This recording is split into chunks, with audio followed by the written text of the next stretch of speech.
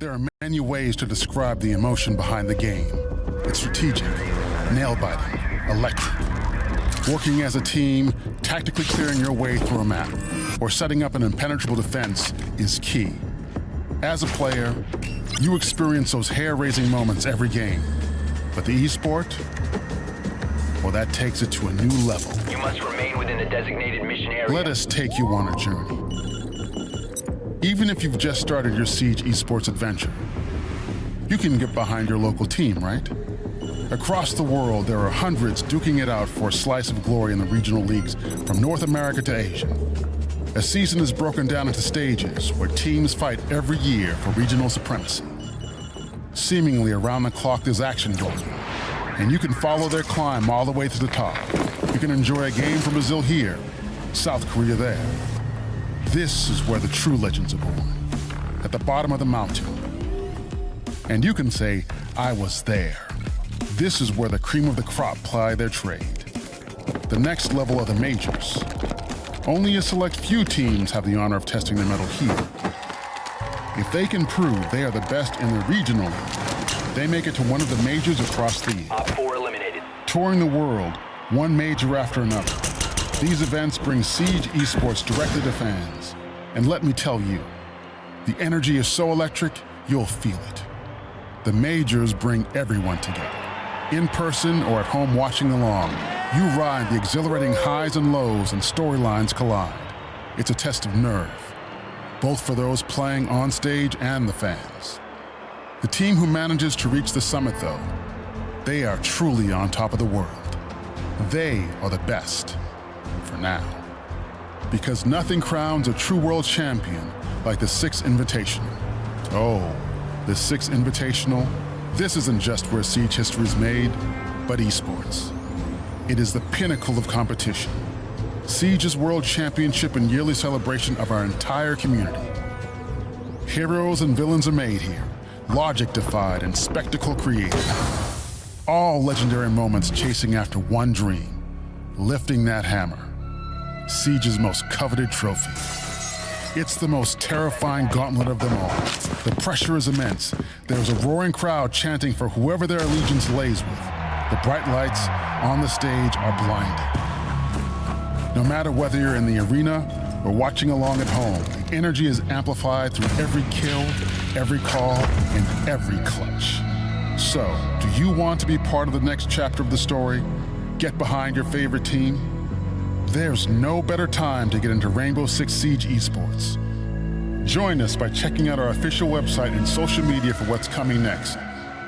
And tune in on Twitch and YouTube to follow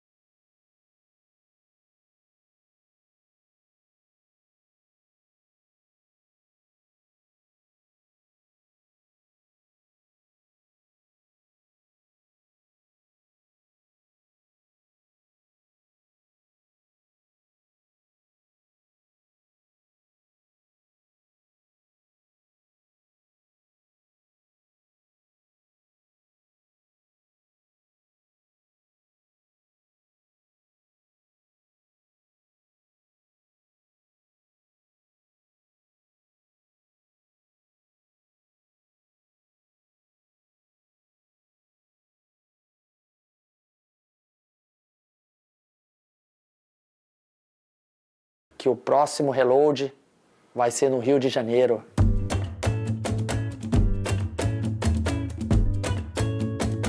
A tartaruga leu o jornal. My name is Alex Goals 47, but around here, for some reason, they just call me Gringo. I'm a huge Siege fan, and after last year in Brazil, I would say I'm practically a local, right? Bate limão gelado! Now, it's time to dive in and see for Vê se myself. vale a pena. Is Rio ready for reload?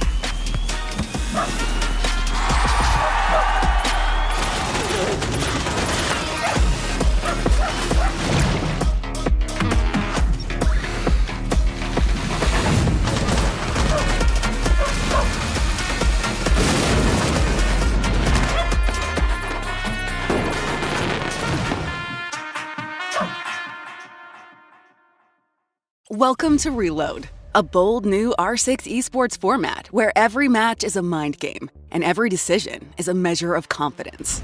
20 teams, one mission. Reload, survive, and conquer the finals. Teams choose who to challenge. Teams choose how many bullets to play for. And every choice has consequences. Phase 1 is called Reload to Survive. Across 5 rounds, teams do 2 things to set up their match. 1, pick their opponent. 2, decide how many bullets to reload. Bullets are points.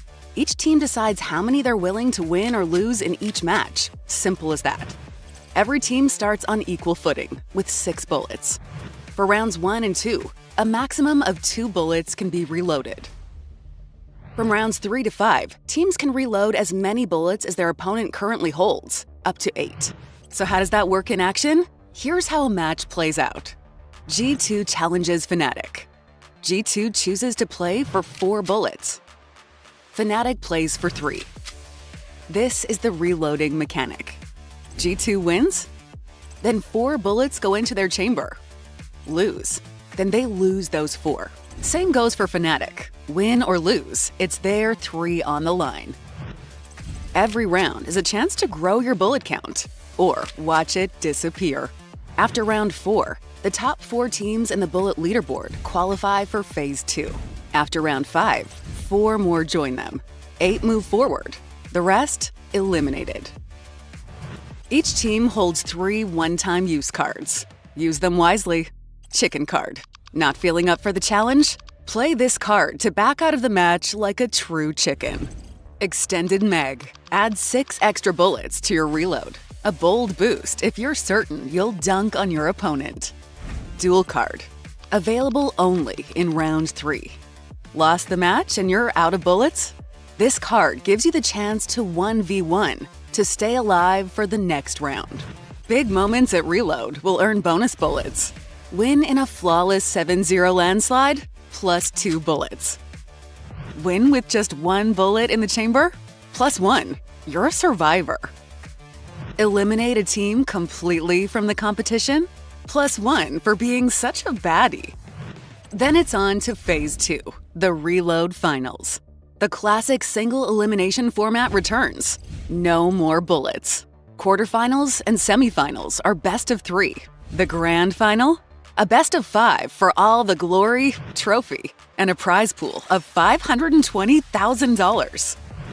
Every choice matters. Every bullet counts. Will your team reload with confidence or fall with nothing left in the chamber? This is Reload. Let the games begin. Rainbow Six Siege. There are many ways to describe the emotion behind the game. It's strategic, nail-biting, electric. Working as a team, tactically clearing your way through a map, or setting up an impenetrable defense is key. As a player, you experience those hair-raising moments every game. But the esport, well, that takes it to a new level. You must remain within the designated mission area. Let us take you on a journey. Even if you've just started your Siege esports adventure, you can get behind your local team, right? Across the world, there are hundreds duking it out for a slice of glory in the regional leagues from North America to Asia. A season is broken down into stages where teams fight every year for regional supremacy. Seemingly around the clock, there's action going on, and you can follow their climb all the way to the top. You can enjoy a game from Brazil here, South Korea there. This is where the true legends are born, at the bottom of the mountain. And you can say, I was there. This is where the cream of the crop ply their trade. The next level are the majors. Only a select few teams have the honor of testing their mettle here. If they can prove they are the best in the regional league, they make it to one of the majors across the year. Op 4 eliminated. Touring the world, one major after another, these events bring Siege esports directly to fans. And let me tell you, the energy is so electric, you'll feel it. The majors bring everyone together. In person or at home watching along, you ride the exhilarating highs and lows and storylines collide. It's a test of nerve, both for those playing on stage and the fans. The team who manages to reach the summit, though, they are truly on top of the world. They are the best, for now. Because nothing crowns a true world champion like the Six Invitational. Oh, the Six Invitational, this isn't just where Siege history is made, but esports. It is the pinnacle of competition. Siege's world championship and yearly celebration of our entire community. Heroes and villains are made here, logic defied and spectacle created. All legendary moments chasing after one dream, lifting that hammer. Siege's most coveted trophy. It's the most terrifying gauntlet of them all. The pressure is immense. There's a roaring crowd chanting for whoever their allegiance lays with. The bright lights on the stage are blinding. No matter whether you're in the arena or watching along at home, the energy is amplified through every kill, every call, and every clutch. So, do you want to be part of the next chapter of the story? Get behind your favorite team? There's no better time to get into Rainbow Six Siege esports. Join us by checking out our official website and social media for what's coming next. And tune in on Twitch and YouTube to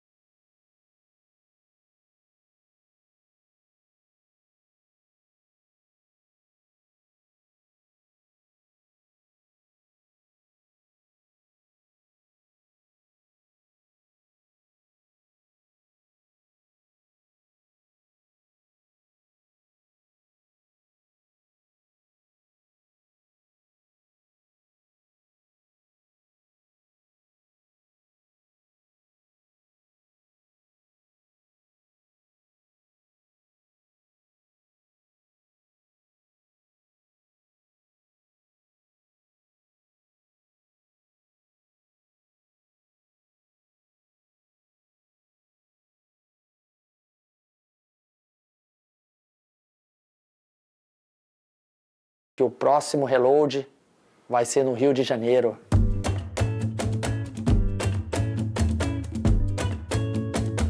A tartaruga leu o jornal.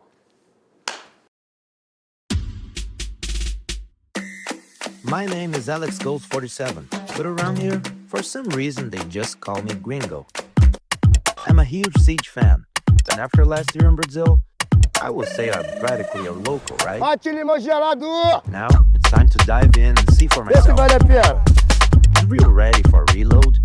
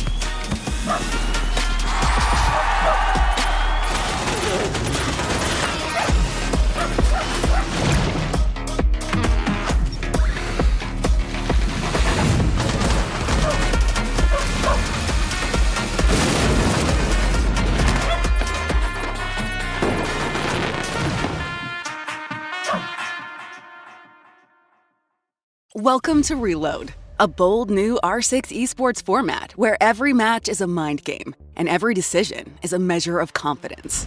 20 teams, one mission. Reload, survive, and conquer the finals. Teams choose who to challenge. Teams choose how many bullets to play for. And every choice has consequences. Phase 1 is called Reload to Survive. Across 5 rounds, teams do 2 things to set up their match. 1, pick their opponent. 2, decide how many bullets to reload. Bullets are points. Each team decides how many they're willing to win or lose in each match. Simple as that. Every team starts on equal footing, with 6 bullets. For rounds 1 and 2, a maximum of 2 bullets can be reloaded. From rounds 3 to 5, teams can reload as many bullets as their opponent currently holds, up to 8. So how does that work in action? Here's how a match plays out. G2 challenges Fnatic. G2 chooses to play for 4 bullets. Fnatic plays for 3. This is the reloading mechanic. G2 wins? Then 4 bullets go into their chamber. Lose? Then they lose those 4. Same goes for Fnatic. Win or lose, it's their 3 on the line. Every round is a chance to grow your bullet count, or watch it disappear. After round 4, the top 4 teams in the bullet leaderboard qualify for Phase 2. After round 5, 4 more join them. 8 move forward. The rest, eliminated. Each team holds 3 one-time use cards. Use them wisely. Chicken card. Not feeling up for the challenge? Play this card to back out of the match like a true chicken. Extended Meg. Add 6 extra bullets to your reload. A bold boost if you're certain you'll dunk on your opponent. Dual card. Available only in round 3. Lost the match and you're out of bullets? This card gives you the chance to 1v1 to stay alive for the next round. Big moments at Reload will earn bonus bullets. Win in a flawless 7-0 landslide, plus 2 bullets. Win with just 1 bullet in the chamber? Plus 1. You're a survivor. Eliminate a team completely from the competition? Plus 1 for being such a baddie. Then it's on to Phase 2, the Reload Finals. The classic single elimination format returns. No more bullets. Quarterfinals and semifinals are best of 3. The grand final? A best of 5 for all the glory, trophy, and a prize pool of $520,000. Every choice matters. Every bullet counts. Will your team reload with confidence or fall with nothing left in the chamber? This is Reload. Let the games begin. Rainbow Six Siege. There are many ways to describe the emotion behind the game. It's strategic, nail-biting, electric. Working as a team, tactically clearing your way through a map, or setting up an impenetrable defense is key. As a player, you experience those hair-raising moments every game. But the esport, well, that takes it to a new level. You must remain within the designated mission area. Let us take you on a journey. Even if you've just started your Siege esports adventure, you can get behind your local team, right? Across the world, there are hundreds duking it out for a slice of glory in the regional leagues from North America to Asia. A season is broken down into stages where teams fight every year for regional supremacy. Seemingly around the clock, there's action going on, and you can follow their climb all the way to the top. You can enjoy a game from Brazil here, South Korea there. This is where the true legends are born, at the bottom of the mountain. And you can say, I was there. This is where the cream of the crop ply their trade. The next level are the majors. Only a select few teams have the honor of testing their mettle here. If they can prove they are the best in the regional league, they make it to one of the majors across the year. Op 4 eliminated. Touring the world, one major after another, these events bring Siege esports directly to fans. And let me tell you, the energy is so electric, you'll feel it. The majors bring everyone together. In person or at home watching along, you ride the exhilarating highs and lows and storylines collide. It's a test of nerve, both for those playing on stage and the fans. The team who manages to reach the summit, though, they are truly on top of the world. They are the best, for now. Because nothing crowns a true world champion like the Six Invitational. Oh, the Six Invitational, this isn't just where Siege history is made, but esports. It is the pinnacle of competition. Siege's world championship and yearly celebration of our entire community. Heroes and villains are made here, logic defied and spectacle created. All legendary moments chasing after one dream, lifting that hammer. Siege's most coveted trophy. It's the most terrifying gauntlet of them all. The pressure is immense. There's a roaring crowd chanting for whoever their allegiance lays with. The bright lights on the stage are blinding. No matter whether you're in the arena or watching along at home, the energy is amplified through every kill, every call, and every clutch. So, do you want to be part of the next chapter of the story? Get behind your favorite team? There's no better time to get into Rainbow Six Siege esports. Join us by checking out our official website and social media for what's coming next.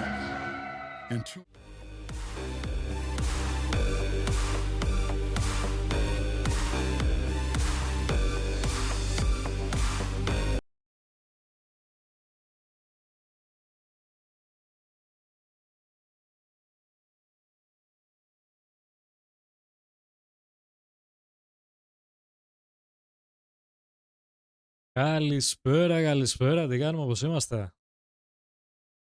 Τι λέει, τι κάνουμε?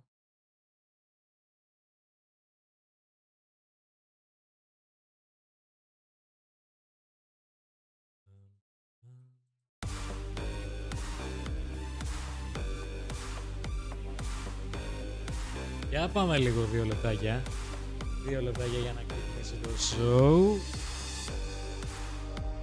Σε λιγάκι θα έχουμε λογικά και enable τα drop. Έτσι όπως σε κάθε event που στριμάρουμε μετά από περίπου μία ώρα ξεκινούν τα drops γενικά. Οπότε ναι, λίγο υπομονή και σε μία ώρα drops. Δεν έχω ενημερωθεί για το τι drops γενικά θα έχει το συγκεκριμένο στο RIO, αλλά σίγουρα θα έχουμε e-sport packs τα βασικά. Ίσως έχουμε κάποια uniform, κάποια headgear, κάποια γενικά banners που μπορεί να δώσουν. But around here, for some reason, they just call me Gringo. Λέει Λαστακό, πώς είσαι ρε? And after last year in Brazil, I would say I'm practically a local, right? Now, it's time to dive in and see for myself. Is Rio ready for reload? Για πάμε.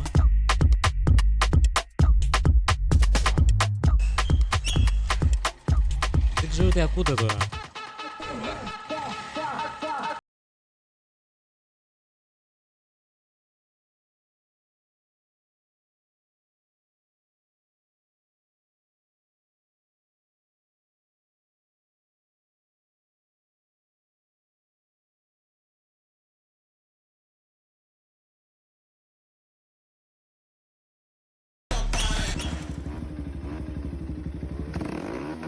Πώς το παίξα και εγώ, ρε. Πώς το παίξα και εγώ αυτό. Πάμε λίγο. Παίζει και το invitation.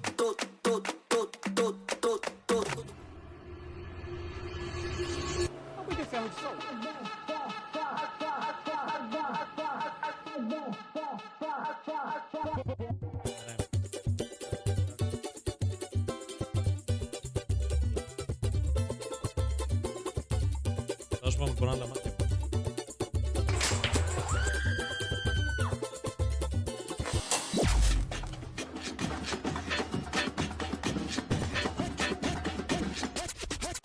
Δεν ξέρω, είσαι εδώ τενό.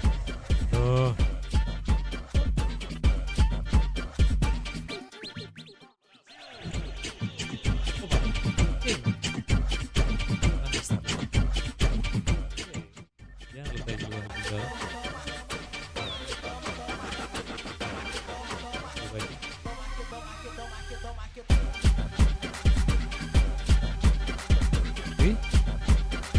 Ακούγομαι μωρέ, μια χαρά ακούγομαι.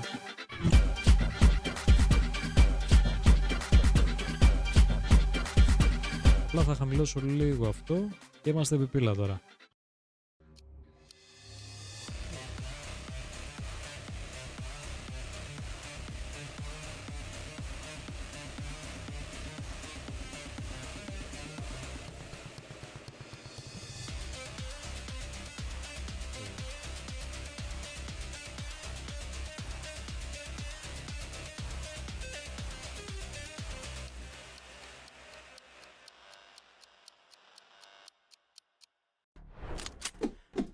Good morning, everybody, and welcome! It is the dawn of a brand new era here in Siege. It's time for Siege X, and of course, the opening competitive tournament in the entire history, the 10-year anniversary of our beloved game. It is time to reload. It is Reload live in Rio. We love to rock, we love to reload here in this beautiful city. Είναι το πρώτο τουρνουά most beautiful nations που on θα this παιχτεί στο planet. Siege X. Of course. Όντως το καινούριο Siege που θα παραλάβουμε εμείς το καλοκαίρι θα παιχτεί το συγκεκριμένο τουρνουά. It is Foxe and Laxing. Gentlemen, you're looking so dashing today, but that's kind of a gift. I mean, I like our get-ups so far, but I mean, if you're talking about Rio, I mean, I spent the entire day at the pool. So once we wrap up the show today, I'm going right back to the pool. Oh, it's so beautiful out here. The weather's beautiful, and I agree. I love you guys look like you're from like Florida going on vacation kind of thing, and I look like I'm like from the bayou. I'm about to take you guys on a boat ride. I love the theme we got going on. Yeah, honestly, I would love to see you be your guide in Louisiana somewhere with a lot of alligators. If there's one person out there who complete trust and heart and life into their hands, it would be you. Θα φτιάξουμε λίγο τον ήχο, το μιουτάρω λίγο για να μην μας τρελαίνει.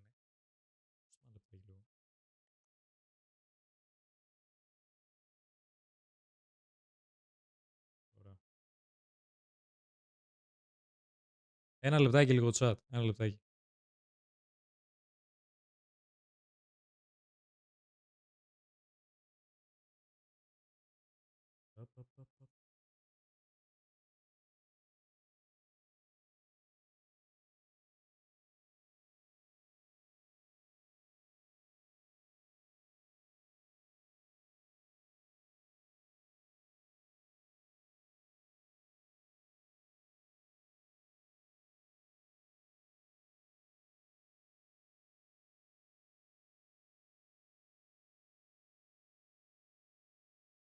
Όλα καλά, αλλά στο κόδιο City λέει τι κάνεις. How are you? Ωραία. Τώρα αν πατήσω.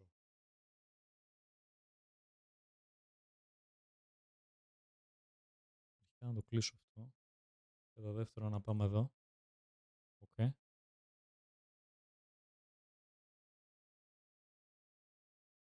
Αυτό δεν χρειάζεται.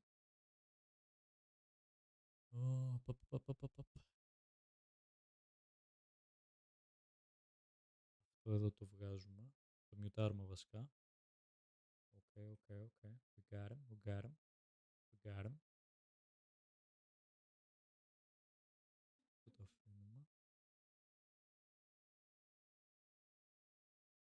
Δουλειά σατυριάνα. Κάτσα. Λοιπόν... Format is quite different, Τώρα but there ακούτε. are modifiers that are also active and some are also passive in the way that they impact the game. So, Gabe, what's one that we're really need to focus on? Because there's 6 in total. The important one is the flawless card. That's going to be a manual one that we are going to see implemented if teams get a flawless victory. And what I mean by a flawless victory, it's clearly right there. That is a 7-0. So whatever bullets you're risking that you're putting in that chamber and you get back, you are adding an extra 2 bullets to that. So that is so important. Αυτά που βλέπετε κάτω είναι live, live feed τα match που θα παιχτούν σήμερα. Βλέπουμε γενικά να μας εξηγούν το πώς ακριβώς θα είναι το format του τουρνουά. Ένα αρκετά ιδιαίτερο τουρνουά, πρέπει να το παρακολουθήσουμε το πώς γενικά θα είναι η φάση.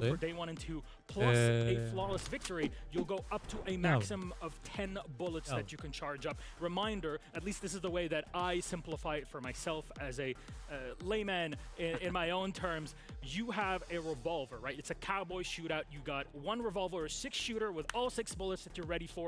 You want to have enough bullets by the end of day 4, at least day 4, to fill up 2 revolvers. 12 is kind of, it's not the be-all end-all, but that gives you enough space to survive. But of course, you want to have as much as possible in your belt. Basically just Deimos, just dual wielding. Hell yeah.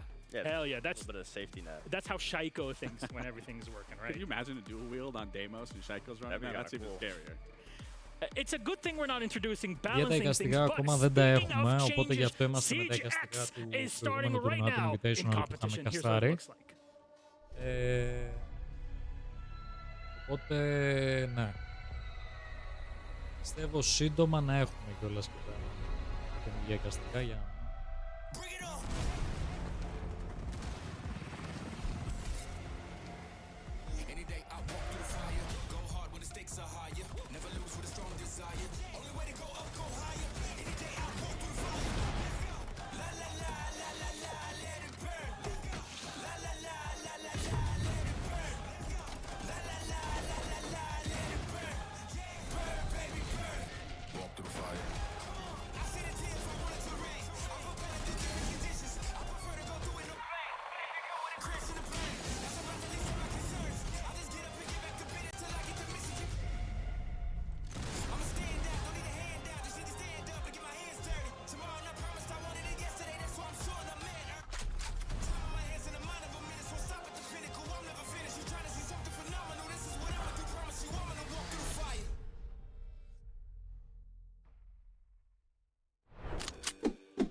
It is a new dawn and a new day in competitive Siege history as we hit year 10 and we really hit it running. Siege X is coming, a free update to everybody who owns a copy of Siege, and it's going to be a good time. There's been a lot of overhauls. I liken it to back in our days where Operation Health came in and kicked things off and really updated the game so we could have new mechanics and new things added into it, but also it's a huge visual update. Για δεν μπορείτε να φανταστείτε τι δουλειά έχω ρίξει από την ώρα που ψήφισα για το πεντάρο όλα αυτά και ακόμα δεν μου φιλούν τα εικαστικά. Άστα να πάνε. It absolutely is a monumental moment for our entire game and our esport, but there are some things. Οπότε γι' αυτό θέλω γενικά να του δώσουμε αγάπη. Θέλω να του δώσουμε αγάπη. That's the main focal point for me is that it is still Siege through and through, but just with a little bit of flair, like you said. And one of the big things for me that I'm really looking forward to is those environmental ingredients that we even just saw in that showcase and that reveal. I mean, the community loves new things, new ways to get kills. One thing I'm excited for is the new rappel, being able to run on the rappel. I would love to see something happen where a player gets turned on and shot because he was running around on the wall. It'd be exciting to see. There's a lot of stuff that we look forward to seeing with mechanics changes, but all the overhauls that are being added into Siege X. However, there's one thing that is very important for competitive play, and that is... Operator bans! Yeah. With Siege X, it's time to push Rainbow Six Esports to new strategic levels. Thanks to the new pick and ban system introduced with Siege X, players have more control to respond to their opponent's tactics. R6 Esports follows the same track, but has its own twist on it. Each competitive match starts with both teams banning 2 operators from the opposing side simultaneously, with a reveal phase between each ban. The attacking team can only ban defenders, and the defending team can only ban attackers. At the end of the 3rd round, both teams will receive an additional ban, which means that a total of 6 operators will now be banned. Teams will now have an additional tool to counter opponents and shift the course of the match. Once the 6th round ends, all bans are reset. Teams switch sides, and the whole banning process starts over to get up to 6 operators banned in the second half as well. And if ever the match goes to overtime, both teams will carry over all of their previous bans, and they will be updated dynamically based on which side they are playing. This means that previously banned operators will stay banned from their opponent without being banned for themselves. With this new ban system, teams will have quicker reactions against opponents' strategies in every Rainbow Six Esports. Get ready for a new level of strategy with Siege X. Οπότε τώρα όταν μιλάω θα χαμηλώνει. A huge change, and man, knowing about old stuff in Rainbow Six, expert on this, I would say the bans were introduced that we have seen up to this point post Paris Major 2018, and that's when the system has kind of stayed since then. But this is a complete overhaul. Now teams are going to have to think a lot more in depth about how they ban. Yeah, and again, just one of the added things that I just love about Siege as a whole, it's about reinventing the wheel, and this is definitely going to do that. You have to be more focused and more honed in on what your bans are actually going to be, because if you think about before when we were scrimming back in those days, you could just focus on what bans you think a team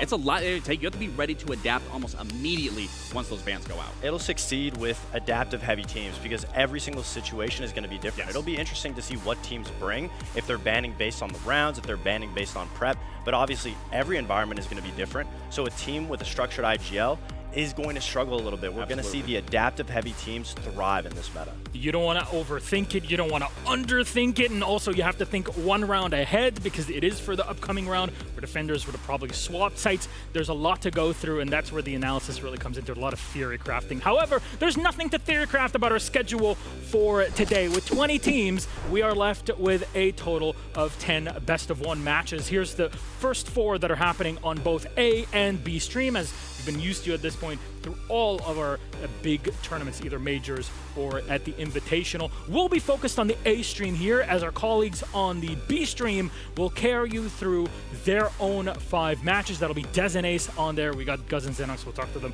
in just a bit. And our focus is on a Classico for APAC North and Korea, Japan. Of course, that is now the old system that has come back, and it's better, positive overhaul for 2025.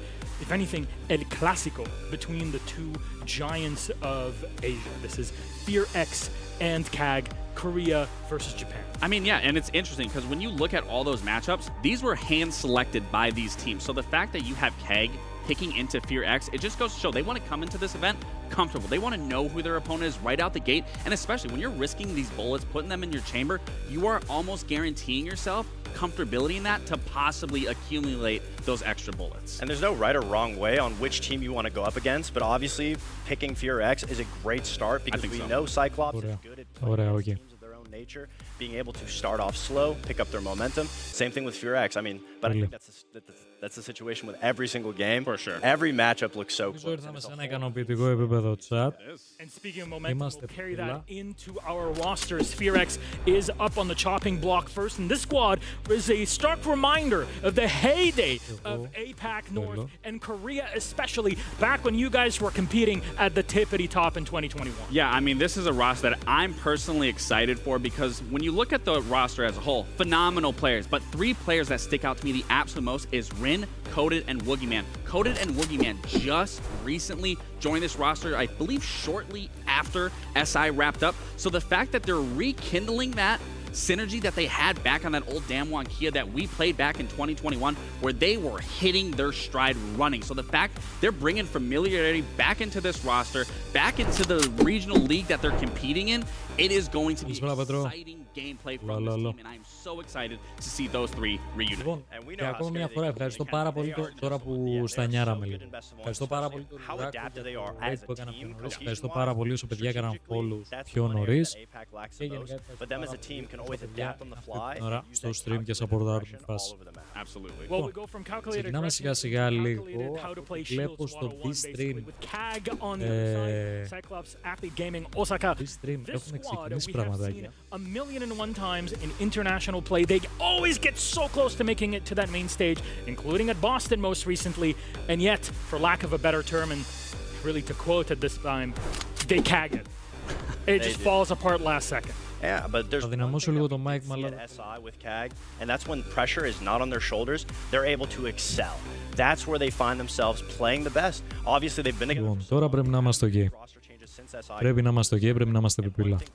They have amazing individual play, but it can't just start there. But starting on a new CGX, οπότε το μικρόφωνο δεν ξέρω γιατί τα κάνει αυτά, αλήθεια. Τώρα πρέπει να με ακούτε πένα. Αλλά δεν μπορώ να καταλάβω τη φάση. They made the selection in this case, so they have to have a battle plan for it. And of course, for that, we will turn to our map pick. It is a best of.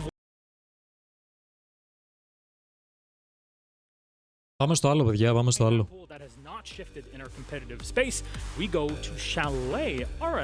So the one thing I love about this, that you were talking about a clean slate for all these teams, is when you are playing a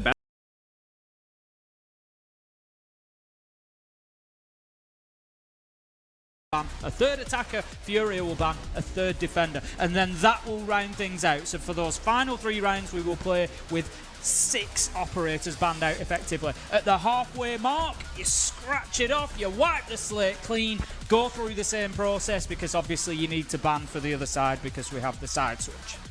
Yeah, one of them looking at and just thinking you're going to see some really creative ban sets coming out. This one here has actually defied expectation a bit, because from speaking to a few teams at the event so far, many said you're going to see these co-op bans. You'll see a double. Μαλάκες πώς έχουν κάνει έτσι στην Clubhouse.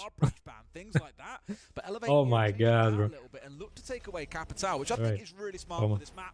You think of Capital and Clubhouse, immediately you're jumping towards Catwalk and the Firebolt up there, for example. New Clubhouse, bro. New Clubhouse. Damn. Feels quite smart. We're going to, I think, start to see the sort of difference in the banning phase. At this point, I think we're going to see fairly similar to what we would expect. Thermite's a little bit of a curveball, having taken out on Clubhouse. But other than that, yeah, fairly similar. It's going to be when we get those third bans coming in for those final 3 rounds. I think that's when you're really going to start seeing that difference of like teams just, you know, theory crafting a little bit. What can we really take away from them when we might just start seeing a bit of difference brought in, which is very exciting. It's also worth mentioning as well, Des, the coaches have an opportunity for some input in some of these ban phases. So the one that we've just seen before the game, the coach is able to talk to the team, and at the halfway mark, they are also allowed to have a little chat and get involved in that banning process, but they are not allowed to talk to the team during the ban between round 3 and 4. Oh. I mean, Psycho probably should have had a little bit of time to react there, Herds, and he put a whole mag in towards the side of his head before he... Λοιπόν, Elevate Furia, παιδιά. Για να δούμε. Μάγκες, ο φωτισμός είναι ακραία καλός. Μου θυμίζει OG Siege. Πω. Got JV92 just trying to work his way on in a... Κάτσε τώρα θα βλέπουμε σαν την καινούργια, σωστά. Τι σαν την καινούργια, ρε. Είναι το καινούριο Siege X, το Siege X που θα βγει. Does get downed in the process. JV92 manages to pick up Semper, and this is looking tough right now for Elevate to hold on. 4 versus 2. Furia with a strong man advantage can start now thinking about access to sites. How do they get down to that basement level?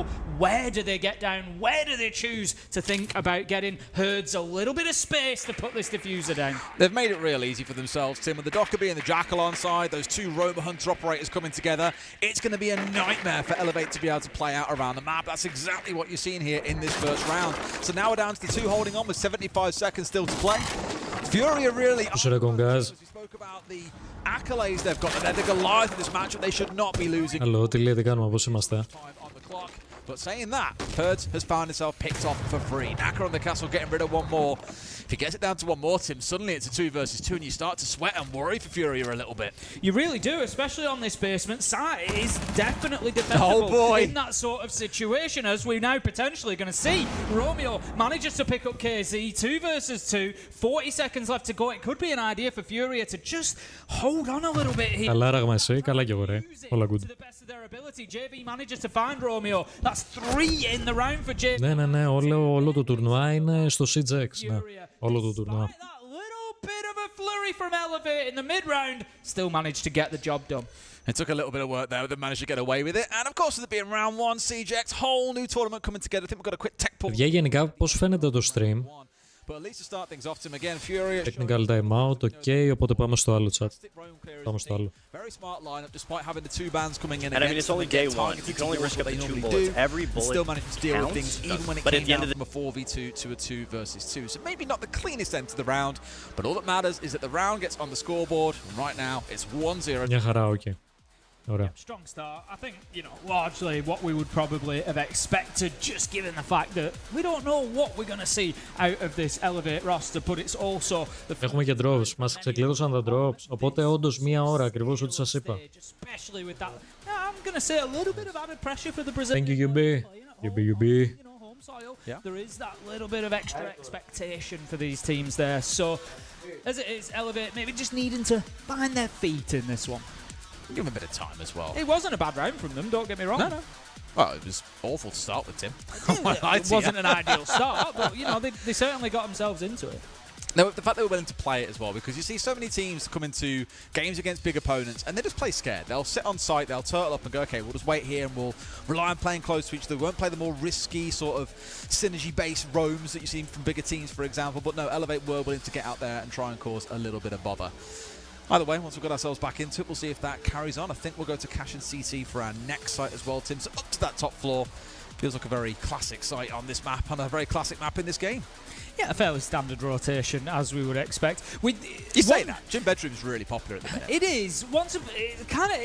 It's a bit of a regional toss-up you tend to find. And I think the sort of NA and EU teams, like you say, have really lent towards Gym and Bedroom being the more popular. I think with that Thermite ban being there particularly, that's going to influence the teams to think, let's go to CCTV Cash, because it's going to be a little bit trickier maybe to open that wall up quite as nicely, quite as well as you might like to.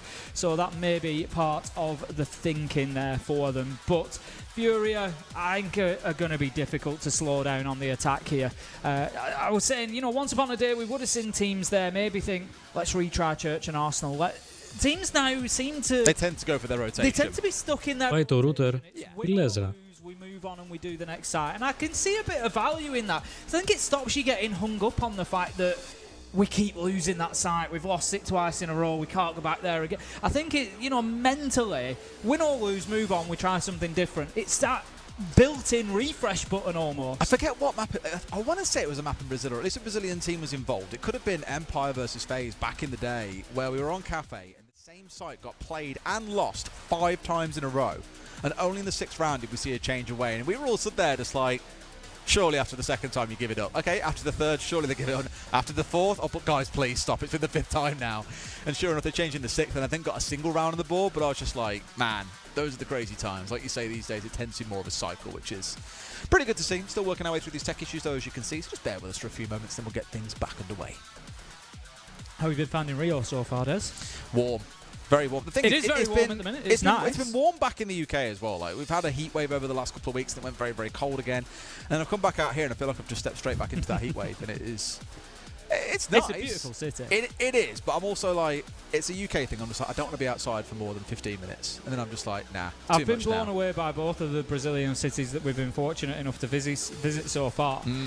Just in that they're so different, and obviously they're different. They're in Brazil, they're not in the UK, but we visit, we're very fortunate. That's like saying London and Birmingham are different. We're very fortunate to visit a lot of different cities around the world, but Rio and Sao are the only two I've ever been to where you go and they're so lush and so green. They are, yeah. For a city, you know, I expect I go into London, I go into Manchester, I go into these places and it's concrete everywhere. You've got a little park here and there, but, you know, that's generally, I think, cities the world over from largely what we see. But it's just... That's the best way I can describe it. It's almost like a city in a rainforest. It's like you go in and there's just, you know, so much greenery everywhere, and they really are stunningly beautiful. And the mountains around surround Rio that we're looking out on every day, absolutely phenomenal. And it really makes me want to go and see Vancouver in Canada. Because I've heard it's very similar there, where you've got water around, you've got forests around, you've got mountains around, snowy mountains at that as well in Vancouver. I'm like, the only thing that Rio doesn't have that Vancouver does is snow, and it's no surprise at all given how warm it is. Because this is winter, like it goes dark here at like 5:30, and I was like, this feels so weird for a country that is so warm. And ooh, what's this? Got a globe up on the screen, Tim. I haven't been told about this by. Okay. I hope so. I mean, look, to be fair, they do love a chat.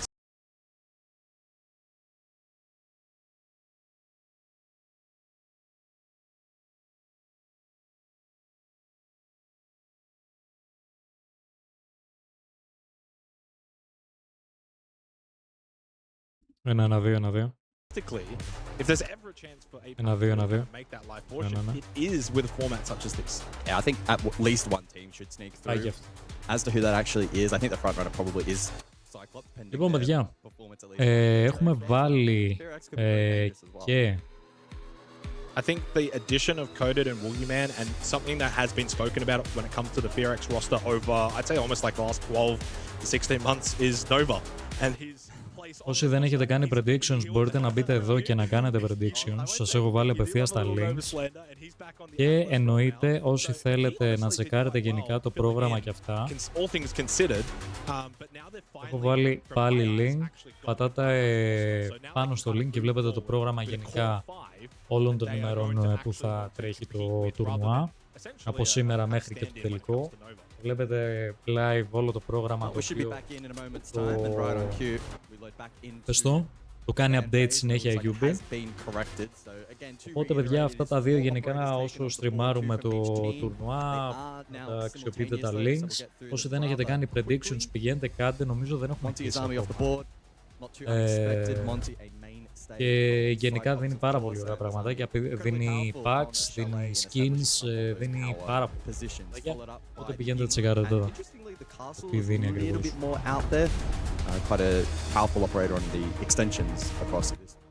Έκλεισαν. Very quick ban phase, I like that. But yeah, I feel like we're already in it. In the old days, we'd still be going for the first ban. Exactly. Now, of course, for those unfamiliar, though, you do have an extra ban phase now. Yeah. Getting into round 4. Yeah. How do you think that's going to change things up when it comes to the esports landscape? I feel like I've heard both sides. Αυτό, παιδιά, γενικά αυτή την εναλλαγή streams την έψαχνα πόσο καιρό. Πόσο καιρό. I've got a picture of the mental. It's also going to be quite detrimental to teams and maybe individual players that crutch operators.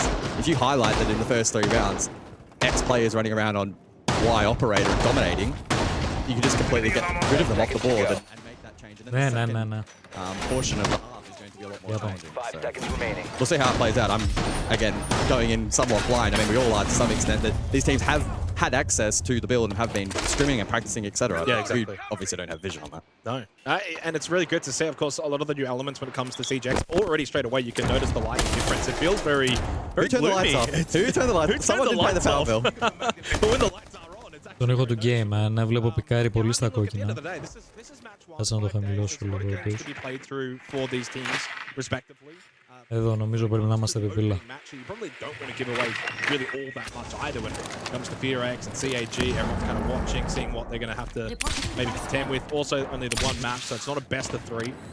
But I'm mostly curious when it comes to this particular matchup is how do the new guys integrate onto the roster? Of course, Akali used to play with CAG, then he kind of, I don't know if he got dropped or what the situation was. Νομίζω τώρα πρέπει να είναι ακριβώς, πρέπει να είναι μια χαρά. And of course with Woogie and Coda, man, it really feels like almost it's supposed to be a powerhouse roster now in Korea. Yeah. Yeah, I feel like Korea has been calling out for a bit of a super team for quite some time. PSG, Talon probably tried their best to get the closest to that, and that project still. Yeah, it didn't work, did it? F for Fabian. I get to see Fabian in action for a minute later here on the A stream actually as well. I'm very excited for that. Well, it's Chibitsu that will find the opening kill here for Reload on the A stream. Gets rid of Good Boy. Παιδιά, έτσι ήταν το game παλιά. Έτσι ήταν το game όταν πρωτοβγήκε. Αυτό το φωτισμό είχε... μεταξύ κάτι άλλο. Μέρα παίζουνε. Μαλάκα σκάλωσα. Νομίζω ότι ήταν βράδυ. Μαλάκα τι σκάλωμα έφαγα τώρα. Πήγα να πω έβαλαν και το Night έτσι όπως ήταν παλιά.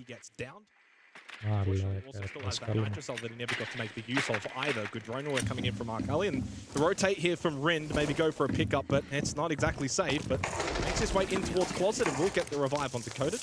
Minute left for the round. So far, decent start from CAG. Woogie able to fight back, and the fact that that res was able to take place as well, a little bit concerning for CAG. Looking for the advantage now, but...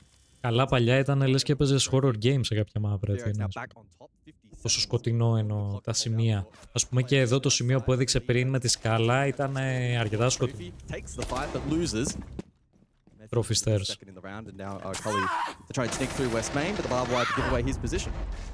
Yeah, it just felt like CAG kind of rushed it a little bit. They got that initial opening kill and then the down, and then from there they all just kind of sent it in. And credit to FearX, able to rotate, get back into good positions, and able to outnumber the entry position from CAG. And it is FearX on the defensive chalet that open things up here for Reload. They are on the board. And a really good response considering they did have the opening death, then the down on Decoded. So a really good work from FearX to actually just kind of navigate their way throughout that round. Minute left in the round. CAG were looking good on the attack, and FearX actually able to offer a decent counterpunch. Oh, that's cool. Yeah, we do have some graphics. A couple of highlights from that opening round. Of course, Game Pass, one of the sponsors for the tournament as well.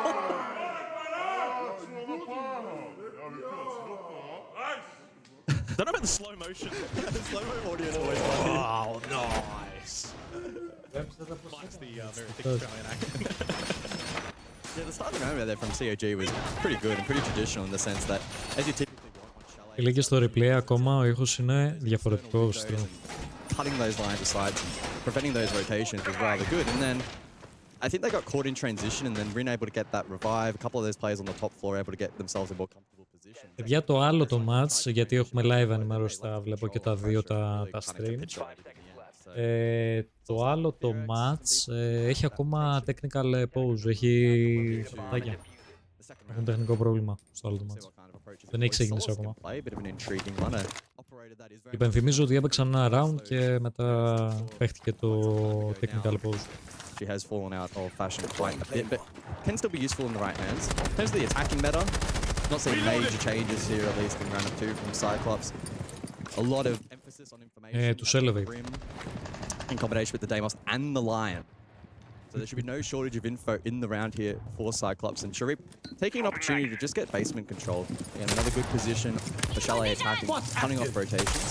Well, one of the big changes when it comes to CJX as well is the repelling. Hello, jump out. Rin tries to go for something very special, but it backfires. Anderton quick on the trigger, able to get the kill. Sharif does lose his life on the Deimos, not ideal in helping clear out some of these positions up above. So 1-for-1, and a fast starting attack from this second round, which is very APAC in nature. Well, APAC tends to be blips of action at the beginning of the action phase, then kind of standing around for the next 2 minutes. and then blips of action to close it out. Wildness to end the piece. So. To chaos. Don't expect too much for the next minute. Depending on how aggressive they want to play, I mean, again, both of these rosters looking to sort of stamp their authority heading into APL for the year, so they are looking to play some confidence. Oh, contact! Good boy, went searching after getting rid of the Ωραίο shot. Πολύ ωραίο shot. Able to land the shots and give CAG an advantage once again. And no trade to come through for that as well, as Good Boy was completely by himself over towards Library Stairs, pushing down. And that just leaves top floor control for FearX. Now, for CAG, they've got over a minute here to kind of think their way through this round. This is where I want to kind of see a team like CAG from APAC really just kind of start to think. You don't have to throw bodies towards sight. Yeah, aggressive open hold here from FearX, breach open, couple of gates in position, and that allows Coda to post up over towards that hardball position. He'll be somewhat tricky to clear. Cyclops, though, with the player advantage, can look to... Για να υπενθυμίσω το ότι οι FearX είχαν κάνει πάρα πολύ καλό τουρνουά.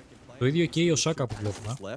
So somewhat of a stalemate, and as I said, don't expect a ton of action until that last 30 seconds, which pretty much has played out. Though. I mean, FearX are very, very split. They're essentially 3-1s. There's not a lot of trade potential. And Coda down to about 1 HP. Not ideal. Still, Mephi got one. Woogie will fall. And Coda is going for a big power play here over towards Ego Bulk. He is very, very low. Essentially 1 HP. Ένα refresh το view. Έχει μπαφάρει ο ήχος και πάει πιο μπροστά από την εικόνα. Πώς γίνεται αυτό, ρε, αφού μια χαρά γότα.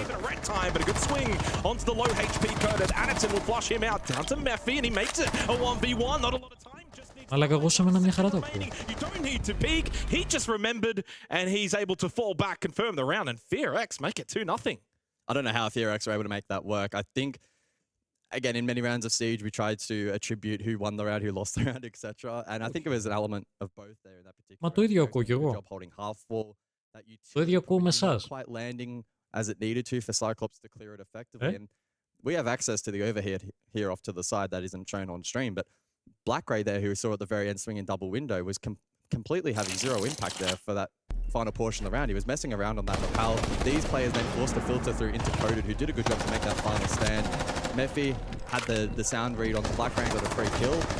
And with that diffuser not inside in no time anyway, it was rather comfortable, somewhat comfortable, I guess, to an extent there for FearX in the end. So somewhat concerning signs for Cyclops to kick things off, but credit to I think losing the Deimos was not ideal. That was actually a really big loss, because if you have that Deimos at the end of that... No, μαλάκα αυτόν κουλό τώρα που μου κλαίει. Imagine having the Deimos to work away Stop pulling the mech you out. Well, that's a stretch even for us. And if you're Sharif as well and you're playing that operator, you've got to value your life. This is the only player at 6 Invitational for CAG that was over 100 EPS. He's their star player. There is one concern though when it comes to Sharif, is that he's actually -4 on entry back at SI. Admittedly though, he had 56 entries. So he's getting quite a lot in terms of volume, but he is technically at a negative. Admittedly though, that is SI, you're playing against good teams, so I think you can give that a bit of a pass mark. And the positive then is actually +16 overall KD when it comes to his performance at SI. So he was definitely the star player for CAG. For him to begin 0-2, not able to make an impact here into these attacking rounds on Chalet for CAG, not ideal. And I think we're starting to notice that as the fact, of course, FearX 2-0 start. I will say though, I mean, Chalet is the kind of map, really, I love Chalet. It's one of my, if not my favorite map, because I genuinely think you can really win on both sides of the coin. But in APAC, typically, be slightly favored to the attack. So for CAG to be 0 so I was already looking at the predictions, and the first phase... Double M for the Thermite. Exothermic over towards main breach. Pretty simple stuff to kick things off here for Cyclops. And again, noting that this is the final round before we introduce an additional operator ban for both sides as well. So, what's that going to look like? I don't think. Για πείτε μου τώρα. Πήραξα κάποια settings τώρα, ίσως είναι ok. Nice pick here from Wookieman onto Black Ray. Ίσως είναι ok τώρα. Had the good vert angle and up close. Sharif taken down again. Another poor entry from Sharif. 0-3 start. FearX just starting to actually look a little bit comfortable here on the defense of Chalet as they take a 2-player advantage, and it feels like it's up to Chibisu to go and find one back. That's exactly what he's doing here. Over towards Balstock, and Mephi wins the battle. What a start for Mephi. 6 kills in the opening 3 rounds, and FearX now establish a rather significant 5v2 lead. So we go start beckoning here for FearX. Coming out of the gates very strong here. Μαλάκα. And Akali is low and in bar. That's information that will be provided over, and he unpeaks, unlocks, and Mephi finds it. Ακούω, κάνω monitor κι εγώ και ακούω το ίδιο ακριβώς που ακούτε. Σε μένα είναι synchronize. Πώς γίνεται σε εσάς να είναι άλλο? Που ακούω από το OBS, δεν ακούω μέσα από το... 4 though does go the way of Mephi, and 3-0 the lead for FearX. Yeah, I think heading into this particular matchup, if you had have told me it was a 3-0 start, I very much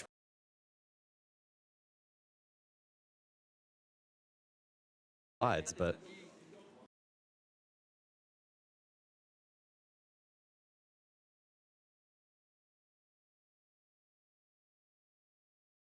I think, do they get to talk as well?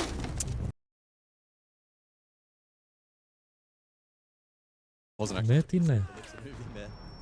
To confirm that, but been rather dominant from FearX thus far. Cyclops, I mean, in that instance, finding it difficult just to get simple map control. Previously, not as much of an issue, as more so their side completions, but... Μαλάκα, δεν είναι λογικό να γίνεται αυτό. Πώς γίνεται αυτό τώρα που μου λέτε? Αλήθεια, με τρελαίνει τώρα αυτό. Ακούω το ίδιο πράγμα με εσάς και μου λέτε ότι σε εσάς έχει delay, ενώ ακούω και εγώ μέσα από το OBS, δεν ακούω από κανένα client. Απλά προσπαθώ να καταλάβω πώς γίνεται αυτό. Για μισό ίσως το συν το πίνει. Ποιο συν? Μα δεν έχω αλλάξει συν, το ίδιο συν. This particular match, heading into round 4, 3-0 start for FearX. Very clean, very quick. And so far this match is turning out to be rather quick and clean as well. If FearX continue to play in this fashion, this could very well be a very fast start. Well, it's taken to the 4th round, but Cyclops are going to look to try and activate some shield play here to see if that can be a differentiating factor. We know that typically Anaton, if available, will play Fuse and everything was banned out as expected. Don't think Black Raven is not running shields. Anaton will be looking to play that front line and just probably try and aid in a bit more of that map control, get in the face of FearX and apply a little bit more pressure. For me, their pressure factor has really not been there as much as it needs to be on a map like Shark. We didn't touch on it, but of course the Monty ban, Anaton is widely known as basically the best Montang inside of APAC. Basically a 2-operator, 1 trick with the... Το μπλε είναι τώρα. Ακραίο, bro. Ακραίο το τι παίχτηκε, δεν μπορώ να καταλάβω. Γιατί ξαναλέω και εγώ το βλέπω μαζί σας μέσα από το OBS, γιατί έχω ξεχωριστό links and partners, μας έχουν δώσει unique links, τα οποία δεν μπορούμε να τα κάνουμε share με κανέναν άλλο, για να μπορέσουμε να στριμάρουμε χωρίς να έχει καθόλου pixels, αυτό που στριμάρουμε και σε εσάς, και γενικά να είναι full clean η ποιότητα και γενικά να μην έχει delay και όλα αυτά, έτσι. Γι' αυτό μου φαίνεται περίεργο το ότι αφού εγώ ουσιαστικά κάνω monitor αυτό που ακούτε κι εσείς, σαν να βλέπω μαζί με εσάς στο stream live, ας πούμε, μέσα από το stream μου. Γι' αυτό μου φαίνεται περίεργο αυτό. Ας πούμε, αφού είναι ok τώρα, ok. Really important that Cyclops clear properly this time. As Zoto Canister will again look to delay. That wall is indeed frozen. It's the new visual. And Mephi looking to maybe play close contact. Drone was spotted at the feet, has been shot out. 90 seconds remaining in the wall. Finally, hard breach established, looking to take top 4 control. CAG can sense the hesitation though in their movement. Oh, and there's a switch. And he is starting very hot for reload. 9 kills through 4 rounds as Good Boy finds one. Mephi, a second and a third in quick succession. He is hot. We need to stay on him.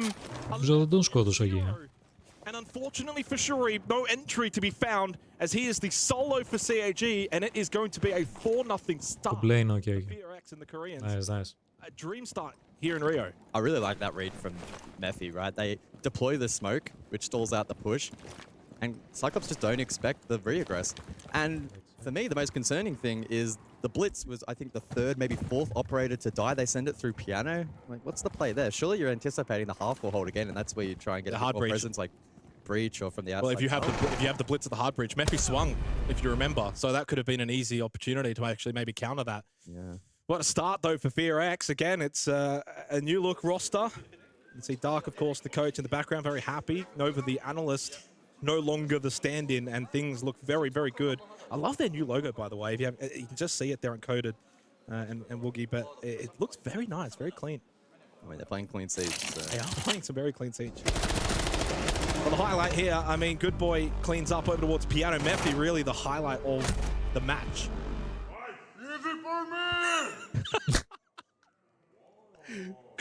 It's never not. I like it too. We keep this. We need to keep the slow-mo on the player cams. 4-0. Well, CAG right now playing in slow-mo. Yeah.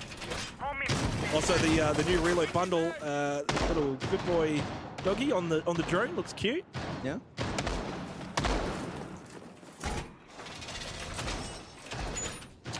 So 2 rounds then remaining in the half. 10 seconds left before insertion. As mentioned, actually, in the pre-show desk from Lax, is that flawless card. If you win in a 7-0 fashion, you do get the additional 2 bullets automatically. And I honestly did not expect that to probably happen at all at any point. 7-0s are rather rare at this kind of level, but at this point in time, at least, it's very much looking towards that trend, right? Cyclops are not putting up much of a fight at all. Well, they've got to find a way to get Sharif into the game, right? He's 0-4, and I reference him again because of what I brought up. Statistically, at his performance at 6 Invitational, their best player by far and away, plus 16 KD at a tournament like SI, is quite something for an APAC player. And the fact that he's playing the Deimos role as well, so you calculate that into the picture. Like, we haven't even really seen the Deimos actually be all that involved. It's such a powerful tool, powerful operator. And so I feel like for Από ό,τι βλέπω, παιδιά, έχουμε σήμερα, βασικά, σήμερα μέχρι 11 του μήνα, μέχρι και αύριο, τα drops που δίνουμε είναι 3 eSports pack. Το πρώτο το παίρνετε 2 ώρες, πρέπει να παρακολουθήσετε τα streams, 4 ώρες και 6 ώρες το τρίτο. Είναι το phase 1 στα drops. Γενικά θα έχει κι άλλα εννοεί το drops, έχει πάρα πολλά drops μέχρι τον τελικό. Οπότε το πρώτο phase των drops είναι 3 eSports pack, 2 ώρες, 4 ώρες, 6 ώρες για να πάρετε και τα 3 eSports pack. Εννοείται μπορείτε να τα πάρετε κανονικά και από το channel μου, επειδή είμαστε partner με τη Ubi, οπότε έχουμε access σε exclusive drops τα οποία τα έχει και το official channel που στριμάρει το Cup. They're struggling to deal with this mirror position. Mephi's going to get a free. Ναι, εννοείται. Πάντα σε κάθε event έχουμε ενεργοποιημένα drops. Έχουμε συμπληρώσει και τις ώρες που πρέπει να κάνουμε co-streaming τα τουρνουά, οπότε σε κάθε τουρνουά έχουμε drops κανονικά. As the Korean powerhouse is shredding this Japanese roster. It's like lands to the slaughter at the moment. I mean, very dominant. Το άλλο match, παιδιά, Really good reads on Cyclops. τελείωσε. Όχι, technical pause ακόμα το άλλο match. Ακόμα technical pause. Δεν πειράζει, καλό για εμάς για να δούμε και τα δύο match μαζί. Θα τελειώσει δηλαδή πρώτα αυτό, μετά να τσεκάρουμε και το άλλο. Καλύτερο για εμάς αυτό και ό,τι λέω. Ferex had a good read. And they really tried to lean on Sharif here, but Nephi with a good read and Black Riot double windowed, not able to trade that out. And they really...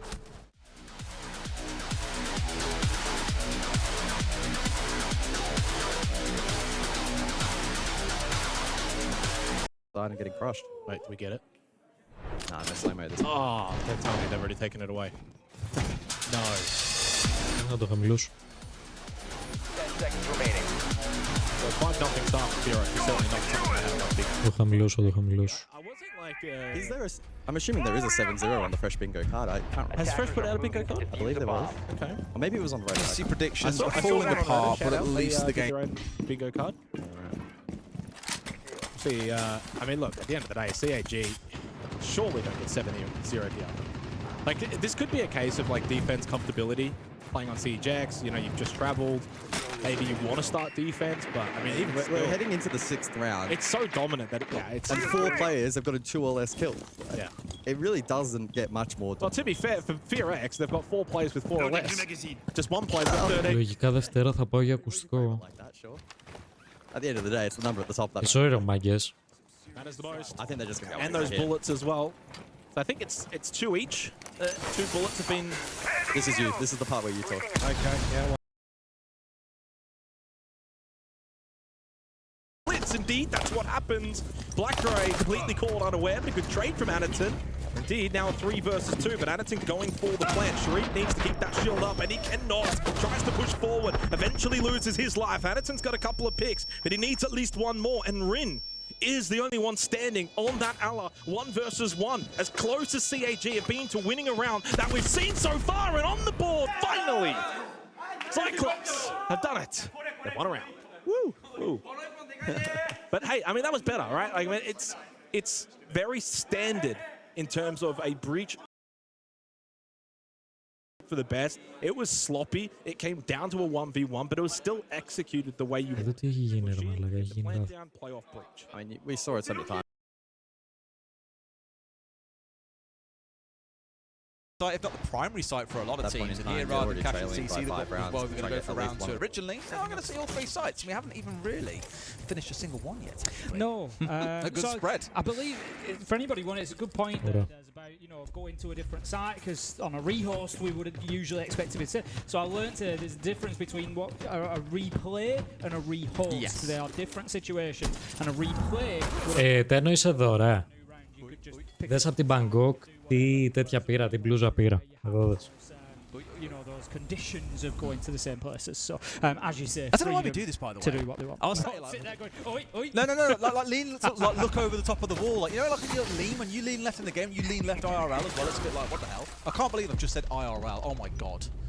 Well, I could have said in real life, but here we are. No, KZ! You can't get kills because Tim's going to love it too much. But he has got to start. It's Ion to full. 2 quick kills come out of nowhere, though. KZ is onto a double. No! I can't stand this. Either way, it's a 3 versus 2. Elevate looking pretty good here. KZ's found a third. Stop it, man! Φωνάζει, ρε. Έχει χτύρ. No, it's what you wanted. Coming in big. Φωνάζει. Πω, αυτούς θα τους χαμηλώσω κι άλλο, Δεν ξέρω γιατί το κάνουν αυτό, ρε φίλε, γιατί βάζουν ταυτόχρονα μάτς. Καλά είναι Κοιτάξτε να δείτε, βλέπετε κάτω τα μάτς τα οποία θα παίξουν σήμερα. Κάτω στην μπάρα που έχει. Έχει πολλά μάτς. Οπότε γενικά για να έχεις όλα αυτά τα μάτς και να τα προλάβεις μέσα σε μία μέρα, πρέπει να παίζουν και ταυτόχρονα μάτς. Αναγκαστικά. Ωραίο. First shot into a headshot, but again, Tim, it's a round where it feels like Fury should be the ones coming out on top, and sure enough they have, but maybe not quite in the fashion they'd have expected, bringing it down to a 1 versus 1, Elevate keeping them close, and yes, most disappointingly, KZ gets a 3K. For people, I'm excited to see Coded and Woogie as well on the attack here for Ferox. There's one thing playing on defense. 5-1, παιδιά. Το όλο το ματσάκι.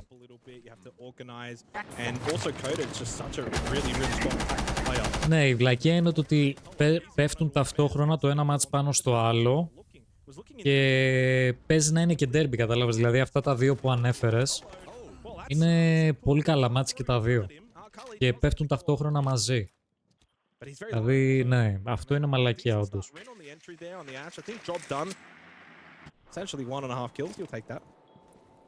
No, I don't think a half kill counts. That sounds like something you'd say in a ranked game. He's very low. He's low. I got him. Yeah, what's the response going to look like then from Cyclops as they look to readjust Ferox as well? G2 μόνο έτσι. Now taking this opportunity in the mid-round to gain a little bit more information. Still a wealth of drones available to garner that. Have they droned out Sharif, by the way, lurking over towards Snow down below. He's just holding near fireplace stairs. And you've got one over towards bot library stairs as well. You don't have to worry about it. He hasn't got a kill. So you can ignore him. I can't. You can ignore him. He hasn't got a kill. Ah, okay. Yeah. So I didn't want to say it too loud. Το καλό είναι το ότι αυτό το match θα τελειώσει τώρα όπου να είναι και θα μπορέσουμε να δούμε το άλλο που τρέχει παράλληλα. Still a minute left into this round. I mean, it's a slow approach from Ferox after the initial entry from Rin. Yellow ping as they look to take library stairs. Oh, good headshot. I told you. Bond has arrived in Rio. 007 has made his way over, and the fire extinguisher that we get to see being used in terms of the environmental damage, and that's another kill coded. Decent effort, and it's given Ferox a very resounding lead in this 7th round as the plant goes down in towards games. Blackray by himself on Feria, and he's got a 1 versus 3. He's a mile away. Allows that plant to go down for free information. It's very much been retrieved here by the attack and confirmed off the back of that charge. Boogeyman to complete the job, and Ferox very quickly found themselves a match point. What did you think? Ferox, bro, πάνε τρένο, Rin, entry fragger, and then the follow-ups. Πάνε τρένο, άλλο ένα round για τους Ferox και πήραν το πρώτο map. Let's get some very quick map control, maybe find a pick, do a bit of damage. They achieve that, slow it down, get information, cut off the remaining defenders, and execute it in a pretty clean fashion. So 6-1, CHG will call themselves a tactical timeout. Στο άλλο match, η Elevate με τους Furia πήραν το πρώτο round η Furia, 0-1. The old James Bond 007 to begin here at Reload for a player that was the absolute best player on this roster in Boston not that long ago. Not the way that you want to start. I feel like, you know, there's certain players on certain teams that are πάμε λίγο να το δούμε. Like a Kickstarter, if you will. Like, you know, they're the kind of player that gets the team going, and Sharif probably Again, these two teams just battling with each other, punch for punch here. Oh, beautiful stuff, but they still managed to get in, and like last round, Furia have kept things competitive right up until the end. They won the 1 versus 1, but can they convert the 2 versus 2? They've got both players. Αυτούς πρέπει να τους χαμήλωσα λίγο αυτούς. Νομίζω τώρα πρέπει να είναι οκ. Τι έκαναν εκεί, Into a 1 versus 2, and JV closes him out. I bet now you wish he was in your fantasy team, Tim. Who else? 2 rounds in a row. JV92 steps up and closes it out. We know how much of an impact he has on this team, and we're seeing it right in front of us. Absolutely beautiful stuff. You mentioned, Des, those bullets that we were going to talk about. Of course, the points that are available during this group stage are based around those bullets. So every team starts with a reserve of 6 bullets available to them. Now, for day 1 and day 2, the most that they can reload per match is 2. So they have a choice of reloading 1 or reloading 2. Alright, πάμε στο άλλο το ματσάκι τώρα. Να το δούμε. Τελευταίο round για το άλλο το match. It really only starts to come right down to the wire in the last couple of days. Yeah, absolutely. You do get quite a big mark. Εδώ ακούς ρε φίλε, τους Caster είναι ήρεμοι. Μια χαρά. Οι άλλοι είναι λίγο πιο θερμοί. Οπότε θέλουν λίγο χαμήλωμα. Για να υπάρχει λίγο το μπαλανσία. Μια χαρά. Οι άλλοι είναι στο γήπεδο, πραγματικά.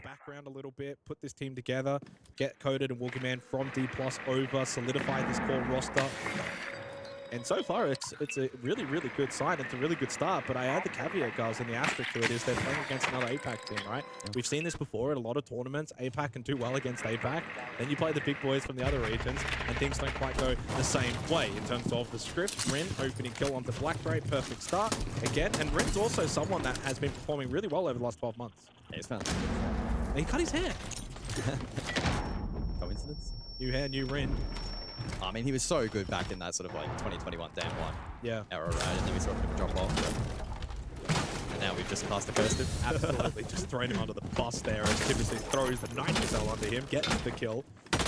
Mephi, Αυτοί εδώ είναι ωραίοι, είναι ωραίοι. Χαλαρά. 195 as of no, round 7. Not 260 anymore. Dropped off. Watch. Wasn't it in the 300s or something? No, it's like 260. Oh, a chance there. They had the yellow ping as well. Mephi on the Blackbeard. Kickstar μόνο καλά. Ο Kickstar φίλε με τον Intero τότε που έκανα το cast ήταν Smurf.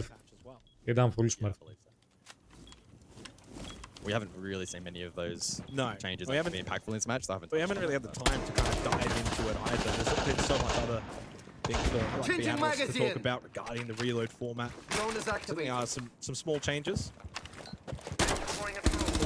Πάντως παιδιά το format γενικά του τουρνουά που βλέπουμε αυτή τη στιγμή ακόμα δεν το έχω καταλάβει full.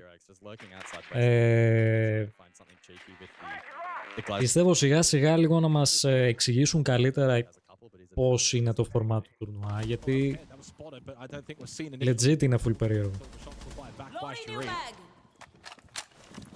Going to go for this one. No. Yeah, we'll give it a little bit indecisive. I'd say that's probably a symptom here for DRX in this round. Not quite sure how they want to play this. Still quite on the exterior. They don't have a lot of map control. There's only 30 seconds. Τι εννοώ, δεν μπορώ να σου το εξηγήσω γιατί ούτε εγώ το έχω καταλάβει.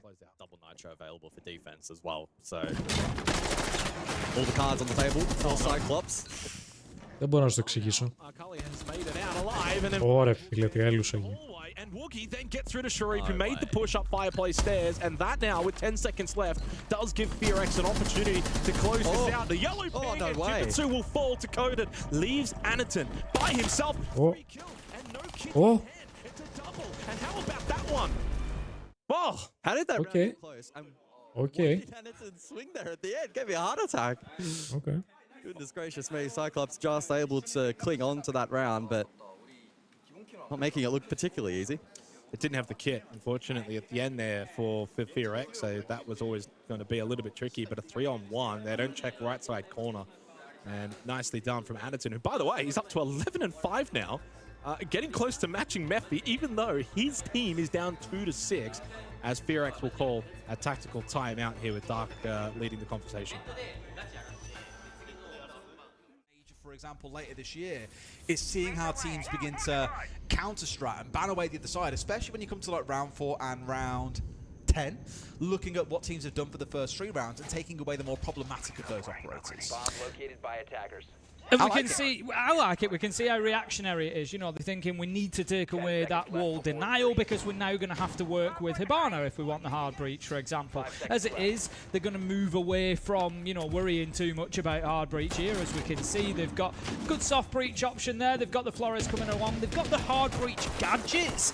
Again, more difficult if you've got electricity to go up against. But they're going to be a little bit more limited on their breaching ability when it comes to this site. Getting a nice big opening in CCTV wall, for example, is going to be a little bit more tricky.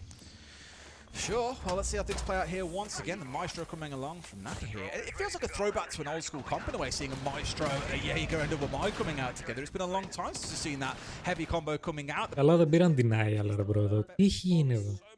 Δεν πήραν denial, μαλάκα. Jaeger Azami, πες το, Wamai, Maestro και Cast. Denial δεν πήραν.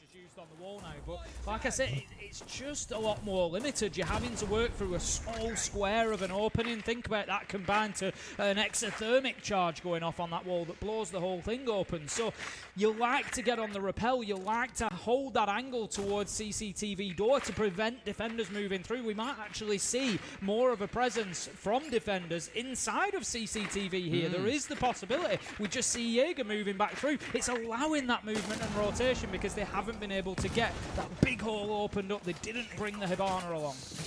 Really tried to dig themselves in. A great bit of play here as well, using the shield up front to get a bit of damage done. Erd's on for a good 2K to kick things off. Furia back in control after that last round went away from them. Look like they finally got the wrapped back together here and are in a spot to start doing some damage. I was going to say Semper here on the flank could have been the big X factor for them, but JV, well, he's got that flank held down. They'll get nothing from it. And Nade forces Naka to move away, and like that, it is a comfortable closeout Furia with a flawless round in round 4. Yeah, really nice. Good boy, opportunity, but hey, better. Black Ray up close. CG just feels like they're starting to warm up a little bit.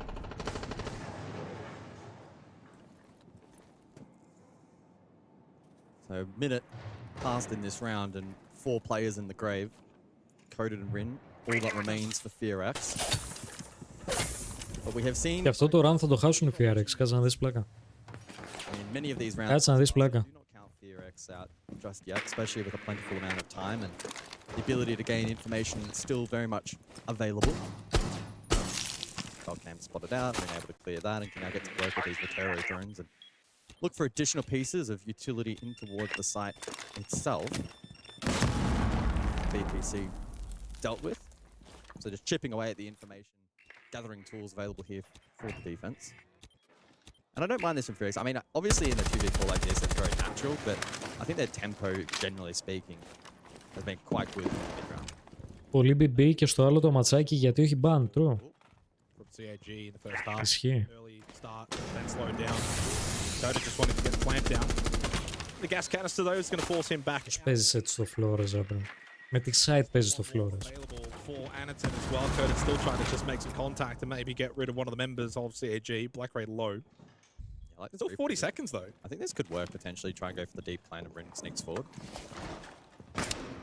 Maybe Coda tries to go half wall this time. Oh, oof. Just steps over the mark.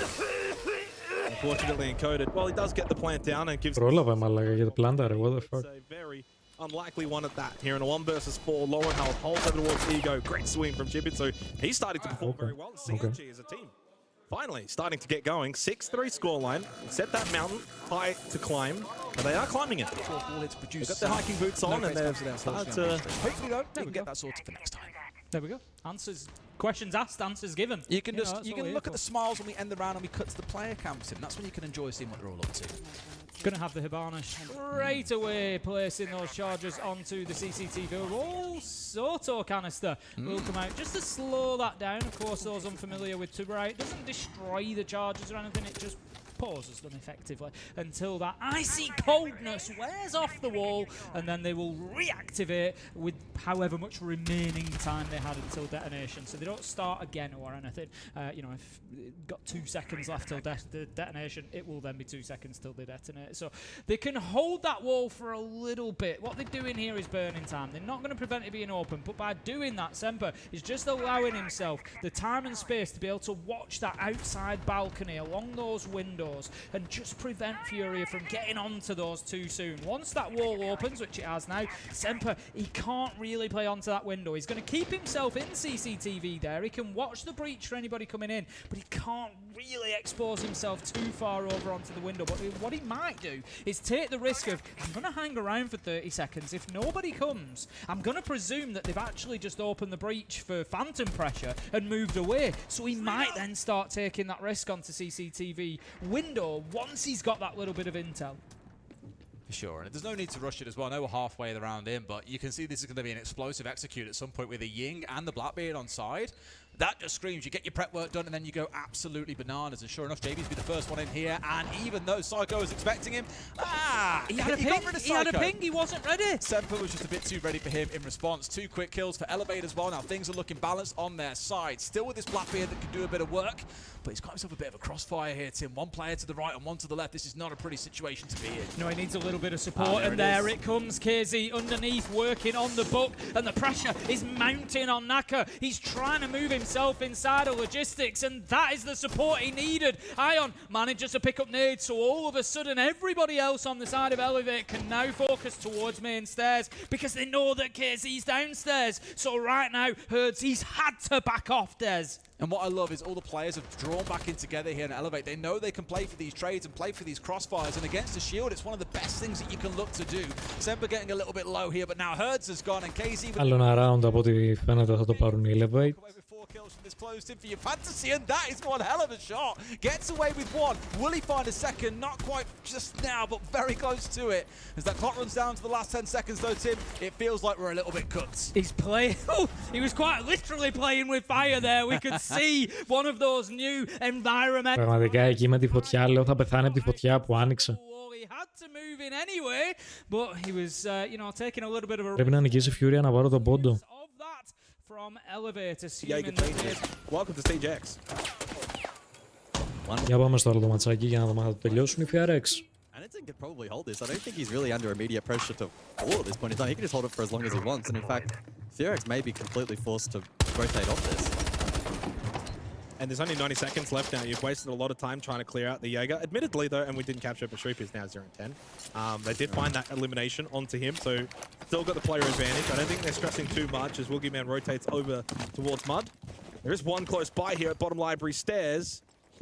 It is Chibitsu. Does have a nitrous self. Of course, Castle Barricade still up into the effect, but the quick rush through. Here comes the...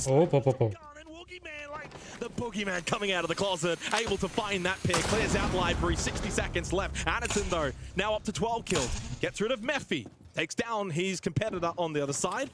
Takes it back to a 4 versus 3. The FRX starting to get a bit more map control. Yeah, and with that, Anderton then forced down the pressure across from Office, and Mez exposing that particular position in the corner of library. 40 seconds then on the clock.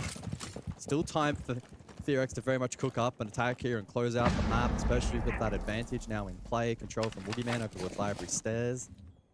But is there an X Factor available here from Cyclops? Black Ray lurking. Probably the best bet to make a hero play is Arkali, actually, in the meanwhile, has repositioned for Vert control in library. So yeah, regained it.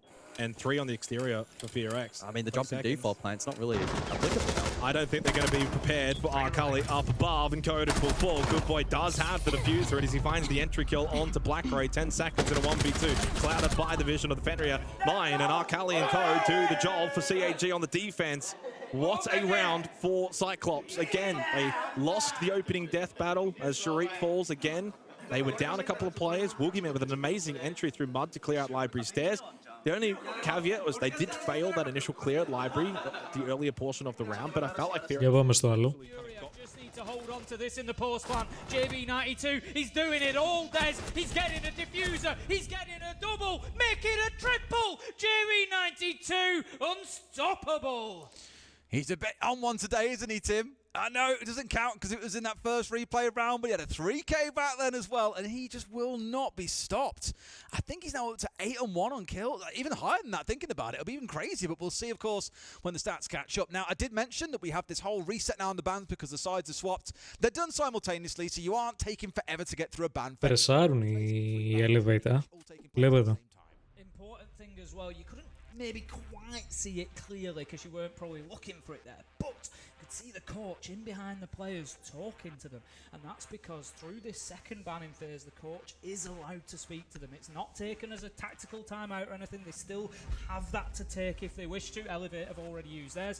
Furia will still be able to use theirs. It's just an opportunity for the coach to give a little bit of feedback about maybe what they see in the bans, what can we do in the bans, but, you know, I'm sure there's opportunity there as well to, you know, maybe talk about a few other things. I just like how we saw this come out when we had all 3 bans coming through back in the first half, but we've gone straight for both of the electrification operators taken away immediately. Kaid and Bandit off the board here for Elevate, just not... Για πάμε λίγο στο άλλο το ματσάκι.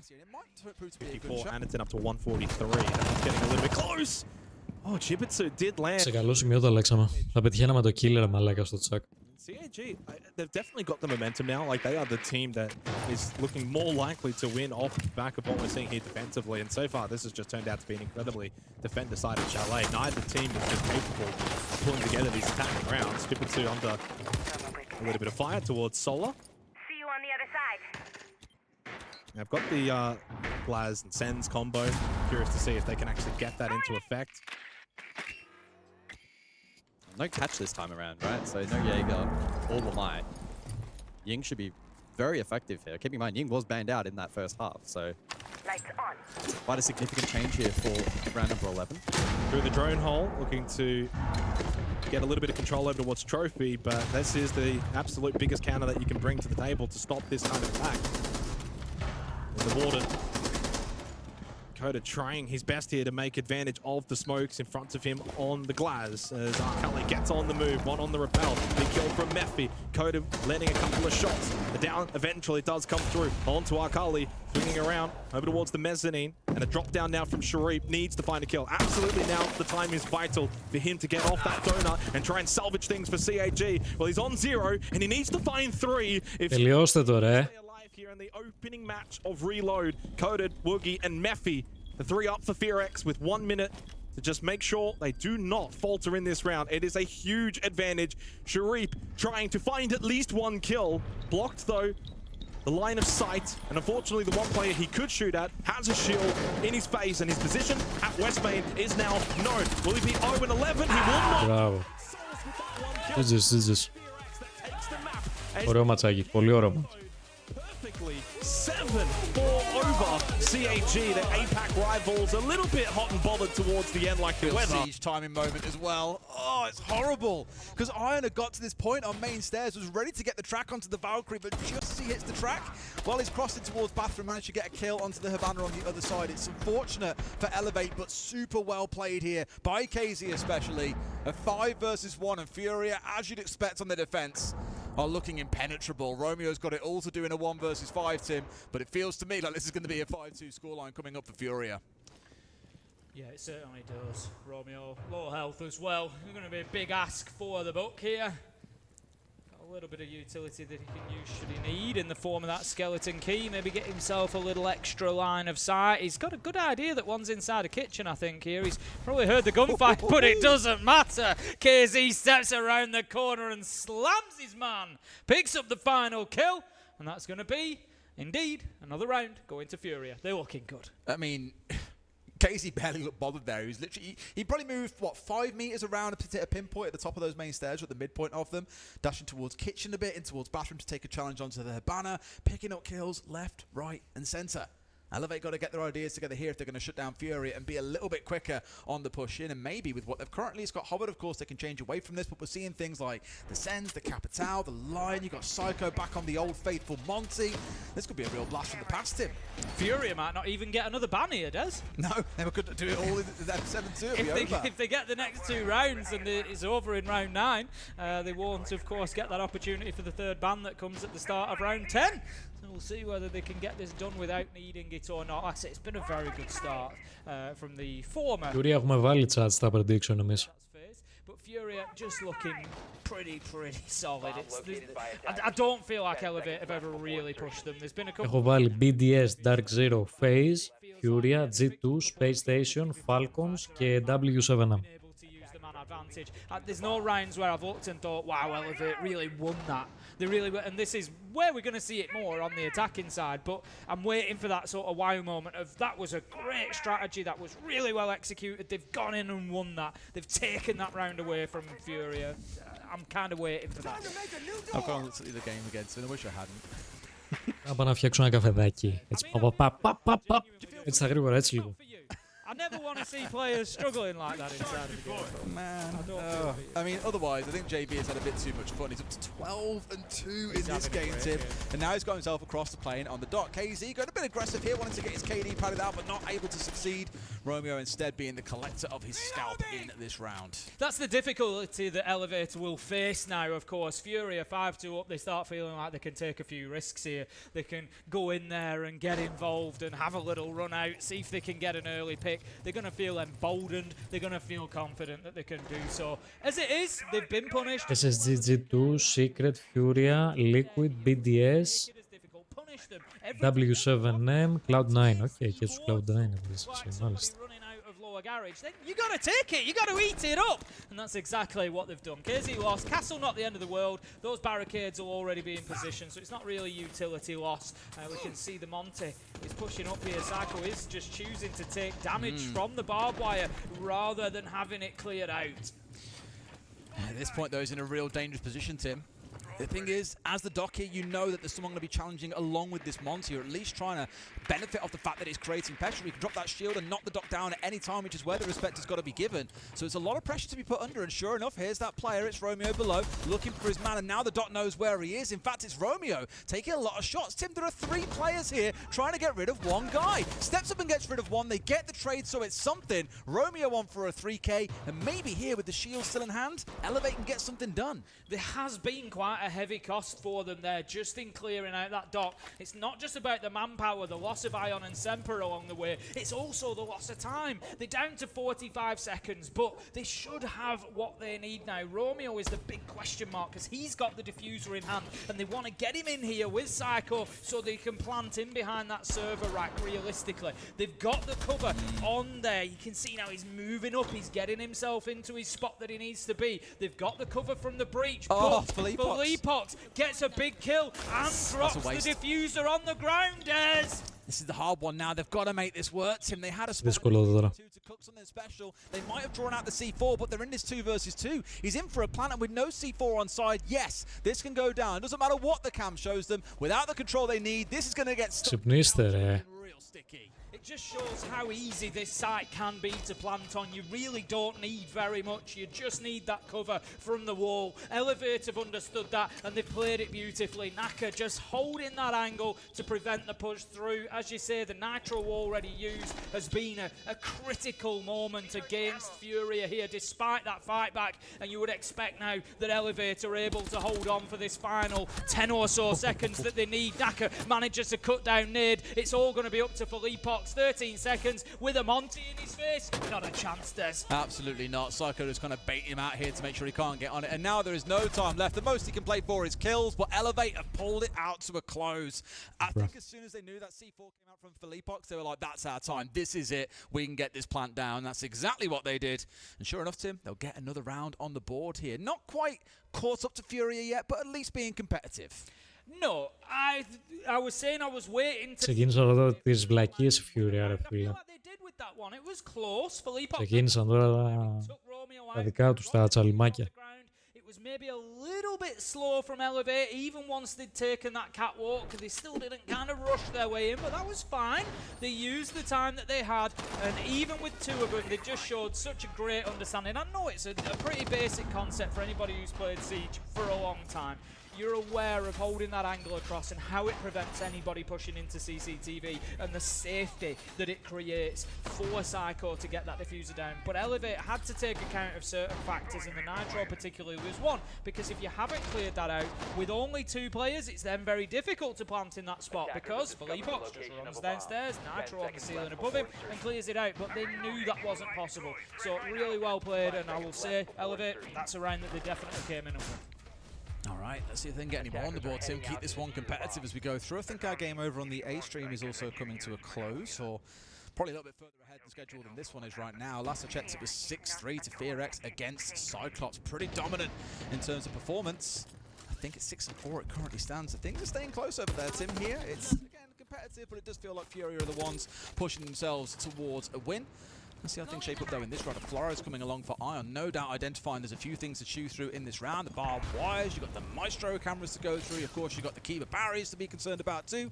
Lots they can look towards here to get busy with all those drones they've got on side. Also with Psycho playing on the Twitch, another few things to try and zap out as they run through the map too. Things like those FNATs from JV need to be taken out. Just seeing great examples there of how this new banning system is going to impact on the game, how quickly that wall has got opened with the double electricity ban, able to just work their way through very, very quickly, and just taking full advantage of that, full understanding of, hey, this is the space we've created with those bans, and we're going to make sure that we use it to full effect. Twitch drone goes up, will take out one FNAT, so getting some value out of that utility as well. I think that's something Elevate have done well so far on the attack, is how they've used that utility, whether it be the shield of Monty in the last round, whether it be the hard breach and the Twitch in this round.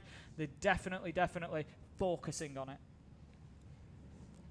That's what they do from here though, Tim. It's all good moving fast, but are we at a point where we've got ourselves moving fast enough? Haven't yet moved Philippox out. You've got JV dug in too. I'd expect really by 1 minute 45 for you to have been able to move as a team and pressure these players away, but they're still stuck here as we're coming down to the last 75 seconds, still with utility deployed around the map. Yes, you've got a lot of drones you've got to use in Ion's back pocket, for example, but just feels like they might be leaving things down to the last 20 seconds or so before they even look at the site, let alone actually hit it. Yeah, I mean, time was something that I did mention in the last one. We were kind of at that 30-second mark before the execute came in. Like you say, something that they need to be conscious of. Maybe something that newer teams do suffer from sometimes is they've got it now. A little bit of indecision. You know, it slows them down a little bit, but like you said, they've got themselves established inside a construction. Herds is still holding on! Manages to do a little bit of damage there, and this is the problem for Elevate. They keep getting those bullets in, tickling them, taking away HP, little bit, and that is ultimately going to cost them the round. And the problem here, Tim, I was going to say that Evil Eye is still up. They haven't been able to destroy most of this utility despite all the time they've had in this round. And I feel it's going to sting them. JV going down here. Semper finishes him off with the pistol. A 5 versus 4. Elevate could do this, Tim, but the clock is the 6th man here for Furia. That's a big swing from Semper. From Romeo. Philippox was there to trade it out, but 2 kills come in. Surely he can't hold on. 12 seconds left to go. We know this man has the ability. Philippox moves in. Oh my God. Casey with a kill from beyond the grave. He makes it even more possible for Philippox. He downs the diffuser. Des, he's gonna do this. The clock runs out, and Philippox completes. Μπράβο ρε φίλε, μπράβο. Πολύ ωραίο play, πολύ ωραίο play. Πολύ καλό play. Start and everything ground to a halt. They didn't get rid of the Evil Eye that was there the whole round being a nuisance. Kiva barriers stayed up, and all Furia had to do was play to the clock. I said it becomes that 6th man, and that's exactly what we've seen. Now, Tim, we will get that extra ban that you mentioned. We might not get a chance to see, so we'll see what the 3rd operator each team will ban away is going to be here. One defender, one... Πολύ ωραία τα bans, ρε φίλε, που θα κάνεις μέσα στη μέση του game. Πολύ δυνατά τα bans. Do you look to ban an operator away on the strongest site, or pick the weakest site to guarantee that you win it? That Monty going away because they know that Psycho's been leaning on it, and Mira going to be the final ban taken out too. This is what I like about this ban system, where you have that ban after a few rounds. After 3 rounds, you get that extra one. We're going to see that sometimes kind of pre-planned. We saw it earlier when they took away the 2nd hard breach. It was Thermite was the 1st ban, and then Ace was the 3rd ban. And so it's kind of completing a plan that you've already got. However, here, it's a little bit more like, that Monty has been a real problem. And I mean, you're going up against Psycho. You know Monty's going to be a real problem. So they've then experienced it and said, you know what, we don't need any more of that. And so you're going to have these reactive bans sometimes rather than the prescribed ones. And it'll really shape the game. I love that. So Furia 6-3 coming into round 10. They looked good in the last round. Felipox looked good. Furia didn't look fantastic, but Felipox was on it 1v4, and he just played it. There was nothing flashy about that clutch from Felipox there. Nope. He just did everything right. And if you want to say to me, Ace, how do I clutch? How do I clutch like Felipox? Just do everything right. Simple as that, really. Absolutely. I had a quick question come in a second ago from someone, actually. Are matches only on the rework maps or any? They are on any of the 9 maps that we have in the pool, but you are right in what you're saying. Only 5 of our 9 maps have been updated to the like Siege X graphic standard, and that's not because it's a lazy thing about it. It's more that some of the newer maps that we've had have either been reworked recently, like Consulate, or the other maps are already at a good standard. Things like Skyscraper, Lair, and Lab, some of our newer maps are already at a good level, so they'll be following, of course, as we get towards the launch of Siege X, Tim, which is going to be very exciting over the next month or so. Not forgetting, of course, we've got the year roadmap on the 18th of May, so next weekend you get to see what is the plan for Siege X this year. I'm really excited to see what comes. I always love seeing the year-long roadmaps and what's coming up over the next 12 months, and we get to see that here. Can't wait. We've got Tommy just trying to lock themselves inside a kitchen. Herds, however, manages to pop up from Lounge and find one onto Romeo. Ion does take down the somewhat indomitable JV92, 14-5 this game, absolutely flying, but will be cut out of this round. 4 versus 4, and Elevate just again having that little bit of a moment of a pause. What is going on here? Where are we working towards? Are they aware of KZ up above them though? That's the big question, Des. He could have a big impact on this round. I think they know that he's in there. They're just going to give themselves a little angle from Lounge and at least let him know that they know that he knows that they know. Stop it. That hurts my head already. Ξέρει δεν ξέρει, μας μπέρδεψαν οι Gasters. Well, Psycho, of course, taken with the Monty away, is straight onto the more aggressive pairing of the shield operators. We mentioned you might see some co-op bans where a lot of shields get taken away, a lot of hard breaches go. He sees his man. KZ's now in trouble, broke. I mean, a good bit of team play coming out. Fair enough, he was pinned in there. Not an awful lot he can do, and that is what Blitz does best. Yeah. Creates a lot of pressure, always a threat to you.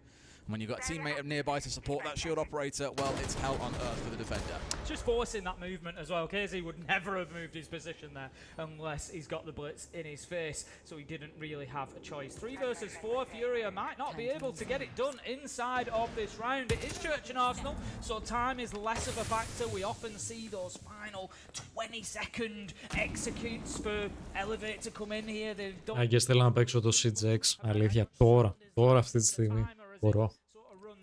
They are ready to go here. They do have a man advantage. Utility that they're going to be playing against. We can see there the Goyo canister just being popped on the door to prevent that push coming in from Moto. Damage being done. Herds finding a kill. Furia holding on, Des. It's the clock again, Tim. It was a 6-man for them in the last round. It's building up to be the same for Leapox onto Semper and Psycho and Naka. All that stand between Furia and the first win here at Reload. They might get one back on side, but there's 5 seconds to go. Naka in a temporary 1v2 while the not being pushed, and Furia might let this one stick. Sure enough, they get away with it, and now Psycho in a 1 versus 2. Push from the left, push from the right. He can do nothing. Furia gonna take this map. Πρώτο map στους Furia chat. Δυνατό. Played that absolutely perfectly there, recognizing that they're up against the blitz. We push together, we push in opposite directions. There's nothing that Psycho can do. So a tough finish there for Elevate. Look, they haven't played terribly. They've played okay. They've come up against a very good Furia today. As she said, they reloaded 2 bullets from their reserve, so they take an additional 2 and move up to 8. Elevate lose the bullet that they reloaded and drop down to 5. I mean, let's talk about Elevate here a bit, because they're the new team as well, right? Positively took from that game. I think on defense they look... και καινούργια team. Και καινούργιο team. But they got there. On the attacking side, I think is where things came to a halt a little bit. They found themselves stalling out. They kind of know that coming to a moment where it's like, okay guys, what do we do now? And that's something that takes a little bit of time to build. You're always going to struggle to come up against Furia, who are one of the best teams in the world, unfortunately. I don't think anybody would have wanted to play Furia today, let's be honest. Day 1, we're up against Furia. Yeah, great. You know, look, first map of the tournament.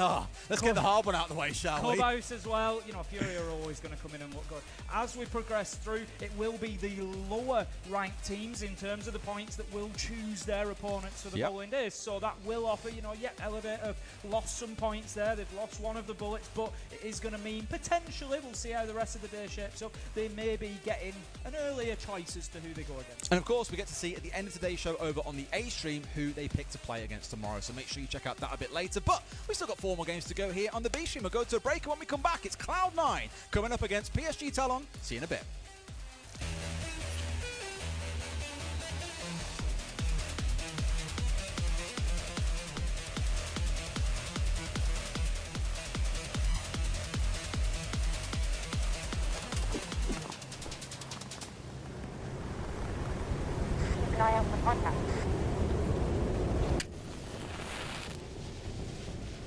Μισή ώρα break. Ω πάρει. Για αυτά τα εικαστικά θα τα έχουμε λογικά και εμείς, πιστεύω, αύριο. Αύριο μεθαύριο θα μας τα στείλει UB. Περιμένουμε από μέρα σε μέρα για να κάτσω να τα μπιλντάρω. You know how they say it's not the destination, it's the journey?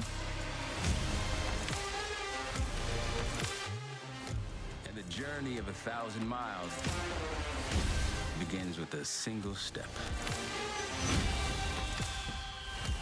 And you know what? They're right.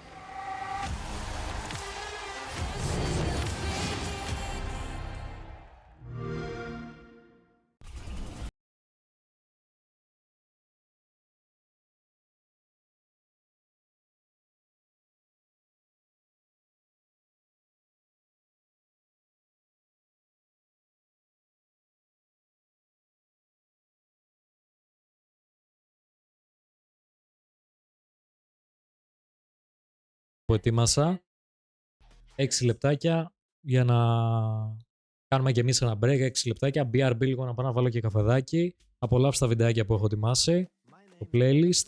BRB τσατάρα, ερχόμαστε. BRB. There are many ways to describe the emotion behind the game. It's strategic, nail-biting, electric. Working as a team, tactically clearing your way through a map, or setting up an impenetrable defense is key. As a player, you experience those hair-raising moments every game. But the esport, well, that takes it to a new level. You must remain within the designated mission area. Let us take you on a journey. Even if you've just started your Siege esports adventure, you can get behind your local team, right? Across the world, there are hundreds duking it out for a slice of glory in the regional leagues from North America to Asia. A season is broken down into stages where teams fight every year for regional supremacy.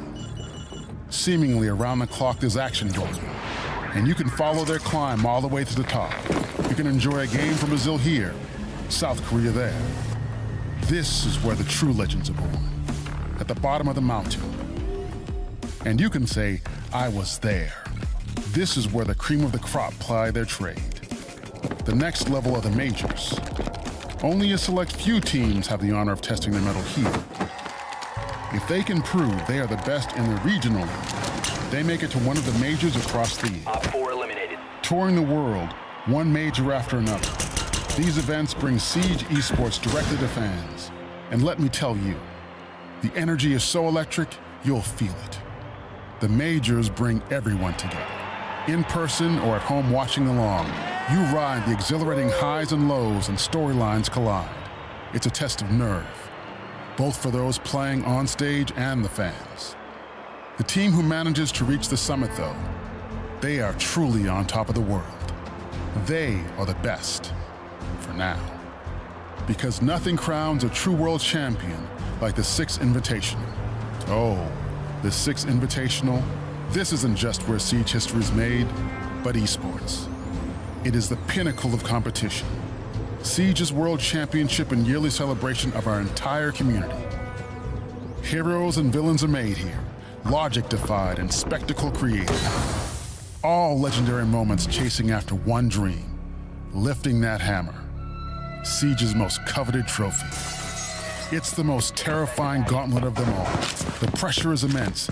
There's a roaring crowd chanting for whoever their allegiance lays with. The bright lights on the stage are blinding. No matter whether you're in the arena or watching along at home, the energy is amplified through every kill, every call, and every clutch. So, do you want to be part of the next chapter of the story? Get behind your favorite team? There's no better time to get into Rainbow Six Siege esports. Join us by checking out our official website and social media for what's coming next. And tune in on Twitch and YouTube to follow the action.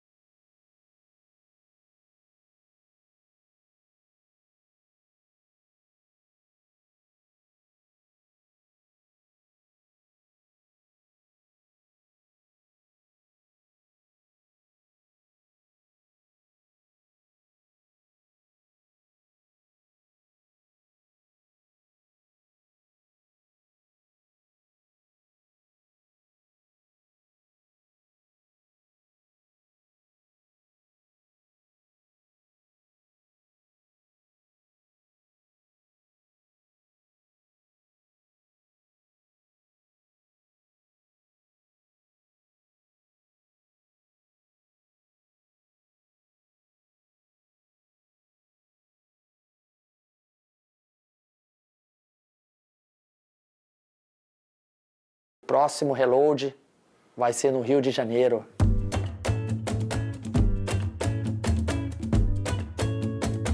A tartaruga lê o jornal.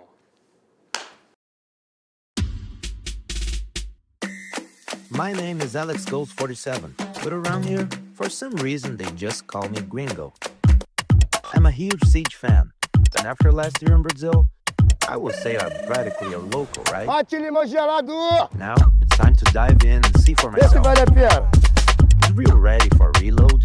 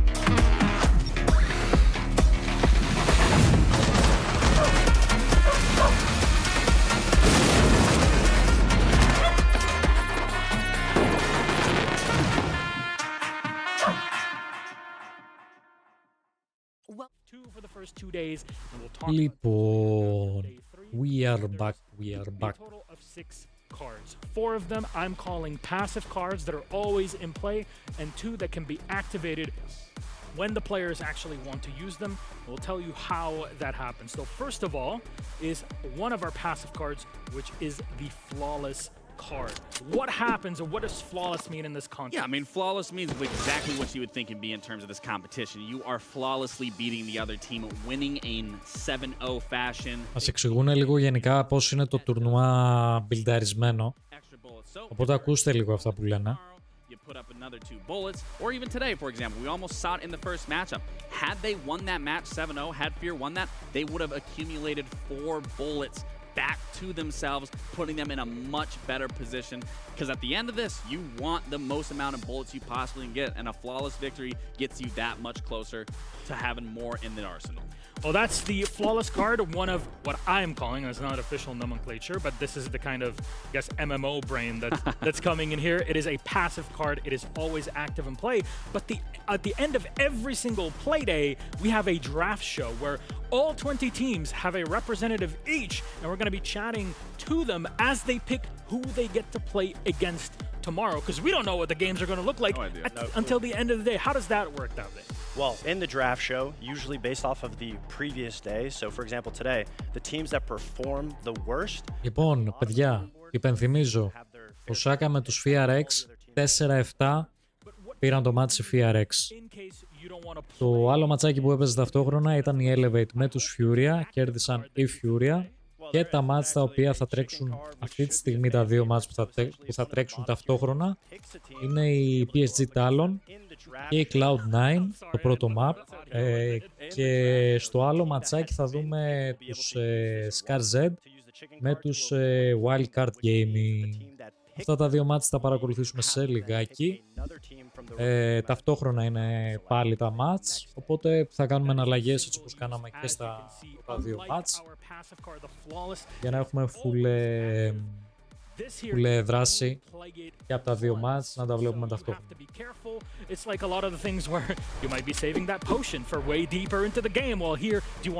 Υπενθυμίζω, παιδιά, το τουρνουά είναι πρώτη φορά, το πρώτο τουρνουά που παίζουν στο SiegeX, οπότε ό,τι βλέπουμε, παιδιά, είναι από το καινούριο SiegeX, το οποίο θα κάνει release 10 Ιουνίου, μόλις αλλάξει το season. Πιστεύω μόλις τελειώσει το τουρνουά θα μπορέσουμε να παίξουμε TTS το SiegeX, δηλαδή την Clubhouse που έχουν κάνει reward, με το καινούριο lighting, το καινούριο ήχο, γενικά τα καινούργια γραφικά που θα βάλουμε στο game στο SiegeX. Πιστεύω θα έχουμε τη δυνατότητα να παίξουμε TTS. Τι άλλο? Είναι πολλά, είναι κάποια map τα οποία έχουν fire rework. Θα δούμε. Ελπίζω να έχουμε τη δυνατότητα να παίξουμε μόλις τελειώσει το τουρνουά που βλέπουμε. With this entire group stage, because that's when these cards are relevant for the competition. Though, gentlemen, thank you so much for this reminder. Again, we'll be refreshing as we go. Game 2 of Reload starts in a bit. Yeah, πάμε.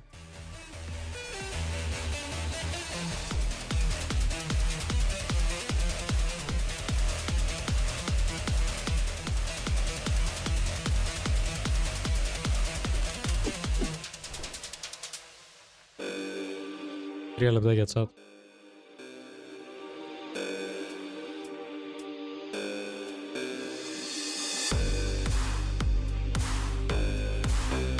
Πάντως σε κάθε, ρε φίλε, τουρνουά που φτιάχνουν, η μουσική τους είναι ακραία, ρε φίλε, σε κάθε τουρνουά. Έρχομαι chat, BRB. Μπουρμπου, μπουρμπου.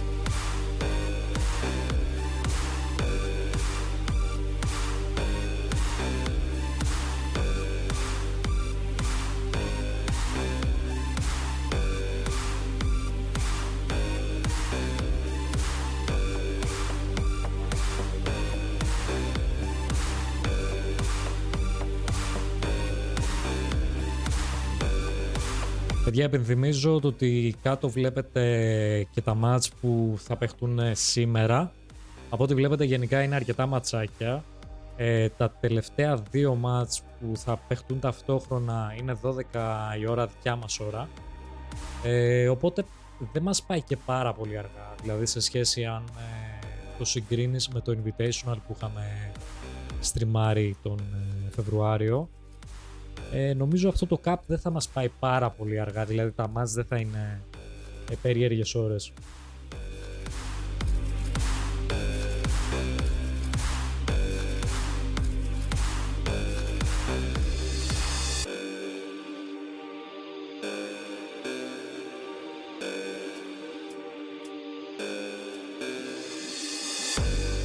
Το προηγούμενο τελείωνε 3 το βράδυ, μακάρι να ήταν 3. Τα μάτς ξεκίναγαν τα τελευταία 3 η ώρα το βράδυ και τελείωναν, φίλε, είχα κάτσει και ήμασταν και live κιόλας. 7 η ώρα το πρωί τελείωσε το μάτς. Τα 2 τελευταία μάτς που πεζόντουσαν στα group stage τα τελειώσαμε το stream 7 η ώρα το πρωί. Γάμισα τα.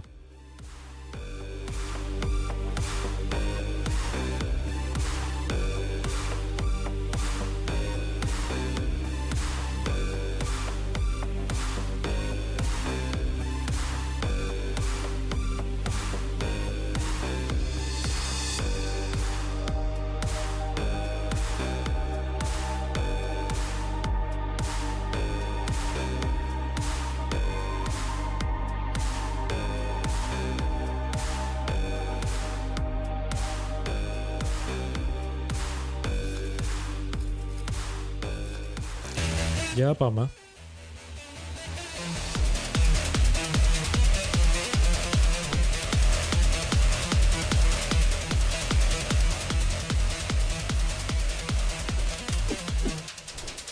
Welcome back, everybody, to Rio de Janeiro. We're in Brazil, and it's time for our second matchup here at Reload. It's the first time we get to see Siege X, a brand new game, all of its overhauls played in this competitive system. Now, we've seen game number 1.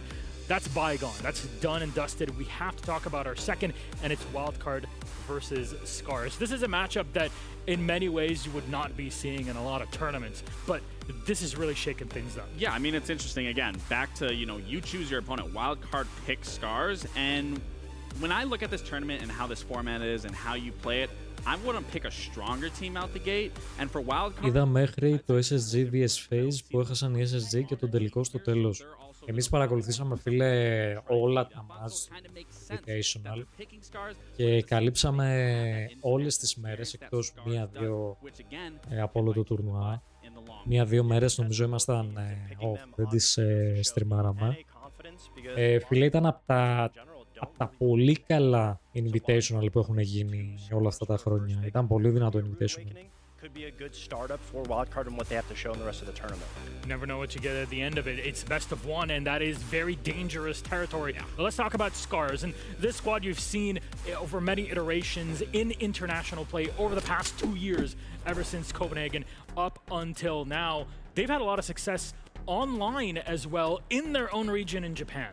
Absolutely. I mean, when it comes to events, though, they really haven't found that much success. But the individual players were doing good. But they recently just got rid of Nina and Taiyu, which means they lost a little bit of firepower. But the players that they went for specifically were to round out the core, be more supportive players, the players that are able to uplift players like Rek. They ended up getting Aya Gator, who is coming out of retirement. The last time he played was almost a year ago.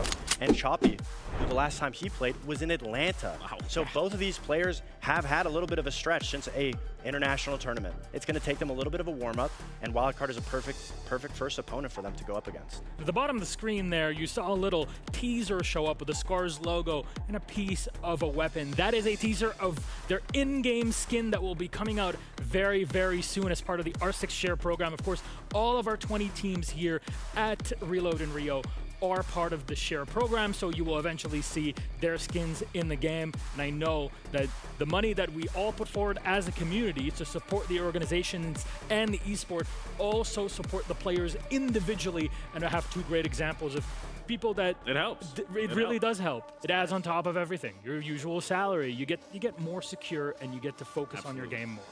Absolutely. Yeah, I mean, it's a big thing. I mean, and who doesn't like skins, especially when they look good? And honestly, the creativity that Ubisoft allows all these teams to be able to have, I mean, we have some pretty damn looking good skins. Oh, out of the whole esports ecosystem, Siege definitely does it right with everything that they're allowing teams to do. So when a team takes charge of that and is able to create something unique, something cool. Καλησπέρα. Welcome. Αλλό, τι λέει, πώς είμαστε? That make this happen, because I mean, we've met a lot of them, and they are incredibly creative in their usual work, but to be able to design all of that and then for the UB team to put it into the game, to really live up to all of this beautiful design is a wonderful thing to see. So everybody's a winner. At the end of the day, you get to show off for all the other people that are looking at you when you clutch it out in the round.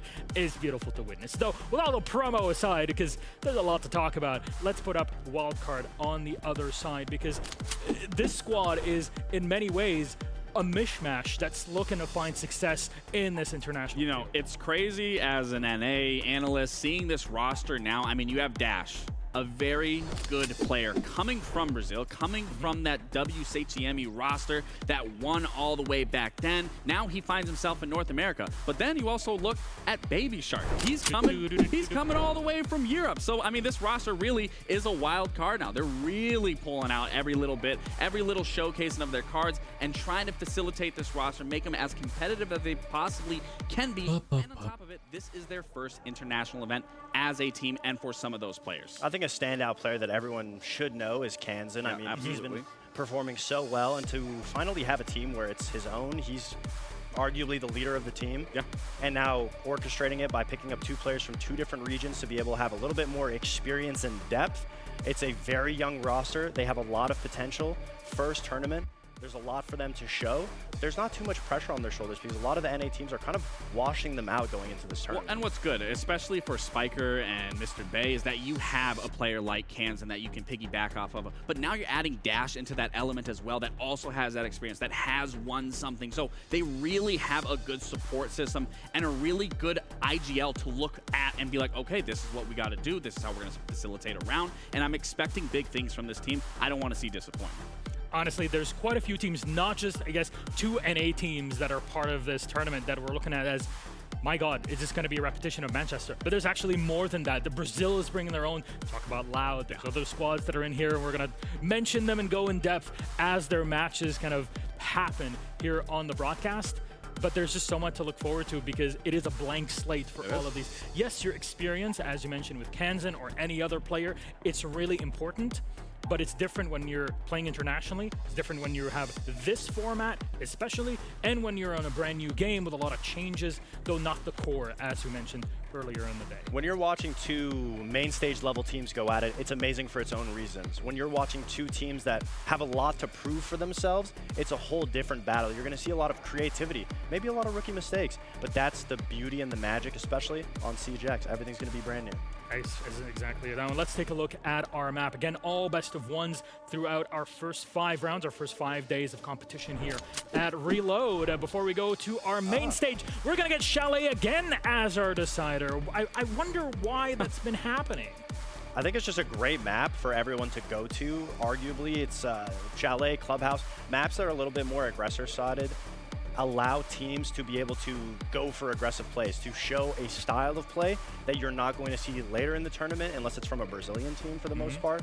And Chalet is just a good back and forth. It's able to test both things because on defense, you have to be proactive. On attack, everyone knows attack, you already have to be proactive. But the uniqueness that we saw in the previous game excites me for the Chalet because especially the Jaeger innovation, the way we were seeing Tuberauer and Mira be played, I'm excited to see how these teams compete to that because I would say they're on a more aggressive level than the previous game. I mean, just even the picks and bans already add a completely different element that I really want to see what is going to be used from both teams and how they're going to counteract one another because, again, adding that ban system really does revitalize certain strategies. You really have to think. And again, for teams that are better at adapting on the fly, that benefits them. Whereas teams that do struggle, it really can put a hindrance to their performance. And adapting on the fly, experience usually weighs over new players. So in that regard, Scars is looking very comfortable in this game. Για ο ήχος τώρα είναι ok, έτσι. Ενώ είναι synchronized, δεν έχει περίεργα σκηνικά. Μας το ok. Ever matchup of competitive Siege on Siege X. Guz Xenox, I mean, it's a huge honor in general, but how are you feeling? Ωραία, nice. Feeling good. I mean, it was a very fun game. I think obviously for Fear. Εντάξει, παιδιά, πρώτη μέρα είναι σήμερα. Ουσιαστικά βάλαμε σε σχέση με προηγούμενα τουρνουά. Η εικόνα που σας δείχνω, τα δύο streams ξεχωριστά το έχω κάνει με άλλο τρόπο. Εντάξει, τώρα δεν σας εξηγήσω τον τρόπο για αυτά. Γενικά μας έδωσε και καλύτερο access η Ubisoft στα stream της σε σχέση με προηγούμενα τουρνουά. Ελπίζω να το καθιερώσει αυτό και σε κάθε τουρνουά να μας δίνει τα stream της με αυτόν τον τρόπο, ώστε να έχουμε και μηδενικό delay και γενικά να είμαστε και η ποιότητα της εικόνας είναι πολύ καλύτερη. Οπότε ναι, πιστεύω να είναι και σε άλλα τουρνουά έτσι. Οπότε τώρα ουσιαστικά μπορώ να κάνω split από τα δύο streams και τους ήχους, ενώ σε προηγούμενα τουρνουά δεν μπορούσα να το κάνω αυτό. Οπότε ναι, γενικά είμαστε σε πάρα πολύ καλή φάση στο κομμάτι το πώς build-άρουμε όλη την εμπειρία co-streaming. Yeah, I mean, we've seen a lot of intrigue. Αύριο, πιστεύω αύριο μεθαύριο που θα έχουμε και τα εικαστικά θα είμαστε ένα, γιατί μου αρέσει και το build που έχουν κάνει σε αυτό το τουρνουά στα εικαστικά. Έτσι πιο dark, πιο έτσι τα δικά μου βασικά γούστα. Οπότε πιστεύω θα είναι full clean και τα εικαστικά που θα βάλουμε. It's a bit tricky because you kind of look at this as a really good feel out for both of these two rosters against each other, but I wouldn't be taking a whole lot away from it. Right? It's similar with the FearX and COG game. Day one, even two to an extent, is very much a vibe check, right? Like, how did the players look inside of the server? What are they looking to approach with? They're not necessarily looking at the end result, more so how they're approaching the game and how that's translating, and this match is going to be a great example of that. I do promise, by the way, there are other maps. We're just going back to Chalet again. Yeah. That's a good map. That's all good. I think as the guy said on the desk, right? An extension of what they said. You're probably trying to find some comfort at an event where things are kind of uncomfortable. New build, new rosters, a lot has changed. Chalet, though, very much still playing out in a similar fashion to what we've come to expect, at least what we saw in the previous matchup. Yeah, and I think as well, when we kind of come into this particular matchup, I was wondering for that social prediction. I was like, 62%. I was like, who's that for? It's for wildcard. At the end of the day, you also don't want to give too much away. We're playing best of one, so you might have a predetermined map where you're like, yeah, let's just go to a map like Chalet, have some fun, and we don't have to, kind of reveal too many of the secrets as we head into the first ban phase of many. Δείτε πόσο ωραία είναι τα εικαστικά, ρε φίλε, από πίσω και αυτά. Έχουν κάνει πολύ καλή δουλειά. Και θεωρώ ότι τα εικαστικά που θα δώσουν και σε εμάς θα είναι σε τέτοια φάση, δεν γίνεται κάτι άλλο. Έτσι όπως και το Invitational ήταν παρεμφερή με αυτά που είχαν γενικά και στο official channel τους, και εμείς παίρνουμε ουσιαστικά τα ίδια εικαστικά και τα αλλάζουμε λίγο για να έρθουν στα θέλω τα δικά μας. Well, the onus is on very much Scars to be the initiators here in the first half. The bans have come through. Azami Tub from Scars, followed by the Monty Damos off the board from Wildcard. We'll wait until the conclusion of round number 3 for the additional bans to come through. Again, this may be your first time watching CJax, and it is a new ban phase heading into this particular season. And It's early on, but I think it's going to breathe a little new life subtle change. Yeah, a little subtle change. I think the fact that as well you get to kind of ban out two from the opposing side, so for Scars attacking into this, you can get rid of the Azami and the Tube route, rather than just sort of like one of them, for example, or, you get to choose the two this time. 10 seconds to insertion. Well, we head into the second match. For reload again, only 2 bullets that have been reloaded. Well, Day one is a maximum of 2 for the first day. There's been, from what I... Λοιπόν, Αζάμι του Μπαράου, Μόντι και Δημάρας είναι τα bans. Και εννοείται στη μέση του παιχνιδιού θα γίνει και άλλο ένα phase, ας πούμε, ban. Από ένα ban η κάθε ομάδα. But yeah, I think for me, coming into this opening half, all eyes on Scars and their ability to attack. APAC has really struggled with attacking in Siege over a large period of time now, when, back in the old days, you think either pre-COVID or even just slightly post-COVID, it was all about, well, APAC's kind of this all-gun, all-attacking, flare-based, sort of region. But actually, in terms of recent times, it's been a region that has struggled attacking on maps. So that's definitely going to be something that we will see. Scars can find some early success on the attacking side. Wildcard on the defense. We get to see this new-look roster for the first time as well here at Reload. And I kind of come into this 25-26 esports campaign really with my eyes glued to the North American region. There's so many changes, so many really solid teams. That's the region to watch for me to see, can they make that next step? Some of which are not in attendance as well. I mean, Shopify probably the greatest example of that. Oh, so you're going to talk about the casters? They're not. I do have to give a quick shout out to our lovely friends in Parker and Jesse, who are actually. I did actually see Intero went live on Twitch, so yeah, maybe he has right gone now. live. So shout out to them. They are North American. Just on the north side. North. 1-for-1 trade here. Grim off the board for Choppy and Dash, who's a big pickup for this wildcard roster. Has lost his life on the Fenrir, and Washoit very, very low as well on the IQ. But it's been a quick start to this round, but not a whole lot has happened. A little bit of map control established for Scars, especially on the top floor. It runs on batteries. I see it. Yeah, pretty aggro extension, but fall off now in play. Bay Library, supported by Baby Shark over towards the library stairs, a bit of a cross established, and actually down below as Baby Shark pops his head up. Well, there's a yellow ping there. He knows there's another one at the end of the hallway, but he does lose the battle. Παιδιά, άλλα map εντωμεταξύ δεν έχουμε δει, ρε μάγκες. Έχουμε δει Clubhouse και... πες το, και Σαλέ, δεν έχουμε δει κάποιο άλλο map. Τι φας. Oh, okay. Good use of it. Just kind of block a little bit of that line of sight towards games, as Fishlike is... In fact, all three members of Scars are incredibly low, and Spiker will take advantage of it. Ένα bank, μία border και η border έχει αλλάξει. Δούμε και κάτι άλλο, ξέρω εγώ. Οκ, πρώτο round πάει για τους... I spoke about Scars and APAC as a region struggling to attack, especially in that previous match between CAG. Τα χρώματα τα έχουν κάνει πιο dark γενικά. They were able to very much get a few picks onto Wildcard, get some of that top 4 control, slightly make their way over towards site, but Αλλά από τις καλές ομάδες καταλάβες τι εννοώ. Από τα φαβορί, ας πούμε, αυτό εννοείς. Από τα φαβορί. They also got a lot of damage in that round, like when it was a 3v2, like they were all... Όντως, παιδιά, έχουμε καινούριο χορηγό από ό,τι βλέπετε. Xbox Pass. Πολύ μεγάλο Big Goof, θα πω. Γιατί Big Goof, γιατί πολύ πιθανό το game να μπει και στο Xbox Pass. Οπότε, ναι. Μια επέκταση πολύ καλή, θα πω εγώ. Μια επέκταση πολύ καλή από τη Ubisoft. Έχουμε technical pause. Όμως τώρα δεν μ' αρέσει εδώ που είναι αυτά. Well, we started our first match of the day with a technical pause into a rehost, and we're going to do that again today. There's a rehost, unfortunately, after the one round has been played out, which is slightly better than the Βασικά όχι εδώ. Εδώ μπορεί να μπει. was actually played out, so that's at least something. Θα το βάλουμε εδώ. Όχι. Yeah, I mean, apparently, like we... Αλλά δεν ξέρω πού να το βάλω. Ναι.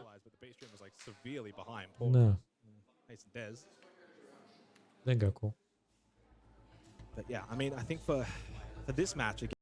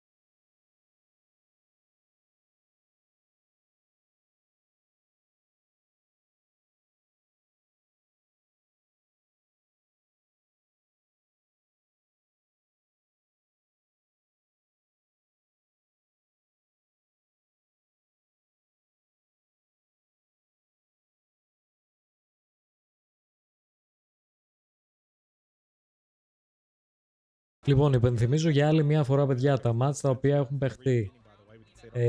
Ο Σάκα με FRX. Πέρασαν οι FRX στο πρώτο map, κέρδισαν με 4-7. Το άλλο ματσάκι που πεζόταν ταυτόχρονα Elevate με τους Furia, 3-7 κέρδισαν οι Furia, και τώρα αυτά που θα δούμε τα ματσάκια είναι Cloud9 με Talon, PSG, το οποίο δεν έχει ξεκινήσει ακόμα. Και αυτό που βλέπουμε τώρα είναι το Scar Z με τους Wildcard Gaming, το οποίο έχει technical pause. Από ό,τι βλέπω τώρα ξεκίνησε, επιλύθηκε το πρόβλημα, οπότε πάμε και εμείς να δούμε τη συνέχεια του map. Πρώτο round έχει πάει στους Wildcard, από ό,τι βλέπουμε. Μπορώ να πω το συγκεκριμένο match είναι ισορροπημένο, γιατί οι δύο ομάδες είναι περίπου πάνω κάτω στα ίδια κυβικά και οι δύο, στο κομμάτι το τι απόδοση έχει κάθε μία ομάδα. Σίγουρα κάποια πρέπει να δείξει παραπάνω πράγματα για να διακριθεί και να πάρει το πρώτο map στο τουρνουά για τις δύο ομάδες. Για δούμε. Be the little nuances regarding the new environment, whether you want to leave them up or destroy them early. I don't think it's going to make too big a difference, but it's something to consider. A little run out to bait. Yeah, I think the consensus so far, talking to teams, etc. I think I was sitting down with Tengu last night, you know, briefly chatting about it, and it seems like the meta is, as the defenders, you just shoot as many as you can in the first phase. They're not too impactful in action phase. That being said, we have seen small impacts. I think it was the same fire extinguisher lead in the games. The only one that we've captured being shot, we saw it in the first game, and then round one here for the second. Also map dependent as well. Yeah, because of the positioning of them. Yeah, again, Wildcard banned out two very important operators for Scars in Deimos and Montaigne, both of which that can certainly aid the entry for the attacking team. Again, new ban system employed. Something to consider, but apparently no issue. It's a double kill for Scars to begin the second round, but the response is swift from Wildcard to bring it to a 3 versus 3, and we will then settle, I imagine, go back into a bit of a lull. We didn't get to see, I don't think, any of those kills, but that's okay. There's always next time. And you get two of the snipers employed here as well, the Glaz and the Wamai with a castle. Yeah. Not the best lineup, I think, for a 3-on-3 with 90 seconds remaining.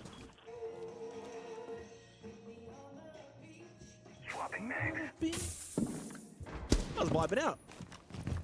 Rek does have a smoke grenade that he can use in pocket, and Fish has 2 to assist as well. I mean, so just for sure. Oh, huge nitro from Spiker.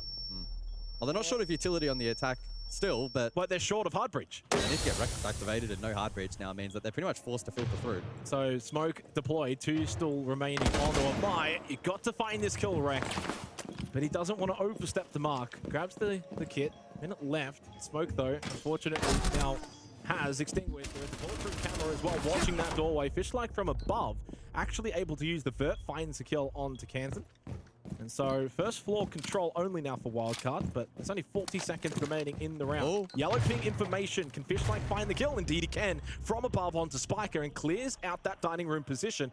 And suddenly the snipers are finding an avenue here in the second round. 2-on-1. Rek is very low, down to Dash. He's certainly got the capabilities to win this round for Wildcard, and this is the player that you want in this situation and why they brought him to this roster. Watches towards the hatch, of which, of course, Fishlike is above. 20 seconds remaining. Yellow ping information off the BPC. Knows where the last player is. Drop down, and surely Dash should be able to finish off this Kali. Indeed, he does. Huge round for Wildcard. That's clean siege. Άλλο ένα round για τους Wildcard. Μέχρι στιγμής έχουν μπει πάρα πολύ δυναμικά στο game.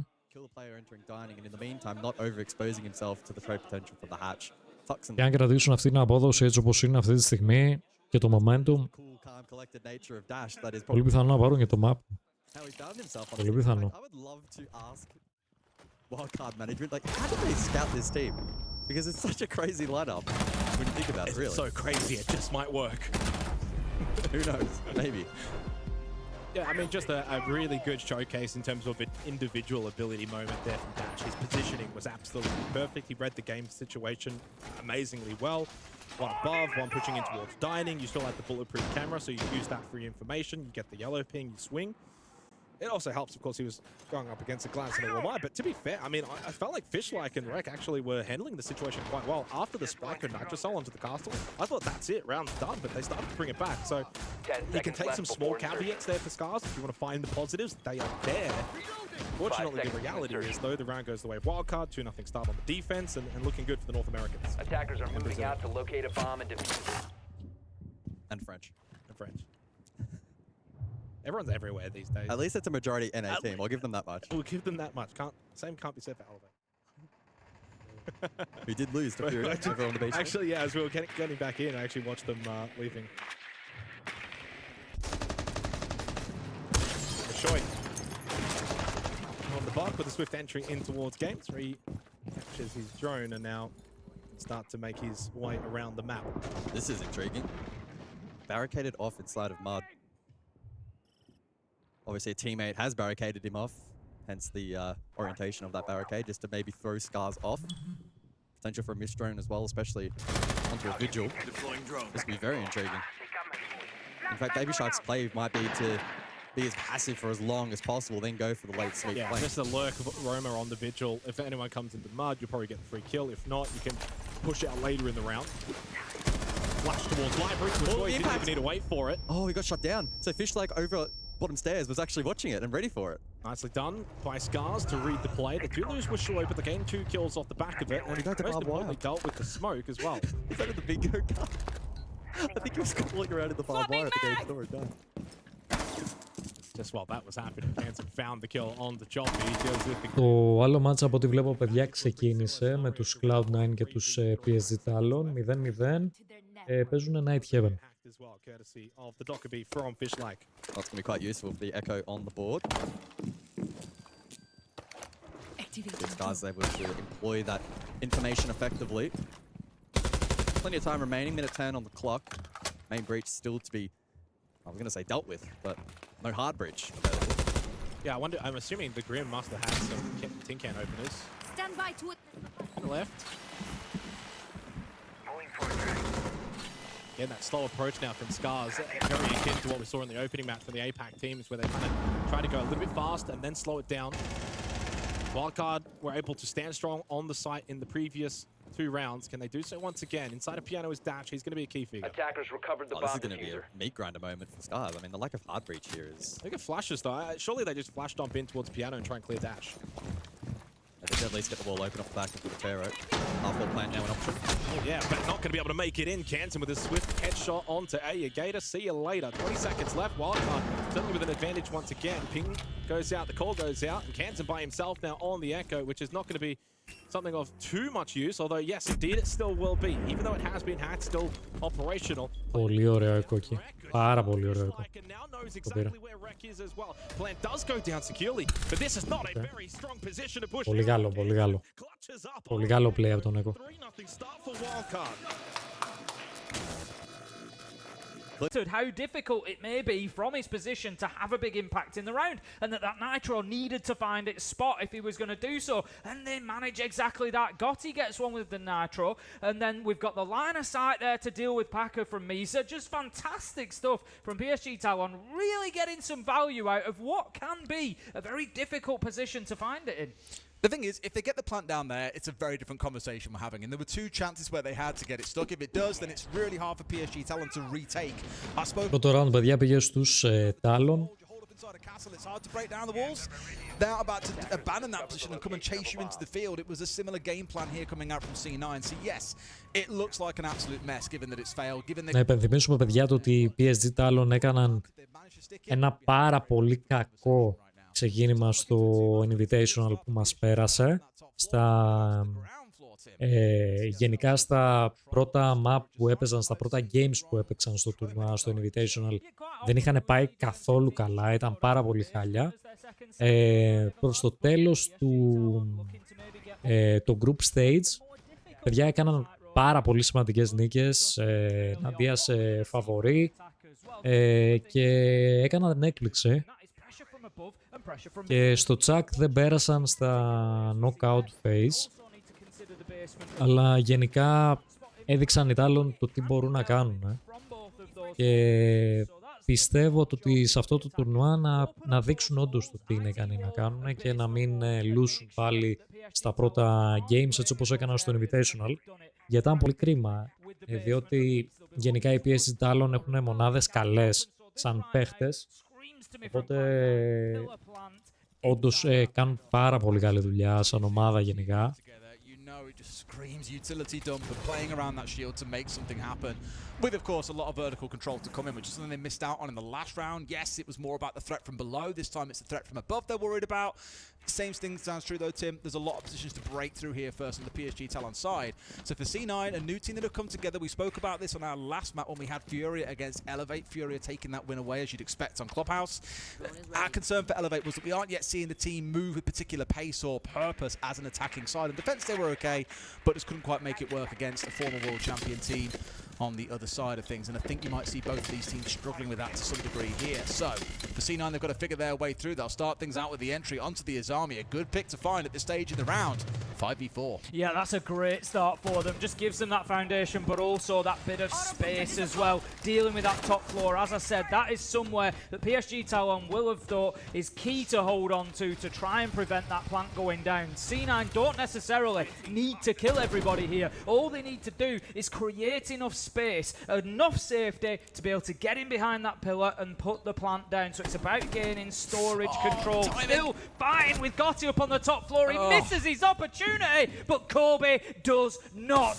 He takes him out, and that's advantage Cloud9. Siege timing moment there as well. Like, just so a matter of pixels, and he gets a kill onto Catwalk, and maybe gets away from the Blackbeard, but he then dives through the software when the Blackbeard's pressed up right into his face. And this is the fear of these shields, Tim.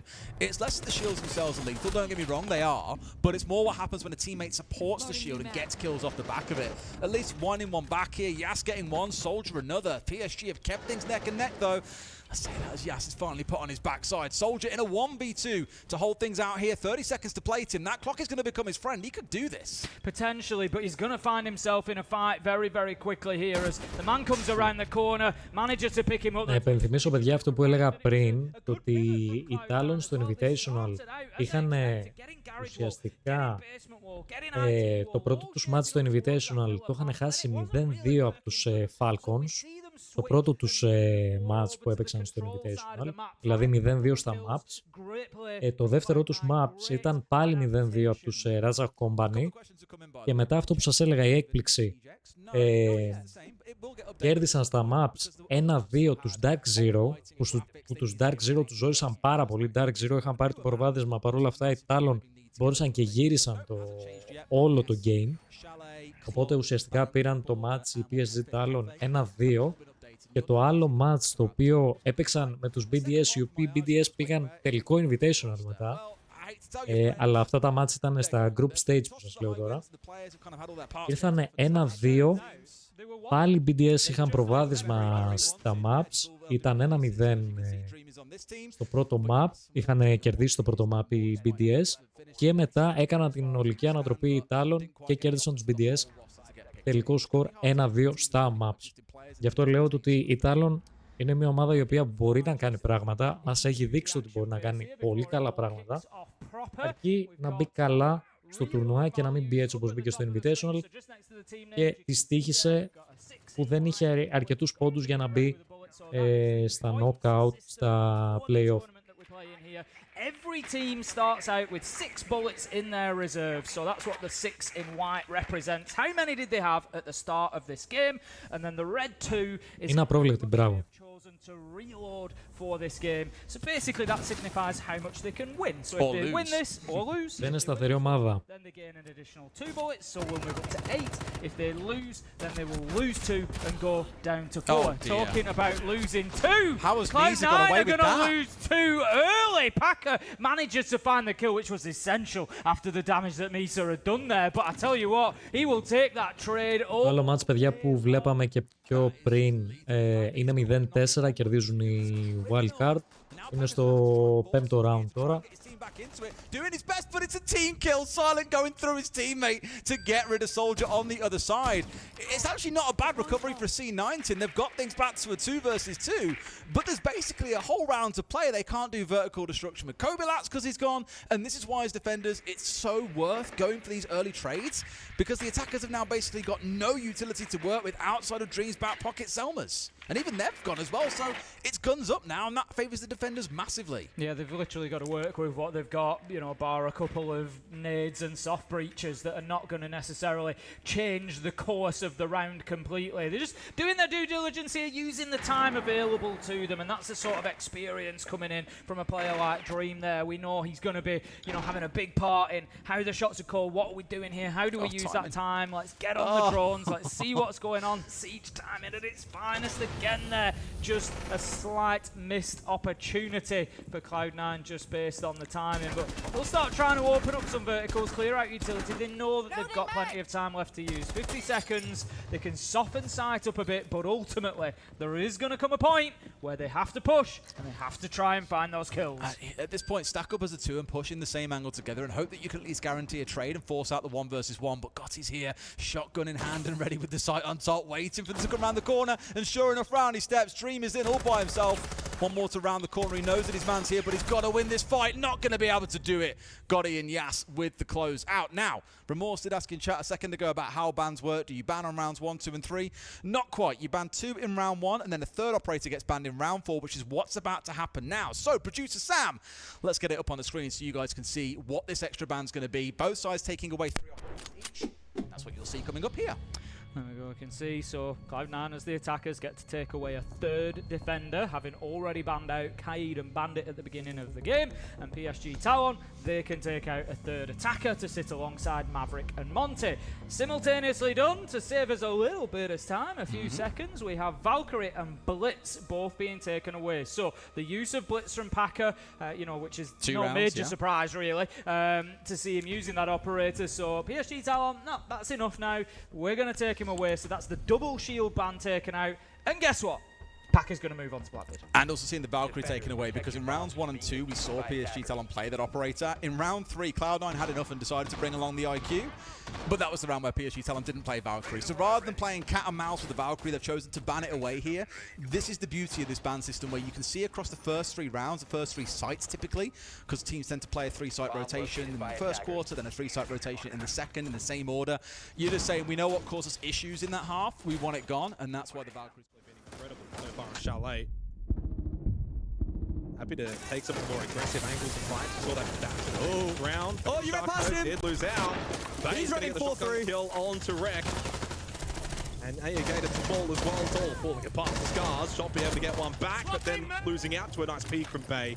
Clinical again from Wildcard. Their defense proving to be, well, impenetrable at the moment. As Fishlike in a 1 versus 3, entering towards Trophy.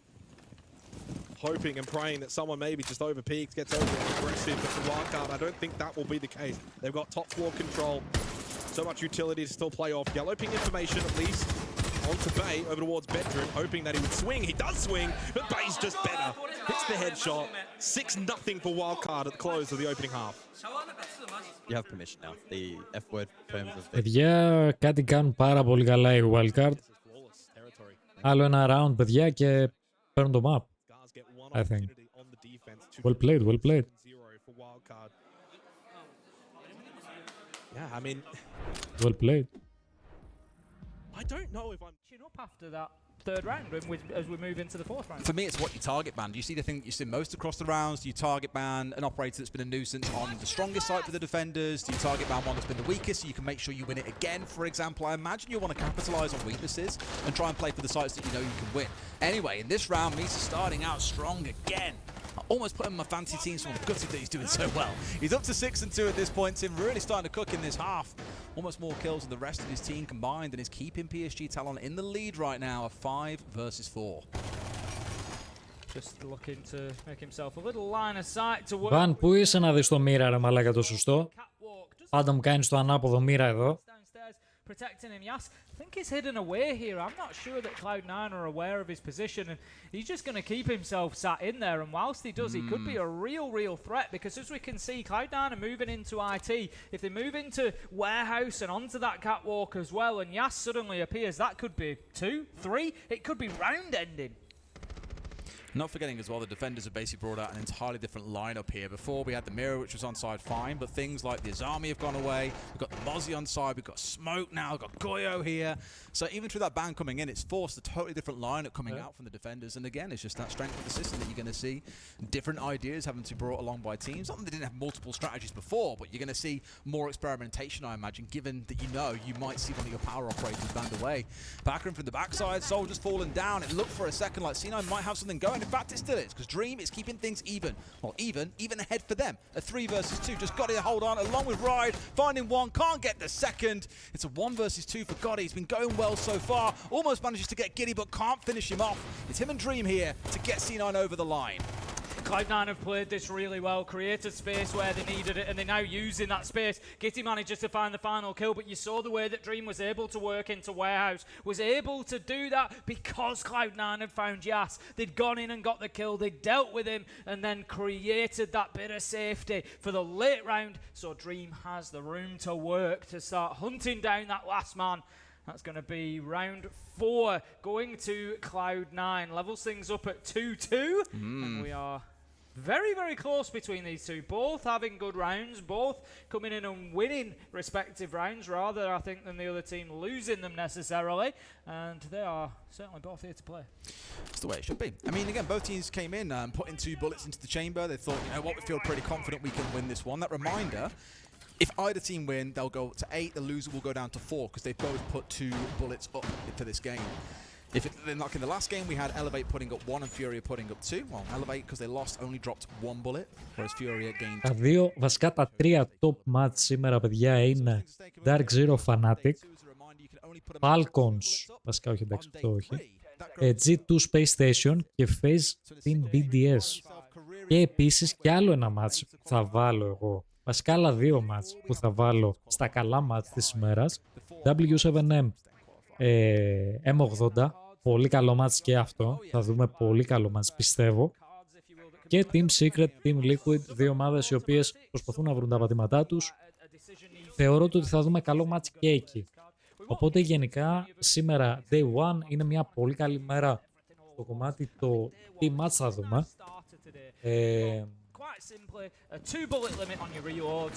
Έχει πολύ καλά match. Πολύ καλά match. Καλά, ναι, κονκάζ εννοείται ρε, εννοείται αυτό.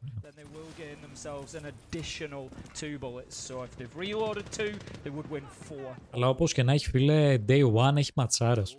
Εγώ αυτό έχω να πω. Ματσάρες. By the way, πήρα το πρώτο pack. Ελπίζω να το πήρατε κι εσείς. Όσοι είστε από την αρχή του stream. Αρκετοί είστε από την αρχή του stream, οπότε πιστεύω ότι θα πήρατε κι εσείς το πρώτο pack. Ξαναλέω, τα drops που δίνουμε σήμερα και αύριο είναι 3 συνολικά eSports pack. Ένα το παίρνετε στις 2 ώρες που θα μείνετε στο stream, το άλλο θα το πάρετε στις 4 ώρες και το τρίτο στις 6 ώρες. Ξαναλέω, είναι μέχρι και αύριο. Είναι και η αυριανή μέρα, day 2. Οπότε γενικά έχετε full time να πάρετε και τα 3 drops. Απλά να έχετε στο νου σας ότι για να μετρήσει το drop, επειδή γενικά κάνει ό,τι να είναι κάποιες φορές στο Twitch το κομμάτι των drops, μην έχετε mute το stream από το player του Twitch. Να το έχετε από πάνω, αν θέλετε, από την καρτέλα, να μιουτάρετε την καρτέλα, όχι το player του Twitch. Δηλαδή το stream μου να αφήνετε με ανοιχτό τον ήχο κάτω. Ίσα ίσα. Απλά μιουτάρετε το tab πάνω. Αν μιουτάρετε το tab, μετράει κανονικά το drop. Απλά σου το λέω σαν extra tip, γιατί αρκετές φορές την πατάνε αρκετοί και λένε γιατί δεν μετράει το drop. Το progress του drop. Απλά είναι, τι να πω, βλακεία γενικά technique του το πώς μετράει το Twitch τα drops. Είναι θέμα Twitch. I think that's what stung them a little bit, honestly, not having the Valk. Because the Valk is dual purpose in a way. They had 2 bulletproof cameras in that round. They would have had 3 more black eyes. Το άλλο το ματσάκι, παιδιά, είναι 1-6 από ό,τι βλέπω. Άλλο ένα round μακριά η wild card. Wild gaming, η wildcard για να πάρουν το πρώτο map σε αυτό το τουρνουά. Πάμε να το δούμε. Πάμε να το δούμε. To exploit that gap in the setup and now put themselves in the lead up to 3-2. Really good utility usage to put the frag grenades. And that has enabled them the entry towards top library. Dash gets the kill onto Choppy, of which now gives them a 2-player advantage for the remainder of this round. So someone from Scars now needs to go for that counter punch, try and get a kill back. But with that, you overextend your position, and Gasterat gets caught, and he has no idea really even where from. Yellow ping, there's no one there. Not sure what you're pinging. Dash gets the free kill onto Gasterat. They haven't even fired a shot this round. Scars wildcard so clinical. Για αυτό το μάζο νομίζω έχει κρυφθεί. Πολύ καλό ξεκίνημα για τους wildcard. Πραγματικά πολύ καλό ξεκίνημα, πολύ δυνατό. Yeah, quick game's a good game, and Wildcard proudly waving that flag for North America with a convincing start, not really putting too many feet wrong at all over the course of those 8 rounds. Off to a good start, still plenty more to go for them at this event. I was going to comment, I thought, nah, I'll leave it. Ice Cole's just said, is there a cricket in his mic? We actually think there is a cricket somewhere in the room, but we can't tell if it's like squeaky aircon or if it's a cricket. I'm pretty sure it's a cricket somewhere. I think it could be. I did say this I'm pretty sure it is. I think it could be. Don't get me wrong, by the way. We're not like in some weird backwater venue. Like we're this in a very nice arena. A very reputable Olympic arena. It's dead weird, but we're not sure what it is. But I'm glad someone else has seen it, so thank you very much, Ice Cold. We'll keep updated, as we normal. If it jumps on our desk at any point, we'll let you know.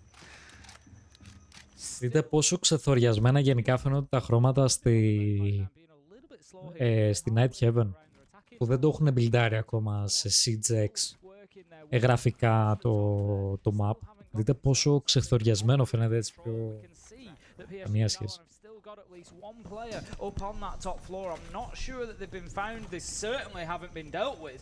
So this could be problematic for them if they're unable to deal with that player. I've said it already. It's Yasu's actually in that position last time. He was taken out, and Cloud9 did a good job of that when they were attacking onto the top floor. But this time, it seems like they might just have slipped through the net. So watch out for that flank as this round progresses. Kitty does manage to find Misa, and we see Cloud9 heading back up towards that top floor. But with only a minute left to go, they could be leaving it a bit late. It could be. It's the timing. It starts to sting as you get towards this point. I spoke about it on the last one, and we saw it sting elevating a few of their attacks, Tim. It's the clock becomes that 6th man. Now, at this point already, with the way things are shaping up, it's not looking awful for them. 5 versus 4. PSG Talon, all you got to do is hold here. You've got 2 C4s to play behind. You've got some glow canisters you can pop out. There's a lot to work with, but there's also tons of utility in the back pocket of C9. But here we go. It's all about the guns. Streaming for 1. It's down to a 5v3. And they know that there's one more. Sure enough, has punished the vertical at the exact time required, but it's a bit of a bait and switch. Soldier there himself to trade on the vertical, but sight is now in the hands of C9. That plant's going down, and there's nothing to stop them. Dream is going to find the final kill. They don't even have to put that diffuser down. The time is done as the round is ended before they manage to do so. Dream closing it out, and that's 4-2. Ωραία μπλούζα έχουν οι Cloud9. Πολύ ωραία μπλούζα. Happy with that start. We go through the half, through the side switch, as we always have, and we go through that quick, that sped up banning phase that we've got now, as they will ban 2 each again. Looking towards the second half this time, so PSG Talon on the attack will ban the defenders and vice versa. We can see on the screen in front of us there that Kaid was the first one to be taken out alongside the Blitz. That's going to be gone. We can see Cloud9 wanting no part of that whatsoever, given the success that they were able to find with it from Paka in the first couple of rounds, the space it was able to create. Double shield ban as Blackbeard goes as well, and a double electricity ban as Bandit will be taken out alongside. So we move. Παιδιά, ποια είναι η άποψή σας για το καινούριο ban wave system? Ότι μπορείς και μέσα στη μέση του παιχνιδιού να κάνεις bans. Εγώ το θεωρώ αρκετά ωραίο, refreshing στο κομμάτι των rules, ας πούμε, αυτό το κομμάτι. Το θεωρώ αρκετά καλό. in the middle of the game. They're not allowed to speak to them during the round 4 and round 10 singular banning phases, but in those first and halftime ones, they can do. So it's kind of like a little bit of extra sort of tactical time that they get in to have a little chat with the team, whether that's focused on the bans or maybe something else that they've seen. It's something, you know, both teams get the opportunity. They still have their tack timeout to use, but if you do see the coach's headset down and talking during that halfway banning phase, that's why. And hopefully they've got some sort of success here in the second half. Because C9, the thing is to... Speaking about Labs, it's one of those maps that we've seen pretty split, to be fair. It's pretty bang on 50-50 in terms of attack and defense win rate. But as we spoke about these two teams, you know, PSG Talon have struggled to find that form at international events. C9, a new team coming together. It takes a bit of time to make attacks stick. And so I always look at this and now see a 4-2, where Cloud9 have done really well in their attacking half to get the 4 rounds. I see a pretty big mountain for PSG Talon to climb to be able to match them and get a 4-2 and send us into overtime, let alone even think about winning out the game outright before we get anywhere near that point. So keep a close eye on how this plays out. Soldier is going to be the pinpoint, the spearhead of their attack on the Monty. On the defending side, well, they're pretty tucked into them. You've got the Mirror, you've got the Azami, you've got the Warden to deal with any smokes that might come on the way through. They're pretty well equipped here to deal with whatever PSG Talon might throw at them. Yeah, it's going to be, again, a real key position. Kobe on the Azami, on that warehouse catwalk. He's kind of playing in behind the Mirror, moving out. He's got himself a little bit of cover as well. That position needs to be dealt with by PSG Talon. And to be honest, I'm a little bit more concerned about them on the attacking side. Your defense, you can come in with your plans. You've got your rigid strategy set up. Everybody knows what they're doing. When you're on the attack, you've got to be playing a little bit more fluidly. You've got to be moving and playing what's in front of you, responding to what the defenders are doing. And that's where PSG Talon might start to struggle a little bit. 4-2 down, they need to be fine in this first round, and that Nitro is not going to help. Packer manages to finish off Soldier, and that gives us a 5 versus 4. It's a bit of a weird one where Soldier's been all alone here pushing in, has had very little support. I don't know where Ryder was at the time, but the fact he was being challenged from below by Packer, had 2 players pushing in from inside of sight. He's very much been left on an island all by himself, and they've now lost again that spearhead of their attack. I worry for PSG Talon here as we come in towards this last 60 seconds. They simply haven't got the strength, the ability to push through and break open this defense that's coming out from C9. Just going to spot the drone there and take it out. And like you say, Cloud9 now happy to pretty much hold their positions, sit back. They've got 50 seconds left to go. They've still got utility working for them. We can see the mute jammer just catching that Selma and preventing that wall being opened up. And PSG, where are your answers? Where's your plan? They've managed to get the Flores drone in. The Rotero is going to take out one of those Kiba barricades. Yas manages to find one. We've got trades going back and forwards. And ultimately, it still finds us with Cloud9 in the ascendancy. 2 versus 1. They just need to hold on. 25 seconds. There comes the final fight. Packer, he finishes what he started. And that is going to be another round for Cloud9. Well, a little bit too easy there, wasn't it? When it came down to the bitter end of things, I think PSG just once you lost the shield, you again lost the ability to really put pressure on the defenders. And sure, a couple of kills came through for PSG Talon, fair play. But Cloud9 dug in deep and really didn't have to do much more than wait for PSG Talon to present themselves at these riskier angles. The thing about this map is sometimes it can be very, very bottlenecky. A lot of single doorways to push through. It just makes things a little bit simpler for the defenders. But don't take it away from them. It was a good defense coming out from Cloud9. Now we go down into the basement where they have the chance to go to match point and open up a 4-round lead against their opponents. Starting to feel like it might be a little bit insurmountable for PSG Talon here, Des. It's a good few rounds since they were able to win one. And it feels like the snowball is rolling down the hill. It's gathering some real pace, some real momentum here. And I think it might have just got away from them a little bit. Cloud9 looking more and more comfortable. As I said, coming in, a new team that's been put together. You know, they don't have experience playing on this sort of stage with each other in this way. And so ωραίο ματσάκι, παιδιά. Ωραίο ματσάκι και βλέπουμε τους Cloud9 να έχουν πάρει ένα πάρα πολύ δυνατό προβάδισμα, να έχουν το momentum. Για να δούμε αν αυτό θα στοιχήσει στους PSG Talon ή αν θα βγάλουν κάποια αντίδραση. Για να δούμε. Things, not forgetting that when you lose Tim and you fall down the leaderboard with those bullets that you then get to pick your opponents. So you imagine then you'll start to see some of these lower teams who don't want to gamble too much will find themselves in a spot challenging a big team and saying, cool, we'll put 1 bullet up, we don't mind if we lose this one. It's when you get towards the later days when then you start seeing teams with very few bullets challenging teams that have got loads of bullets that things start to get very interesting, because 1 win could propel you to the top of the leaderboard and see you going through to our live stages. Just using that Monty there for intel gathering. Just have a little look in through the window, see what they can see. Through the kitchen, they're going to be looking to get control of that floor, make sure that they can work above, get the verticals. You want to be in storage, you want to be comfortable doing so you can open things up and just create a little bit of space inside a site. One thing they do need to be careful about is it's the Monty of Soldier who's roaming around there on that mid floor at the minute, trying to create that space, trying to provide that intel. Does have the diffuser in hand, so need to be careful that they don't get caught out by anything like nitros on the side of Cloud9. They could find that diffuser down in no man's land. All right, well, let's see if they can keep the soldier alive for longer this time around. I've mentioned before that they generally see a Monty, he'll be the spearhead of your push. Εδώ βλέπουμε από Kitchen Push. Κατεβαίνει ο Monty για να δούμε πώς αν θα μπορέσουν να κάνουν καλό defense η Cloud9 με το press που τους κάνει ο Monty.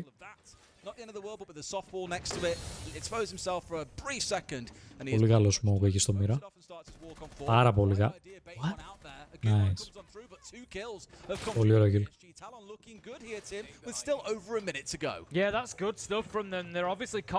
Και πάνε για default plans έτσι όπως πάμε και εμείς ακόμα και στο rank.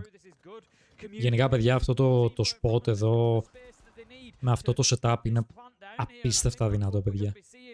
Πραγματικά. Signaling that he needed a little bit of cover there, Soldier. Nitro goes out, cannot find its mark, and they will not stop the plant going down. But how about that? A huge double from Dream. Πάρα πολύ καλό double kill εδώ. Manages to get his shield back up. Maybe. Η βοήθεια Monty, άλλο. This is going to be a measure now of Soldier's capability too, because if you can dance that shield around properly, you can get away with this. But look, he's a bit doomed here, Tim, at 1 versus 3 to play through. And Monty staring at him, 2 players nearby. Πολύ ωραία. Πολύ ωραία. Αλλά και πάρα πολύ ωραία shot από τη μοίρα εκεί. Πάρα πολύ ωραία shot. Yep, good stuff. Good stuff from PSG Talon towards the end of that round, particularly picking their plant spot, creating the space. It's just the basics, and that is what you've got to do well at a tournament like this to have any hopes of picking up results. Is you've got to have your basics absolutely nailed down, and then you need a few special moments along the way. And that was a great example of basics. Mid-floor control, so they know they're not going to get challenged from above.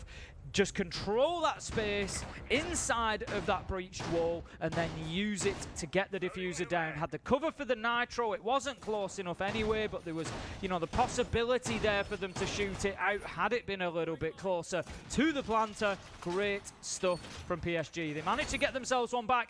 Will that stop the rot? It's been a little while since they won a round. Hopefully that's going to give them the bit of confidence they need to push on and get themselves back into this one. It's a bit nervy, isn't it, still? Like, one single thing goes wrong, they catch out the Monty early, or you lose a key operator, your hard breacher goes down to a spawn peak. We've already seen Misa in that first half getting out and getting a 2K, for example. C9 very, very capable of doing the same back to you. And the whole attack can fall apart, and then you've got 3 rounds in a row that you need to win. It's a big stretch, Tim. Control and storage, so you're going to have to break through the top floor first, and then worry about the site itself. So time becomes an issue you've got to think about, but at least the starting parts of the round aren't too bad. For example, getting the garage wall opened up. Very easy with someone like Gotti on side. I believe it's already been done here, so now they can move away from that, have it as phantom pressure, and think about using it later into the round. Probably with Soldier pushing his way through.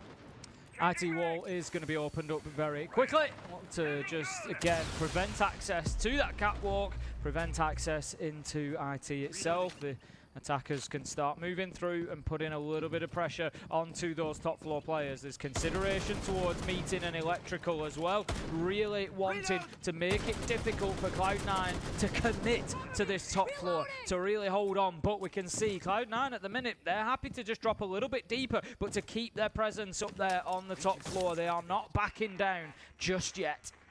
And why not? If PSG Talon aren't putting enough pressure into challenge for the ground and take it away from you, why give it up for free? You can keep on running that clock down. And they've got to still chew through things like we've mentioned. The keeper barrier is being in place. Yes, there's no mirror available in this round at the very least, but even the Monty's having a bit of bother here, just stepping inside of the building itself. Problem is, well, we've got you off towards the one side. They've got a good bit of crossfire they can employ. We've already seen Shields being that spearhead with a second player to support. But look at this, C9 is still dug in and are giving nothing over to PSG Talon. That puts all the onus on the attackers here to make something happen, and sure enough, a swing like that could be a way to get things moving, Tim.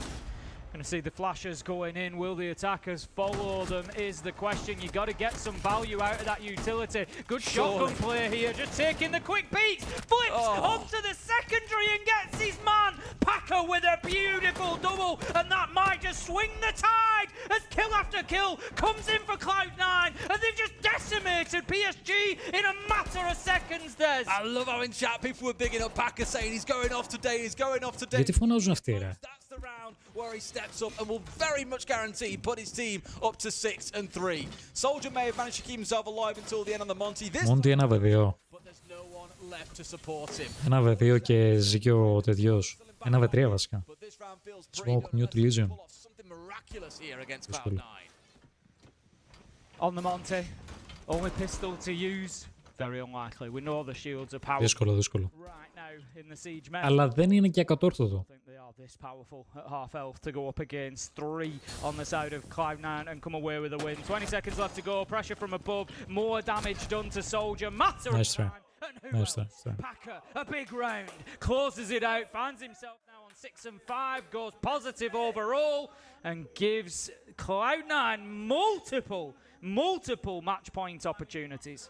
This is kind of what I expected. I spoke about it earlier, and unsurprisingly, by the way, a little timeout coming in. I think it's because we're going into our bans as a reminder. Round 10 means that we get to see another operator taken away. I'm wondering here if Cloud9 ban away a shield, or if they say, you know what, you guys aren't doing too well with the Monty, you can keep it. It would make sense to ban it as the last operator out of the 3 when you look at shields, but who knows? And maybe on the defensive side, well, there's a whole host of things you can pick. The Azami, though, has been a real nuisance for them. It's going to be the Mirror and the Ace taken away, though. I mean, we always know that there's a lot of value to be found in Mirror or in banning Mirror, but like you say, the Azami has been a real thorn in their side, choosing that they are going to continue to attack into that Azami at least, but they had to choose one of the two. Έχουμε technical timeout, παιδιά. Γι' αυτό και όλα μας έκοψαν τα bans. Οπότε technical timeout και μετά είναι τα bans. Στο άλλο stream, για να δω. Στο άλλο stream, παιδιά, ακόμα δεν έχει ξεκινήσει τίποτα. Every time, enough chip damage to get him downed, but then the speed of thought. I've downed him, I've got another one coming from electrical window, hits the deck to change his angle of attack, flips onto the SMG and gets the kill. Just beautiful stuff, a beautiful double for Packer. And enough, like you say, to put his team up to match points here. 3 bites of the cherry they've got to get this one right. And the painful thing is for PSG Talon, you've got to be right every single time. C9 have only got to be right once. A well-placed C4, a run-out that I spoke about earlier on. Anything like that to disrupt the other side can be enough to see it done. But being honest with you, Tim, I spoke about them maybe not banning away the Monty because they're not seeing much success from Soldier playing this operator. It feels like they're doubling down on that and saying, you keep playing it because we haven't really seen you put it to great success yet. Outside of the one attack on the downstairs. But guess what? We're not going downstairs. We're up on this top floor. We've got these fortified positions. Yes, there's no mirror for us to do it with. We don't really care, though. A big loss as well for PSG Talon. Let's not forget they have reloaded the maximum available number of bullets in this round. Day 1, day 2, the most you can reload is 2. PSG Talon doing that, obviously thinking there was a possibility that they come away with a result here against Cloud9. That's going to see them dropping down to 4 overall, which is as bad as it's going to get for any team today, so it will put them definitely down at the bottom of the league. So it's a big blow for them at the beginning of things. I love how there's although it's written, it's not quite the same as having it in the halls of Boston, of course, at SI, but Dream is sexy. The chant that we heard non-stop for Unwanted has carried on into the halls of chat, Tim. I can't see it going anywhere, Des. You know, I can't see that stopping anytime soon. No matter where you have an event, I'm pretty sure someone somewhere will be chanting it, regardless if he's playing on stage or not. It seems to be a new thing in Siege. All right, then. This could be that last round that we were speaking about for PSG Talon. Got to get it right here and now. In fact, you've got to get it right the next 3 times round or you are screwed. Main thing I'm looking at, Tim, is going to be this Deimos. Normally paired up with something like a Dokkaebi as a pairing. They're really good at hunting down roamers and removing any sharp edges that defenders might have lurking away in the shadows somewhere throughout the map. Here, though, you're really relying on Ryder to get that job done for you all by himself. But, as we've often seen be the weakness for a Deimos, you can only trap one player at a time, Tim. If someone else is playing in wait to support and baiting you in, essentially, it's a freebie. There's nothing else you can really do about that unless you're someone like Shaika, who plays the living hell out of this operator and makes it look easy. Though, that said, that team are one that also use an awful lot of Dokkaebi to pair up alongside it. So I'm just a little bit worried here that Ryder might get sucked into something and end up paying the price for it. The Deimos there, as we can see, right, just holding that long angle, looking to try and pick somebody up through garage. But Cloud9 are using the utility well. We can see an attempt at Deathmark coming in from Ryder there, but it's not going to work. The mute jammers being brought in, just move through those and prevent that tracking from happening. And right now, it feels a little bit, with 120 left to go, that PSG Talon are just scrambling a little bit, Des. They haven't got themselves established anywhere, really. Everywhere they go, there's new utility for them to try to deal with. This time, Silent has a little bit of support from Dream as well, and PSG Talon are just stalling out at this door. All right. Oh, the straps of the shield. This is good. He's got a window, and sure enough, gets away with it. Like that, Tim. They've broken the Aqua hold to a degree. C9 lucky not to lose a second player. I say that as Elsewhere Mises now managed to find out Packer.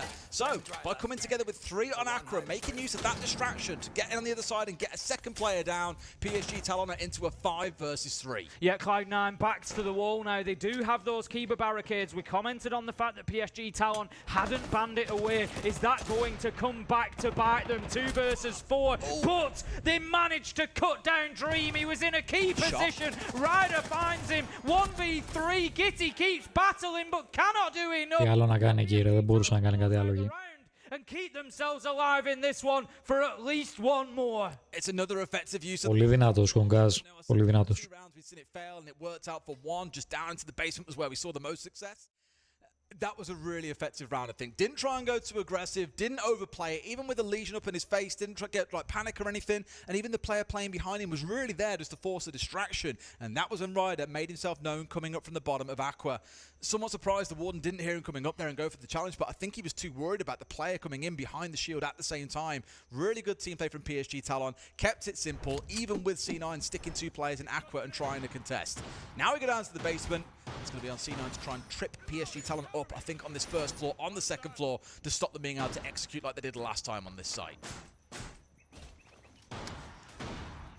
Like you say, there's still a lot of work ahead of them here at PSG Talon. They've been getting kind of 1 round to Cloud9's 2 over the course of this game, and that is not going to be good enough for them. They need another 2 back-to-back here without a single loss. And you feel like Cloud9, with the opportunity to go anywhere in the map, are going to be able to close it out somewhere. They're going to try down in the basement once again. Packer just opening up those lines of sight. We've got Kobe up in the kitchen as well. A lot of work for PSG Talon to do here, and it's going to revolve around clearing out this mid-floor. They did well last time to do so, and it gave them the opportunity to get that diffuser down. Can they do it again? They've got to win those same gunfights. They have. I think for me, it's Silent on the Cat Can that eyes will fall to here, though. Of course, it's very rare that you see these traps pick up a number of kills throughout a round, at least in the top level of play. Often a drone will see 1. You know, there are 5 more to figure out and find throughout the map, and that's not so ideal. I had no idea that Ryder was inside the map at this point, and Silent, clearly making a bit too much noise in the top floor, has been picked off for free. Now, those Cat-Can traps are still down, of course. They can still deal a little bit of damage here. Likely to catch someone out and kill them? Probably not.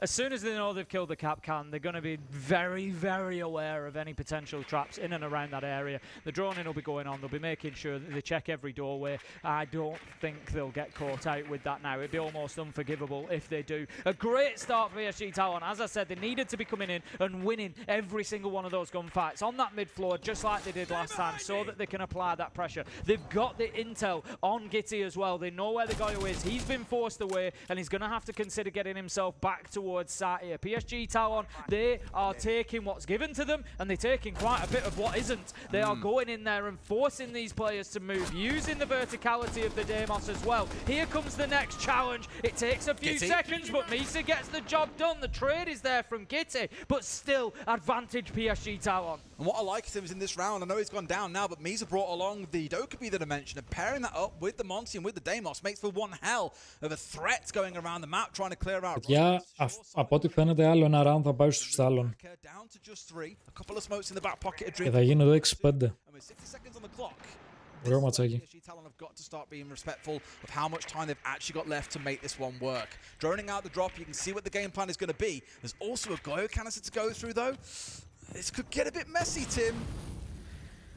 They're just going to be popping that, making sure that that utility is not available. 50 seconds left to go, so there'll be plenty left on the clock after that fire burns down, should they want to move through that area. Kobalax has just come in to try and see if he can manage to find anything on a flank. Did the drone see him? Question, the drone flashed past in front of us, but if Talon weren't paying proper attention, Kobe might just be able to get off a huge flank here.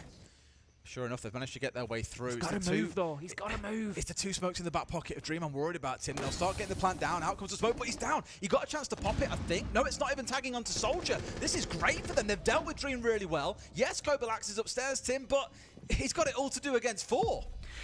I just don't think he moved quickly enough, and that's not a criticism of Cubby. He's moving through carefully. He's going to take a lot of damage and be cut down there, as we can see. It was just that PSG Talon were doing too much too quickly inside a site. It's one of those. It's probably a catch-22. If Kobe does move more quickly, he probably gets picked up and they know he's coming and they just deal with him easily, so he can't really win in that situation. But he was just kind of 5-10 seconds behind the action there, and by the time he got into a position to be able to do something about it, it was too little too late. The damage had been done, and with 2 back-to-back rounds, there's PSG Talon. They just need one more. We're on the verge. This is the thing, because C9 have had the chance to go through so many sites, and they're paying the price here, Tim. It looked unfathomable at 5-2 that we'd see a way for PSG Talon to battle their way back in, but as we said, this map's quite well split between attack and defense, and PSG Talon have found their groove here. C9, they're struggling to adapt and respond and can't see a way through it. From at least what it looks like from here, they'll keep on running that shield. They'll change things up here with things like Yas coming along the in, got the Dokkaebi coming on outside once again. I just worry that C9 have got their number figured out here, and they're not going to be able to hold off PSG Talon. Overtime could be inbound. With the potential of overtime, Des, I think it's worth explaining the banning system and how it works moving into overtime, because you would be quite right to say, hey, do they ban again? Do they have to go through that? And the answer is no, they will not. Under the new banning system, what will happen if we go to overtime is the operators that you have banned during the game for the relevant side will be used on your overtime rounds. So, as an example, and I don't know if this is the way around or not, but for the sake of an example, if Cloud9, when we move into overtime, if we do, if they start on the defense, then the bans will remain as they are now. In round 14, when Cloud9 move on to the attack, then it will be their defensive choices from during the game earlier on that are their 3 bans. So there will be 6 operators banned for every round of overtime, and it will be those operators that have been selected earlier for the relevant sides. Spot on, Tim. Makes things nice and flowy, at least with the bans. Here we go. Soldiers in pretty quick here, straight up against the door and trying to force these players back. You're always looking for that second player that's on support, and sure enough, one is here, but look at the response. C9, 2 players straight up against the door themselves. Packers found one. Hopefully it doesn't all crumble for them here, because Tim, they're only going to have one call out from the Dokkaebi. They're in trying to find more, and sure enough, they try their best, but Tim, C9 has simply won out in the gunfights. They've removed basically everyone. Yas is on his backside, got him with it all to do, and PSG Talon, in trying to move a bit too quickly, may have just paid the price. They just tried to brute force it, Des. They just tried to work in with that Monty shield. They showed so much patience using that shield previously. This time, it was like trying to just get in there with a sledgehammer and crack this one wide open, and it didn't work for them. Cloud9 were able to stand up and win those gunfights when they needed to. They're going to know that he's in here on the balcony. It's going to be very, very difficult to get this pickup. Will manage to, so that's something at least. Yas back on their feet, leaves us in a 2v4, but with a minute left to go, this is almost certainly Cloud9's. One below, one in IT, players inside of, like, not really even sight, off towards their left, just everything's looking rough at this point, and they know exactly where they are. And they've burnt the flashbangs to try and make sure they get the pickup off. They've got nothing else to work with except these Candelas that Yas has now got in hand. They could maybe make this work. There's no Warden on side, for example, but they've really got to capitalise. Kobe's very low health. I guess that's something if you're looking for the side of PSG Talon. What are the positives? Kobe's one shot away, but even with that, he manages to get the trade, takes down Gotti, and that's a big loss. Out of the 2 that you wanted to lose, it wasn't Gotti. Cloud9 managed to find success. They take down PSG Talon after they did come back at them a little bit. 7-5, that will secure them 2 bullets that they reloaded Des, so they now see themselves sat on 8, which will be up towards the top of the league table. And unfortunately for PSG Talon, they lose their 2, drop down to 4, and will find themselves towards the bottom. And probably for them, one of them, Tim, where they came in having those 2 bullets on the line. You look at our first game, Elevate only put... Ορίστε ρε κονγκάζ. Cloud9, ορίστε. PSG Talon are at the bottom, but of course the games that we've had in our A stream will also play into that, and we've still got 3 more games to go across both streams. I think some promise being shown by both teams, similar to what we said about Elevate in the last game though, Tim. Just a few issues around like coordination on the attacking side. I think bit both teams at points there, and hopefully we see that build up over the next couple of days because there's still a lot of Siege to play. Yeah, we're going to see that consistency and cohesion building up as we go. We know this. You know, the teams have had a little bit of time off since February. We've had plenty of changes going on, so they're getting back into the groove. But Cloud9 looking like they were well in the groove during that one, I think. I think they were, pretty good. Definitely moments as well where it slipped a bit, as we mentioned, like getting PSG Talon back into that game could have closed it out very comfortably. They were up 6-3 and I thought, surely this is theirs to take in. So no doubt a few things I'll go and look at. Question marks will be around that extra ban they made, the third one they brought in rather than Monty. We said, okay, well the Monty hasn't done too well, it makes sense to leave it up. And then the next 2 rounds, it really punished them. It did do a bit of work, so yeah, certainly something to look at. But again, we're in that banning system where you look at it, can you really take all 3 shields out and leave everything else up? Risk and reward. Absolutely. We've still got our stats that we're waiting on as well, by the way, so we can talk a little bit more crappy if we want to as well. We've seen 2 maps, and obviously Clubhouse being recently, not reworked, but graphically improved map. We've seen Nighthaven Labs now as well. I know over on the other stream we had a chalet earlier as well. We're seeing a real good mix of maps coming out, which is always fun to see. Yeah, and I mean, looking at that Clubhouse game that we saw with Furia, obviously on sort of, let's call it a CJX map, we've got that new environmental elements, and we saw some, you know, good use of that. You know, sometimes a few get popped out at the beginning of the round to sort of create a bit of safety for the defenders, but used one brilliantly. They got a kill with it towards the end of the game. Was on fire to, you know, stopping KZ moving in because he knew he had to do something because the explosion was going to come. And so yeah, we've seen some good at working examples of CJX in play as well. So it's been a great day so far. So what I'm going to do, I'm terrible in terms of remembering our schedule. Do you know what our next game is? No. I think it's Falcons. Is it not Falcons? Falcons is game 3 or 4. I think it's game 4. I think Falcons is 3 and FaZe is cheat and find out. But actually, yeah, it's Falcons versus Loud, one of the games that we can see. So that's going to be very good fun. And over on the other stream, it's DZ versus Fnatic. So loads to look at. But in fact, here you go. Producer Sam has got us covered. That's our schedule for the day. Falcons versus Loud coming up next. That feels like a massive next, game. FaZe after that. I'm sure somebody said that. Just an absolutely mega game that we've got coming up. And then at the end of the day, across both streams, we've got W7M versus M80 and Secret against Liquid to close out the day. No doubt some teams in there that people are dying to see what they can do. As mentioned, it's been roster mania. Pretty much every team here, bar 3 or 4, have made roster changes of some description. So it's one of those where you're just like, what can that team really achieve now they've made the changes they have? That's been one of, for me, was coming into this, I'm thinking, what am I looking forward to day 1 and 2? I'm excited to see the new format playing out, and it's, I think, for me, I'm finding it very exciting. It's going well so far. And the other thing was so many roster changes. Let's start seeing a few of these teams. Liquid is one. I mean, they've made, for my money, probably the biggest roster change of all. You know, Palu moving away to W7M is one of the biggest roster changes we've had in a long time in Siege. So yeah, I'm really looking forward to seeing Liquid play at the end of the day. Well, that's it for game 2 here. Of course, after the break, we've got that big game between Loud and Falcons coming up. So don't go anywhere. We'll see you in a little bit. Sometimes you have to be that guy. I'm just saying, I agree with all of them. You know, the IGL has to take responsibility for when things go wrong. Every time I lost a gunfight, I didn't think I did it wrong. I just thought Fox put me in a terrible position. So, like, I just patted myself and was like, it's Fox's fault. It's not mine. Right. Lex, you got flanked. I need help.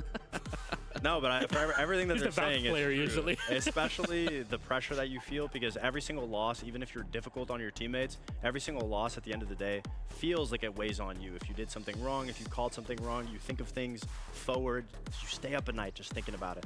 It's terrible, but it was really nice to hear the inside of all of them. I don't know how Packer was able to sneak in there.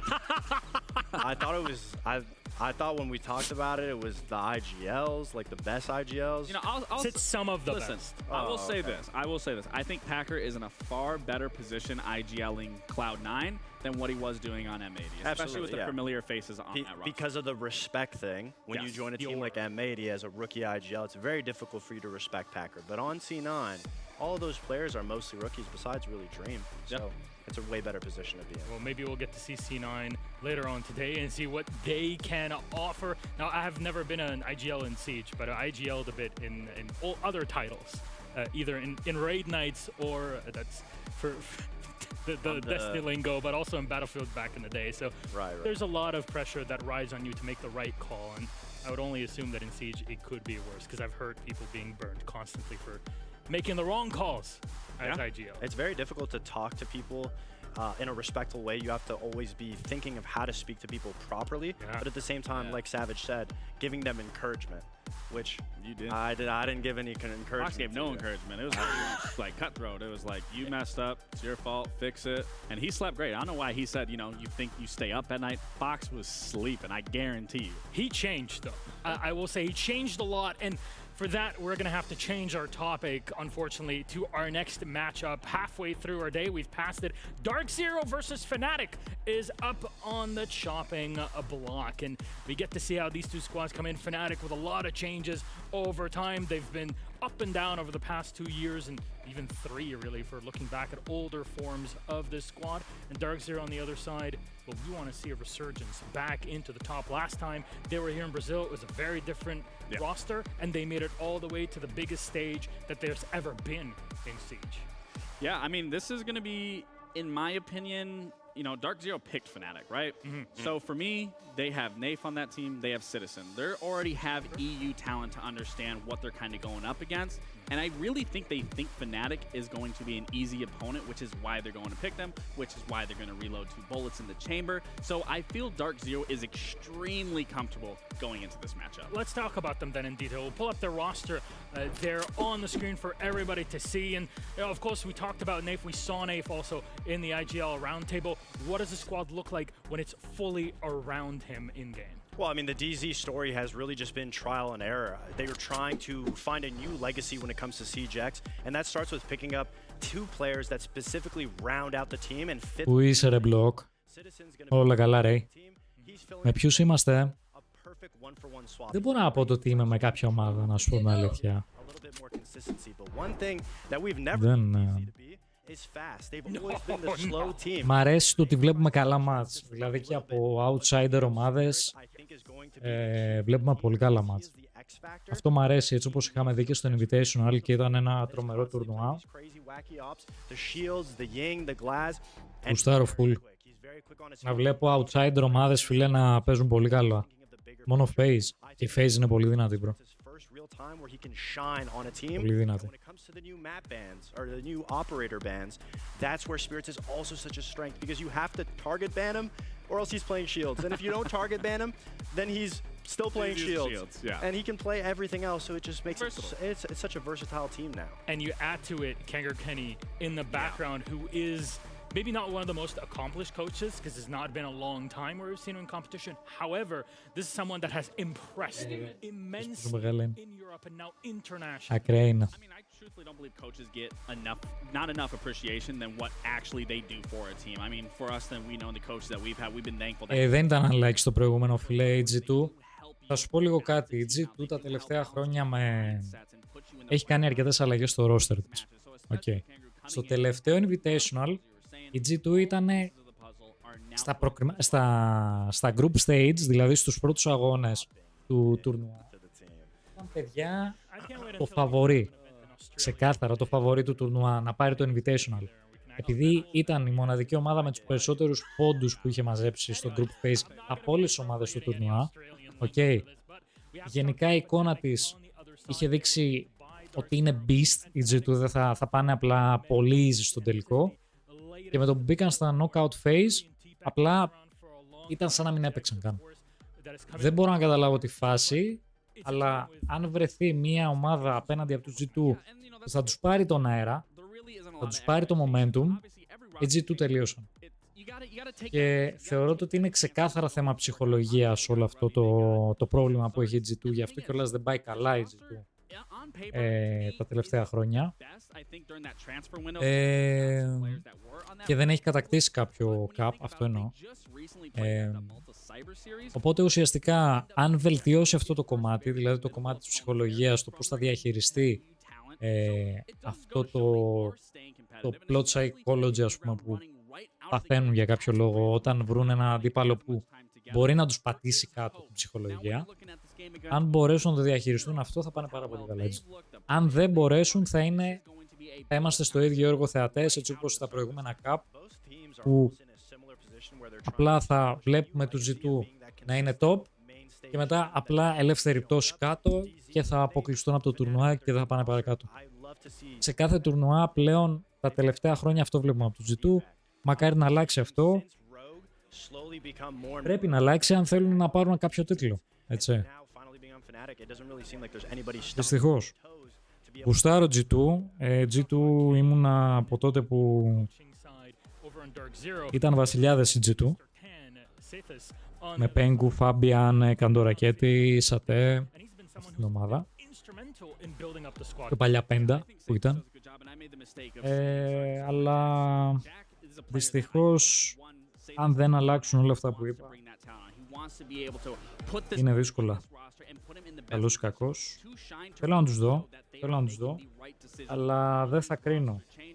Δεν θα κρίνω γιατί και στο Invitational είχα εντυπωσιαστεί με το πόσο καλά πήγαιναν οι G2 και είδαμε μόλις πέρασαν στα knockout stage το τι έγινε. He's trying to cultivate the new sets of players to be able to bring them up to speed, and I think that's a genius way to look at it because you're looking forward into the future of Fnatic, because obviously at the moment, they're not going to be a top contender, so he's trying to build their way there, and you're right, they've slowly been at that pace. Funny enough, this is what Dark Zero has been attempting and doing succeeding even at it over the past 5 years, really, since the 2020 SI up to now. Yeah, I mean, when you look at Dark Zero as a whole, this is a roster for its entire... Έτσι και εσύ να φανταστώ, πιο παλιά έπαιζα ESL, άλλα τουρνουά της Ευρώπης που διοργάνωναν, αλλά Pro League όχι, δεν έχω παίξει.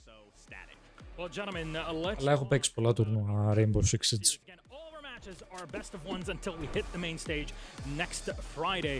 Lair is up on the block here where Dark Zero get to have that final ban. What are we looking at here? I'm loving Lair for Dark Zero. I feel like North America as a whole is coming to this tournament with playing all of the Λοιπόν, τώρα το match, παιδιά, που θα παρακολουθήσουμε είναι Dark Zero Fnatic. Καλό match και αυτό. Εγώ πιστεύω, επειδή έγινε αυτό που έγινε, τώρα θα ξυπνήσουν. Μα αυτό γίνεται τα τελευταία 3 χρόνια, ρε brother. Δεν έχουν ξυπνήσει εδώ και 3 χρόνια.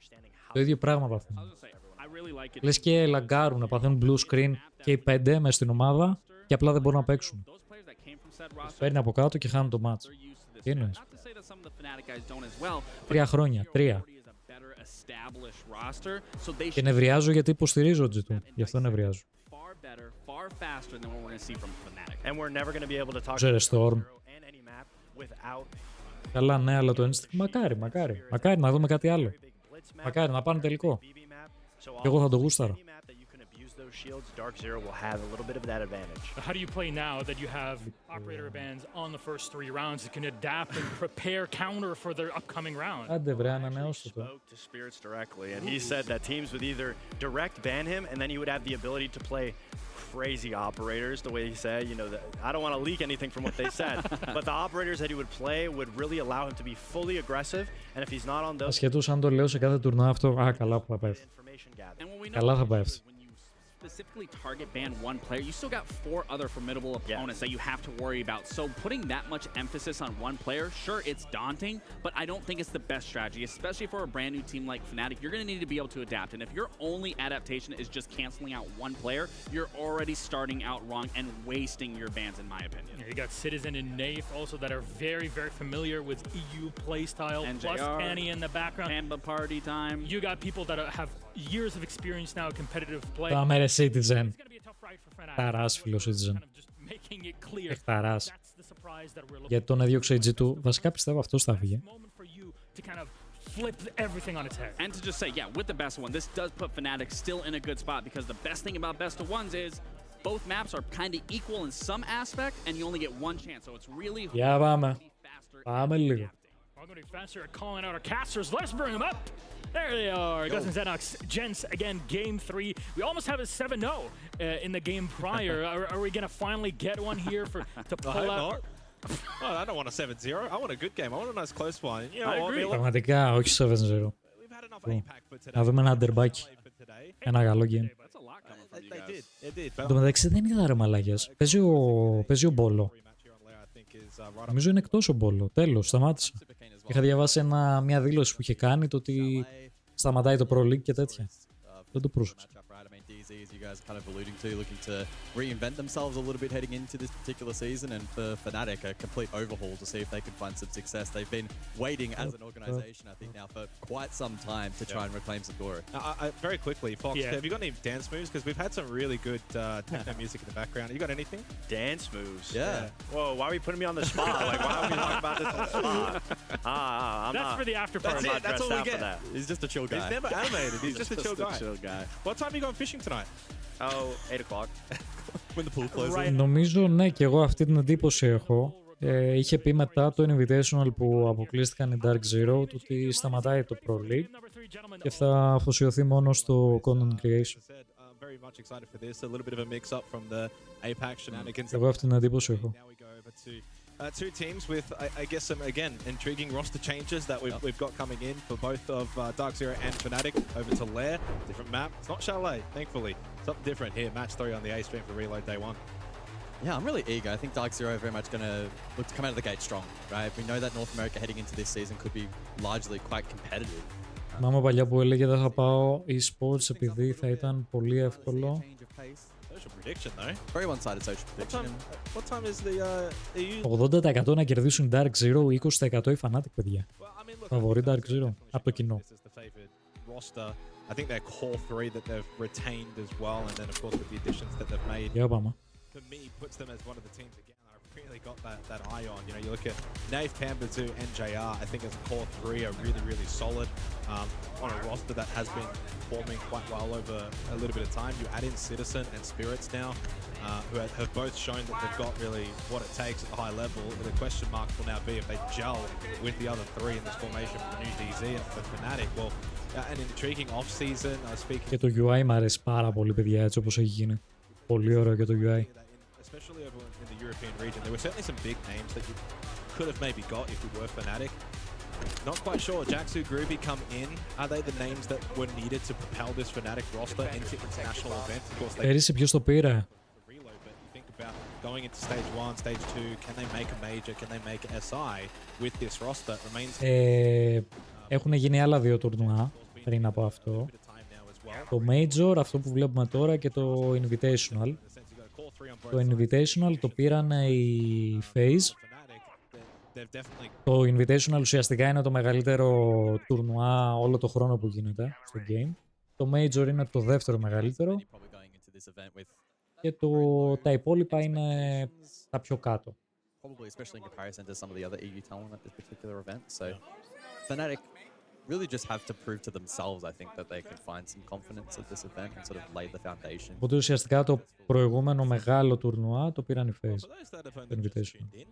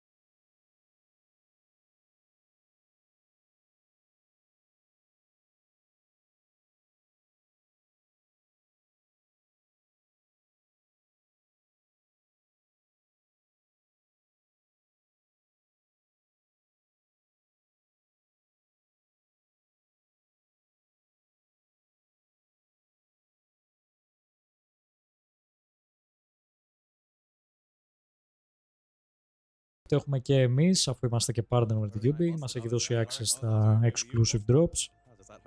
Οπότε ναι, απλά πρέπει να κάνετε link το Uplay account σας μαζί με το Twitch για να έχετε τη δυνατότητα να διεκδικήσετε τα drops.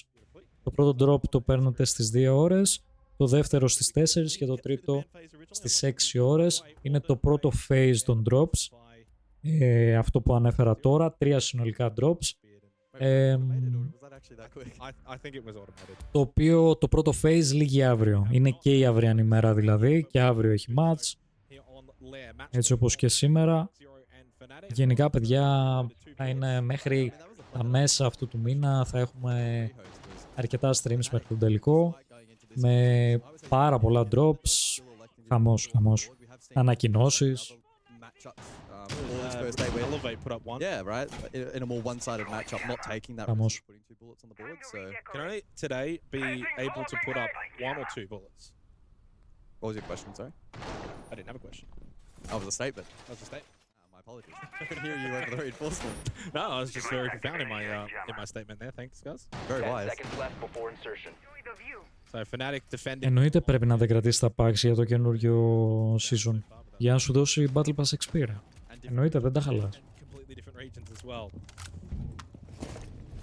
Αυτό είναι νόμος. The North American region, so I'm kind of hoping Dark Zero don't let that come back and bite me.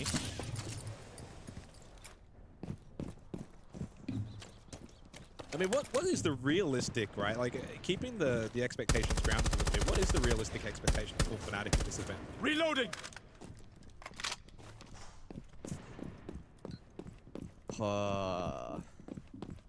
You're putting me on the spot here a little bit.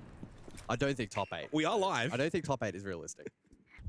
No, I don't believe so. I don't think top 8 is realistic either. So is it just a case of... If they can maybe avoid bottom 4, I think that would probably be a success. Yeah, as harsh as that may sound. Get a couple of wins, you know, beat the teams maybe you should be beating, etc. But look competitive. They need to look competitive. And I think that's probably the case for a certain amount of teams here that have certainly made a bundle of roster changes. You got to look competitive. You got to show good signs. The way, you know, we were actually talking, we had the benefit of talking to Sathis actually a little bit last night about, you know, what do we kind of expect in terms of this roster?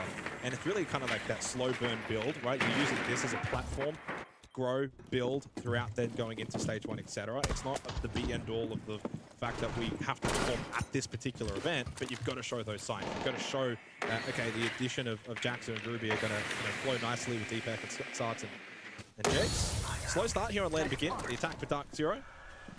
Ying shotgun. For Citizen, Spirits on the Ying. 2 new members of this Dark Zero roster. Speaking of, Spirits over towards the main stairs, steps on a Gumine. Shotgun in hand. Bit of information, bit of mid-range battle. Unable to take that head on. Waits for that Candela and pushes forward. Up close. I don't think was expecting Groovy to be making that push towards main stairs. Spirits on 1 HP, so is Jaxu. And Spirits will be the better of the 2. Although another one pushing up main gets the kill with the shotgun onto Jegs. 3 in quick succession for Spirits. What an entry for him. What a start for Dark Zero. Πολύ καλή αρχή bro για τους Dark Zero. Πάρα πολύ δυνατό. Πολύ δυνατό round. On the Dark Zero roster and looking to play more exotic picks. And that's exactly what we saw in the opening round. Lobby hit. Candela's from the Ying, shotgun in hand, proving to be very effective, crunching that position top stairs into bathroom. Not really much of the way of a response from Fnatic. It's not a typical set play from the attack, and Fnatic struggling to adapt. I mean, is that something that this Dark Zero roster probably needed a little bit, was a bit more pizzazz and flash and change of pace. Change of pace. It's a big thing for I think the pace change, I think you're right. Life. Well, this was an easy highlight for those in the back room. As Spirits took full control from main stairs to the Mez, clears out Jaxu, and obviously had an idea that the flank was coming from Jegs.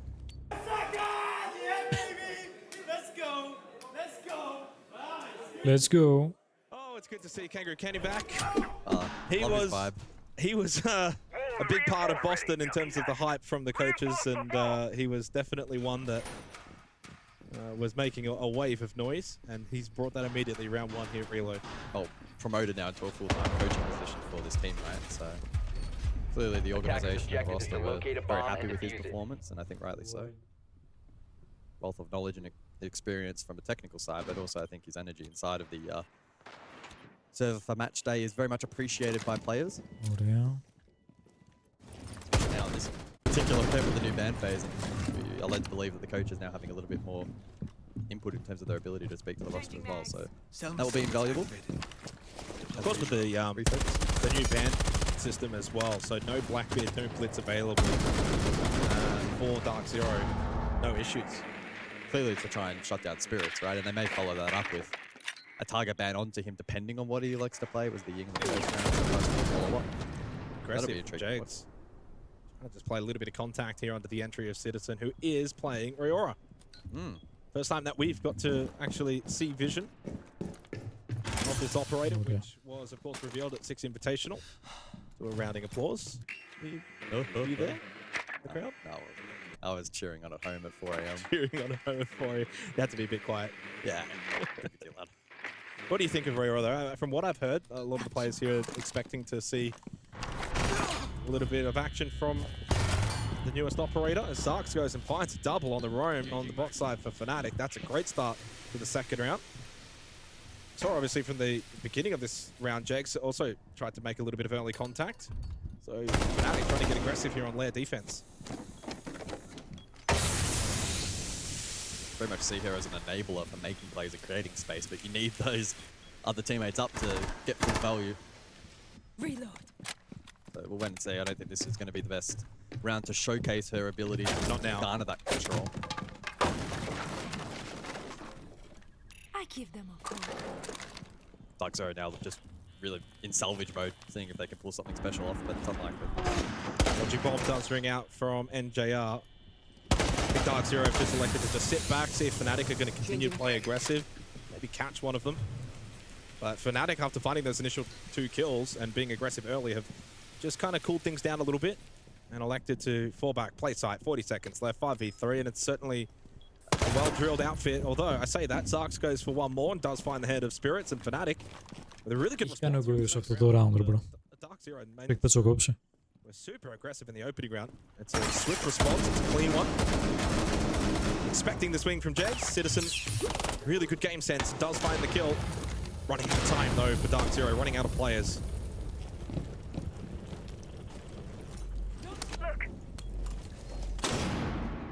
Flash not going to be effective. Groovy hit well, second one effective, but he had already found the kill onto Citizen, and surprise, surprise, Fnatic take the second round.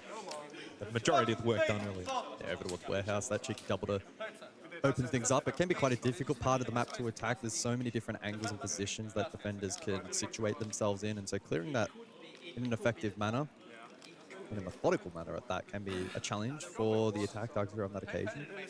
Once you bleed those picks, then obviously the Riora you don't really get full effect from. Your whole game plan just goes out the window. As I said, that you pretty much automatically go to salvage mode. And to their credit, Dark Zero, you can see very much playing the round out. You can see some deep comp looking to try and play together as best they possibly could, especially NJR and Citizen doing that to the X situation, but ultimately just too many defenders to overrun, and with that, a 1-1 scoreline as we head to the third. Camera ready to activate. Which is already better than really what we got probably from our opening matches, which both the first 2 matches of the day, we're looking almost flawless territory by the end of the first half. It's Fnatic, really, really solid response. Now to Dark Zero to change things up a little bit, and Spirits is electing to bring shield play out rather than the Ying. We'll go Montang on the attacker repick. Capitao as well for Pambazu. And so that's arguably the danger player now playing 3 different operators across the first 3 rounds. So and that's what you want. You need to have a good operator pool. Well, especially with the new ban phase, right? Because at the conclusion of this round, it puts Fnatic in a difficult position. If Spirits continues to play well, are they going to back that up with the Monty and try to fully take shields out? Do they elect to maybe play it quote-unquote a bit safer and take maybe the Ying out? I'll be intrigued to see what their response is like, but it is dependent on the performance of this round from Dark Zero and what they were able to achieve. And again, I think we had a little bit of this conversation regarding wildcard in the previous match about teams that wouldn't necessarily... Αν παίξεις μαζί τους με την ομάδα σου, πιστεύεις μπορείς ή είναι ακραίοι? Δεν συγκρίνεται ρε εσύ, δεν μπορείς να ανταγωνιστείς αυτές τις ομάδες. Εγώ έχω σταματήσει γενικά το competitive κομμάτι που έπαιζα τα τουρνουά και αυτά εδώ και Από το 20. Έπαιζα από το 16 μέχρι το 20. Τα τουρνουά αυτά. Έχω σταματήσει πλέον. Αλλά είναι σε άλλο επίπεδο, ρε. Είναι άλλη φάση. Ναι, εντάξει, είναι άλλο level, φίλο.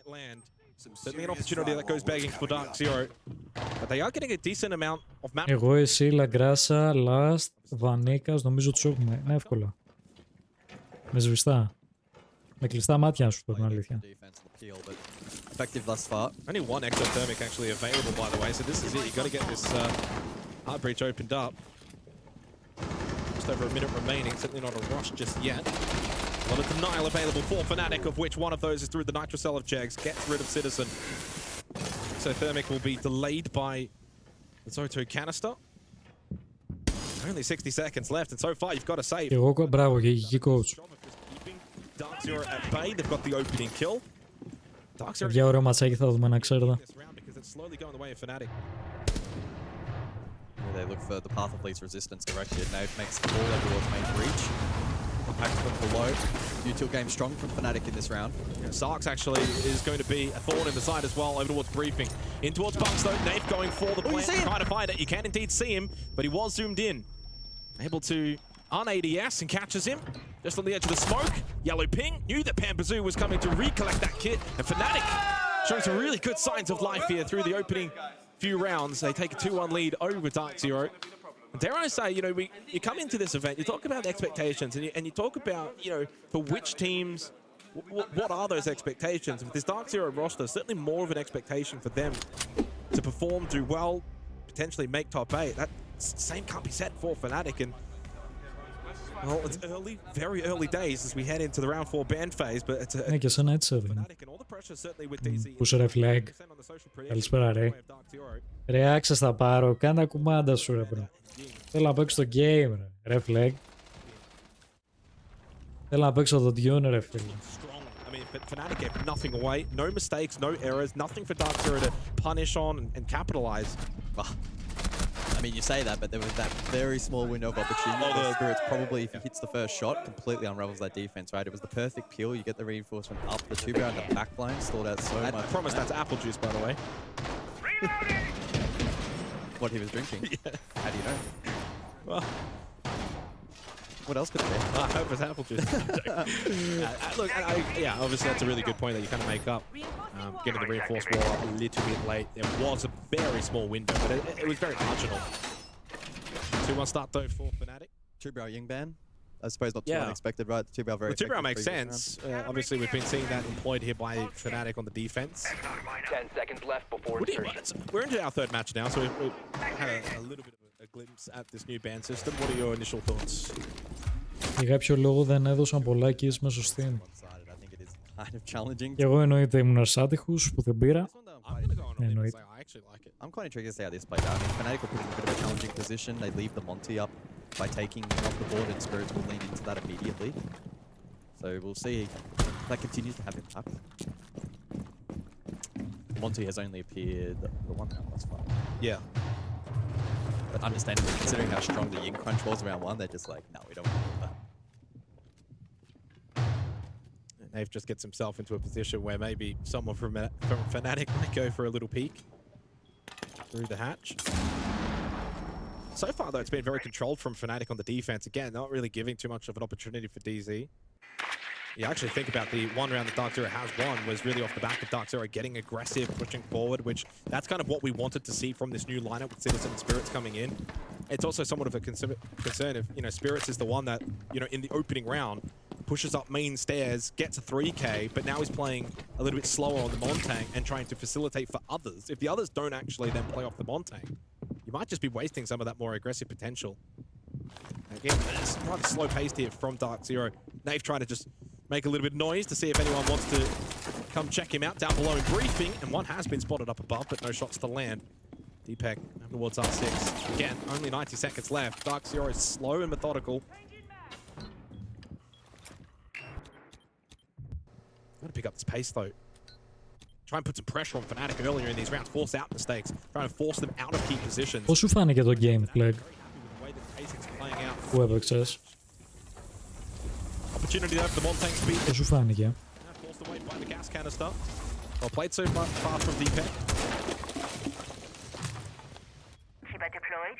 Surface secured. Overt pressure below from Nath, and Well, this is what happens. You linger around for long enough, and Fnatic are going to be able to get an opportunity to get someone on flank. Spirits, really the objective here is get into sight, see if you can get into a corner, get the plant down, have others cover off the back of the Montang. Citizen with a long angle, very long angle, gets off of it though temporarily. Πότε βγαίνει? 5 Ιουνίου είναι το Early Access που δίνουν αν το κάνεις pre-order. 10 Ιουνίου κάνει release το game. Και ένα μήνα ακριβώς. Gasbait, way too late, unfortunately, by DPEC. He did lose his life as well. Spirits cannot make it out, though, so that loses a little bit of pressure onto the kit for Dark Zero and being able to watch it, but they found kills. They've got the numbers 3-on-2. saw that buck down below, so keep that in mind.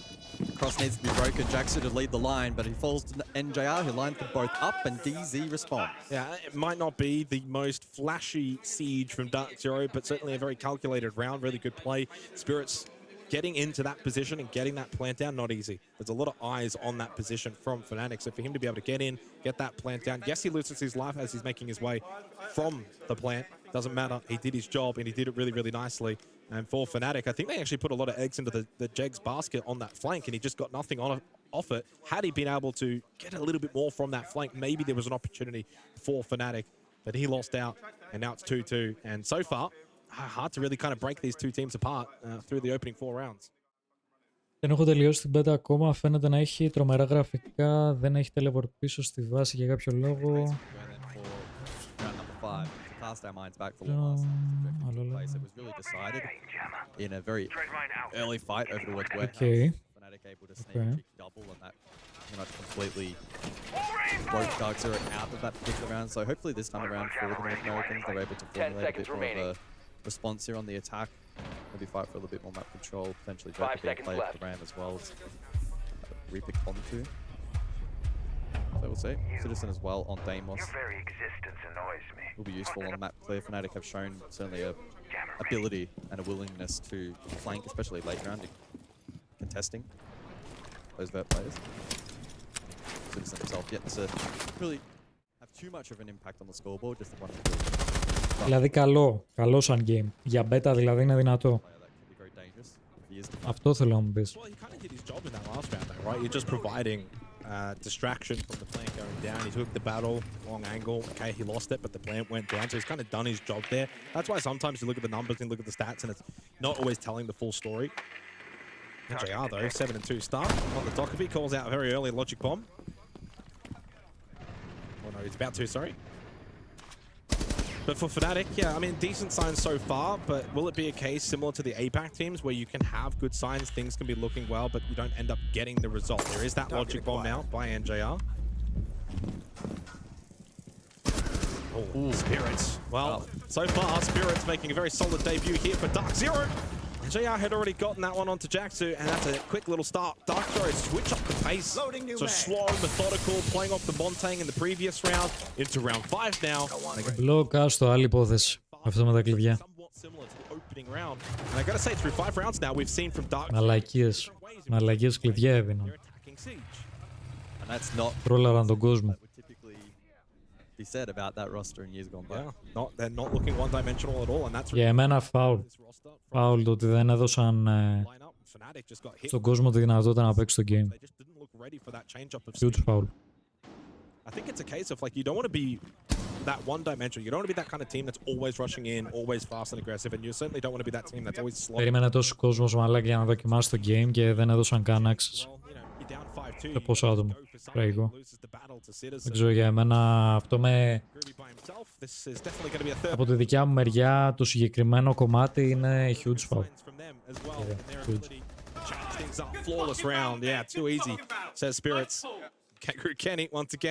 Ας τον κόσμο να δοκιμάσει το game σου, ρε φίλε.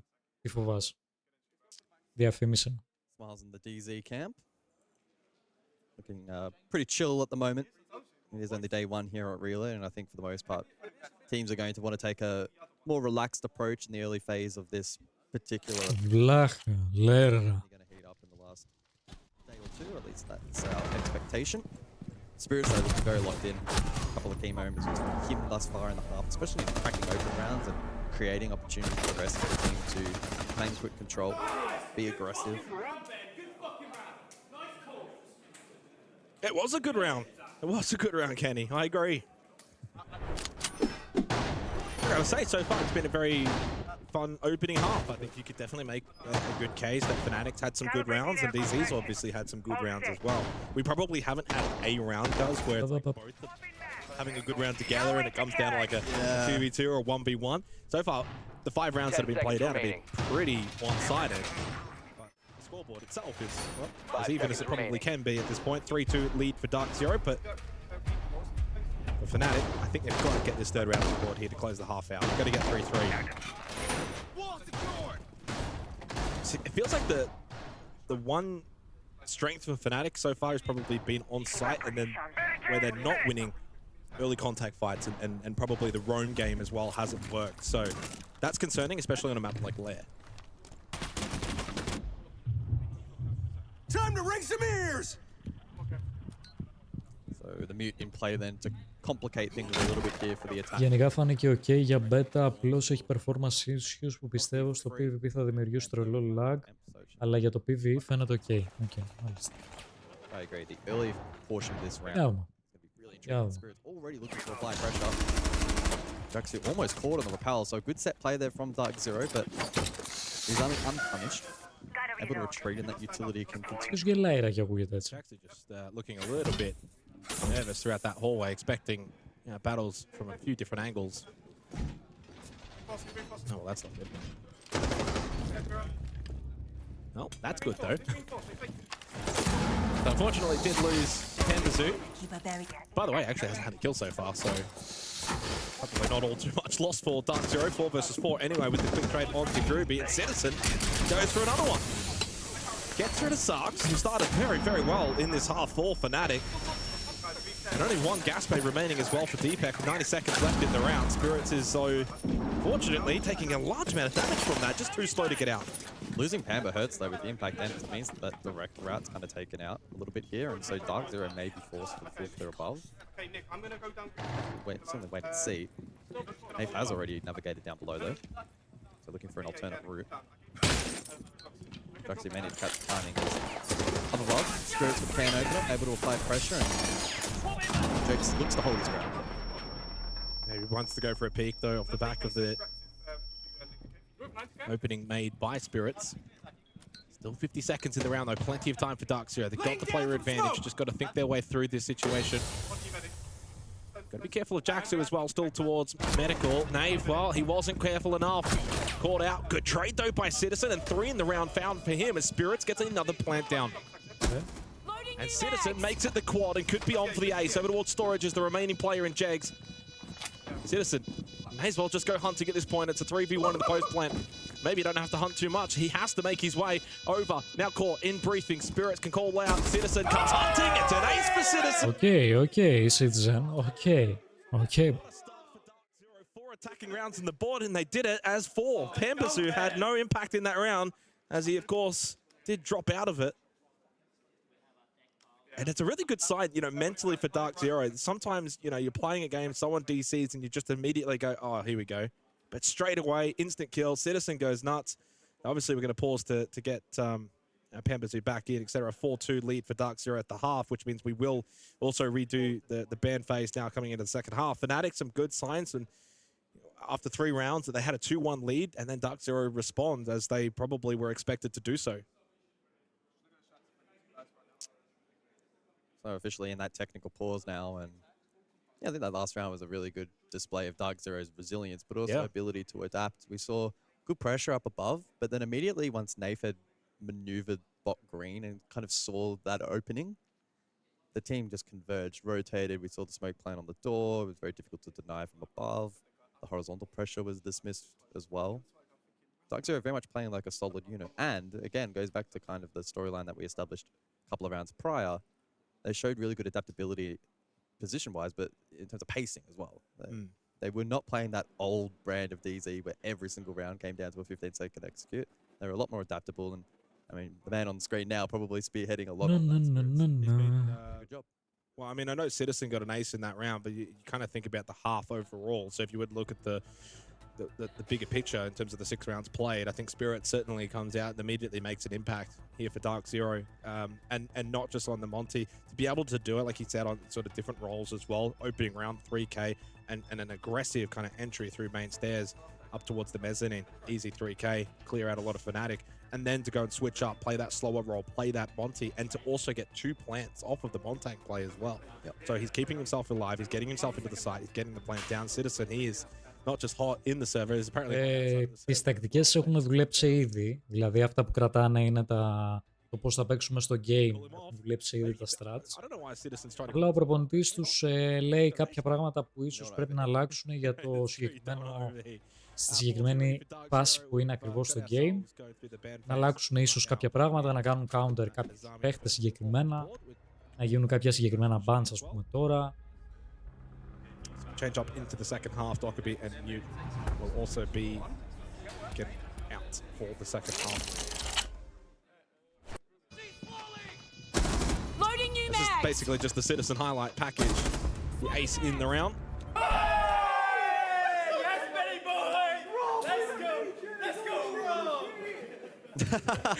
You got the poor admin in the background trying to help out Pambazu as well, caught in the middle of it all. It was all Pamba that round, it was all him. Unfortunately for Pambazu, he's obviously had his stats reset. All he's lost is his deaths. That didn't happen. What do you mean? He's got 0 kills, but now he's luckily enough got 0 deaths as well.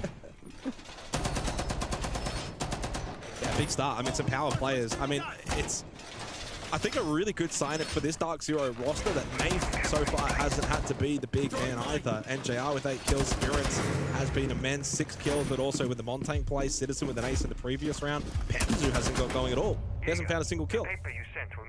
And that's not just because of the obviously bug for him, but in general.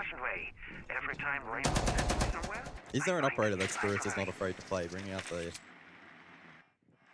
Tachanka here for round number 7, opening round of defense. An operator that is typically compared to the Smoke, and most would regard him as weaker, but Dark Zero bringing both for this particular round, the crowd control, and the added ability of the destructibility with Tachanka. Can sometimes be an effective selection. Ruby, meanwhile, on the Maverick, so we're seeing a couple of operators brought out of retirement here for this particular round. Mine ready to go. What the play is going to be here for Fnatic. They'll be wanting to get off to a good start. I'm sure the mental would have been tested a little bit there towards the tail end of the first half. Yeah. Dark Zero really grasping momentum. Well, this is where, you know, it comes down to Fnatic. You're onto the attack now. You got to put that scoreboard out of mind, and you got to just kind of switch up and see if can we gain control of this match, because right now it's all DZ. I know it's only a 4-2 scoreline, but they've won the last 3 rounds in a row, and they've looked very dominant in doing so. And now get to kind of sit back, go defense, and force Fnatic to kind of come to them.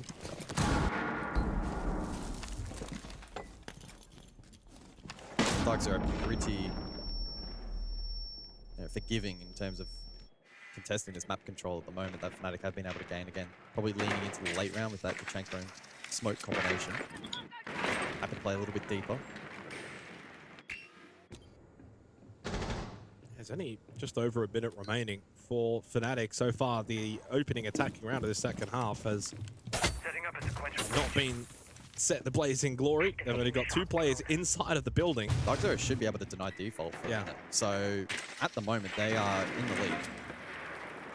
Oh, most definitely.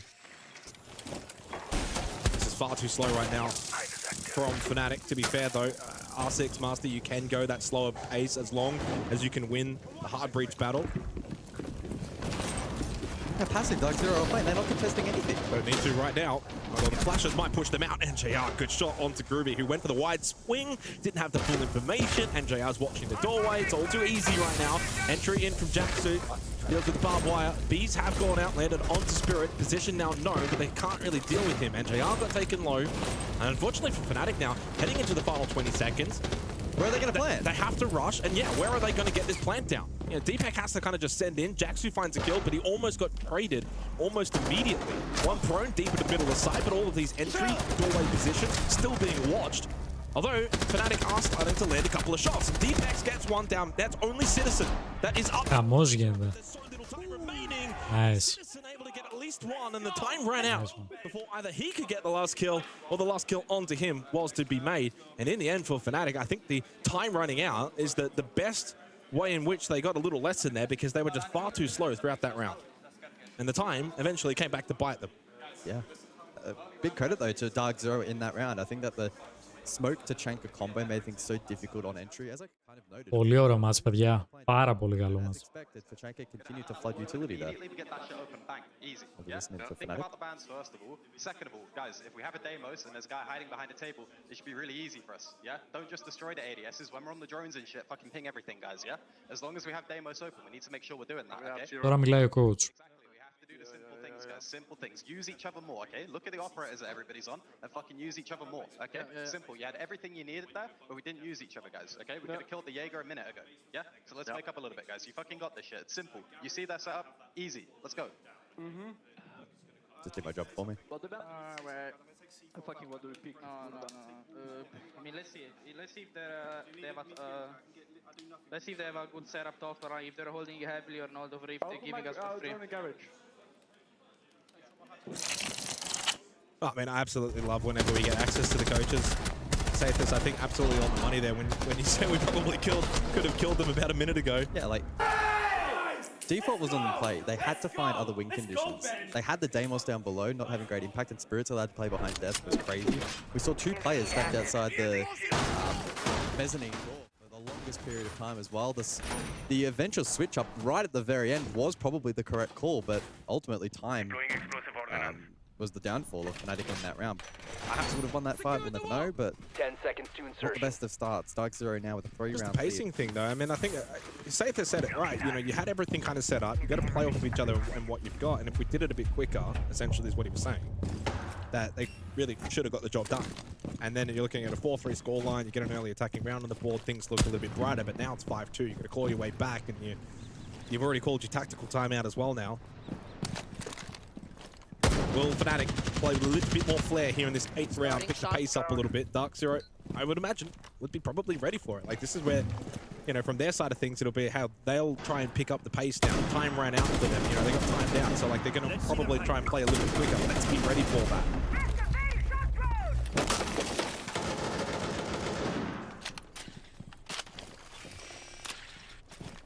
This is where really they look at Fnatic as to who on the roster is going to step up and that leadership role, take responsibility, take control, look to change their fortunes here in a match that has proven to be difficult as expected, but they've had flashes of brilliance as well throughout this match, especially through that first half. I mean, round 2, round 3, they looked really, really good in especially the way that they won those rounds.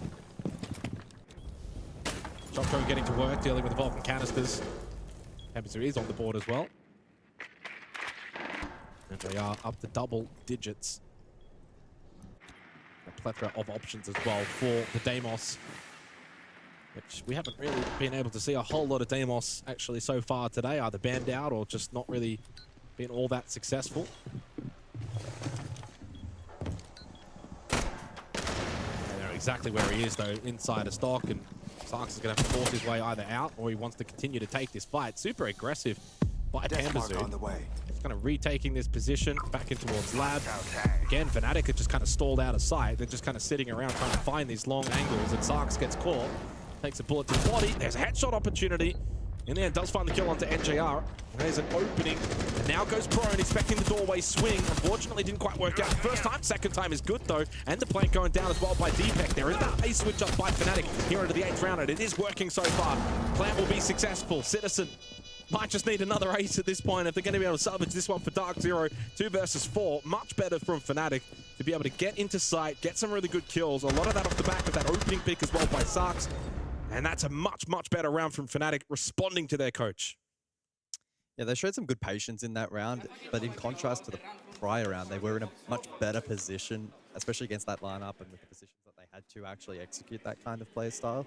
Once they had drained out some of those smoke canisters, the Goyo canisters, etc., their life was a little bit more, they were less burdened in terms of actually getting inside of the side and finding an opening and being able to execute on that. So once they did, they went bang, did a good job, overwhelmed DZ. There was that first pick, very most effective. And immediately Dark0 snapped into action in trying to find trades and find some of that control back, but Fnatic ready and waiting. Attackers have located a bomb. It's been a good match so far, 5-3 scoreline. I think Dark0 a 2-round buffer, probably about right, half the course in terms of what we've seen from these two teams so far. And I think this goes back a little bit, you know, for Fnatic and what they want out of this tournament, which is, you know, that kind of gradual improvement, right? Like, it doesn't need to be, you don't need to go and beat Dark0 today. You don't need to really even make top 8, but you need to show that gradual improvement. You get some really good reps under the belt for Attackers this team. are heading out to defuse a bomb. Groovy and Jaxu coming in, and so far Jaxu's started quite well. And on the flip side as well, I mean, Spirits and Citizen have just slotted straight into this roster. Reloading. Looking like very natural fits so far. Long road ahead, but yeah, I mean, it's first glance, but first glance is pretty good. Makes you want to have a second glance. We'll see tomorrow. Tomorrow's second glance. Fnatic though, a bit more work to do, still 2 rounds behind. Tree for Jegs. So the gas canister at least baited out, which is honestly a pretty small little win. Bridge opened up as well. They look to get top floor control. Stay close to me.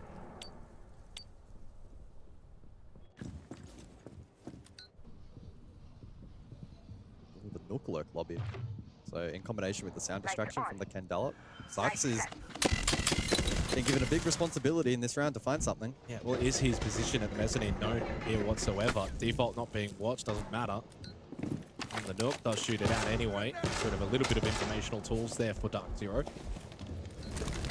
But I just feel like they're creeping around the map, trying to get into some key positions. Dark0 firmly just holding sight. Obviously got a bit of presence up above as well.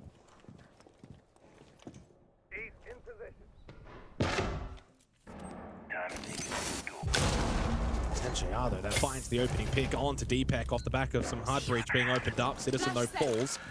No gas canisters now for the remainder of this round for DZ. Of course, do still have the Shamika launcher. If you want to deny some space, some territory on the map. The Fuser does need to be picked up. And a close ankle fight, Groovy can't win it against Pambazu. Naif also getting rid of Jags means again advantage for Dark0. Fnatic losing the contest in the middle portion of the round.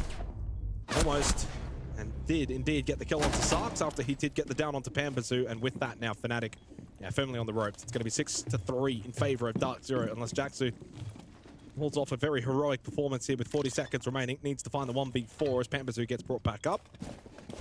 And DZ, if they can get themselves a 7-3, 7-4 kind of win here, it's probably about that pass mark and what we maybe anticipated for a matchup such as this. Well, there's one for Jaxu, 24 seconds to go. To be fair, that was the low health Pambazu, and now he needs to drop. Smokes go out. Doesn't go for an immediate plant.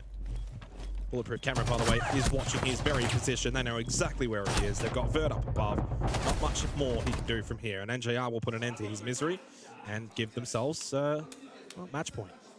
Yeah, very disciplined round there from DZ. We saw the big 2 win conditions that Fnatic tried to lean into. Firstly, the Nook Lurk. Dark0 give nothing away for follow up with the Ying. And once again, they were playing around the Warden safety numbers up above. Didn't give anything away for free. Fnatic were unable to capitalize upon that positional advantage from the Nook and then the follow-up util from the Ying. Fnatic could just never get any kind of vert as well. They couldn't clear out top 4. I think really at any point in that round, it was just Dark0 won every contest that they needed to win. So it just ended up being a rather sort of plain round, but a very good round for Dark0 to win. The Grim has been banned out along with the Fenrir. Match point 3 of those, in fact, now for Dark0. Το άλλο μάτς πόσο είναι ρε μάγκες?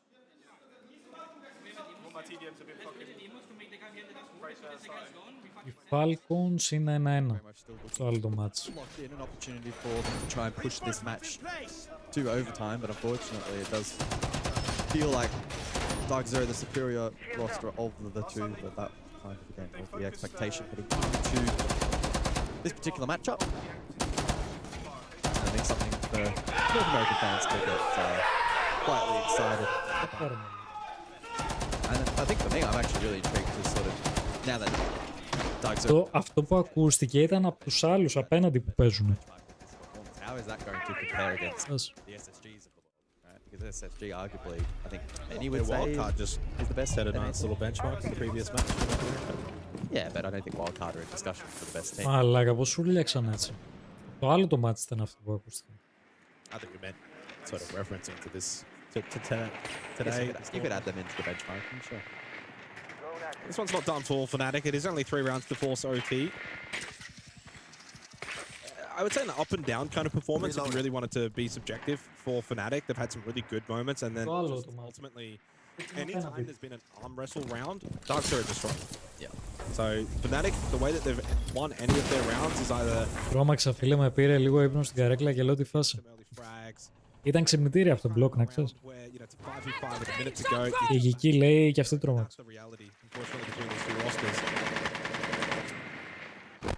Rough debut for Groovy as well, 3-7. Jackson, though, definitely held his own spirits, able to stay alive. And Tsumiha has been planned. Today. Has gone a little bit quiet in the second half because he hasn't been needed, and I think that's a testament to this roster for Dark Zero, is they've actually got all 5 players that can kind of go and do something. It's not a one-man show or a two-man show. Tsumiha has been launched. No smoke this time around for DZ, but the Tachanka's still in play and Spirit's using that to stall out. Για να δω τα εικαστικά μήπως μας τα έστειλαν. Καλά δεν θα τα φτιάξω τώρα, αλλά... Δεν τα έστειλαν. Όχι. Από αύριο, από αύριο θα έχουμε εικαστικά. Those wide swings through the doorway. Whether the information is prevalent or not, Sarks can't get out of the corner. The Tachanka just far too annoying. Basically had him pinned down. Might be a little bit too late here for the Deimos. Although Deepak does find the kill onto NJR, shuts down the Jaeger. Still a minute remaining, so I mean Fnatic don't need to panic at this point. It's a 3v3. You've got time, you've got 60 seconds. Kit in hand for Deepak as well. Jags can certainly still do something as well on the Deimos. Oh, they've got to filter through the doorway, right? Because the hard breach being disrupted. So this is going to be really tough for Fnatic, and this is another instance where somebody from Fnatic needs to step up, be the playmaker, find that opening. They need to brute force it in. Is it going to be Jaxu on the Capitao? Oh, here we go. Oh, it is Jax from down below, playing off his mark. Deepak lost his life, and that's Kid on the floor as well temporarily. And Pepperzu to put potentially the final nail in the coffin here for Fnatic. Jaxu in a 1v2 on his new roster. 5 seconds. Does have the diffuser, but arguably needs to maybe go for these kills. I don't see a world in which they're going to allow him to get this plant down and for him to play the post plant. Thought maybe there was a chance to spot that head, but no. Doesn't check left side. Citizen gets the final kill. Kangaroo Kenny. Το map πάει στους Dark Zero. Τι, τα γάμισε όλα. Πάντα ακουστικά. Yeah, probably what we expected in this matchup. And the 2 new boys for Dark Zero, yeah, that's a really good debut. Ωραίο game. Ωραίο game. Καλό game. Για πάμε στο άλλο απευθείας chat. Για πάμε στο άλλο. Absolutely, on the cards. Absolutely, that's something that they should be vying for. I think they would be selling themselves short if they weren't thinking about making it to the arena, making it top 8. It's a really good statement start as well for Dark Zero that this new roster has what it takes. Unfortunately for Fnatic though. Καράχο. Αυτό άλλο το μας ακούγεται. Jaxu played well, Groovy. Okay, maybe a debut to forget, but for Fnatic as a whole, 7-3 loss, not what they wanted to start here at Relay.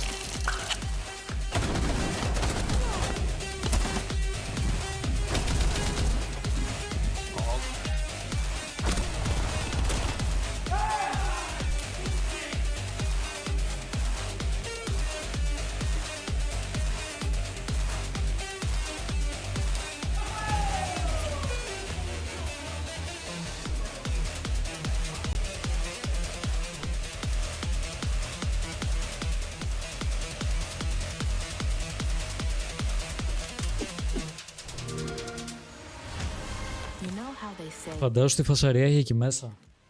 Να φωνάζουν πολύ ρε φίλε.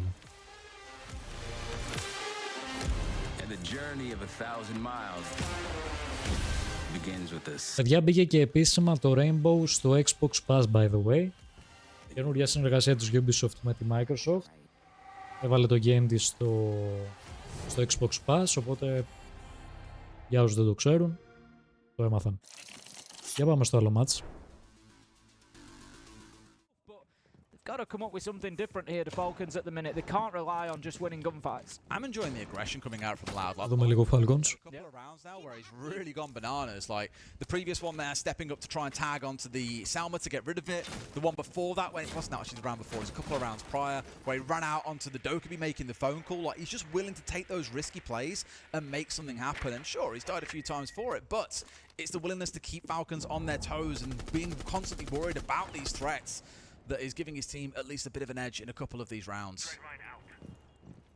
Just going to see that aggression once again, this time out of Pasetto. Just keeps taking the quick peeks out onto the balcony, wants to know whether Falcons are there or not. This time they're taking it a little bit more slowly. It looks like they're going to be working for that cross-map clearance rather than looking directly towards sight. We can see them, you know, trying to get themselves into geisha, trying to get themselves a little bit of a beachhead established where they can move on in, and now finally they will start thinking towards that soft wall that opens up into office, towards that sort of position. But again, having to jump the Rotero drone to avoid it being shot out, having to just get it on the wall, it's not the best opening that they've made. It isn't, and this is where they might start getting a bit stuck here, Tim. It's where I start feeling nervous for them. They've got to employ something to make their charge forward. Now start thinking here about, you know, would a blitz be a better plan for them? They're running a lot of Blackbeard, for example. The Monty's banned away from them, so they can't play that to achieve the same thing. I think a bit more pace and aggression might be what they're missing here, but we'll see if they can get it done. Still only halfway through the round. You can see the tag coming on through from the Grim Bees of Solotov. Still got another one of those E1Ds to pull out as well in Shaiko's back pocket. And they've also found the entry. STK taken offline, and a 5 versus 4 begins. Perez is pinged out as well. They know his position. It's going to be Shaiko managing to get Dafo Solotov onto Perez, using that information from the Grim Bees to make sure they get in and get the kill. And this is BDA. Sorry, Falcons just looking much better here. It was inevitable at some point. Shaiko and BDA managed to get themselves two. And that's going to close out the round. At the minute, it feels like each of these rounds just goes heavily in favour of one or the other team. They just seem to get in there, get a few kills, and just run away with it. And this time, it was Falcons. It does quite literally, Tim. We've had, what, 2 flawless rounds? That round just then was really dominant too. In fact, the only 2 rounds that haven't been that way was round 1 and 3, where 1 survived and then 2 survived. It's been a bit mental between the two. Like you say, really trading blows with one another. Though, at least as it stands, with it being the attacking side, I'll give it to Falcons and say having 3 attacks on Skyscraper. I'm very, very pleased with that. Last side of the half then is going to be Barbecue Kitchen. This does mean there's a lot of map to clear here, and I think in the last round, despite not having that Dokkaebi on side, where we saw Loud struggle, was they're wanting to play that aggressive style that I mentioned Live has employed a few times throughout the half. Trying to do much of the same again. Falcons were just willing to be patient and let them make the play onto the other side once Loud tried to get a bit too aggressive about things and with the one swinging a bit wildly. So really good response. Falcons in a spot to close this out 4-2. But if Loud can get it back to 3-3, I think even with that, Falcons will still be happy about the outcome of the half. Yeah, fam. 5 seconds to insertion. Perez just going to be doing the work to get that reinforcement. They love this east extension, by the way. Yeah, like, even on downstairs on the just west. doing the work to create that sort of safe space for them to play over inside of Office and Exhibition, and just try and create as many hurdles, as many obstacles as possible for Falcons to work their way through. They've got a presence out in Geisha, of course. They're going to want to keep hold of the vertical, and so Falcons here. The difficulty is, I almost prefer this site in some ways to Tea and Karaoke, because it's like Tea and Karaoke, but with an additional step. You know, once you've got that top floor, you've also then got to get down into sight. You've pretty much got to get control of about 75% of the map here of Falcons on attack. So it's just so much work for them to do. Dug in for the most part. This time around, not looking to get too aggressive. You'd maybe expect to see that with a Solus on side. You know, Perez wants to get out there, take away the intel away from the other side. We've seen Mute and Mozzie employed in this site previously to try and achieve the same outcome. A little bit different, a little bit more mobile. Καλησπέρα Κάτρε. Αλλό, τι λέτε κάνουμε. Future changes to come. Πατσά ρε. Confidently, but you will see teams every now and then employer in a spot where they feel she can have the most effect, and clearly that's what Perez feels that he can get away with here. Demonstration of the new repelling mechanic, by the way, around the corner. And we'll get off the repel, then straight back on it again. Wonderful. Love to see it. User's just going to be getting onto that window now, try and cut down any movement, any rotations. Try to punish them. Dafo does manage to pick up Solotov though, and it's not the start that Falcons would have wanted in the round. Like you say, 3 attacking rounds is not the end of the world on Skyscraper, but wouldn't a 4th be wonderful for them? Just missing the tail end. Ναι, ρώτησα. Ρώτησα γιατί εγώ θα διαλέξω, εγώ θα απαντήσω. Οπότε ήταν ρητορική. They just go all in favour of one team or the other. 5 versus 2, and Falcons are on a major back foot. Felt like a little bit of a, I don't know, unsynergized round really coming out from Falcons when Bride's got himself in no man's land and got picked off in a 2 versus 1. When Shaiko's gone hoping for the best down backstairs, it has crumbled.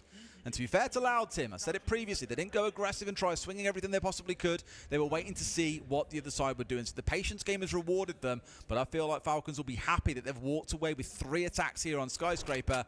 Now they switch onto the defense, and it's on to Loud to show us what they can do.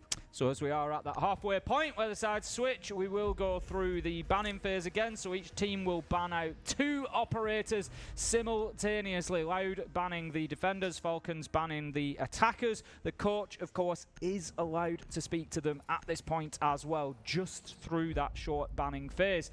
So again, maybe a little bit of wisdom that they can impart, just remind them of what the strategy is going to be for the second half, what they're expecting out of the opposition on the other side of the coin. We're going to move into round 7. We've got Blitz and Ace are going to be taken away by Falcons, and we're going to have the Electro Bros, Cade and Bandit. I like you started saying that now. Yeah. Never heard you say it before. It's catchy. Yeah, the Electro Bros. So we're going to have Cade and Bandit taken away by Loud, so that should facilitate them getting in the map a lot easier. I love how they just knew Loud what they were playing into here by not taking the mirror away, that we were going to see Falcons step across and play it.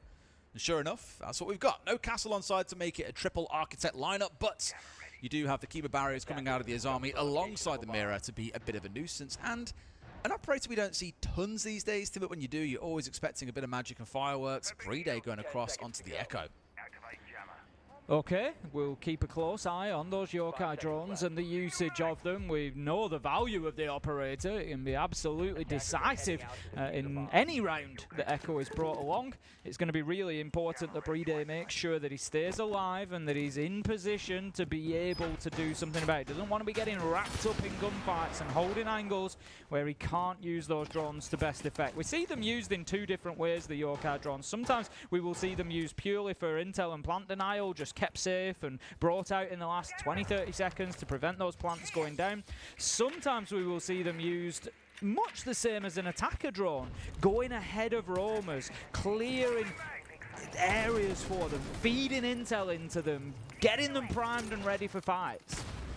I think of Deepek when I think of them being used like that. Deepek kind of pioneered that playstyle over on Fnatic, of course. The player surviving from the roster that won the Berlin Major back in 2022. And it was actually there where he showed a really effective use of the yokais, sending them out through drone holes to be outside the map and jumping up to scan what was going on around things like Clubhouse or Cafe, you name it. And really just showing that, you know, you can use it aggressively sometimes to even drone in your roamers. It was quite innovative at the time, and now a number of teams have started trying to employ and use it as C4 out from Solotov, catches out Daffodil. Off he goes. That one won't be growing up anymore. Let's not forget that Loud are attacking over onto T and Karaoke. It's not actually an office site that they are looking at, and they're losing bodies, they're losing time, and looks like they're losing ideas at the minute. They don't really have too much of a response. SDK does manage to pick up Liquefied. Perez onto Solotov. The caster curse strikes true as Falcons start to crumble a little bit there. Loud applying pressure elsewhere. They've got themselves in now. Falcons have had to dip back towards site. It's going to be a long 1 minute 20 to try and hold on. The next kill is essential for Falcons.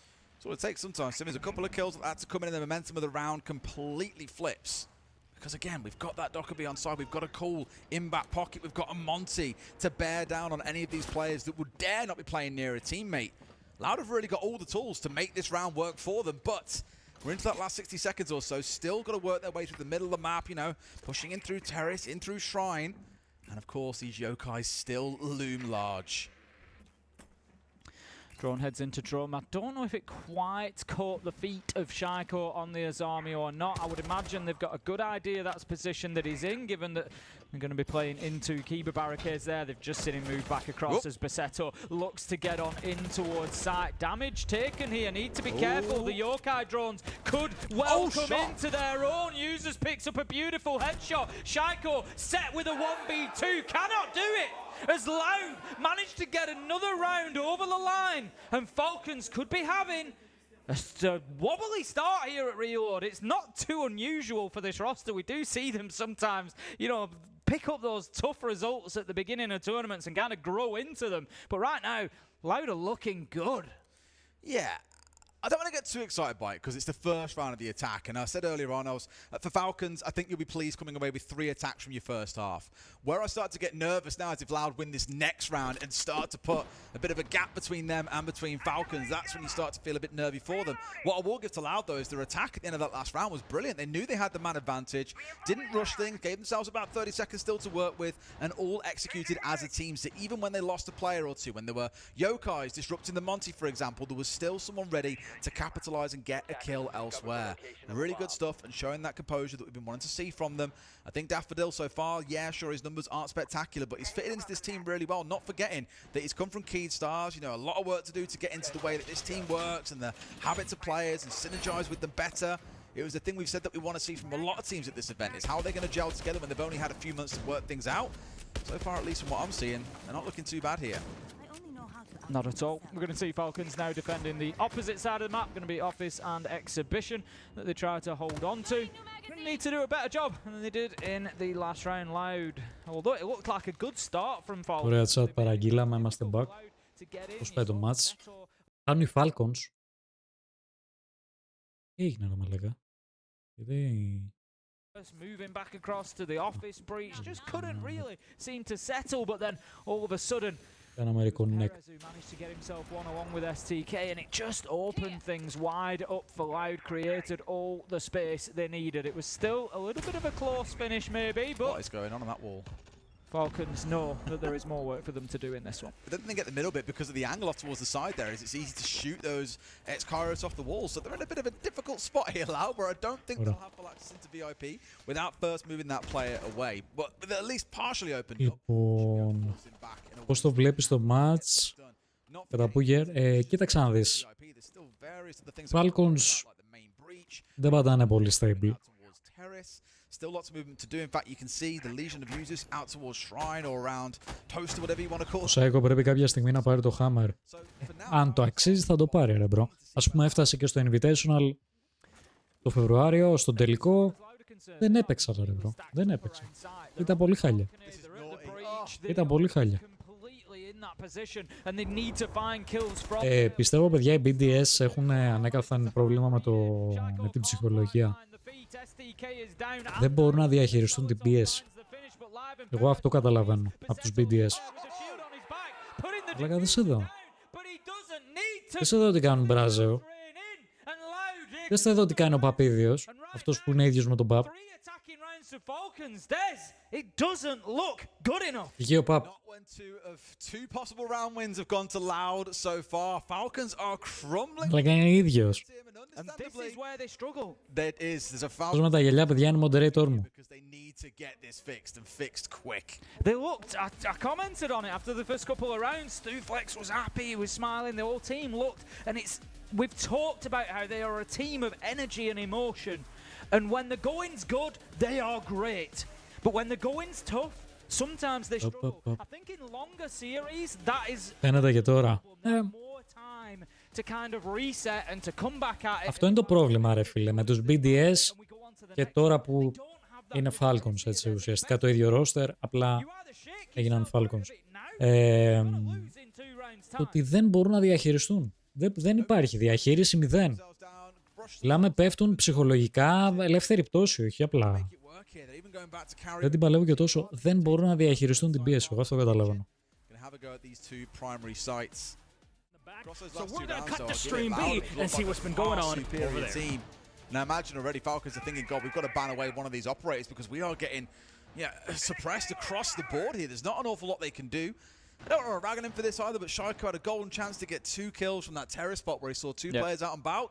Sprayed away at the legs, but just couldn't quite get enough damage down to finish either off. That could have been the defining moment in the round if he got away with 2 kills there, but unfortunately did not.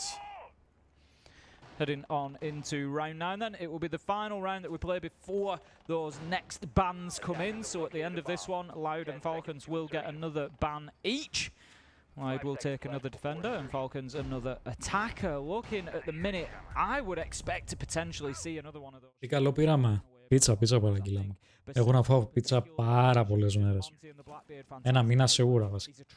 Σίγουρα μήνα. He's causing a big nuisance that then players like Live, Perez, STK are able to take full advantage of the space they're being afforded because of the... Εκεί που πάνε τάπα ξαφνικά 2 round... Ναι ρε, και πέφτουν ψυχολογικά γαμάδα. Ισχύει αυτό. Το ίδιο πράγμα ρε φίλε, το ίδιο πράγμα. Το ίδιο roster, ακριβώς το ίδιο πράγμα έκανε και στο Invitational και στα άλλα του. Ακριβώς το ίδιο πράγμα. Δηλαδή, τι άλλο δηλαδή πρέπει να δουν για να καταλάβουν το ότι πρέπει να διαχειριστούν απλά την πίεση και να μην τους παίρνει από κάτω. Τι άλλο πρέπει να γίνει δηλαδή. Δεν μπορεί να τους το πει κάποιος. Πω πίτσα με ανανά ότι καλύτερο. Ναι, ξερνάω τώρα. Πώς το είχες πει μπλοκ την άλλη φορά.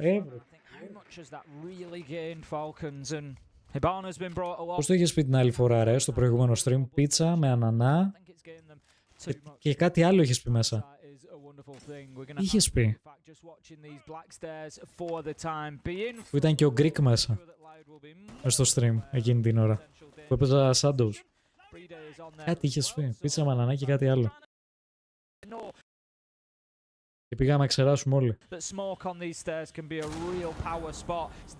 Μπράβο, απλά άλλαξε όργρα. Το roster είναι ακριβώς το ίδιο. Πολύ πιθανό να φταίει ο Captain. Ναι, ο IGL.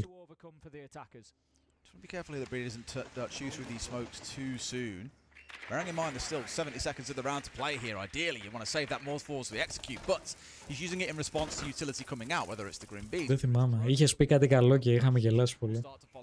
Είχες πετάξει καλή ατάκα τότε. Πριν δύο stream. Βασικά πριν ένα stream, πριν 2 μέρες. Ωραία πήκα εδώ, ούτε καν τον είδα. I thought Breda had made a real good move there, getting up to the door. I wasn't sure Loud were aware of it, but they really were. Perez stepped in and managed to get that kill. 3 versus 3. They're starting to work in behind the light screens of Sensia just to try and get a little bit of space up at the top of Black Stairs. They're aware of the player just inside of Karaoke. They've got to shut down Leakerfact. If they do that, Loud might just have all the space they need to think about getting a plant down. They've got so much utility. Τον έζησε φιλέχη, τον έζησε και με DMR κιόλας. Finally, Leakerfact taken out as well. They knew that he was there off the back of this. Αλλά ο Πέρες τι σουτ παίρνει. Σουτ δίνει, αλήθεια τώρα. Δεν μπορούνε, μπρο, δεν μπορούνε. Όχι, θα το χάσουν το map. Ξεκάθαρα. Ξεκάθαρα να το χάσουν το map. Στο ίδιο έργο θεατές με αυτό το roster. Στο ίδιο έργο. Λες και νιώθω ντεζαβού αυτή τη στιγμή. Repeat.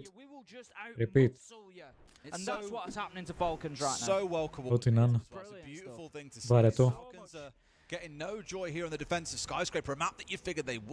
Πραγματικά βαρετό. Οι Dark Zero, παιδιά, έπαιξαν πάρα πολύ καλά.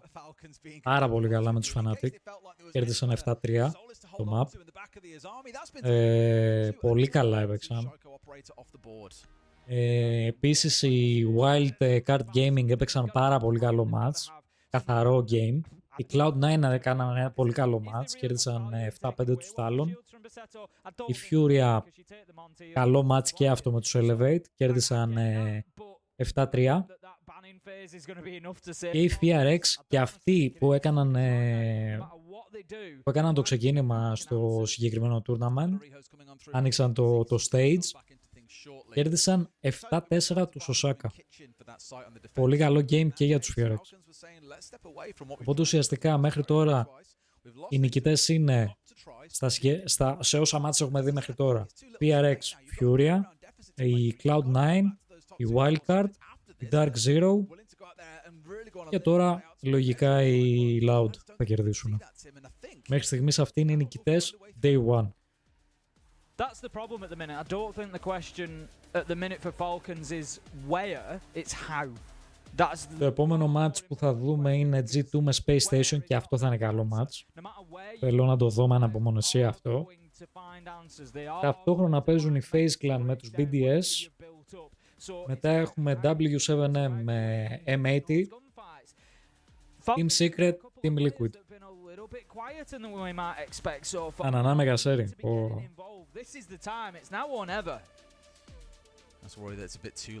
Άστο φίλε, άστο. Psycho.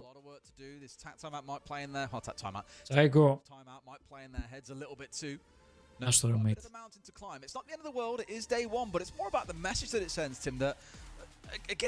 Αυτό είπα, πήγα να το δω, ακραίος.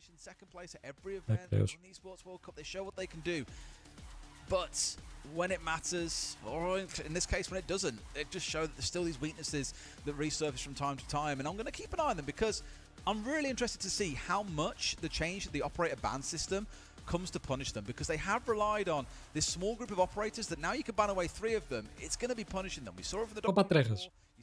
Μαλάκα, όταν το κοιτάω αυτό και στον Invitational λέω είναι ο Πάπρα, μαλάκα. Είναι ο Πάπρας, λέω.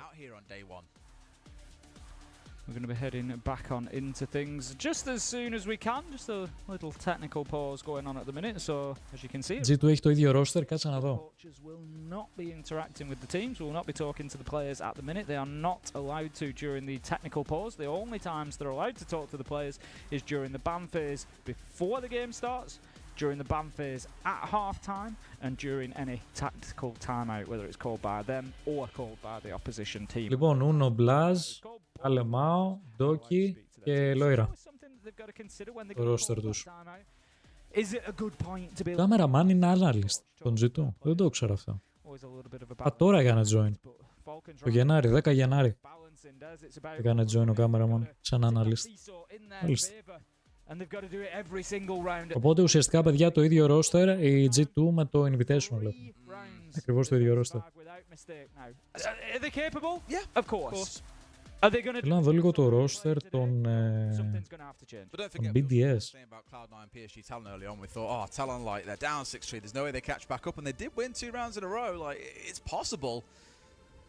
Είναι αυτή ρε μαλάκα. Τον Virtu ξέρω μόνο. Okay. Το roster των Beat και τους έχω βάλει το θα περάσουν κιόλας. Μακάρι να με βγάλω ένα σπροπρόσωπο. Το roster των BDS είναι ο Robbie, Virtu, ο Freck, ο P4, και αυτός είναι γνωστός, και ο Lasmo. Όλο καινούριο roster, fresh. Να τους δούμε. Οι Space Station έχουν αλλάξει.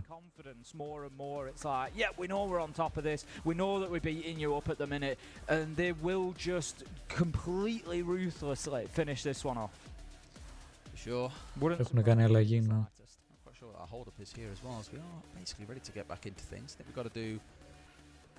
Το roster των Space Station είναι ο Asin, ο J90,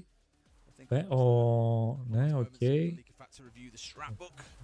A written strat book is a new one. Normally it's diagrams that teams have in a massive like stack of paper, but here it's more written. Να τους δούμε για αυτούς. Yeah, it's always fascinating the way that different teams do different things. We of course saw Wanted at SI with their big like landscape pages that they had printed out for each different map, and everybody does it in different ways, and then we've got some sort of blue squiggled writing. Και θέλω να δω λίγο τα prediction που έχω κάνει. Να δω λίγο πίσω έχω βάλει. Εδώ είναι, παιδιά, το πρόγραμμα του τουρνουά. Και για να κάνετε prediction για το ποια ομάδα θα περάσει, μπαίνετε εδώ.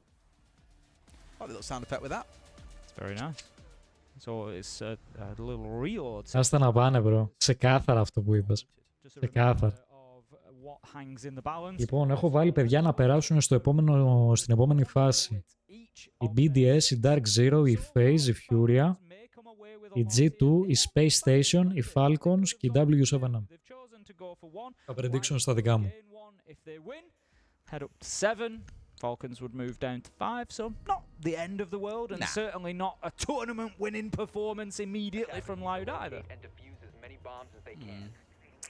One of the only reason why, for example, Falcons are coming to this playing one, you go down to 5, which means that you're, if you lose, of course, you are more likely to still have the pick of your opponents tomorrow. Like you'll be. You should down be, at 4. in theory, you'll be in the bottom half, because half of the teams are going to win, top half of the table. Half of the teams are going to lose, bottom half of the table, and it's the bottom half of the table that will choose the opponents for tomorrow. If you lose your first 2 games and you go down to 4 points, you're still very likely to get your selection without falling too low down to being at risk of elimination the following day. The exciting part for me, at least, is that means the next day they're likely to be able to pick their opponent. You pick someone at the very top of the table and play your absolute heart out and try and batter a top team that's got, I don't know, 8 bullets. And you just go in and reload 8, and you could be jumping and you right get up straight to the up top. to 12 at the very top of the board, and then you're qualified. You're looking good at that point. Yeah. So it could be. I'm not saying they're throwing games, of course, but more that they know if they lose not at games. all. It's just.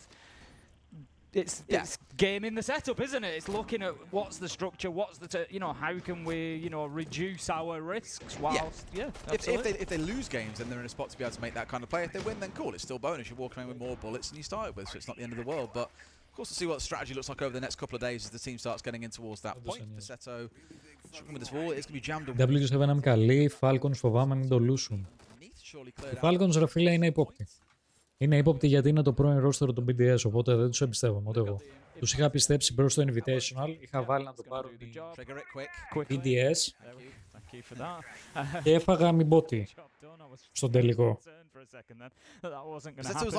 Άστο. Δεν τους ξαναεμπιστεύομαι, έτσι όπως δεν εμπιστεύομαι και τους G2 παιδιά. Και οι G2 με απογοήτευσαν στο Invitational. Είχα τρελαθεί με την απόδοσή τους στα group stage που ήταν. Λέω θα πάνε τελικό άνετα, σβηστή θα πάνε τελικό. Και μόλις πήγανε στα playoffs, τόλουσαν τελείως και G2. Παράδεκτη και G2. Ναι, Κατρί. Είχα τιλτάρει φίλε πολύ άσχημα με τους BDS και με τους G2 στο Invitational. Και οι δύο με απογοήτευσαν πάρα πολύ. Now to start the march on foot, at least for a couple. Grimby's over the top, and one thing Loud have been really good at this half, Tim, is overwhelming with utility. I've really enjoyed seeing their use of the Sens alongside the Capitao, alongside the Grimby's here. They're really good at this stuff. Bridier manages to pick up Perez with a headshot. That's going to give Falcons at least something to work with inside of this round. 4 versus 4. Αλλά οι BDS, παιδιά, τώρα άλλαξαν roster. Οπότε μπορεί να πάνε καλά. Δεν το ξέρουμε. Εγώ εντωμεταξύ δεν το είχα καταλάβει, ρε φίλε, το ότι έκαναν αλλαγή στα roster. Δεν το είχε πάρει το μάτι μου, ρε φίλε, όταν έκανα τα prediction. Δες εδώ τώρα το technical pause που τους έκανε καλό στους Falcons. Κάτσε να δεις θα πάρουν το round τώρα.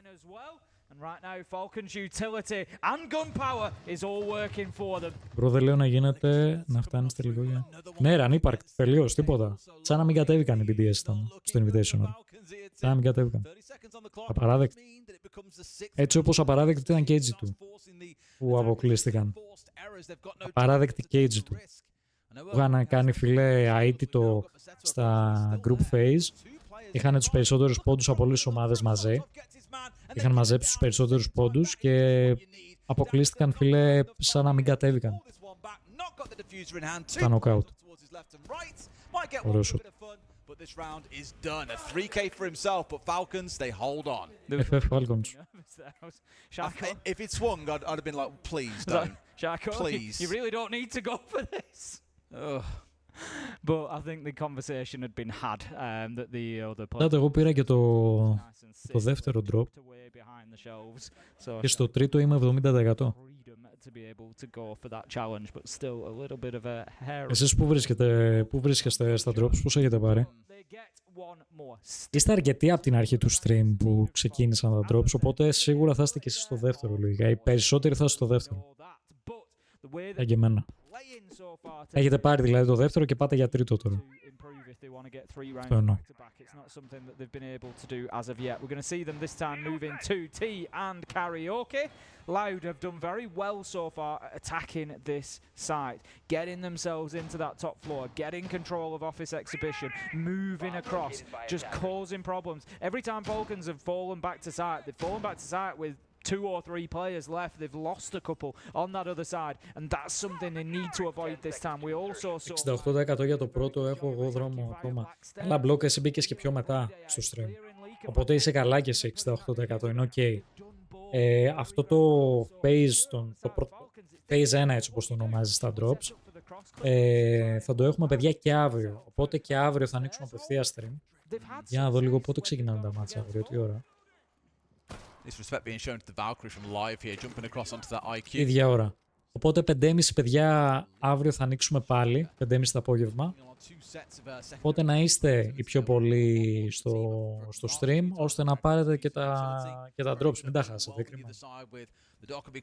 Οπότε 5.30 ώρα θα είμαστε on chat. Μέχρι βραδάκι, όπως και σήμερα.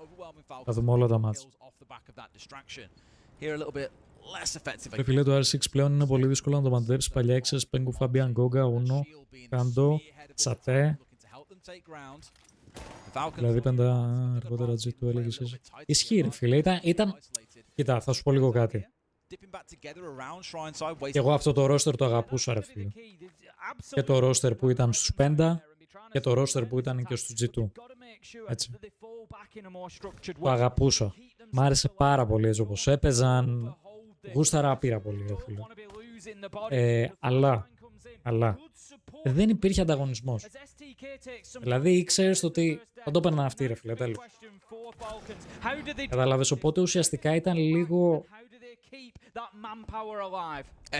Ήταν λίγο predict το τι θα γίνει στο τουρνουά. Ήξερες το ότι ρε φίλε θα πάνε 5 η Πέγκου, θα πάνε 5 η Πέντα ή αντίστοιχα η G2 και απλά θα κερδίσουν το τουρνουά. Δηλαδή δεν είχε suspense. Τα τελευταία χρόνια έχουν αναδειχθεί και πάρα πολλές άλλες ομάδες, καινούρια roster, που γίνεται χαμός. Legit. Οπότε ουσιαστικά έχει και περισσότερο suspense στο τουρνουά σαν τουρνουά και βλέπεις και πολύ ωραία plays από πάρα πολλές ομάδες και όχι μόνο από τα φαβορί. Οπότε ουσιαστικά τα βαριά ονόματα οργανισμών βλέπεις ότι δυσκολεύονται. Ακόμα και με τα outsider παίζουν πολύ καλά και τα outsider. Οπότε αυτό εμένα μου αρέσει πάρα πολύ. Και τα τελευταία χρόνια, φίλε, γίνεται όλο και καλύτερο το competitive scene, ας πούμε, του Siege. Γι' αυτό το λόγο. Γιατί πολλές ομάδες αναδεικνύονται και λες, όπα ρε φίλε, δεν γίνεται εδώ τώρα. Ξέρεις, βγάζουν outsider, βγάζουν μεγάλα ονόματα εκτός. Είναι ωραίο. Είναι ωραίο. Αλλά είναι αυτό που είπες, είναι δύσκολο να κάνεις predict το πώς θα πάνε οι ομάδες. Επειδή και τα outsider μπορούν να κάνουν έκπληξη.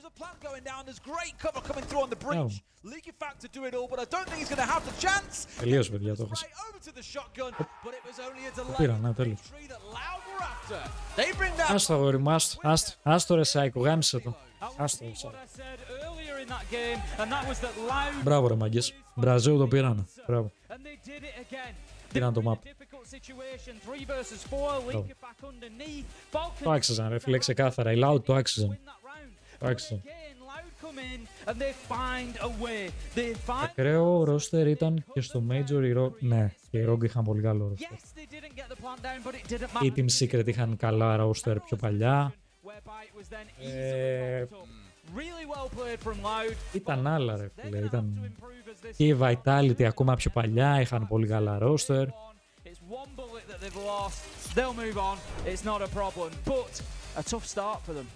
Question marks about the defense more than anything. I thought their attack was good. Defense is where they really crumbled there. And I don't want to take it away from the other side here. Loud's attacks were really, really good. As said, I thought their use of utility was fantastic. The team play was there. Where we've kind of seen them struggle a bit historically is trying to do too much as a team. They attack from 5 different points of the map, and before you know it, you're losing 1 or 2 players. Parts of the map go dark and it crumbles. But this was a real team effort today. Ήρθε μεγάλη ώρα, παιδιά. Ήρθε η ώρα να δούμε G2. Ήρθε η ώρα να δούμε όντως καλό match. G2 Space Station. το Stream A. Για πάμε λίγο.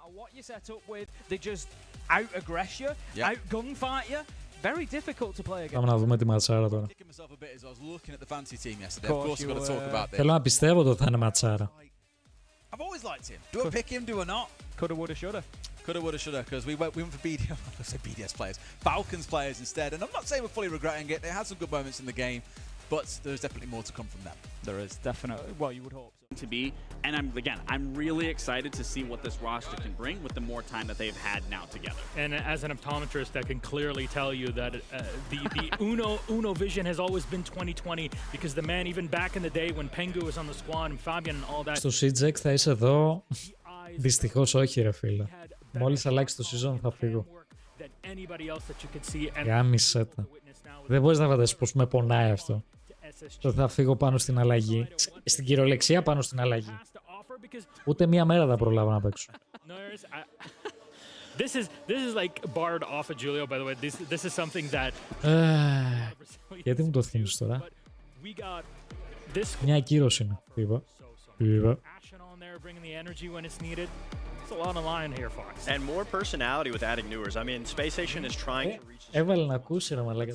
Some characteristics that we know about SSG. Discipline. They're aggressive. They have the adaptation.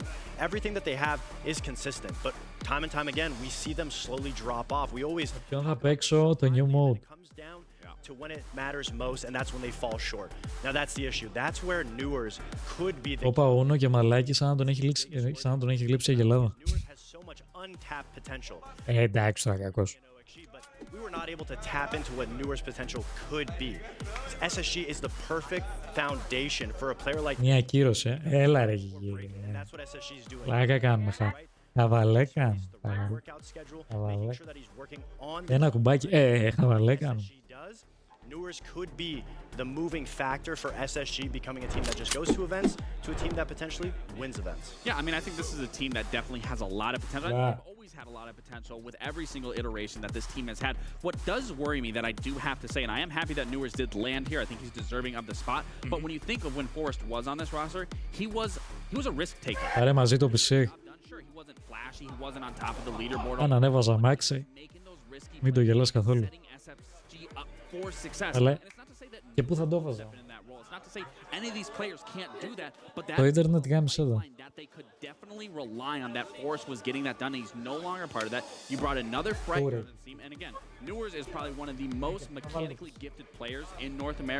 Κεφάλι μου. Ένα κουτί και ένα καλώδιο. Η οθόνη. Η οθόνη. Was taking initiative and getting the job done without looking flashy, without being the star player. Το πρώτο PC μου ζυγίζει 30 κιλά σίγουρα. 30 κιλά ζυγίζει σίγουρα. 30 με 35 κιλά εκεί. Το κουτί σαν κουτί μόνο παίζει να στοιχίζει, να ζυγίζει γύρω στα 20 κιλά. Definitely not gone unnoticed. We talked about it to great length in Boston. Ναι, flag, ναι. In Rio for Reload, but our map for this series reminder, all of our matches are best of ones until we hit the main stage, and we're going to get Chalet for the third time today here on the main stream. Οθόνη πάρε toggle και να παίζει σε tablet, ναι. Again, it's going to be two teams that are λογικά αυτό θα γίνει. Meticulously in terms of their strats and how they want to approach a map, whether on attack or bans. So both sides, I genuinely think Chalet is a great map for both these teams. Λοιπόν, chat, μέχρι να ξεκινήσει το match είναι καλό timing. Whoever is starting on that attacking side, you are going to be pushed to the limit on that defensive half of trying to figure out where you need to move players around, take position, hold position, or just give up position and play back on your forefront. You talk about holding position, you 10 FPS, 20 Hz έτσι. Τα βλέπω όλα έτσι. Had not been picked by anybody else, so they have to face one another. Well, they've put down only one bullet each when they were. Bon appetit. Ευχαριστώ πάρα πολύ. There seems to be a lot of respect between these two squads, at least when it comes to the skill potential in the server. Yeah, it's a limit test. Both teams want to be able to see what the other is bringing in store. They don't want to necessarily risk too much, especially at a matchup that is going to be so close. And on a map like Chalet, I think we've been seeing it all day. That's a really good testing ground to see how aggressive teams are, how they're abusing the ban system, how they're able to swing things into their advantage. And defenses is not how you win the game, it's attacks. And obviously both teams have a lot to show because the last time we saw both these teams play it was very underwhelming. And now they're... Φύγω λίγο να κάνω update τα αποτελέσματα. Δώστε μου ένα λεπτάκι λίγο. And then I believe number 3 overall for their attacking percentage. So if you're looking at this roster looking at this matchup from a statistical standpoint, G2 realistically looks significantly better, but that is, again, SSG has now added newer, so that those percentages could easily skyrocket for SSG depending how this match shapes up. Very much an equilibrium has been established between both SSG and G2 in this matchup, which means we're going to have to get into the server to really chop things up and see who... Λοιπόν, τσατάρα, σας αφήνω λίγο εδώ. Chamber in the back of the magazine. Our casters are ready. Gus, Xenox, please, I'll just give it away to you because I cannot wait to watch this. 10 κιλά. Okay. Έρχομαι chat, BRB. Μπουρουμπού. Ευχαριστώ μαγκές. Δεν αργώ. Γιατί θέλω να το δω και το μάτς, είναι πολύ καλό μάτσάκι. These two teams, of course, played against each other. 16 Invitational was a 2-1. Actually did play on Chalet, which SSG trounced them. It was like 7-2. So curious to see if they can actually make up some ground against Space Station Gaming here for this matchup, which it's a difficult one for me to kind of look at because I think for SSG, do they deserve to go into this as the favorites? Yes, but by how much? Like narrow. Narrow? Yeah. Okay. We need to see how newer slots in, right? Obviously in his own right, an incredibly talented player, mechanically very strong. But he needs to slot into a system that is a little bit unique. SSG, of course, with their own approach to the game and their work ethic outside of the server. And I think for me, that was probably the biggest point that I picked up from the desk is that work ethic storyline. You compare that to the likes of G2, who historically probably take a little bit more of a relaxed approach to how they prepare for events. And is this a case of RIO just being another event that they don't care all that much about? How much stock are they giving this? How many events can you put into that sort of mindset though, right? I don't like that mindset, but some teams probably do have it at this event. Yeah, I mean, certainly could be the case. Interested to see what the social prediction is going to look like at 51%. Well, we said narrow margin. It's actually to G2 though. They do win the very much narrow margins here. It's been a quick day today for the A stream. We haven't had any close matches, unfortunately. They've all been very, very one-sided. This, to me, could very well be the first time on the A stream that this one goes at least to, the 7-5 kind of margin. If there's any game that's going to be close on this day one schedule for the A stream, it should very much be this one. Now, as highlighted on the desk, you can see it on the graphic now, this is the first match here on the A stream where both teams have elected to only put the singular bullet up for grabs. It's been all the other happening matches on the B so far stream. were 2. It has been happening on the B stream. Yep. But yeah, on the A stream so far, they've all been 2 until this one where they only put up the 1 each, which, I mean, is that a little bit indicative of the fact that maybe both teams kind of feel like this is a rather even matchup and you don't want to just risk that 50-50? Use it as a warm-up opportunity a little bit more.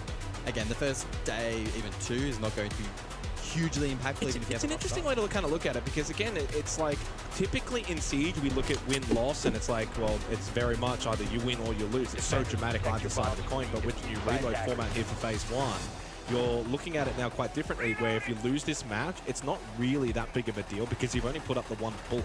But also at the same time, if you win this match, well, it's the same sense. It's not really that big of a deal because you only win 1 bullet. So you're lowering that margin of risk versus reward, which is what I quite find fascinating regarding this current format. And obviously as we progress throughout the tournament and progress throughout Phase 1 over the next coming days, and we lift the cap on how many bullets you can reload, etc. That's when it's going to be quite fascinating to see which teams kind of go all in or continue to bet low, how they want to kind of play it. And that's going to be the fun part of it. G2 attacking first up here on Chalet. Hopefully they're not going to have as many issues as the APAC teams when they played on this very map earlier today. All of them struggling. Oh. Elmo actually lit up there from the spawn pick. He got 1 bullet to the shoulder. Yeah. I'm picking up on your point before about B stream and the 1 bullet wages. We did see that between Falcons and Loud. Yeah, who ended up winning that? Quick spoiler alert, I'm pretty sure it was Loud in the end. I think it did get quite loud actually here at the venue. Yeah, we could hear them. All of the local Brazilians, I think, happy with that one. I believe that was the best. I should probably you should probably go double check. Come on, you got to... It was 7-4. 7-4, wow. Well, looking forward to this. And so far, it's been, I actually put a tweet out, North America is very much impressing me. Yeah. Wildcard, of course, with a very comfortable 7-1 victory earlier, and Dark Zero, I would actually say, very much comfortable 7-3 over Fnatic. So can SSG kind of keep the good times rolling here for North America, day one here at Reload? Activating. That will very much be their goal. SSG looking to take that next step. A couple of good finishes internationally in recent. You know, 5th, 6th at Boston is good, but taking that next big leap into the top 4 tough. So we'll see what they have to show here in Rio. Actually continuing to aggress offside after that initial spawn peak attempt through Trophy. Alamau and Blaz looking to hunt him down. Notice some of the community as well have, of course, caught on to some of the changes. Jaeger being very much a dramatic one. Actually losing his life. Of course, a lot of the information regarding operating changes, operator balancing changes, the reveal panel next Sunday. Keep an eye out. Kind of getting a little glimpse behind the curtain preemptively. He's going to clear out this deployable shield towards Library. Nua is actually incredibly low, but decides to hold his position. 55 seconds. Opening kill did go the way, of course, of G2. Asher lost his life down below.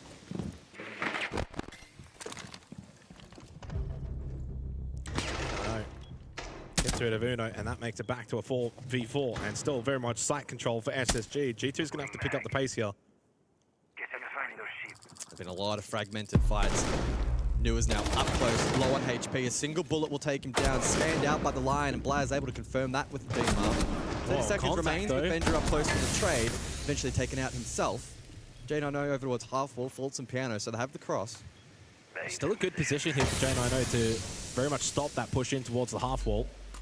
Kit not currently in hand for G2. Surely it's not too far away though. J9O peak. Gasbabe gone out. That was Fultz, final one that he had. Finds skill with the SMG. It's a double stack towards Piano. J9O should be able to win this battle, and he does. Double headshot, and SSG hold on very nicely up above. But a nerve-wracking round to begin here for the opening round of this matchup. Certainly an opportunity for both G2 and SSG. SSG, though, able to hold out. And a good hold on to site. Gives them the advantage in the opening round. Probably the least linear round that we've seen on this map so far. Of course, it's 3rd appearance here on the A stream, but as I kind of described it, fragmented fights around the map. We had the Ashen basement jewel, then we saw the double stack up Library stairs. Eventually then J9O unchecked at half wall and able to hold on to find the second. G2 unable to overcome that adversity in the late round. So SSG off to a strong start. Dining kitchen now.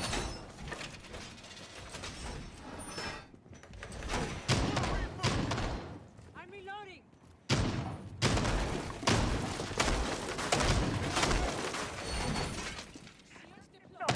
Again, looking at the bans as well, no Blackbeard, no Deimos available for G2. And it's going to be kind of the talk of the town regarding the new ban system and how it's going to affect teams and the way that they have to sort of navigate these situations. Of course, there's always a world with the previous ban system that it may have been a Blackbeard and a Deimos did get banned out one by one team, one by the other, but now SSG able to sort of target G2, and then they get another one in round 4. So far it's been an intriguing change. I know Fresh likes it, I like it, but I think we need more time just to sort of see, and from what I've heard, a lot of the players do like it. It just changes things up a little bit regarding the meta, can change certain maps that maybe in the past would have been quite stale with very similar bans to what you usually see. And Fresh actually made a very good point that I kind of want to echo a little bit, but you could take certain maps like Clubhouse and, you know, you can either ban out all the hard breaches, so that changes the way the map gets played, or you could ban out a lot of the entry operators. You get rid of your Capitals, your Yings, for example, focus more on that. And what that means in terms of watching SSG Esports is you can get a map that plays out very differently in the same game because it changes the bans at the half. Yep. That's why they pay him the big bucks, Old Fresh. He's very good. I've heard he's on big money. Oh, here we go. Nua's with a big run out. Gets back into Piano, but unsuccessful in terms of finding the kill that he was searching for. And if anything, copped a stray bullet on the way back in, and it's not the jump out that he was hoping would go in that sort of direction. As Breach gets opened up above, of course. Finding a kitchen here for the second round, but you do want that vert. Vault will get the kill onto Blaz, gets rid of the Grim. So information off the board for G2, especially for the eventual push in towards site. And now they lose Doki as well. And make that more. Newis has found 2 over towards Breach. Ashen. No one here now. And G2's attack has very much just been completely stalled out with those quick kills in succession from SSG. That's a very lackadaisical push up library stairs from Alamau. Just didn't look ready for the fight, and Volts was very much ready. And this is going to be a second round on the board for SSG. Wow, Newis, big round, 3K, flawless for SSG. And G2 just never even looked likely in that round.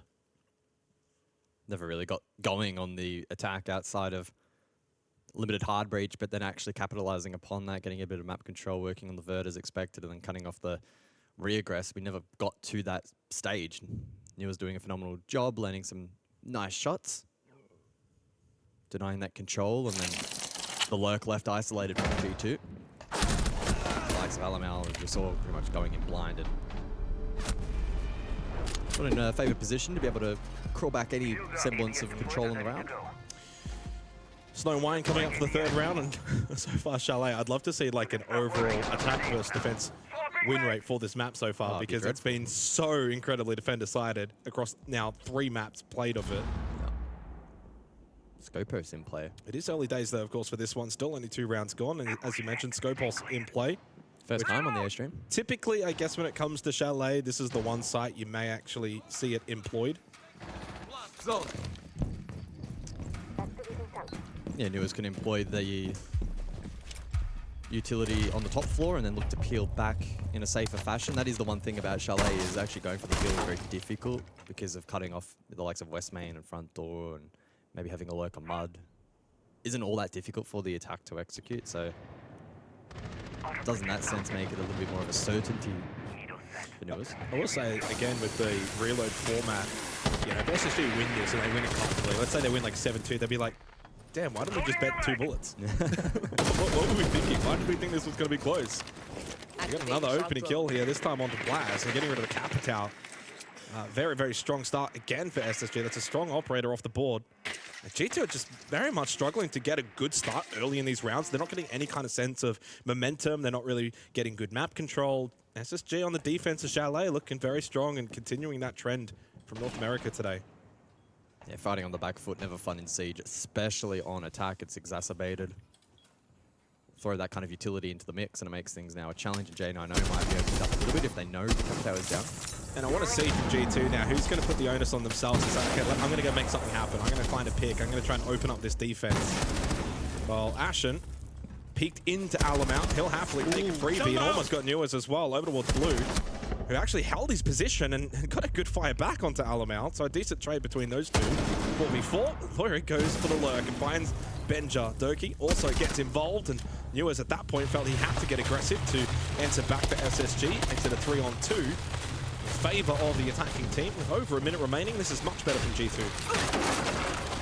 SSG really for the first time presenting those opportunities. With the Ashen lurk, I mean, Benja up above, not having support. G2, though, to their credit, take advantage. Scopo Shield just making that plane a little bit more awkward for Uno, but able to clear it. 60 seconds. Does lose their life, though, to J90. And so far, these two have got 9 kills. Uno gets off. Yellow ping information. J90, just his presence alone, but that's an incredible shot. And an incredible double from Uno as well to clutch the round for G2. It's just started to get a little dicey there when they brought it back to 2-on-2. Got off the plant as well. And honestly, that ended up being the best decision made. G2 on the board. Yeah, it's rare at this level you'll see a player pull off a plant that late.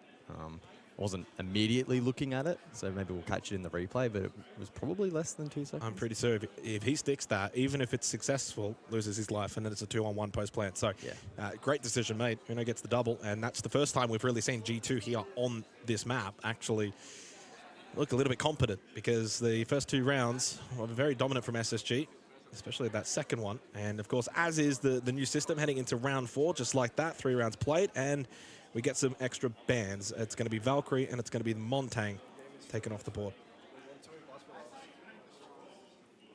I will say that I think in that round you do attribute some of round loss pretty directly to SSG. And then we saw the play there from Ashen, and then Benja isolated. That was quite poor. Then a lot of portion of that round, Uno immediately after pulling off that plan, able to find the swift double kill. And sometimes it is rounds and moments like that that can really excite a team. Sometimes you can get off to a bit of a slow start. Almost like a fire starter, right? Yeah, like you can feel a bit sluggish. And then takes that one individual player to kind of hype up. First game of the event as well, the first 2 rounds, not ideal. You get flawless, SSG are looking good, and then you get a round like that, and it's the way you win it, not just, you know, any kind of round. You know, they had a really good start, got themselves a good advantage. Okay, got a bit of map control. Oh yeah, SSG bring it back, but then Uno with a double. Okay, very good. G2 on the board, 1-2. And it's an attacking round on the map today that's been rather defense-decided, so you take that, you bank that early attacking round.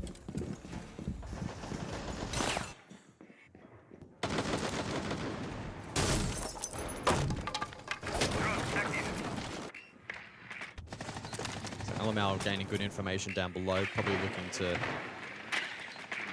Μάγκες, ξέρετε πώς θα πάει αυτό τώρα, ε.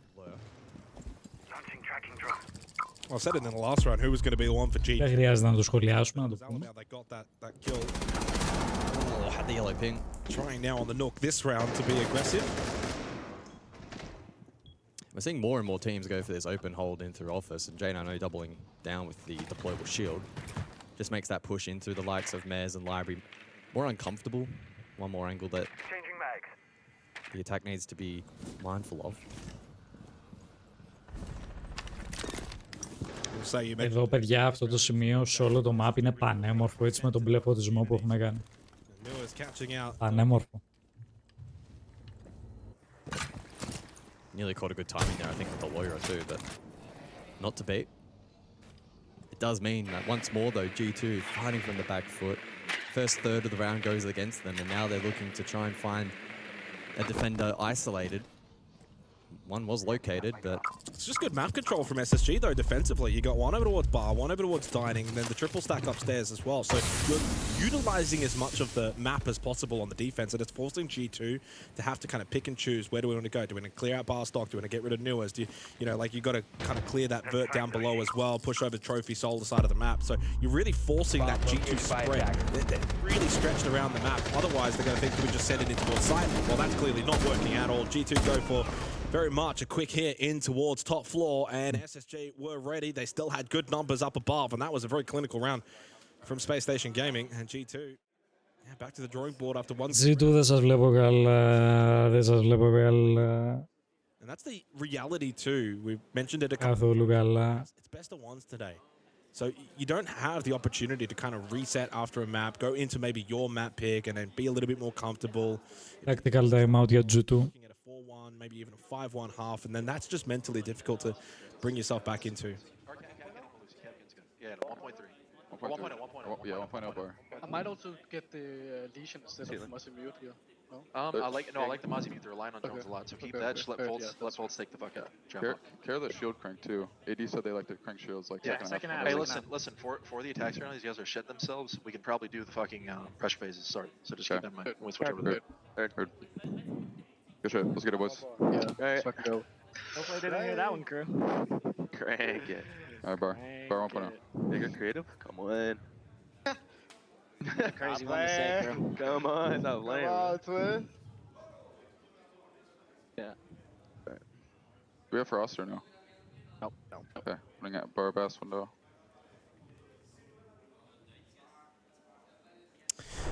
Well, really good little insight there. I think the vibes are pretty good in the SSG camp. Έτσι να δούμε, μου έστειλε ένα κωδικό, leg.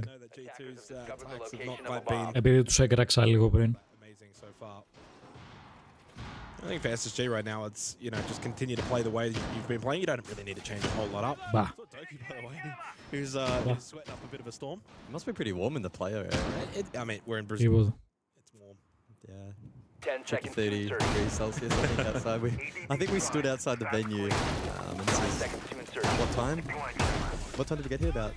Είναι τραγική ρε μαλάκα. Αφήστε τον κόσμο να παίξει ρε φίλε. Αν είναι δυνατόν. And I think he posed Δυνατό φαίνεται. Πιο ωραία. Question mark as the way he's going to slot into the slot. So far, absolutely perfectly. 6-2, Newers has been great. And I know, of course, as well, matching him at 6-1, and they're very much looking like a team that's already quite in sync. Loki wants to get aggressive towards Solar. Takes this one pretty comfortably off the back of the EE1D. Oh, up close, though. That's a shotgun in hand for Benja. This could be trouble for Doki. If he does make his way through this doorway, you would imagine he could be dead indeed. Gun barrel shown, and Benja's not going to get away and fall back to safety. That's an easy swing for Benja. Καμιά ελπίδα εκεί, LAN και shotgun κιόλας. Δεν είχε καμιά ελπίδα εκεί. Άνοιγε μαλάκα το Blitz. Μαλάκα τι κάνουν. G2 crumbling on Chalet. Legit τι κάνουν. The entry game for G2 going from bad to worse as this half progresses, and SSG continuing to build confidence. Loading new mag. I don't know if it's miscommunication or misdirection on these entries, but just continuing to fall flat. And then the double down from Alamau to send it in and try to retrieve something on a trade, only making things worse. Also falling in the meantime, and it may be flawless here for SSG. Certainly a 4-1 lead. Pending a miracle. Flawless, but Blaz is going to have to get an ace here. And a 1v5 ace at that. Yes, gets 2 kills. And πολύ καλό παιχτάκι ο Blaz, ρε φίλε. Πολύ καλό παιχτάκι. You're able to hit some shots, but needs to find 3 more. Position well and truly known as well. Doesn't have the kit. I'm assuming actually SSG have got full control of that diffuser, considering you've got Ashen and Benja over towards the Mez. So, I mean, for Blaz, this is almost impossible territory that if you could pull it off, it's one of the better plays you'd ever really see. But now he makes his way up, and this is where it becomes oh so difficult, and Benja will shut him down immediately. 4-1 start for Space Station Gaming, and continuing the good times here on day 1 for North America. And continuing the struggles for attack into Chalet. Yeah, I mean, it's fascinating. Again, we come from an APAC region where typically it's a map that is very good for attacking teams. But even that didn't happen today. No. Τι είναι ρε μαλάκα ο άλλος, λες και τσίσα είναι αυτά ρε μαλάκα. What's up with that? Η Red Bull Monster παίζει να ήταν αυτό. Good apple juice here in Brazil. I haven't tried it yet. G2 though, I mean. Bro, αυτό δεν ήταν σαν apple juice. You've really got to find this second round. Τα κατρουλιό ήταν. Absolutely must get this to 2-4. Someone get Doki a fan. he needs someone with like a leaf just standing behind him, just fanning him down. I mean, I will say, I mean, I know that Alamau doesn't get anything from Καλησπέρα Μάρκο, καλησπέρα. Red Bull το Yota έτσι. We're just going to lose this. Goes for broke, sends it in, tries to be... Αχ, δεν σας βλέπω καλά, G2. Ultimately, it doesn't work, but the idea is sound. Yeah. 5 seconds to go. Πού είσαι Μάρκο, τι λέτε κάνεις? How are you? Blaz is 5-5, he got 2 kills in that last round that weren't really impactful kills, considering it was 1v5 at that moment. Πάλι spawn pick. Ρε μαλάκα, έχουν επιτρέψει τα spawn pick στο Pro League. Όταν παίζαμε ESL tournament δεν μπορούσε να κάνει spawn pick. Απαγορευόταν. I know we're physically quite a distance away from the player booth where we are right now, but I'm quite surprised we haven't heard Ashen yelling. Καλά αδερφούλη, θα μπεις γεμάκι. Έχω co-streaming, ρε. Βλέπω το League. Yeah, maybe his personal performance is limiting him a little bit. Προσπαθώ να καταλάβω λίγο τις διαφορές στον ήχο, αλλά για το stream λίγο δύσκολο να το καταλάβω. Ναι, τα spawn pick δεν μπορούσε να κάνεις. Δεν είναι μέσα στο game. Δεν είναι.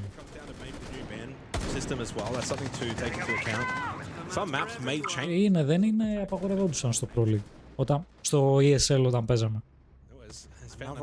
Τώρα από ό,τι βλέπω, μάλλον το έχουν αναιρέσει αυτό. Μπορείς να κάνεις.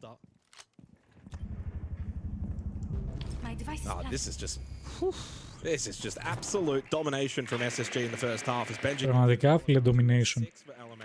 Λες και παίζουν arcade. Arcade deathmatch. Free for all. Απαράδεκτη G2. Απαράδεκτη. Πρώτο τους match. Απαράδεκτη. They didn't win a game after that, lost to SSG. SSG with a, I think, 5th place finish. So far, they're able to continue the good times here at Reload. Even the new addition of Newers, they look even stronger. 80% παιδιά είμαι. Το τρίτο pack. This is turning out to be an amazing day to be a North American fan. If they win this, then they just need M80 for the perfect sweep. What has to come after this? Minute left into this final round of the half. 3-5, G2. Have they got any fight in them? Don't know, Uno, Doki, and Loira. That camera is still up, by the way. Oh boy. It's not your half, it's not your half. Oh no.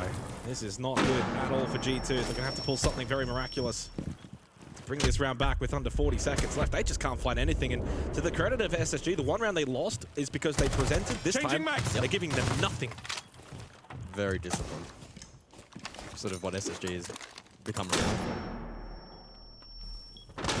Benja, his position in kitchen will absolutely not be known whatsoever, and G2 are running out of time. Yellow ping information. Not sure exactly what was supposed to be there. Well, Benja did get up from that prone position, went for a peek, and loses his life because of it. One through the hatch up above. There's no vert, by the way, in terms of G2. It's just a first floor horizontal push, and they are getting slaughtered. They cannot make their way into kitchen at all. Cooked up well and truly, and served for dinner. It's 5-1 in favor of SSG, and they are making quick work of G2.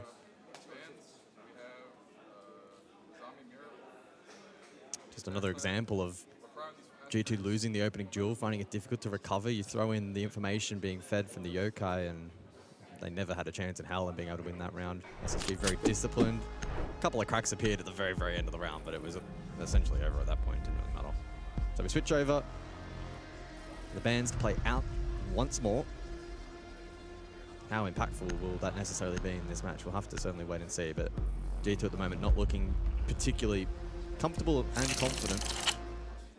Attacking certainly difficult on Chalet so far today, but I think this is a matchup where we anticipated more. We expect more from G2. Well, this is going to be now, again, following what we've seen. SSG, bro, οι SSG όντως μαγειρεύουν. Πραγματικά. Πολύ δυνατή η SSG. Πολύ δυνατή. Και σταθερή. The good news, and there is actually good news for G2, is they only bet the one bullet. So again, those a little bit unfamiliar with the format for Phase 1 here at Reload. Because if you go to 0 bullets, of course, you are eliminated. And you kind of have to pick and choose a little bit where you want to bet those bullets in this matchup. And they've said, hey, okay, SSG is a pretty good team. We're only going to bet the one. It does mean you could only win the one, though. So it's all about that risk versus reward for SSG. I'm a little bit surprised now. I mean, it's hindsight Harry coming through once again. 5 seconds left. But for SSG, I felt like coming into this match, they were the favored team. I'm surprised they didn't bet the 2 bullets. Παιδιά, ο φωτισμός είναι ακραίος, φίλε, αλήθεια. Ωραία μόζικη όλα. Yeah, we'll certainly have to wait and see how SSG go about actually closing out this match now on the attack. Dynamic changes. Blackbeard available though for the second half, unlike the first, and so Ashen looking to take full advantage of that. As we set ourselves for a final objective. Map clear likely on the cards here, false repositioning. Capital bolts in play. No catch available for defense, so that will be a really effective tool that SSG are going to want to play around and get full advantage of. Be interesting to see exactly where that is employed. Falls with information over towards Mez currently.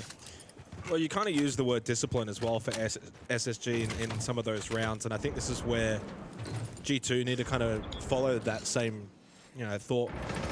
Be disciplined. Yes, we're down 5-1. Doesn't mean we need a spawn peak. Doesn't mean we need to be super aggressive and feel like we have to win all these rounds back so quickly.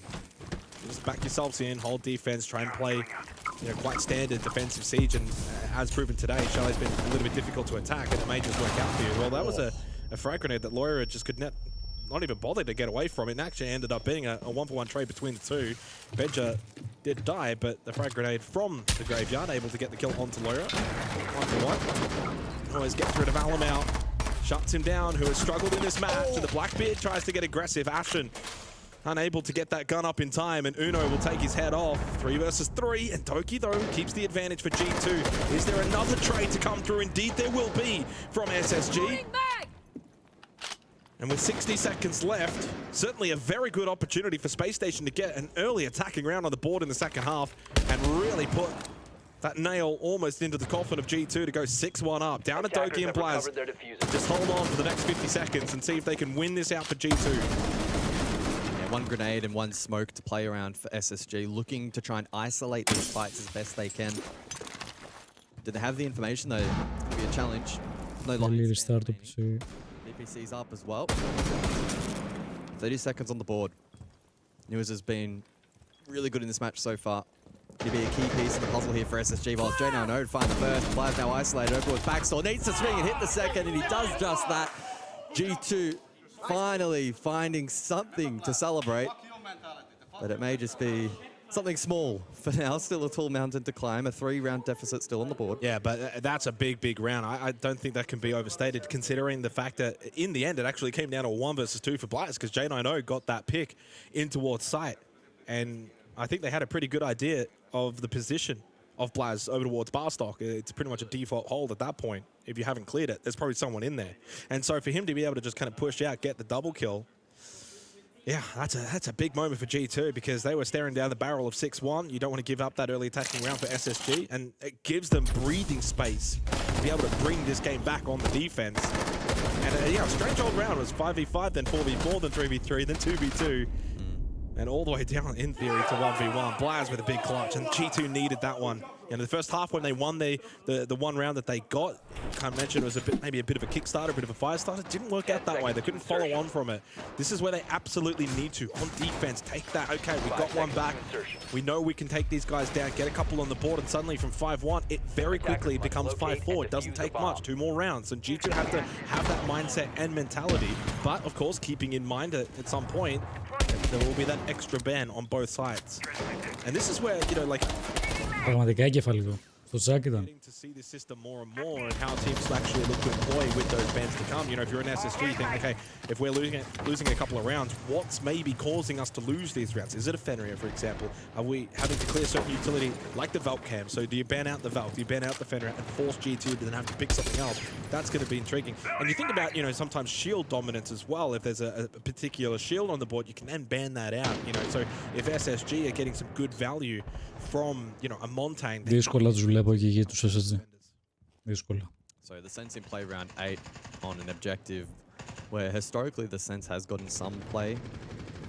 Can roll them through dining, trophy, and now with the toggle feature it does offer a little bit more to the attack.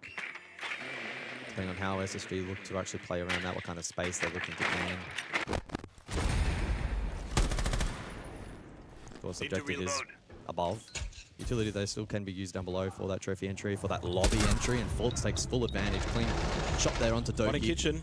Oh, Faults wasn't ready at all. Loira finds the double kill, and a wonderful vert hold down below in kitchen from Loira. And SSG went for a bit of a pinch. It did not work. Lost 2 many members in quick succession. J9 keeps the round alive, though, with that kill onto Alamau, and gets aggressive now, pushing in towards Office. A little bit of top floor control. They do not have the kit. There's a lot of time remaining in this round, so this is rather aggressive from J9.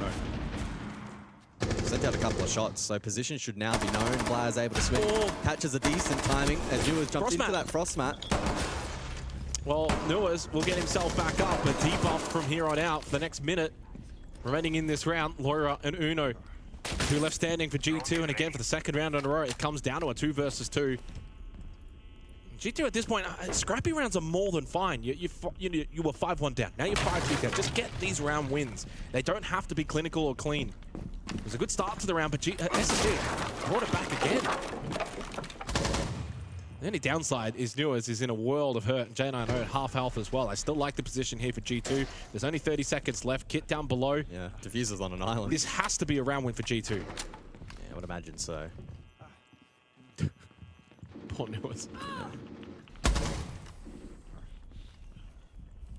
And he's going to last the remainder of this round as well. So he is quite literally on one leg. J9, he had to be the hero. Lost the battle to Loira, who well and truly has set the tone in this round for G2. Played oh so wonderfully down below in kitchen earlier. Uno will finish it off, and that's 2 in a row for G2. They bring it back to 5-3. And the defense on Chalet continues to just Something's be in so the air, strong man. from all teams that have played this map so far.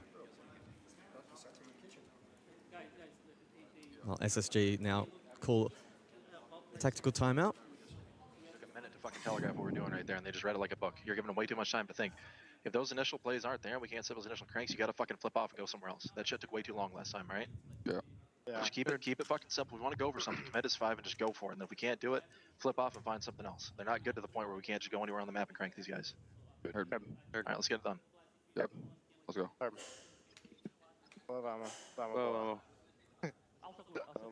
it's one of two things. You start from the spot, we either crank fast if it's there, if it's not there. I think it's good to go kitchen, but we always win kitchen. Yeah. Just be aware, okay guys, let's go. Let's go boys, let's go. Let's go guys, let's go. Let's go boys. Go guys. Go kitchen guys, go kitchen.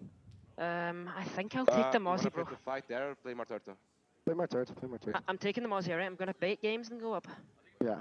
Okay, put one down from master, okay? They're gonna play for you, okay, Doki. Last game against I'm not playing there. Yeah. I'm just gonna put the Mozzie. He's going to bait games. Then it's going to go up. No, really, really good insight there. And I think obviously we got to hear with SSG first up. It's like, you know, let's commit a little bit delaying rounds. And then at the end, we got to hear a bit of G2.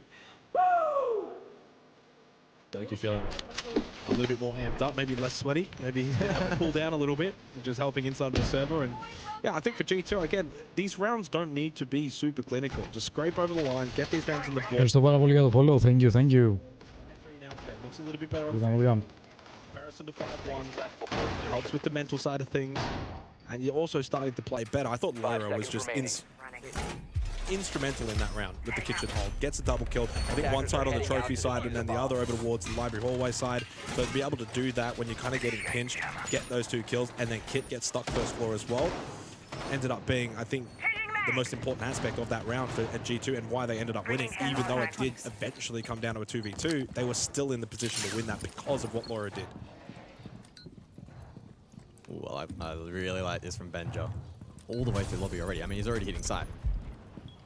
GT will not have a clue. Oh, wow. This is incredible. Yeah, and this is actually on cam as well. That is a Valk on cam. Uno is wondering, how has he walked in through, quite literally, the front door of this site?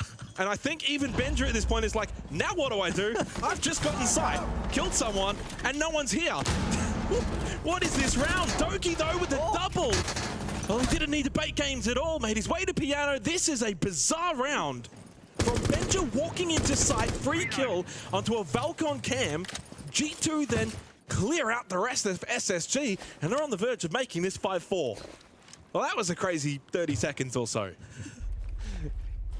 Been a crazy day. Chalet just seems to be producing something special this afternoon. Benja's like, I've got sight, everyone, and they're like, okay, we're coming, and then they all die. Well, I think Benja wanted to rotate to try and support the team. Yeah. By the time he got there, everyone was dead. Yep. And Fault's stuck outside now in a 1 versus 3 with 90 seconds on the clock. I mean, we've just had a timeout. He could take an impromptu one if he wants to. Kind of just sit back outside, and obviously the players themselves can kind of just talk things over, because for SSG, this is the reality for this map, and what we've seen today is that attacking is just proving to be quite difficult. It really has been a grind. And if you put a foot wrong, you just get absolutely crushed. And I think SSG will be quite disappointed. Just so Ben, off the back of that. Ben, after this, what are you thinking? Ben each, after this round, has concluded, which will obviously happen at some point in favor of G2. What do you get rid of, either side? Well, I mean, for context, it was... You get rid of the Blackbeard here. I mean, Ashen's kind of been sitting on it a little bit. I mean, it hasn't really been all that impactful. It was the Valk Monty in the first half. Could have the Valk be taken off the board if you're SSG. Wolf's almost getting the kill onto Blaz. Could have made it interesting. Could have made it a 1v2 with just over 20 seconds, but Blaz able to keep his life intact. Position known, takes a tag, comes down trophy stairs, and yeah, you would imagine in about 5, 4, 3, 2, 1. Done. I'm going to take a punt and say Valk baby. Okay. I mean, I literally just pretty much said that. Did you? I don't think you did. Well, what do you think? Do you think Valk baby as well? I think Valk BB. Okay. BB, of course, being Blackbeard. Stole that one from Fox on the desk. It's kind of cool like that. He's a chill guy. He is a chill guy. All right, let's see what actually comes through here as we've gone through the 3 rounds of the second half, and it's Valk and it's still 1B. Good enough. Do we get half a point there instead of BB? It's just B for Blitz. Yeah, this was a strange start to the round. 2.5 minutes. Benja walks into sight, gets the kill, and then Doki with a double up above, and well, SSG just couldn't follow through with that entry from Benja. Really good response, and G2 in general this half, really good response. Nice, guys! Let's fucking go, guys. So good, man. It was really good. Well, considering how badly the round started, it was a very good recovery, yeah. Uno's gone from probably about to crash out, being like, how am I dead? What are you guys doing? To, yeah, good job, everyone. In the space of about 30 seconds, probably even faster. So 5-4, finally, we get ourselves that close game we were searching for with the 5-1 half to SSG. It felt like maybe they were going to run away with things, but again, proving to be very defender-sided, and G2 are getting their turn themselves. So no Valkyrie available for G2, no Blitz available for SSG. And now this is something we saw earlier, of course, Jaeger able to catch the Capitao bolts, means it does reinforce that position top library. See a little bit more of those changes, of course, on the reveal panel next Sunday. I've already noticed that people have caught on to the Jaeger buff. And in the past, this ended up as a very easily clearable position, and in the earlier match, they had to give it away. Like the attacking team just couldn't clear it out, and it was like, okay, we're going to rotate. Yeah, it's an immediate pivot. Rayora as well for J90. So what are SSG planning here? 10th round, 5-4, 3 rounds in a row for G2. This one heating up. Map sweep. Capitao not going direct library, at least not initially. Ash to play frontline info. Rayora as well is going to be the potential real difference maker here. Depending on what the approach will be here from SSG, I feel like it may be a tool used to prevent retake later. Really reinforced first. Obviously you need to compete for that first and gain that control. G2 not looking to give it away for free. Deployable shield in the hands of Alamau, and he's playing off that at that pillar position. Gates to go down. Yeah. Impact and response though, so good counterplay from G2. Yeah, Lawyer at the court. Newers with a double kill for SSG, and finally they look strong on the attack as Bolt will also follow suit. Ashen on the Blackbeard getting lit up, but makes his way down library stairs successfully, as Uno will indeed fall to Newers as well. This is the SSG we were expecting in this second half. Absolutely clinical on the attack, slicing through the defense of G2. And Ashen will get this plant down, and not much that Alamau can do besides a free kill onto J90. And SSG will very much, you would imagine, take a 6-4 lead, but Alamau just says this round is not over yet. 3 kills, brings it to a 1 versus 2, 30 seconds in the post plant, but surely in what is one of the more difficult post plants to win, with so little time remaining, this should not be possible. You still have to clear a big window as well. You've still got to deal with the black. Και σταματάει και κάνω, ρε. Ένα arcade, ένα free for all μπήκα. Pulls out the gun. Τι απ' And 6-4 lead for SSG puts them on match Arcade παίζω. Certainly one of the more creative attacks we've seen this afternoon here on Chalet, and certainly one of the more successful ones as well. The combo there of the Rayora and the Blackbeard to get that space on that top floor. Two-play stream is really fun to watch. The impact did come out in response to G2, but that hold was just under such immense pressure and they couldn't withstand it. So clean work there from SSG. Nice try, bro. Noah's in the chat, by the way, wrote Ali mid. That's toxic. That's not something that's... Well, you can clearly tell there after they need your stats up. I was not making that one up. Yeah, a little bit of banter in the chat between these two. Mal did pad his stats a little bit, but hey, I mean, he also made a somewhat winnable chance for himself after the initial 3 kills. It was always going to be very difficult to finish off his early work, though. So 6-4 as admirable as a comeback as it's somewhat beamed for G2. It's probably, again, a showcase in that round that SSG have really got their number right now, and 2 opportunities to close this out. Αλλά ο άλλος είναι κουμπωμένος στο arcade, ρε φίλε. Αν έχεις το Θεό σου τώρα. Αν έχεις το Θεό σου.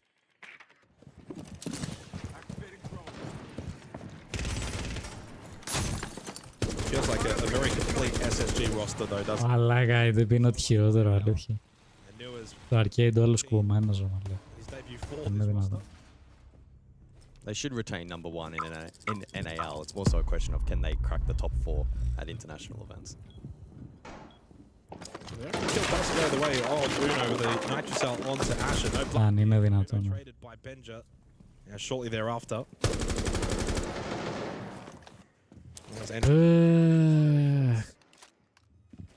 Also cleared out that Barstock position. Nuez continues his rampage and also on to Alamau, who he was very much giving some words to in the chat as well, and clearly ready for Loira. Nuez is on an absolute heater in this match, and his debut for SSG, 15 kills, has been dropped. Blaz, very low on health. Doki, under a bit of pressure towards Fireplace Stairs, and the plant going down now by Fultz, and it's looking very likely that SSG are going to make quick work of G2 here at Reload. They only put in the 1 reload, the 1 bullet up for grabs, but SSG probably thinking they should have done SSG, GG, easy money, bro. in Brazil. G2. Yeah, the good times continuing for North America. That streak still unbroken. Questions remain as to whether or not M80 can keep the good times rolling in a moment's time, but all focus currently here on SSG. Had to dig deep G2 to some extent, right, and really refocus off the back of their own tactics. Στο ίδιο έργο θεατές, εγώ αυτό έχω να πω. Στο ίδιο έργο θεατές, όχι δεν έχουν αποκλειστεί. Debut for him, 16 kills, setting the tone. The team as a whole was just absolutely singing the same tune for G2. Στο ίδιο ακριβώς έργο θεατές, φίλε. Ακριβώς.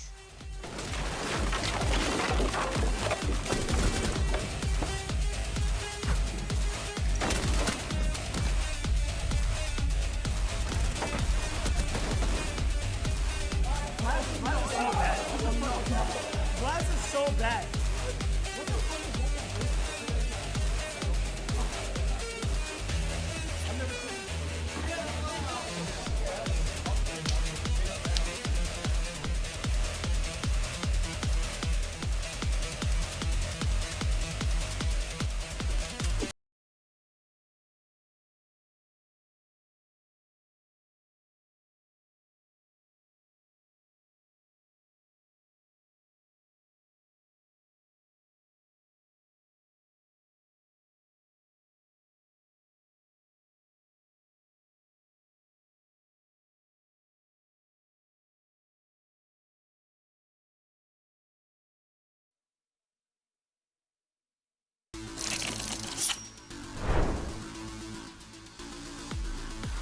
Έξι λεπτά για να δούμε το άλλο.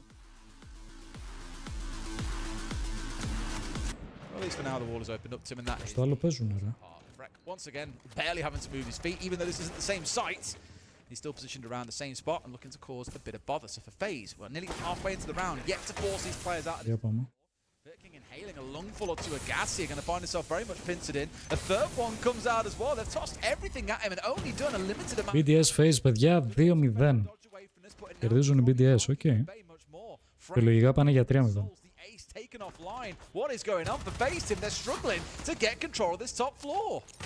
I like what FaZe did there, though. They really bullied that smoke usage by getting all 3 of them used so quickly. Freck is lucky to get away with his life there, but will do so. Robbie was taken out in the mix of all that, but yeah, I like the way that Viking dealt with that. He took very little damage from 3 smoke canisters coming at him, and they were all within about 3 or 4 seconds. So one thing that you're looking at with those smoke canisters is to burn as much time as you can. So you want to play one, let it dissipate, play another one, so on and so forth, to burn the clock as much as you can. But he got them done in about 20 seconds, and it was really well done. FaZe are looking better here for my money than they have done so far. Cyber manages to find one onto Freck, 4 versus 3, and I think the rest of this round is going to be tougher and tougher for BDS.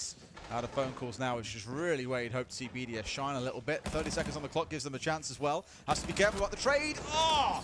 almost managed to get rid of KDS, but didn't quite find the head. KDS responds in kind. Looking good here for FaZe as you say him with the diffuser now going down. Bitter King holding it in place, comes off. Ωραία, για να φτιάξουμε λίγο για τα σκορ. 2 quick kills, 10 seconds on the clock, and FaZe might have folded when it matters most. Yeah, they really might. We see that flash come in, but it comes back off the door frame. Doesn't stop them, however, moving in and getting the kill. Bitter King has to hold on to this. He can't come off. The challenge is made, but KDS, he's just able to spin and find his man. And that's going to be FaZe getting themselves the first round on the board. The big question now is, how do BDS respond? We've seen them win 2 rounds. That's the first we've seen them lose. How will they respond? Καλό βράδυ, ρε mate. Καλό βράδυ. Καλό βράδυ να έχεις. Got the answer to it, given they've won 2 defenses so far. I want to give a nod towards KDS in that round. It's worth stressing. By the way, like twice he was challenged, twice he didn't die, and twice he immediately got the responding shots out to kill the player that was assaulting onto him. Both P4 and Lasmo fell down in exactly the same manner. Bans have come on through. It is going to be Monty taken away and the Fenrir on the defensive side. So going to force FaZe's hand here, Tim. Force him to do something a little bit different. And that's going to be Bring the Blitz, of course. I was going to say, that's going to be Blitz or Blackbeard then. It's never that different, is it? Come on now. It's going to be one or the other if they're still available.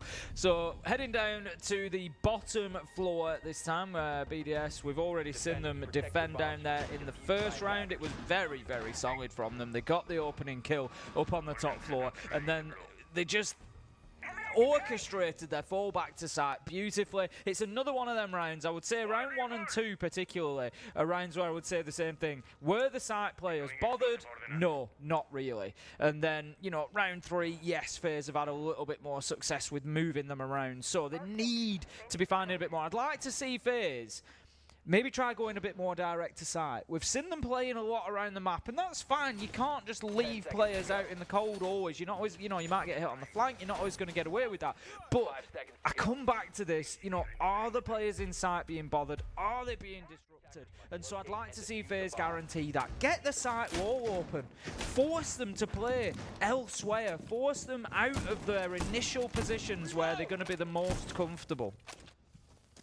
And here, shield has been taken away. Instead, Bitter King goes across the round. We are attacking into the basement, so they want that soft destruction. Not forgetting last time we did this, Cyber went down very early on the buck, and they didn't really have any option to get verticals opened up anymore. Hatches they could do, because the Monty had the hard breach gadgets in back pocket, but that was really all they had going for them, which forced a very predictable attack, which BDS dealt with very well. So I like they've got a little bit of insurance policy here, having a second soft destructor to play for the verticals to do some work for them.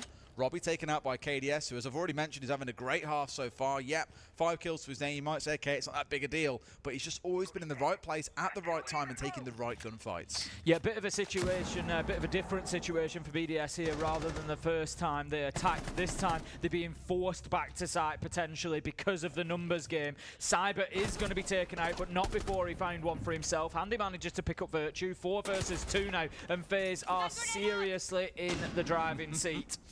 BDS are almost like, we know we're going to lose if this comes down to an execute, so we want to swing everything. They're just determined to catch out a player or two on FaZe's side before they can even think about getting inside the building, but as you've seen, Virtue's already lost his life here. P4 wasn't too far away, and his challenge coming out at the same time. So now they're going to have to face off in a 2 versus 4, and this is not a pretty situation to be in. Freck's just going to be holding that angle for as long as he can here, just trying to catch himself. At the minute, BDS is hoping to catch a cheap one, I think, because somebody from FaZe moves into position, just pick them up on a long angle, and all of a sudden you've got a 2 versus 3, and it becomes a little bit more winnable. But I don't think they're going to get that grace, that good opportunity to do that, because FaZe, they know they've got a minute 30, now down to a minute 5 left on the clock, and they're using that time to clear utility, to create new angles, to apply vertical pressure, to try and push BDS around. I come back to that same question. Have the site players been bothered? I'll tell you what, they're about to be. The site player, singular, Tim. P4 is the only player left, and he's got it all to do here. It's not looking pretty. Bitter King with a closeout. Very composed and disciplined coming out from FaZe.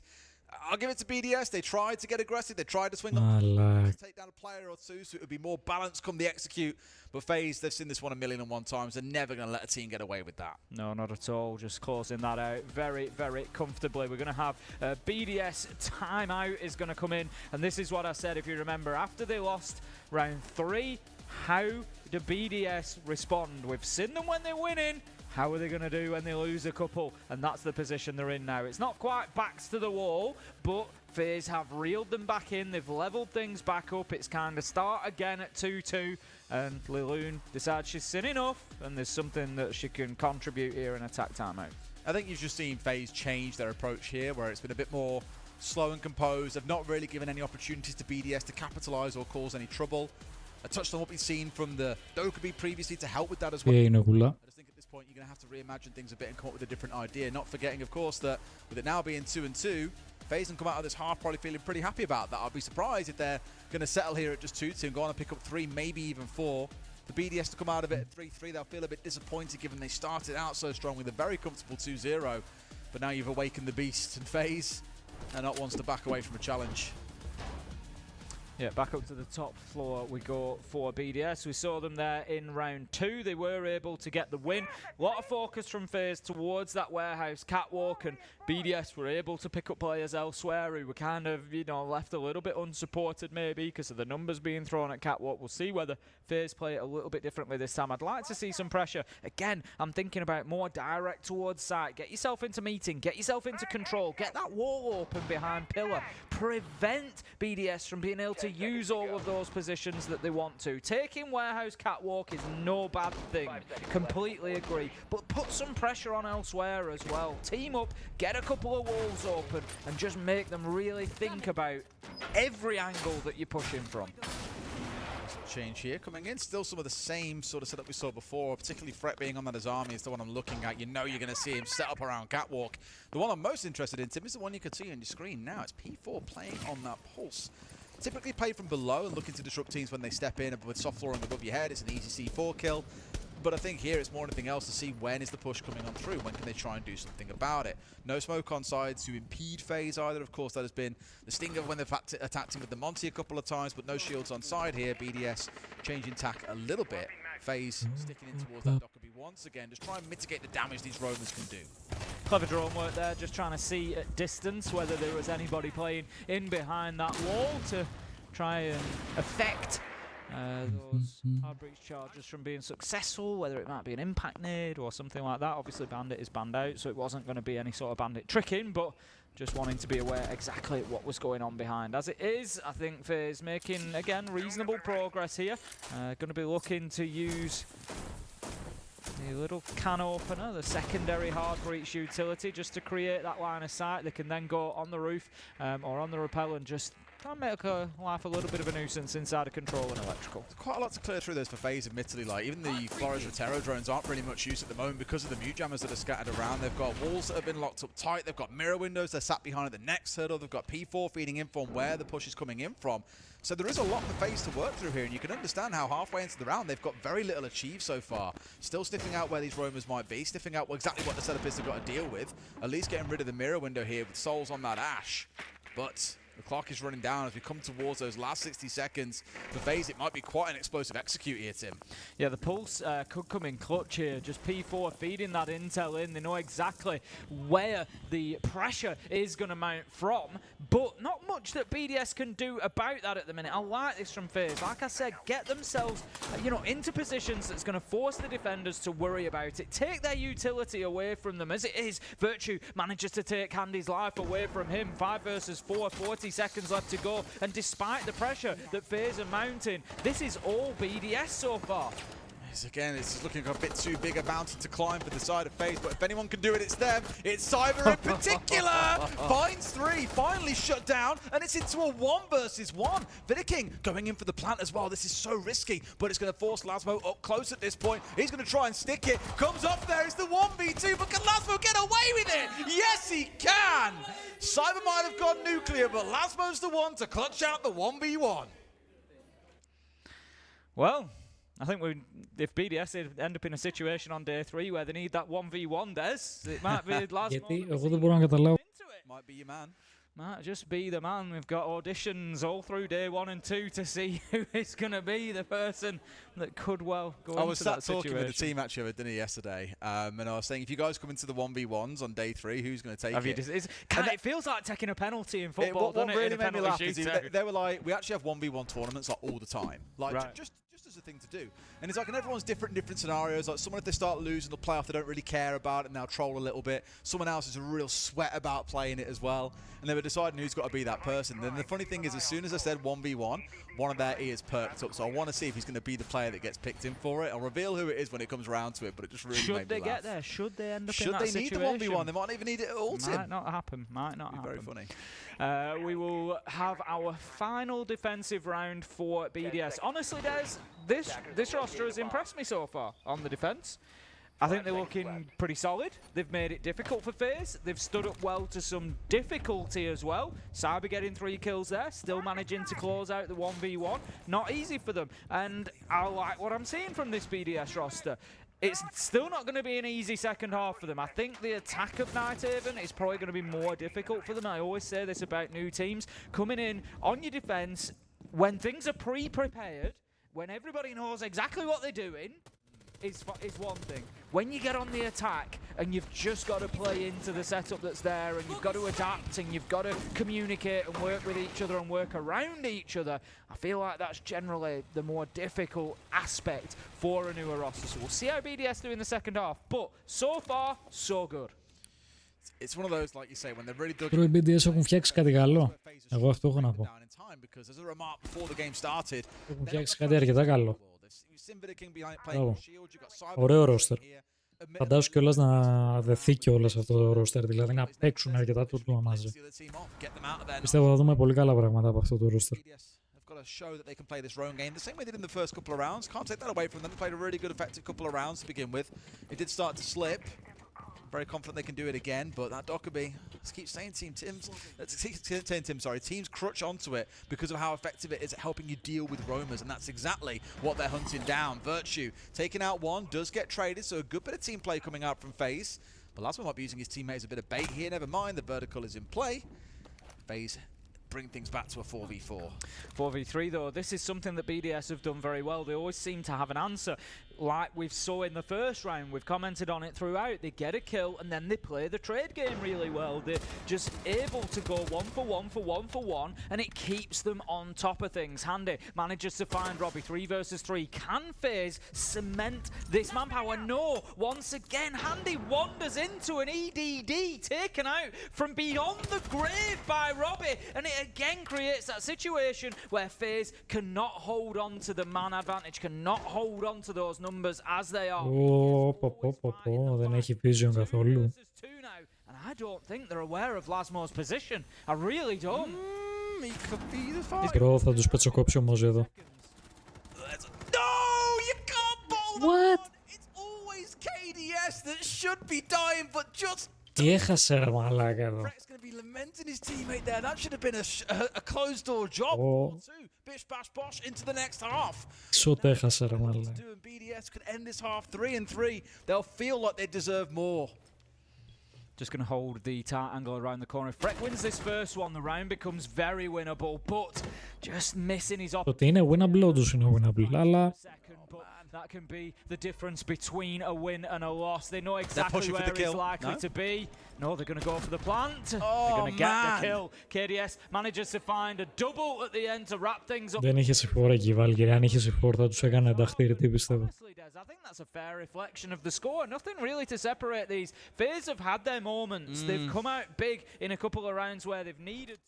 But BDS have also played the defense really, really well. They've played it well, but I feel they'll be kicking themselves. This is the kind of conversation you have. 4-2 would have been realistic. This is the kind of chat you have afterwards, where you'd be saying, "Oh, we could have won 5-1 because we did this wrong in that round and this wrong in that round. Without that, we'd be 5-1 up." They'll be kicking themselves a little bit. FaZe may even to some degree feel like they've managed to scrape through with 3 rounds on this one. Probably surprised they're not walking away with 2 or even 1. But all that matters is the number of rounds you've got at this point in the game. They go on to the defense at 3-3. Now bans are coming on through. Immediately seeing the Monty go away alongside the Maverick, and on the other side, the Azami being taken offline. Going to break away from that combo of a Blitz and a Kaid that we've seen through, Bandit and Kaid that we've seen most of the day. Still keep the Kaid away, but also going to see the Azami removed. Just as a reminder, at the halfway mark as well as to what this match means, we've got a reload of 1 bullet for BDS. And a reload of 2 for FaZe. So a little bit more on this one for FaZe than BDS. And right now, I mean, obviously that shows a lot of confidence. FaZe coming in here thinking new roster, you know, we're on home turf, we're world champs, we're going to come in, we're going to do a job. And right now, maybe not as clear-cut as they might have thought, but I feel like the next couple of rounds are a really big test for BDS now on the attack. This is where we've seen the teams today that are a bit newer, a bit fresher, coming into this with a new roster trying to figure things out a little bit still. They've come undone. Because on the attacking side, it requires so much more coordination. I wouldn't be surprised to see BDS struggle at this point, especially against FaZe. They are a defensive powerhouse. Basically, every tournament they're at, they're topping the charts for defensive success, and I do think... Όπα ρε οι μπαταρίες που μπήκε ρε μάλλον. Μες στον τοίχο μπήκε η μπαταρία ρε φίλε, απίστευτο. Massive if they're going to walk out of this one, sending us towards overtime, or even getting a map win. A few people have asked, by the way, what does RIO mean? What does the bullet icons on top mean? Like, Από τώρα που έφαγα φίλε μπέτωσα. Μπέτωσα πολύ άσχημα. And the number up to the left, the one in this case in red, is what you lose if you lose, or you gain if you win. It's as simple as that. Don't worry about any further than that. So FaZe will either go up to 8 or down to 4. BDS will go up to 7 or down to 5. That's the nice and simple answer to it, and you'll see that number going up and down. When it comes around to days 4 and 5, if you are top of the leaderboard and you're in our top 4, then you go through to the live stages. That's the simple part of it. There's a bunch of other mechanics that I won't dig into right now. Ωραίο vertical εδώ. Dead from above. King getting himself. Ωραίο vertical, ωραίο hold. Πολύ ωραίο. Yep, nice and easy kill through the floor there. Πραγματικά easy kill. Comment on BDS's drone work. They had a nice position in warehouse. They were watching what was going on in IT, and I thought they were looking good, but maybe not as thorough as we might have thought, because they've just walked right on into King's trap, and he's going to continue watching from above and just preventing that entry coming into that area of the map. 1 minute 40, and not really a lot of progress for BDS to speak of just yet. And this is what I was concerned about. We're only just starting to see walls getting opened up, a little bit of adversity on the attack. Where's the adaptation? What are we going to do? Are those red bullets equivalent to Elo in a way? No. The red bullets are more like... It's what you're willing to put on the line. And it's more what if you lose, then you lose 1. If you win, you gain 1. You can obviously put up to 2 if you want to in these first couple of days of the tournament. Day 3 onwards, you can put up more. So think of it that way. Don't worry about it too much for now. You can worry about it tomorrow when teams start getting close towards 0 and facing elimination. That won't be happy times for any team. I mean, rather than Elo, it's your points in the league. So yeah. 6, as it stands now, they have 6 points in the league. If they get the win, then they'll have 8 points in the league. It's, you know, simple as that. For now, at least being stalled out. Tim are coming down to this last 45 seconds. A couple of smokes, and there's 3 C4s to still play behind. A lot to keep BDS at bay here. I think FaZe probably have got the number. They know what to expect. They know how to deal with this. BDS making themselves a bit predictable on their pushing towards this wall. Nervous for them. Just watching that very long angle here, but it feels like BDS are waiting for something to happen rather than trying to find that catalyst themselves. You know, they're on the attack. They can't just hold the angle all day waiting for that first kill to be the go signal. They've got to just decide that they go in and go for it. Handy gets taken out, Souls with 1, KDS another, and the problem BDS face now is that they're having to rush. They're running out of time. As I suggested, they were just a little bit too slow. They stalled out. They didn't seem to have too much of an idea on the attack. They couldn't break FaZe down, and then when they have to rush in, FaZe are ready and just cut them to pieces. It was very similar to what we saw out of BDS in the first half, where the defense just completely shuts out the other side, and I remark that FaZe are consistently one of our best defensive teams at any tournament they play at. I think you've seen it there in that half. They've just starved BDS out, and I also remark that you see a newer team coming together, maybe struggle on the attacking side to get the synergy together to break down those kind of defenses. I feel that's what you're seeing, and I think FaZe here could just go on and win a couple more rounds and propel themselves far into the lead. That would be my concern if I was a BDS fan. Absolutely, that FaZe now start running away from this. Like I said, BDS coming onto the attack was going to be a different thing to BDS on the defense. Don't get me wrong, they could have excelled. They could have come in here absolutely, you know, on fire. It's always going to be difficult to do that for a new team on a big map like Night Haven Labs. There is so much for the, and we've just seen it there. And that was only the top floor side. It's going to get worse for BDS, I would imagine, because there is so much to do on a map like Night Haven. You've got 3 huge floors to work, and now they're attacking onto the basement floor, and that is just going to make. Πολύ καλό trap. Έλα. Αυτό πάρα πολύ καλό. Εκεί που το έβαλε, να ξέρετε. Now you've got all these other positions to worry about. And FaZe are going to take full advantage of that. FaZe will be everywhere. They'll be all over this map. They'll be setting as many problems for BDS to go and solve as they can. Sure enough, there's a lot of things that they can stall time out with. I mean, look at the lineup. It screams defensive, right? It screams that we're going to dig in deep and really make you sweat to break us apart. The Glaive for time wasting, the Fortress that turns into a mirror window, the Goo Mines to slow them down. I do like, at least for BDS, they're trying to speed things up with the comp they've got. I speak about the Deimos and the Dokkaebi combination a lot. Ironically, the old BDS roster were the one that played it the most and saw a lot of success with it. Lasmo to also punish off the back of that. So they've got all the right tools for the job, mainly focused on roam clears. They have a good amount of time to actually execute, identifying that FaZe are stalling them out here and making them sweat a little bit. I feel like it's the right approach to the round for BDS, but as we all know, Tim, you can have all the right ideas in mind and the right players in the right positions. It can all fall apart with a couple of bullets. Again, BDS just seeming to come to locations where, oh, it's reinforced. I'm going to have to dip back away. I don't know how thorough the droning is being. They've got 6 left on the board, so they shouldn't be short of intel. But again, it's just like there doesn't seem to be sort of a clear, cohesive plan of how they're all going to push together. They've been basically chasing shadows for half of the round. They haven't had an engagement with FaZe, but they've been nowhere near sight. This is, I won't say perfect defending from FaZe. They get this opening kill and it will be. Handy, he does get shut down by Freck. They needed to win that first fight. He actually does very little damage to Freck as well, so that is good for BDS. But they need to push on from here, get some urgency. Frustrating as all hell having the Vectra as well with that rate of fire that you didn't find the head at all, instead just getting a little bit of chip damage down. He knew what was coming as well, was the craziest part, but it was a great response by Frack. Give it over to him. He's got a kill that they very sorely needed. Mirror offline. I mean, a C4 is removed from the team, but far from the end of the world for them. Here we go. First Dokkaebi call coming out too, hunting their way through. Second one even, sorry. But they need to find someone off the back of it, Tim, and sure enough, they get rid of one, but you heard him. The call was ringing out. You should have known that Cyber was there. Yeah, that's a big slip up from BDS there. He did check the top of the aqua stairs, but it's like he didn't believe Cyber won't be stopped. He drops all the way down, gets another 2 inside of sight, and this is the problem when you're playing against FaZe. Players like Cyber that can kind of just decide, you know what, I've had enough of this, and they're just going to get one kill after another from top floor to bottom. He's just absolutely run through BDS in about 10 seconds flat. It feels like fighting shadows, as you said. Like, yeah, over half the round are gone. They hadn't seen anyone, but it wasn't like FaZe were hiding. FaZe were actively roaming the map trying to find them. More like passing each other, and FaZe were just being very careful and knowing where they had information and where they had control. And BDS just looked a little bit lost in that round. Not forgetting, Tim, they haven't got a tack timeout to use here. You might get a mini one for a quick second more between yourselves as players after this round where you get to ban another operator, but of course the coach can't intervene at that point. Just feels like I mentioned that a couple more rounds and FaZe have completely run away with this one, and BDS are going to struggle to play catch-up. Moving into the third choice defensive side, then it's going to be control and storage for FaZe.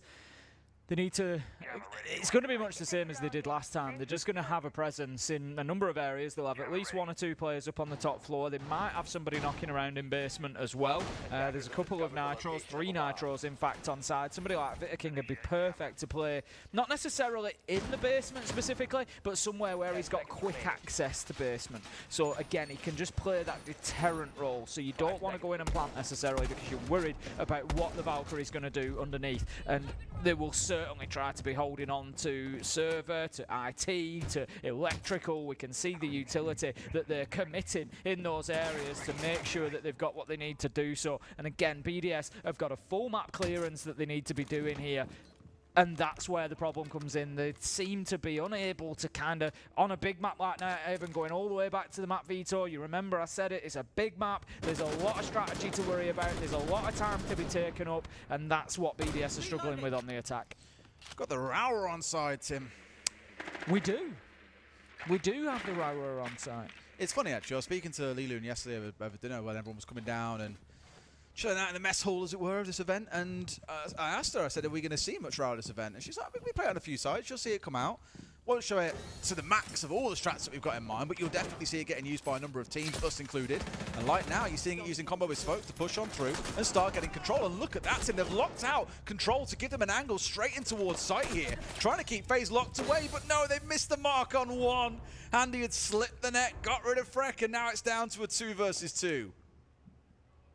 We have a major flurry at the beginning of the round, really. There's still over half of this to go. BDS is going to use that time, and while they get in the drone's position, we'll just give you a quick idea of what Raura does. She's actually gone for the round now. Freka's been taken out, but just applies a panel to a door, much like a castle barricade. It's fairly similar, but can be deployed at range. You just saw one on the door as we were passing through it there. There's a little target up at the top, and attackers or defenders can shoot that. They just need to be close enough to the panel, and it basically either opens or closes it. And it just allows the attackers to create new safe spaces and to, you know, lock defenders out of areas, create new angles, all sorts of things. We find ourselves now in a 1 versus 1. Vittaking versus Robbie. Robbie is low health on the glass though, and Vittaking, with maybe a little bit of intel from his fallen teammates as well, I'd have to back him for this.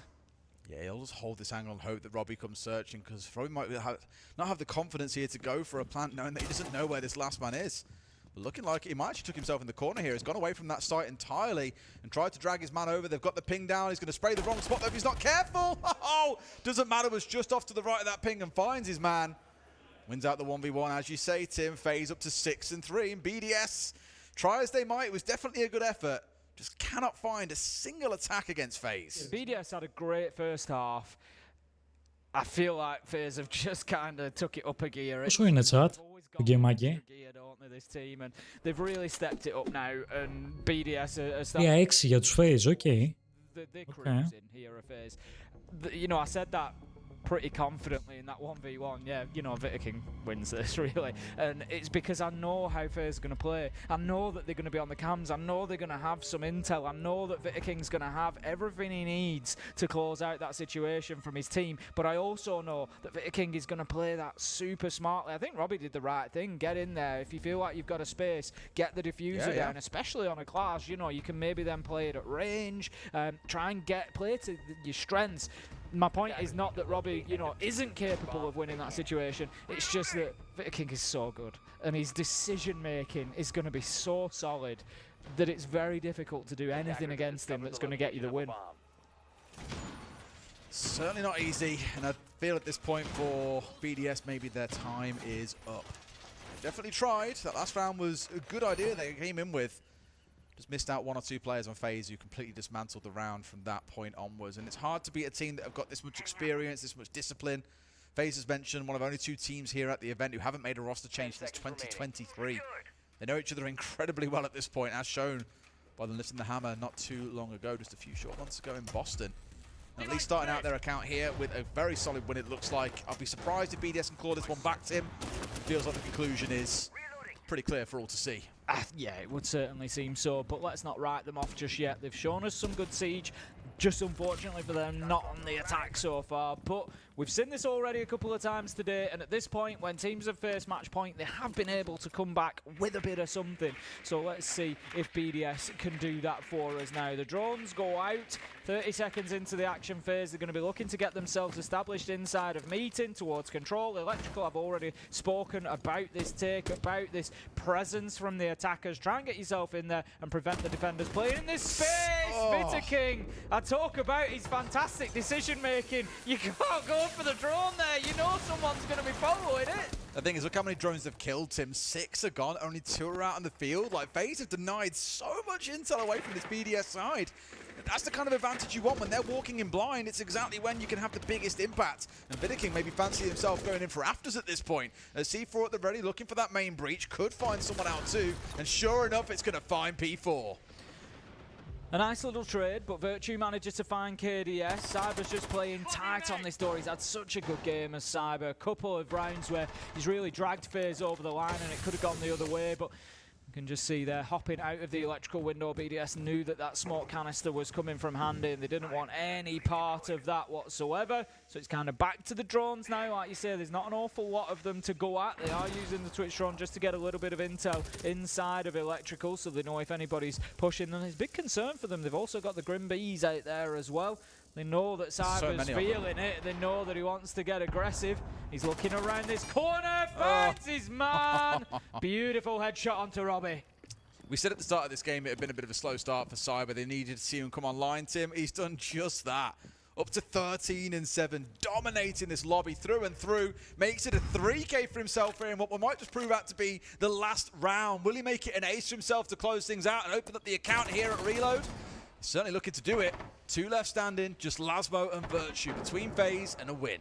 You're going to see some smart play from FaZe now, and I genuinely think Cyber will step back a little bit, and he's not going to he's not going to over-aggress, and then he runs into control and over-aggresses. Cyber's going to go down, Handy's going to be on the deck as well, and BDS maybe fight this one back. It's all up to Souls. We know that he's a very clutch player, but this is not going to be easy. 24 seconds left to survive.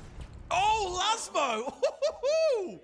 I tell you what, he's got a bit nuclear there, Tim. It's a couple of times today he's looked a bit naughty with the pistol. It was the Ella earlier on. Has gone pretty big in this round when required, but many will look at that and just think, how have FaZe thrown that one away? That was theirs to win. I'm a little bit surprised by Cyber there, but I'm going to put it down to the scoreline. 6-3, they know they can get a little bit active. It's not the end of the world. Just get in there. Try and see if you can get a couple of kills. Finish the game off there. I think if that was FaZe at, say, 5-4 or 4-3, you'd have seen a very different ending to that round, and that is that they'd have given them absolutely nothing. That's what I expected when Cyber dipped back into server. I thought, yeah, he's just going to get himself out of the way here, and they're going to let BDS sort of bring the fights to them, and they'll cut them down as they do. But no, him and Handy got a little bit aggro and decided they wanted some kills instead, which, given that it was 6-3, they've got the space to do that. I wouldn't expect to see that again from them. I think also in the back of the mind as well, they know that they've got basement to come, and it's like I said, this for me is always going to be the most difficult site for BDS to attack because there's just so much to do through the map. We saw them spend a minute 40 running around the map last time. Didn't see a single FaZe player. They were there, they just couldn't find them. They were constantly revolving around them. Salam alaikum.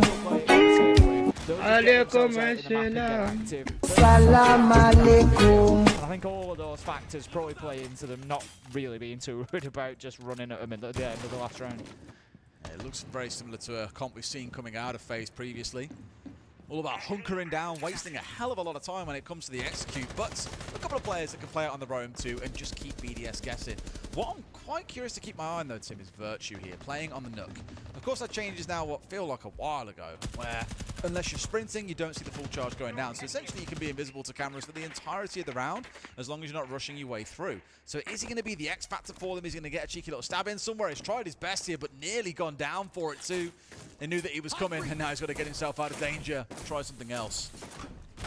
Yep, certainly doesn't hurt to give it a try, but it is the kind of play that I would expect FaZe to kind of be prepared for, kind of be ready for. We know how good they are, guns up, players like Cyber.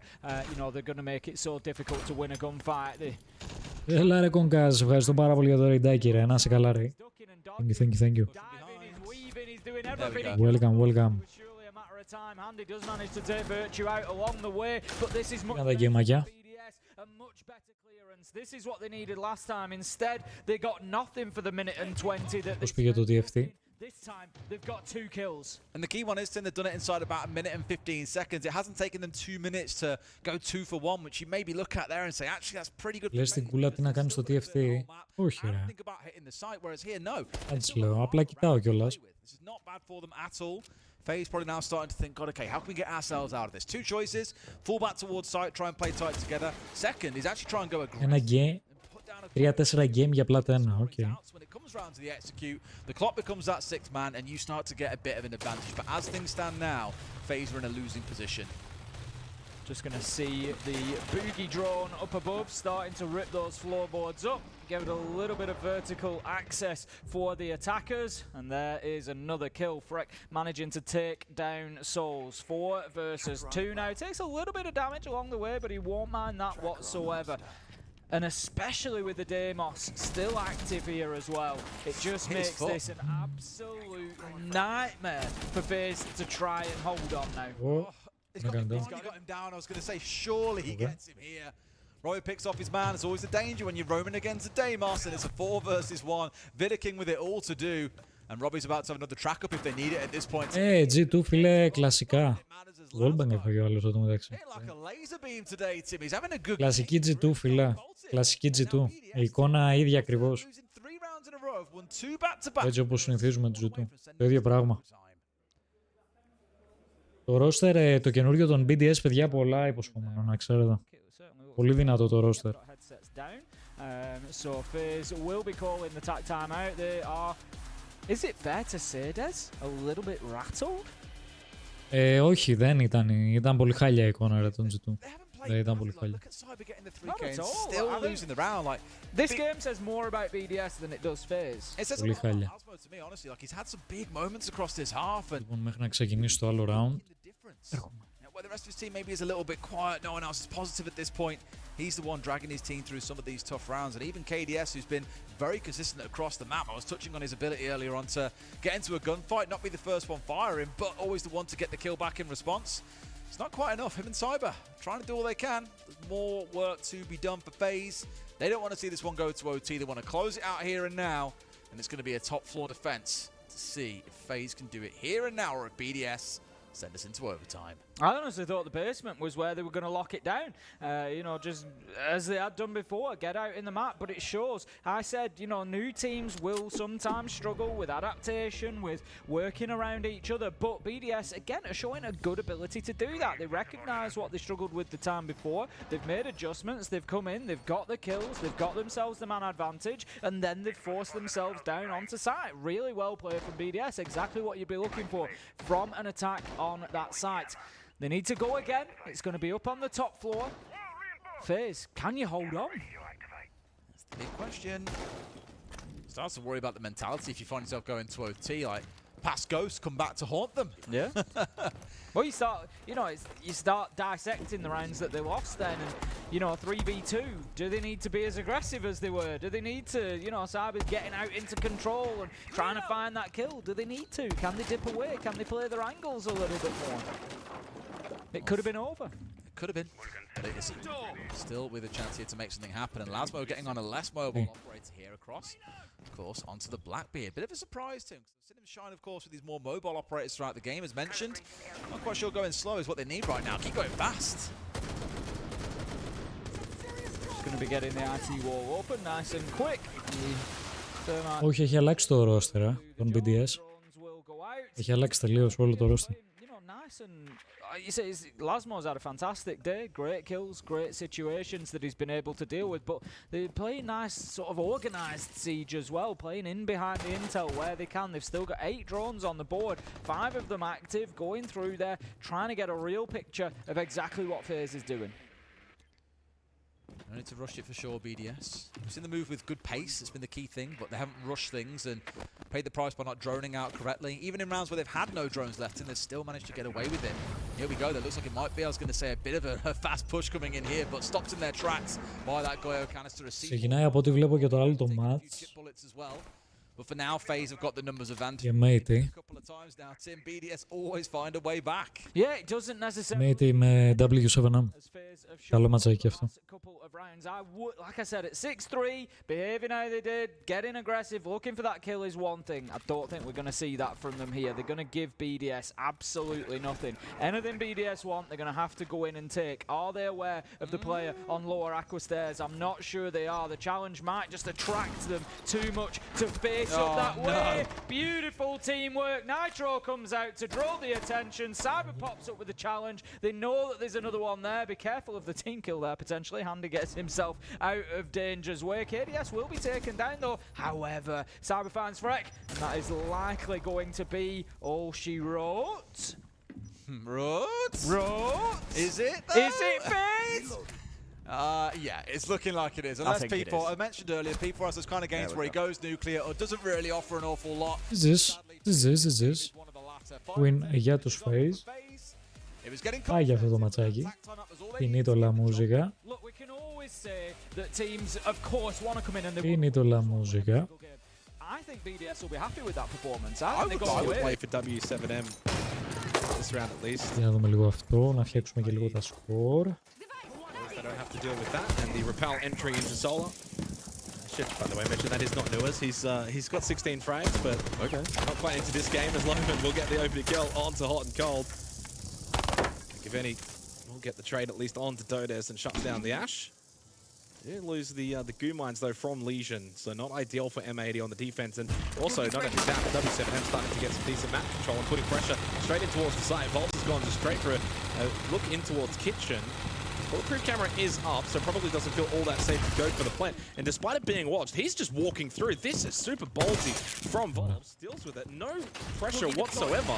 And he can just go for the plant. M80, hello, you're watching him quite literally. I can't hear him. Someone going to actually deal with him. Indeed, finally, it's Diffuser who does eventually peek from above and gets the kill onto Bolt. And they did find another kill as well elsewhere, the Nitro Cell. Changing mags.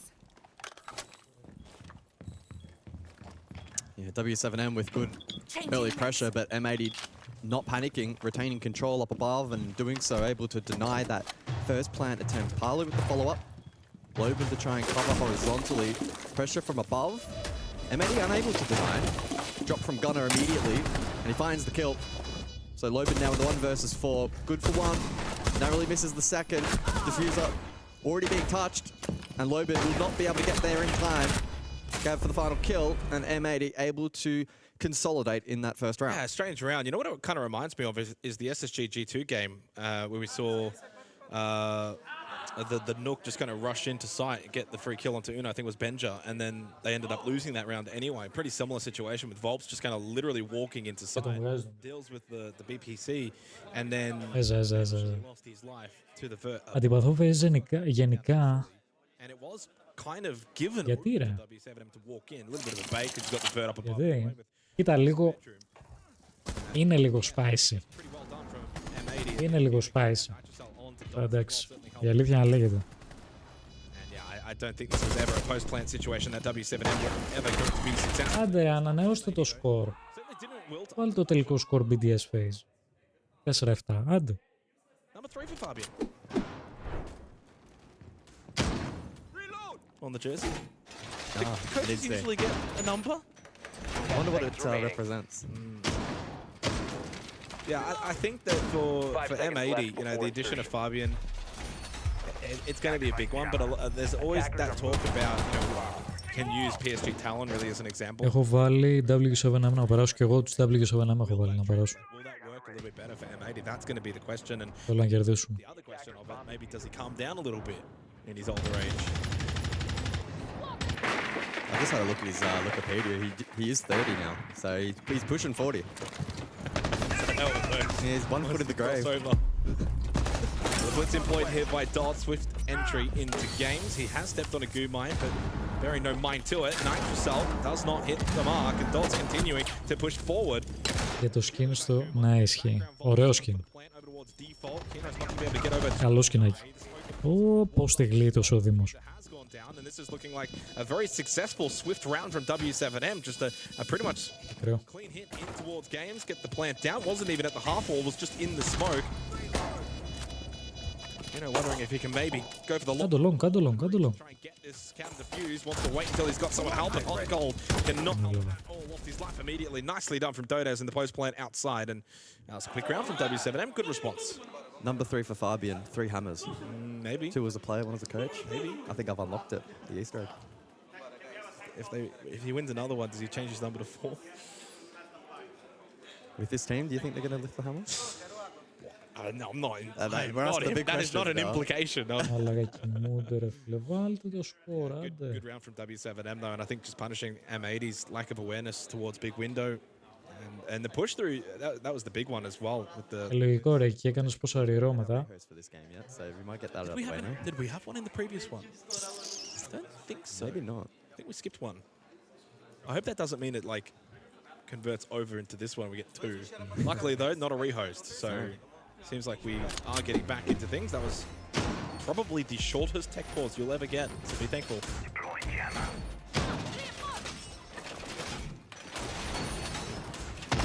It's a quick 1-1, but more importantly, if you want to put an emphasis, it's an early attacking round for W7M. So that's the big takeaway for me. Again, today it's been all about defense when it comes to Chalet, but for W7M, swift entry, good plant, good execution. Το άλλο το match έχει ξεκινήσει σιγά. Διάλειμμα θα έχουμε.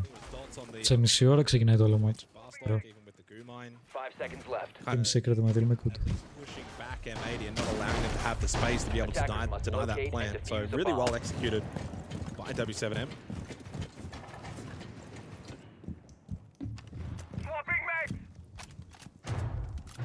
Blitz in play for round number 3.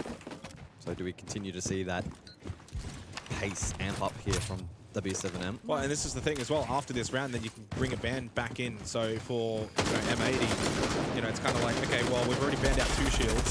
If the blitz is giving us issues, do we then ban out the blitz as well? Go all in on that. And the nature of the new ban system. And to be fair, on the flip side, I'm not too sure if there's much that W7M would look at and say, we want to take this away from M80. There's the blitz employed once again. Playing behind it is Loban.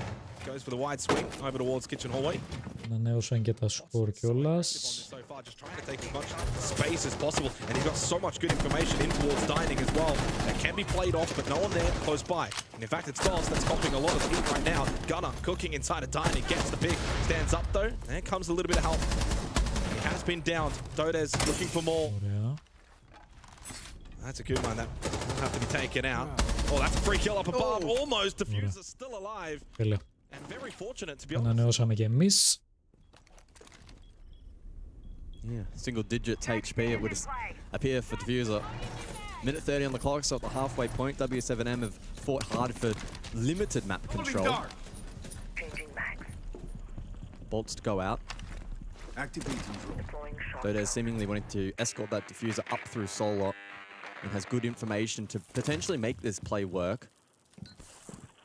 We'll need some assistance though from the rest of the team, of course, as they'll lurk into their execute positions. Hot and cold with a nice angle in towards that front balcony position and could potentially catch somebody off guard, but thinks better of it, maybe trying to catch timing elsewhere.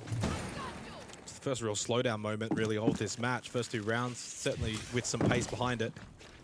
So going with the switch onto the Solar side. The final vault as well available from Dodes as they look to team up and deal with this castle barricade. 40 seconds, looking to make it. Χρησιμοποιούν τους φορεσβοστήρες καθόλου, έχεις δει.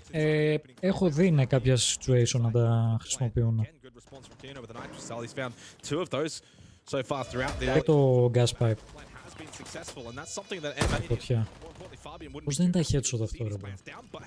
If you're going to find the kills in response and deny them a good post-plant position, it's not the end of the world. Loban in towards Solar. Can he light them up? That's one. And almost to the second. Hot and cold holds on. And M80 will retake the lead 2-1.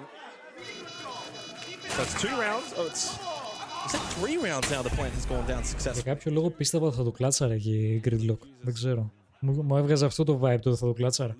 And of course now with the 3 rounds played out, we head into the ban phase behind the scenes, and I do wonder surely that blitz will get banned out because it's been the most prevalent side of the attack for W7M. Αλλά για να τις μπάνε κουνού. Yeah, a bit of an intriguing round there.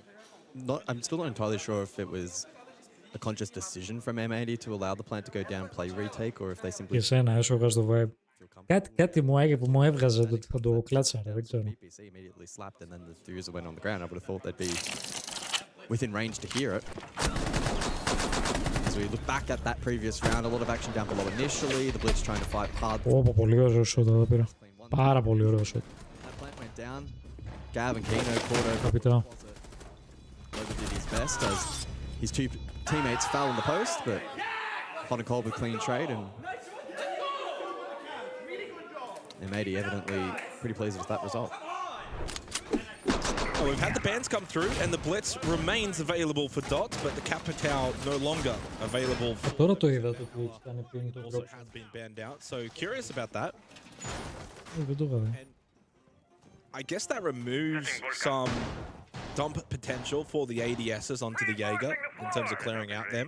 Yeah, we'll bolster the catch 10 seconds remaining. So can certainly lock down a stronger position for M80 defensively, 2-1 lead. Attacker's objective is to locate a And again, I think the pass mark, W7M has got 2 rounds before they really need. Maybe for a team of their caliber, they'd be maybe not happy with that. Πάρα πολύ spawn, τι γίνεται. Gunner with a peek outside of Piano, went a little early on the spray, and Palu's able to avoid losing his life. Maybe a little bit of patience. Είναι αυτό το τεράστιο λευκό πράγμα πίσω σου. Τι λες ρε. Ποιο ρε, αυτό εδώ. Το. Ανεμιστήρας. We heard that, it didn't necessarily want to leave Team Liquid. It's just the way that it's panned out, and all things considered, he's joined obviously a very strong roster. Ανεμιστήρας Xiaomi, ό,τι καλύτερο.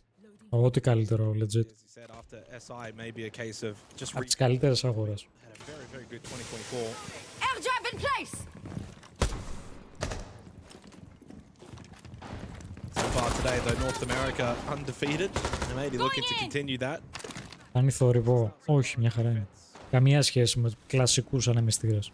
Το θόρυβο που κάνουν εννοώ. Καμία σχέση. Και είναι και full οικονομικό στο κομμάτι το τι καταναλώνει από ρεύμα. Και ο θόρυβος που κάνει είναι τίποτα. Δεν σε ενοχλεί καν.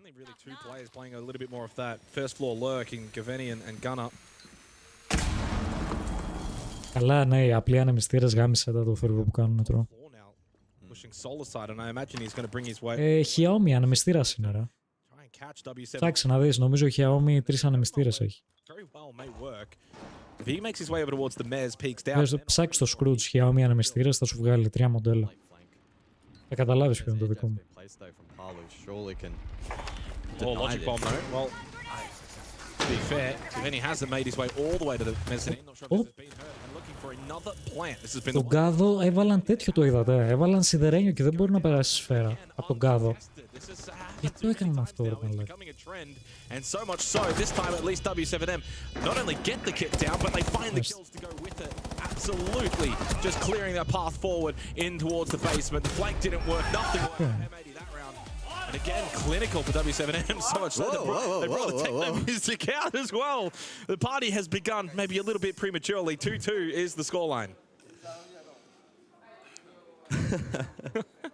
Yeah, concerning for M80, when you have the likes of a Maestro, Goyo, and Warden set up, and you're allowing a plant to go down, at least largely what we saw towards the tail end, pretty uncontested and unsighted, that's quite concerning, because you should have one of those pieces of the puzzle directed on towards that default plant position, whether it be the Warden contesting it in the face of utility, or the Maestro having line of sight, or the Goyo stalling out with canisters. We didn't seemingly see that be particularly impactful from M80 in that round. Unlike the previous round above, where they were able to quickly scramble and find those swift picks. Unfortunately, that time around, and arguably in a much more difficult position naturally on that main bridge, couldn't pull it off. And so with that, a 2-2 scoreline, and W7M reaching at least basically today that benchmark. That's the good sign, right? It might be a 2-2 score. Ωραίο ματσάκι τσακ και αυτό. Again, the indication is that Πολύ καλό ματσάκι. the two attacking rounds for W7M would be. Να είσαι καλά, Κονγκαζάκο, και πάλι σε ευχαριστώ, ρε. Για το raid, για όσο κάθεσαι στο στριμάκι, thank you, thank you. Καλή συνέχεια, ρε, καλό βράδυ. Τι έγινε τώρα εδώ? In a very uncontested fashion. Yeah, there needs to be more of a contest from M80 for W7M. This has just been far too easy. Right, it isn't completely on M80 allowing this to happen. W7M not finding very specific. Έφτιαξε, τσάτ, έφτιαξε. Με άγχωσε λίγο.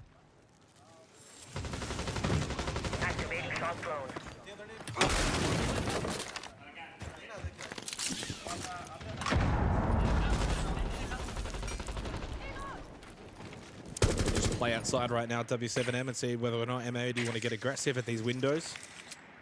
Volps does a bit of work with the shock drone inside of the building. He spots one, it's Gunner over the Mez.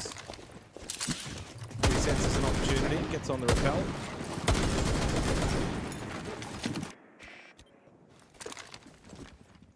It feels like to me, I mean, again, it's a 2-2 scoreline, but W7M's attack, they're setting the pace and the tone right now. They've got the control. M80 have been able to get 2 rounds, and a lot of that has been off the back of those quick plants. They can sometimes find... Πήραμε και το τρίτο pack. Μια χαρούλα πριν 8 λεπτά. This is the concern. If W7M get the earlier kills in the rounds, then the actual on-site execution has been perfect. Well, that's going to make it even harder for M80, and now they have to do it without Gunner. He was spotted earlier at the mezzanine, eventually has been targeted and taken out. 1-5 start for Gunner, not ideal. W7M once again seemingly in control here in the 5th round. Yeah, certainly an unconventional performance from a player that we know can be one of the very best inside of the server. So no doubt he'll be frustrated and looking to refocus. 60 seconds then on the clock. W7M advantage. And we know Oppa, the wall bang. Okay. Beautiful from Dodes. And another. Refusal will fall. W7M are about to take a third attacking round here on Chalet as Gavini just caught absolutely blindsided. W7M, ξυπνήστε, μπράβο, καλά το πάτε.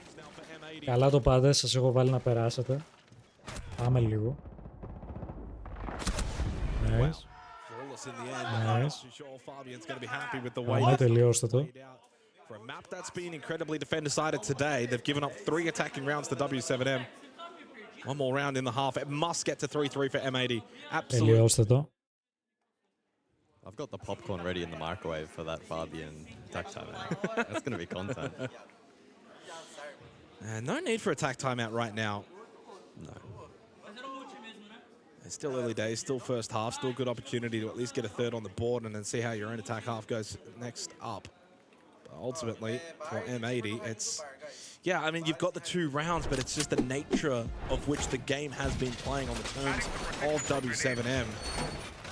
Like, we haven't seen a resounding, dominant round from M80. They've won a couple of rounds, but off the back of it being a little bit touch and go. Whereas W7M have won probably 2 of their 3 rounds quite dominant fashion. So that's the concern.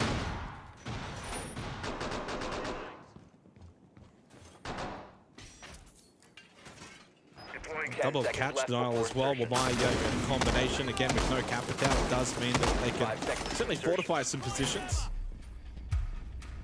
Yeah, I presume they're going to go for Έλα. killer / top library cross here. They also have the mirror in support to make that push either from the double window above on the front bulk or library itself very challenging. I think this is a setup that got popularized, may have been Boston or even a little bit before that. It can be rather effective. And, you know, typically you're trying to get Capital, the Jaeger change, that's a challenge, and Capital evidently banned out anyway. This will be a nice challenge for W7M to try and overcome. It looks like they're also playing the wrap position in the corner diffuser on the Jaeger, so honestly, I think the most optimal strategy for W7M may be leaning more into the horizontal, maybe a lurk down below as well, try and gain control and force M80 back in that regard, because taking on that setup above, I don't really know if it's going to be the calculated play. You'd have to play it absolutely perfectly. And they don't have actually a ton of, you know, throwable utility to deal with it, especially not explosives. Again, Capital banned out. I think as well for Palu, you know, coming into this roster, he doesn't have to do really a whole lot. He can kind of just slot in, play his role. He doesn't have to be the one to be a Για day one, 30.000 έχει το Switch. Μια χαρά πάει. Μια χαρά. Day one, 30.000. Πολύ καλό. Clearing this, it looks like W7 are eager to. Dodes needs to get value from those shock drones and clearing at least one, preferably both of these mirror windows. Oh, there's one. Yep, one does get popped. You can hear that in the background. I don't know which one. Still good presence over towards the mezzanine for M80. Got Gavini there as well. Oh, there you go. And there you go. He elects to just hold this position. In fact, all 3 can actually play off each other. I love the positioning for M80. This is going to be very difficult for W7M to clear this cleanly. Even if they can maybe get 1 or 2, I imagine they would lose a couple the other way around. Dodes has lost his life. There is that trade. Oh, hollow. Oh, πολύ ωραίο σου. Πολύ ωραίο σου. Τους έσβησε μπρόγι. Even though they lost the opening duel, M80 got the opening kill. It's 3 in quick succession for W7M. Really good pinch to clear up above, and that's just double stacking towards bar. Kino just caught in the backside as well. I think he sensed all the pressure was on Palu. He was actually playing away from the rest of the team. Completely caught off guard, especially Kino. And that's a wonderful attack from W7M, really well orchestrated. And they get 4 attacking rounds on Chalet, bucking the trend of what we've seen today. Τσάτ, πιστεύω σε αυτά τα predictions, σε αυτό το τουρνουά θα τα πάμε καλά. Αυτό το vibe έχω. Και στο προηγούμενο και στο Invitational τα πήγαμε καλά. Δεν τα πήγαμε άσχημα. Αλλά ναι, πιστεύω σε αυτό θα τα πάμε καλύτερα. Στα prediction.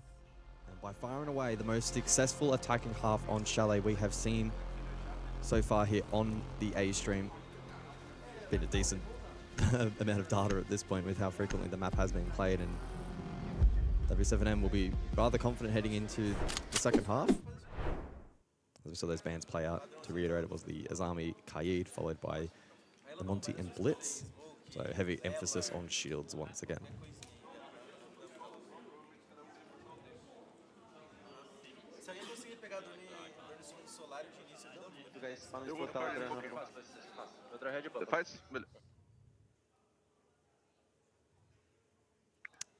How's your Portuguese? Have you been practicing since last time? No. I think it's still one word, which is obrigado, or obrigado, whichever variation you want to use. But yeah, 4-2 lead for W7. Now I can't help but feel like this could be really ugly for M80. And I also wonder, when does Fabian pull the trigger in terms of a tactical timeout and gives it a bit of a spell, because... And it might be after this round, because you get to 2-5 and you're letting that scoreboard start to blow out. Maybe you trust them enough here to begin the second half and say, okay, you make it 3-4, at least it keeps it close. If we do see that, what kind of Fabian are we anticipating? Yeah, well, it is day one, and you are playing W7M, so you might be a little bit contained. But it remains to be seen. But that is an early kill for Dots onto Gunner, and not the way you want to start your attacking half if you are M80, now without the Lion. And Gunner can just not get inside of the server right now. Yeah, key player. W7M finding.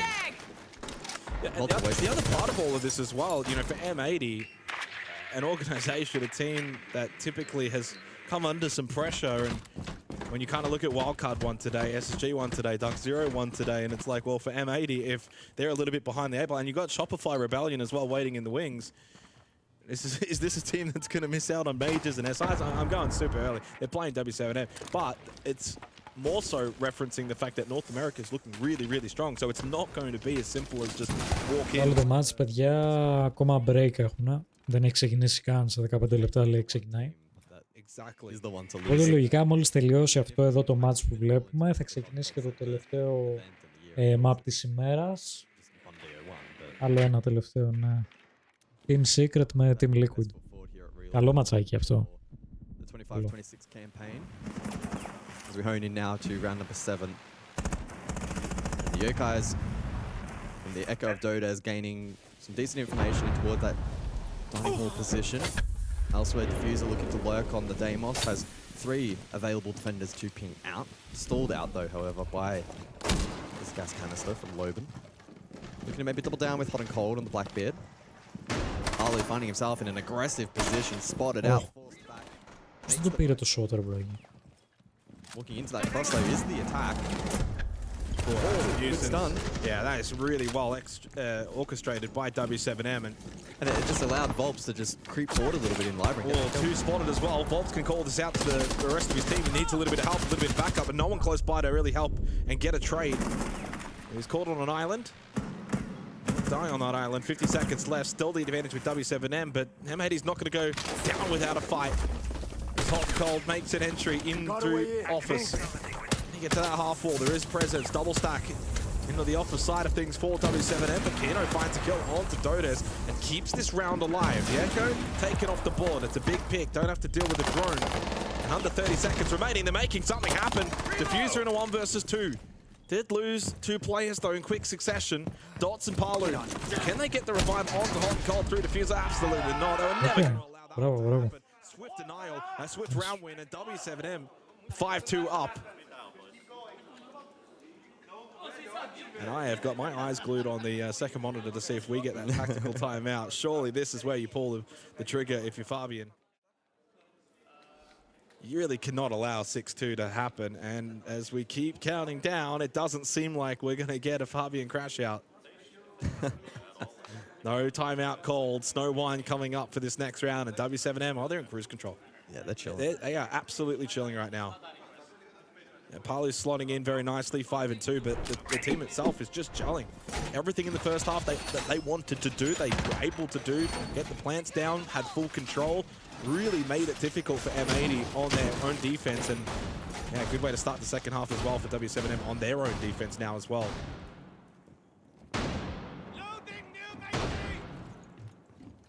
Yeah, it's quite remarkable to reflect on the rounds thus far and the fact that M80 have only garnered the 2. Both of those were rather low percentage plays in the particular situations that played out. Really did not expect it. Πάμε W7M, τελειώστε το. Μπαμ. Vamos. Vamos, έχετε πάρει μπρος για τα καλά του. Kali in play. Perhaps indicative that we'll see aggression towards the rear. Although currently Kino posted up Maybreach Snowmobile. To make easy work of the breaches though, with no denial in play here from defense. Much more relying on denying space and gaining information with the likes of Smoke and the Legion, for instance. They've also been playing really well off info. We saw in the prior round the Echo be impactful. It is an Echo this time around, but it is an exchange onto the belt. And with no IQ in play for M80, dealing with that may prove to be a challenge.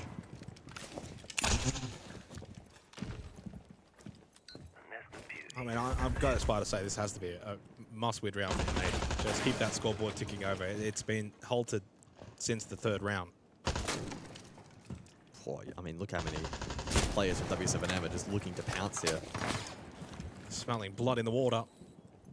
North America so far today has been a region that has seen resounding success, but it may close the day out with a loss courtesy of M80. Again, coming into this matchup, I always felt W7M should have been the favored team of the two, and so much so I was a little bit surprised that M80 did bet the 2 bullets. I wonder whose decision that really ultimately falls on. Is that a coach decision, full team decision? I'd say it's probably a team discussion, but that comes down to coach/IGL. Yep. Only 3 drones remaining, by the way, in this round for M80. I mean, there's over a minute remaining, so they're going to have a lack of information. Air job ready to knock them out. Try harder! Oh, Kino. He's certainly been trying. Breaching sequence activated. Let's get the kill onto Dot, so no gas barriers to stall out.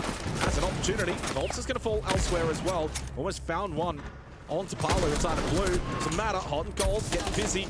And M80 might be on the verge of capturing an attacking round. And with Kino putting some good work in on the Wamai, they have been able to overwhelm this defense of W7M for the first time in a while. Finally get themselves on the board, and that's a relief for Fabian. Nice try, nice try. Yeah, a relief for the whole roster, to be fair. They've been looking to try and grind out these rounds for a little while now, and finally able to connect the dots there on basement. Good shutdown in the end.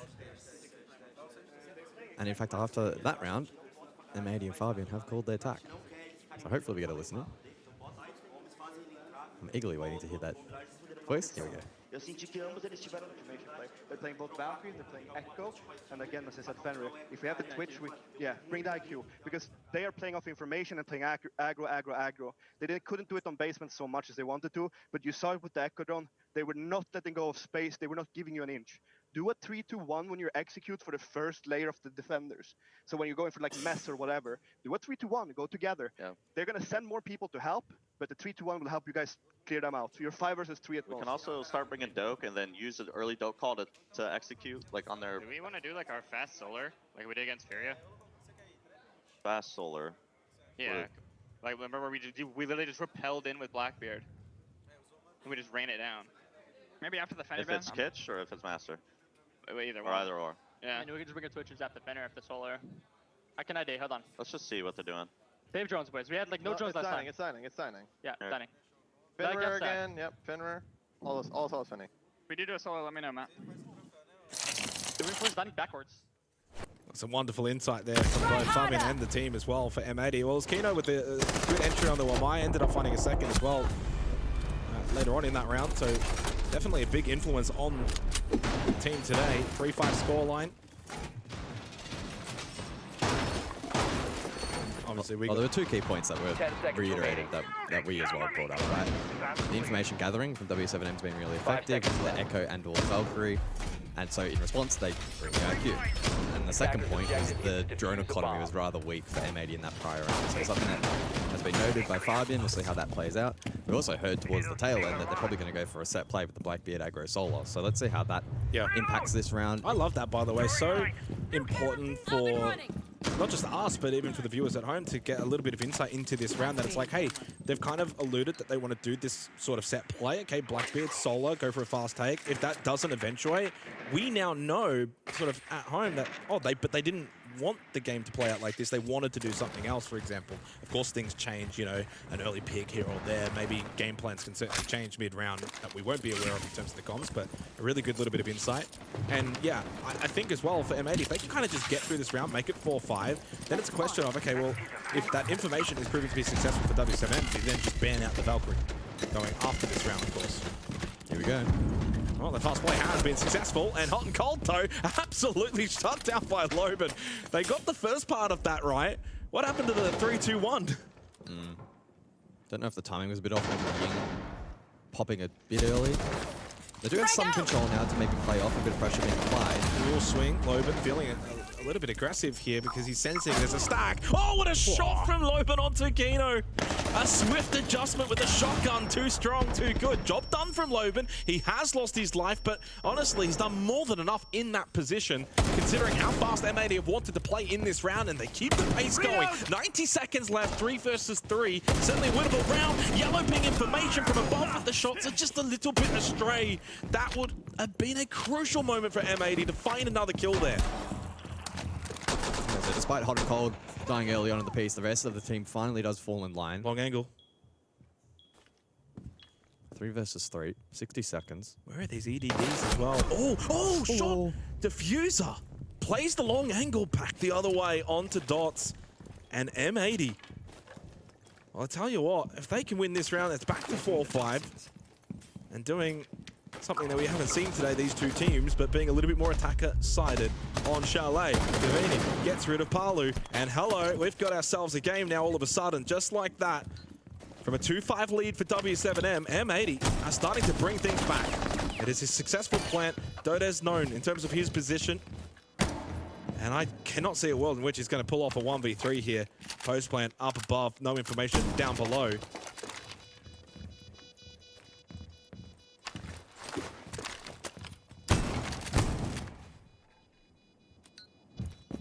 Well, Dodes will go for it, but his effort will be futile at this point.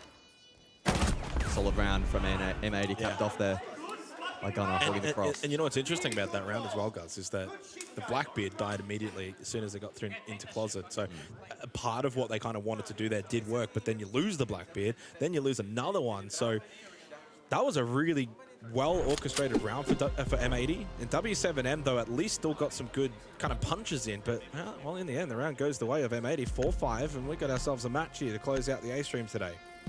Ben's come through. Do we see the Valk taken off the board? No, we do not. Will be the Fenrir and the Twitch as well to follow, which, you know, we obviously heard Farley kind of talking about the Twitch and the IQ. And in the end, that's something that they're not going to have now, the Twitch itself, to help them on their attacks.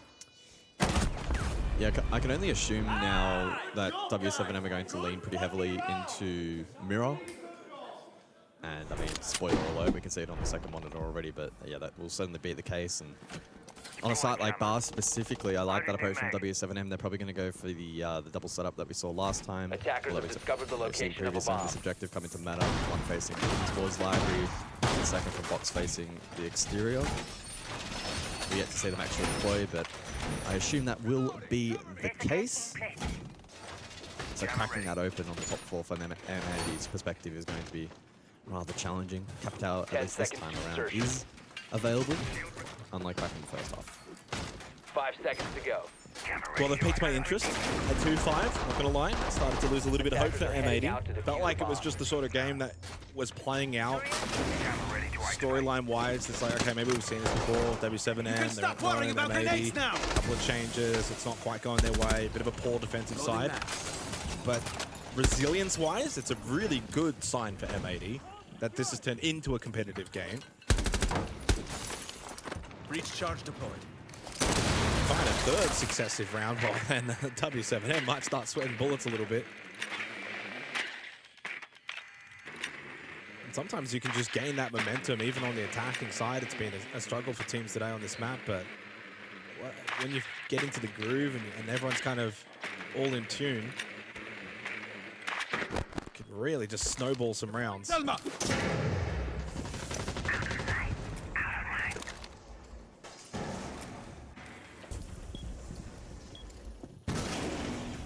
And this is probably what M80 needed. You can lose this match like 7-4, 7-5, and I don't think they'll lose much love. But if they had, well, say 7-2 and got totally dominated, then there's some question marks. But this is already at least some good signs for them. For W7M, just got to find their way back into things and maybe find a little bit more aggressiveness on the defense. It feels like they're really sitting back quite a lot and giving M80 a lot of time and space to do what they want to do. Oh, that's the shoulder that was peeking out. Loading glass. Flames to follow. Gunner gets the first.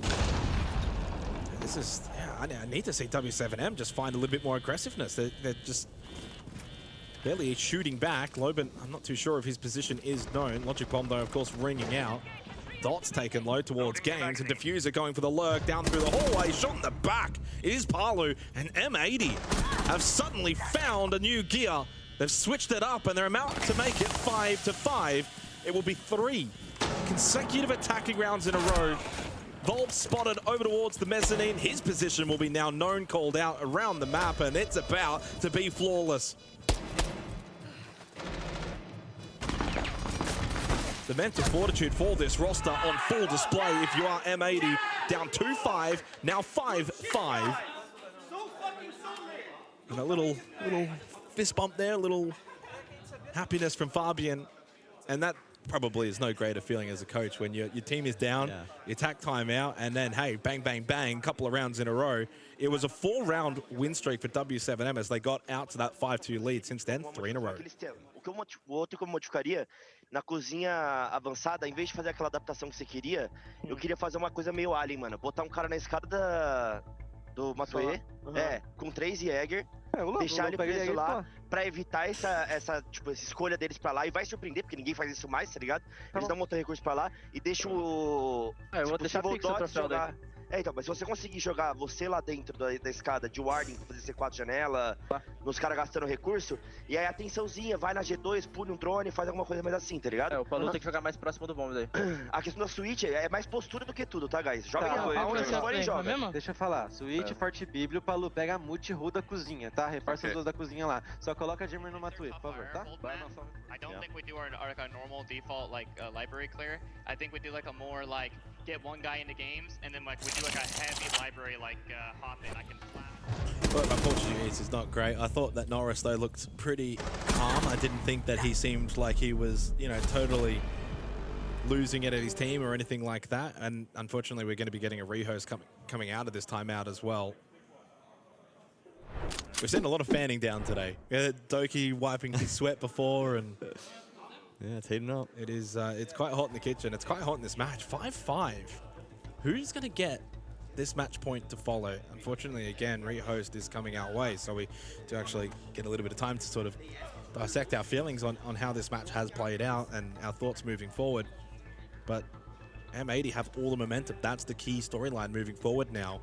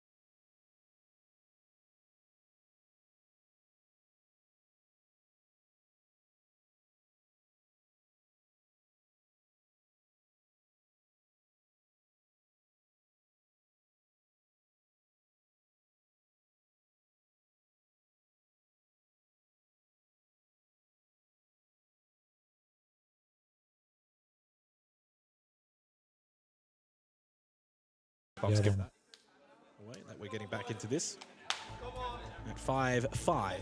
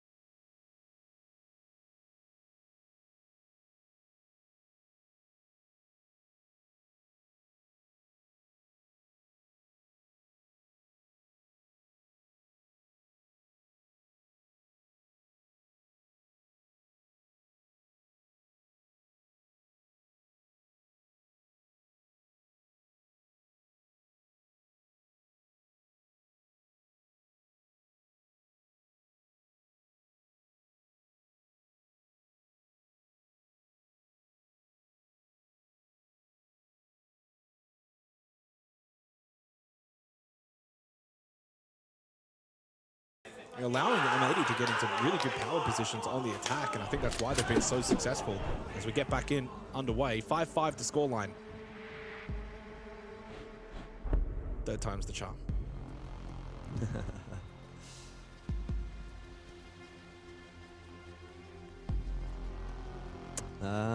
It is wrong again. Uh-oh. Yeah, the Aloe should be available. It should be the Fenrir band. Never mind. Third time's not the champ. Not the Oh, no. This match was going so well. I was getting into it, and now it's like all of the heat has just been zapped out. We're copying it like the B stream did in the first match. Oh, no. They got on the first match of the day. We get on the last. Yeah, we get on the last. I think that's quite fair. It's 1-1, whatever. But the difference is this is a match that's 5-5. It's tense, or at least it was, and now all that tension just feels like it's evaporated into thin air. Yeah.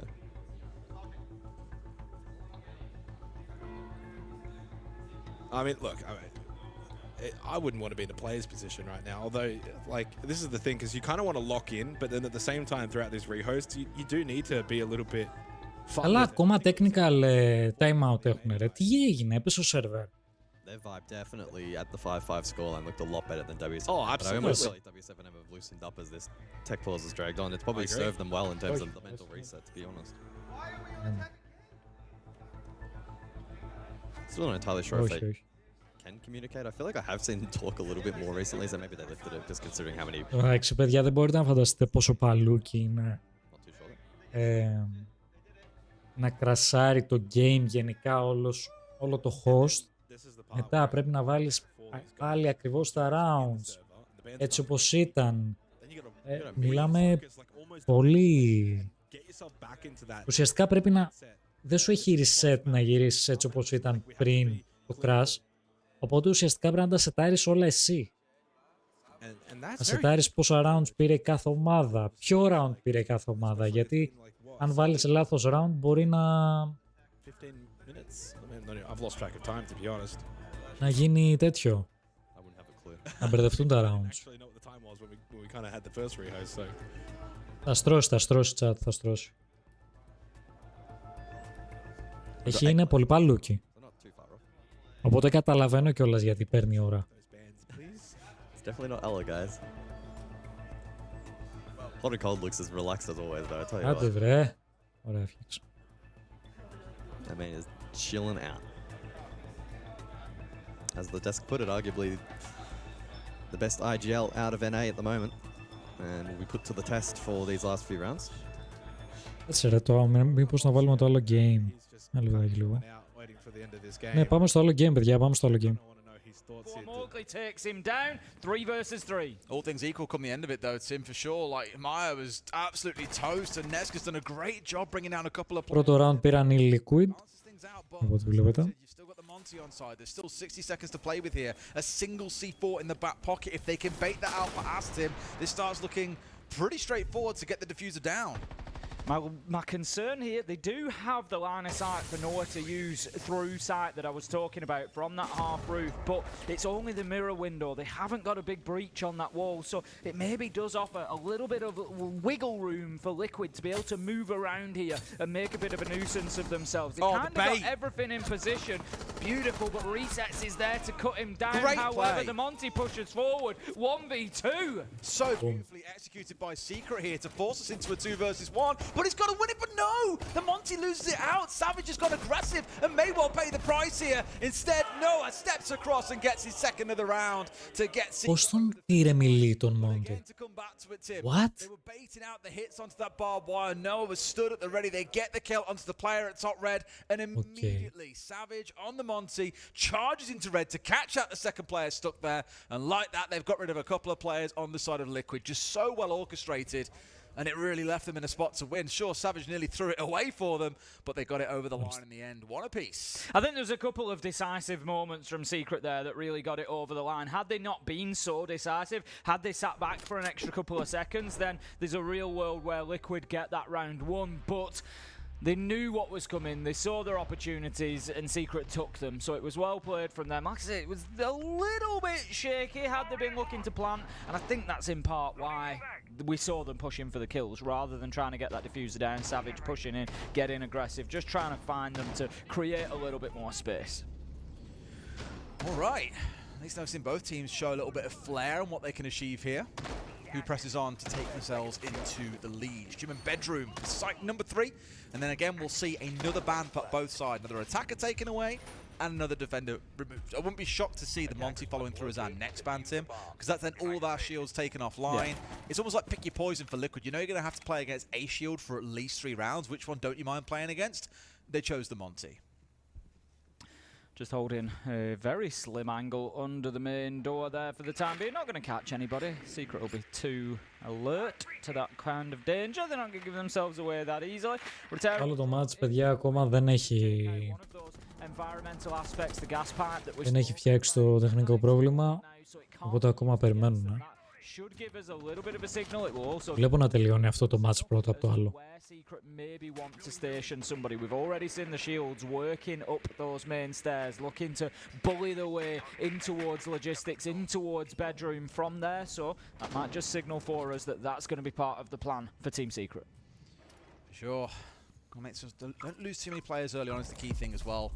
Not really they've done it so far, but I mentioned Mowgli before, back on walls. What I'd always remember about him was that he often would play a bit too far ahead of the team. At least here held back by having to play on the flourish. You've got those Reteros you've got to toss out. And Savage is really being the spearhead for this team. Of course, on the Monty, that's what you look to do. Here we go. Mowgli's in there. He wants this one. For a second there, I wonder what was going on, but has got a bit too keen here. Has not tucked himself into safety and may well pay the price for it. Not going to get recovered. Maya finishing him off. 4 versus 4, and it starts to crumble for Secret here as Maya manages to get another ask onto Noah. They tried that aggression, they tried to just take what was given to them, but it seems to have been a little bit of a trap. Diaz manages to find that final headshot, and Secret thought they'd seen the gap, Des. They thought they had the opportunity to just walk on in, but guess what? They were invited. Team Liquid were ready, and they've cut them down. And it's a good round, 2-1 now, and that'll be the start that Team Liquid are looking for, and we'll go in to that extra ban. Secret definitely expected a swing from Construction Daughters, not so soon. I think the flashbang would have definitely deterred that player, but Mowgli's probably wondering, where's our 3rd or 4th teammate here? Who's supporting us on this push through to make sure I'm not going to get sideswiped like this? And they paid the price for it. Well, really well played by Liquid to collapse onto Team Secret and shut that attack down before it really got rolling. Last couple of bans, and as mentioned, you're probably going to see the next shield ban. Indeed, the Monty is offline, and we're completing things out with another electrification ban. It's the Bandit being taken offline.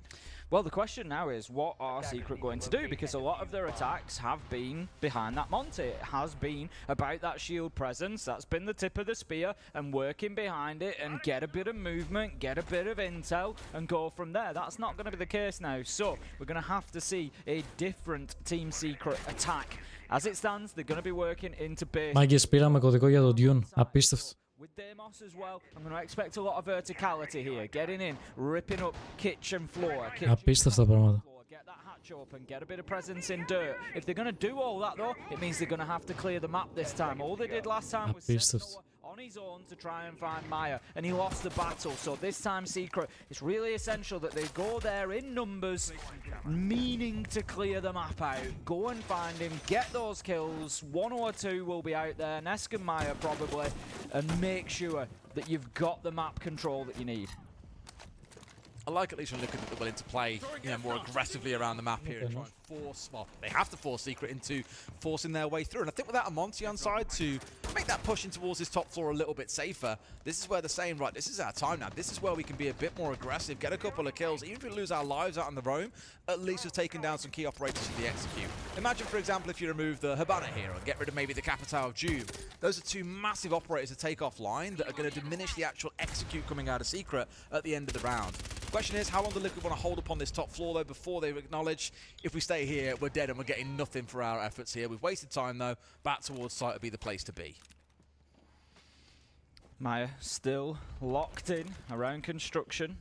Knows that the challenge is going to come. The question is, can he win it again? As you can see, the red silhouette ahead of you there, just telling us somebody is moving on into CCTV. It's Noah, and it's the same outcome. Maya μπες και εσύ λίγο. takes out his man, and that leaves us 5 Το στέλνω στο Discord DM. having the same problem that they did last time they attacked this site. There's just no one there as a 3rd man to come and collapse in onto these roamers. Like, if you kill Maya there in the first case, you ain't got to worry about it. But now he's so free to just sit here and waste more time. Και πάτε αυτόν εδώ τον κωδικό. Has the right idea, but Ness gives absolutely nothing. Finds himself yet another. He's up to 8-1, and Liquid have bullied Secret here. Punished them for a poor roam clear. Mowgli might get a kill or 2 here as consolation, but with 3 players still to get through and 80 seconds to do it in, I don't know. If anyone's going to do it, it's going to be Mowgli. But I do not expect Liquid to let him have this. No, I wouldn't have thought so. Έστειλα και στον Ντένο τώρα, άμα κάνω να το δει, γιατί μπορεί να το κλείσουν αυτό σε λίγο. Το έστειλα. It's going to be too tough for Mowgli here. He's moving his way through, gets picked up on the cam, sprayed through the wall. It's all going against him. He did manage to land a shot, but it doesn't matter as Resets moves through to Moto with the shotgun in hand, closes out the round. That's going to be Liquid 3-1. Starting to look pretty comfortable here on the defensive clubhouse. Yeah, I think outside of a couple of flourishes from Secret, it has been very much that, a Liquid domination. You gotta give it to Secret. They're showing a couple of moments of brilliance though, and I think they're probably going to double down on this, have a conversation now during this timeout to figure out what's not quite clicking, because it has felt at moments, Tim, like they were expecting a third player to be somewhere. Think about Mowgli's pushing towards bedroom, for example. I'd expected a player to be on the window to cover construction, or to have swinging in towards gym and doing στο Discord. Απλά να το κάνει τώρα γιατί δεν ξέρω. Just small parts of their Οι official developers. missing one or two elements to make it a top tier play that's going to net them 2 or 3 kills. So I'm not surprised here that Twister's in and saying, right, let's course correct. Spirits look pretty high. Λοιπόν, πάμε λίγο στο άλλο το match, παιδιά. Ξεκίνησε. 6-5 για τους M80. Μην του χάσετε, ρε μαλάκα, W7M, για το Θεό. Tab, yeah, to actually open it. I'm just like, this is pointless. Let's try and make something happen, right? Let's be the ones to go out and be aggressive. Go for an early pick, maybe a spawn peek. Get something that can get us, you know, an advantage early in the round for us to build off. Because you don't want to go into your shell now. You've already lost 4 rounds in a row. M80 are fit firing, flawless in the last round as well. Then you overextend, and because you get aggressive, you actually open up your defense a little bit. So you get caught in 2 minds. I mean, based on the lineup and position, I think they're going to play pretty. I think it's going to be 4, right? Yeah. The last time we saw Bar, it was very much the on-site Jaeger, the mirror, lockdown turtle. This time around, though, very much across the map, playing far more open, looking to probably find success, especially with that opening duel as well, which has hindered them significantly. Oh, this is it for W7M. You lose this round, and 2 bullets gone. North America undefeated for day 1. Oh, Nate forces Loban back towards trophy stairs, but with his life intact. Οπότε, τσατάρα, αύριο θα κάνουμε από πιο 6 ώρα. Έχει Rainbow Day 2. Okay. Με drops κανονικά όλα τα ωραία. Οπότε πιο νωρίς αύριο θα ανοίξουμε stream. Λογικά θα ανοίξει και η εκεί. Και θα έχει Dune, μάγκα μου. Θα έχει Dune, καινούριο Dune. Να δούμε beta. Τι λέει το γκέιμάκι. Οπότε θα ανοίξουμε από πιο νωρίς. Θα ξυπνήσουμε και πιο νωρίς. Για να έχουμε το time. Γιατί εγώ 6 ώρα πρέπει να αλλάξω game. Θα στριμάρουμε το R6. Οπότε αύριο έχει από νωρίς. Dune, παπαπα. 90 seconds left. Μια χαρά. Player advantage, no Kino available. And still good positions around the map. The map control for W7M here is honestly very solid. Hamadi are going to have to really think their way through this, and quickly. Yeah, they don't have the luxury of time now. Only 70 seconds on the clock, and with the map still largely dirty, it's going to be tough, especially for the inferior to play as well. Gaining that information. Running into a cross currently over towards Piano. So they're going to swing the hallway. Bob's thought about it. Eventually, they don't know about this position at all. Just backtracks a little bit. Deep inside of Office. Dodair should find his kill onto Hot and Cold, but no, loses the battle. But the war may still go the way of W7M. RIO thrown out from Hot and Cold, who stayed alive. Gumine stepped on by Gaveni. A lot of time remaining though, and they still need to get towards the site, which is absolutely packed now with defenders. M80 very well could be on the verge of overtime if they cannot find a way to get some quick kills. Information available up above as Hot and Cold. Another RIO goes out. Shield screen is up. BPC giving the information for W7M. That was the downfall for M80 earlier in this half. Dropping down. They've got nothing. Lost kit. Surely running out of time in this round. An opportunity starting to falter. And the pressure from W7M mounts. And we will get overtime for the first time at Reload. And Fox was wrong. I reckon we should fire him from the desk with a call like that. Disgraceful. Big round win for W7M.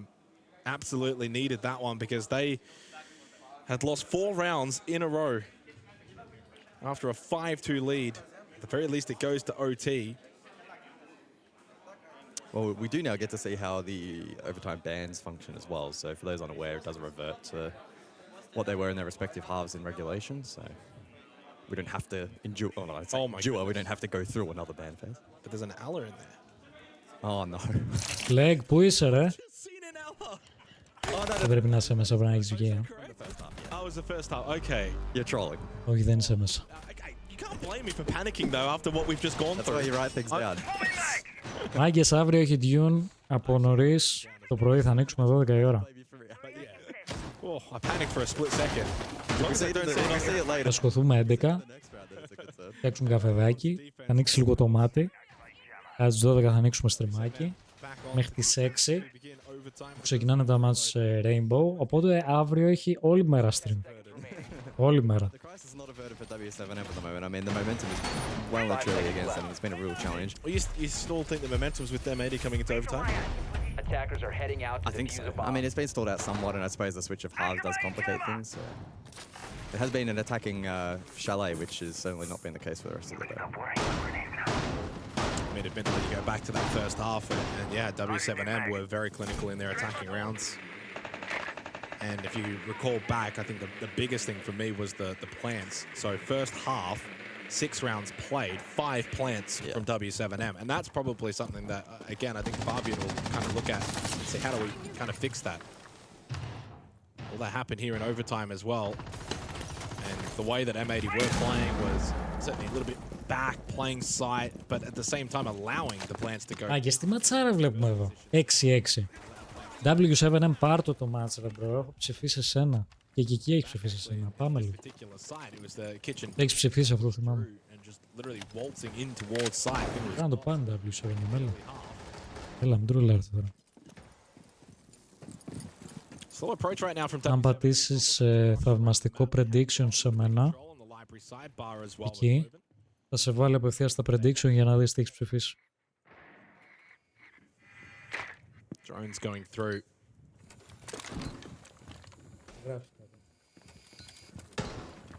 You see the view just creeping problems. But main breach still up. Yet to be cleared. The impact Emps for the attack.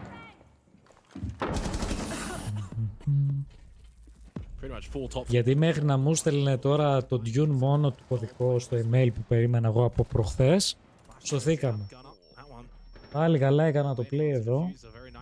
Πήγα στο official channel τους και τσιμπήσαμε code, bro. Πάλι καλά. And with that, W7M have got themselves a very strong advantage to start overtime. Pushing up towards Dodds, it's crazy. It almost works out. It does from Hot and Cold, but they lose another one, and he's by himself in a 1v4. W7M swift on their attack.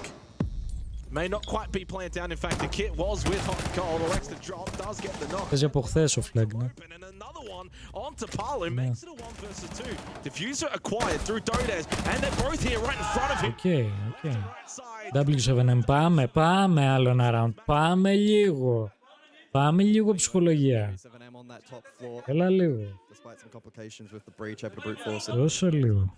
Especially on the gunner, he was under a ton of pressure, unable to effectively contest that blitz. And once we saw that position unlock, it made life very difficult for those remaining defenders. Hot and Cold are unable to pull off that clutch.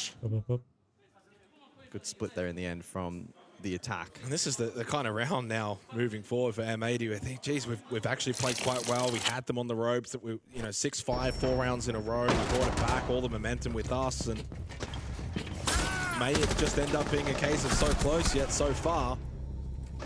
And you don't get, and this is the thing as well, it's not like, oh, we get 1 point. Yeah, there's no charity. There's no charity point. Doesn't matter if you win in regulation or in overtime, it's 2 bullets, it's 2 bullets. There's no 3-2-1 point system or anything akin to that.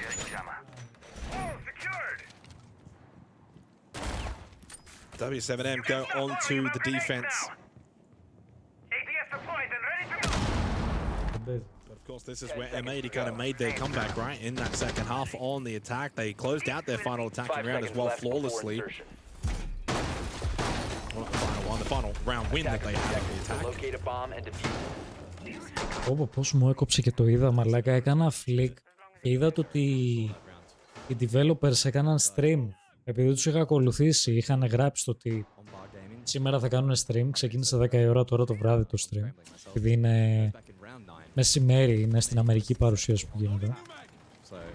Και έκανα flick και είδα ότι είναι live και μετά μου ήρθε, έκανα το συνειρμό το ότι δίνουν κωδικούς για το Dune και λέω κάτσε να μπω και απευθείας πήραμε. Πιπίλα, τσάτ, μια χαρά.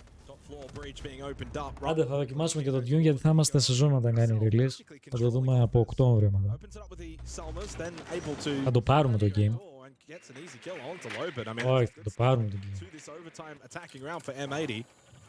Πάρουμε. Do you need any more ADSs over here? Well, you're not going to get any because Loban is dead. But absolutely stacked. Over towards trophy stairs.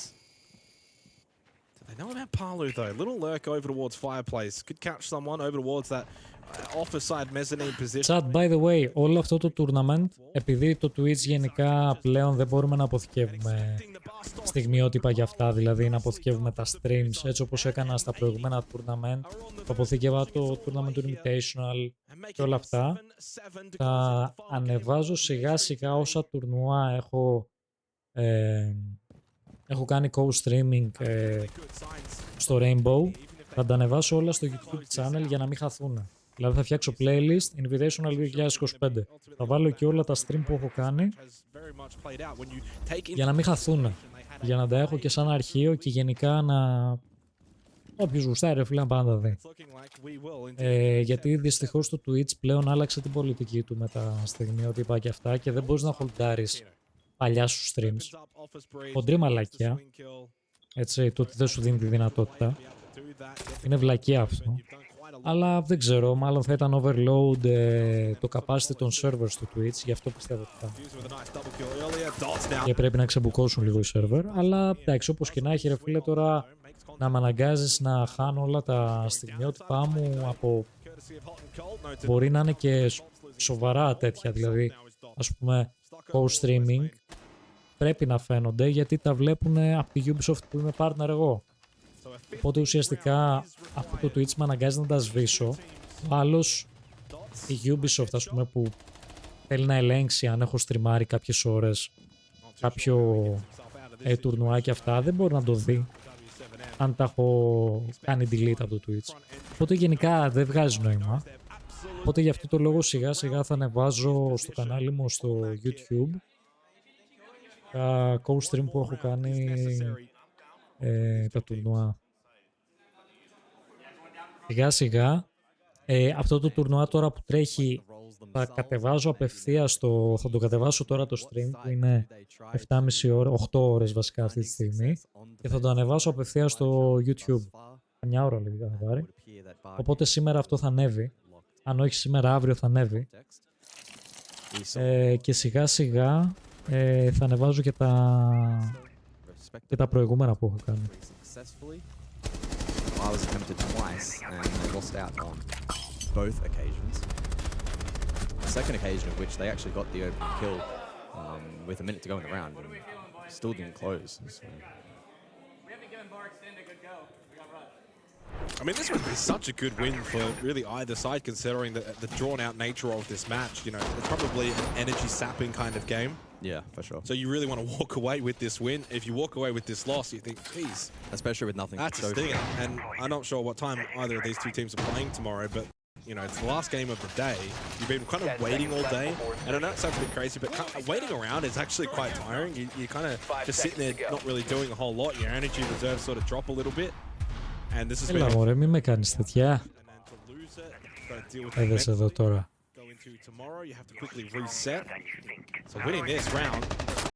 Μαλακίζεται.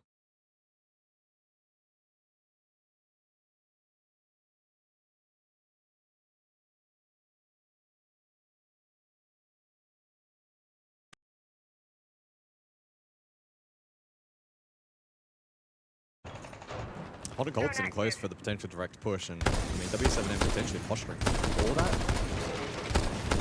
Certainly going to see. Clutch throwing a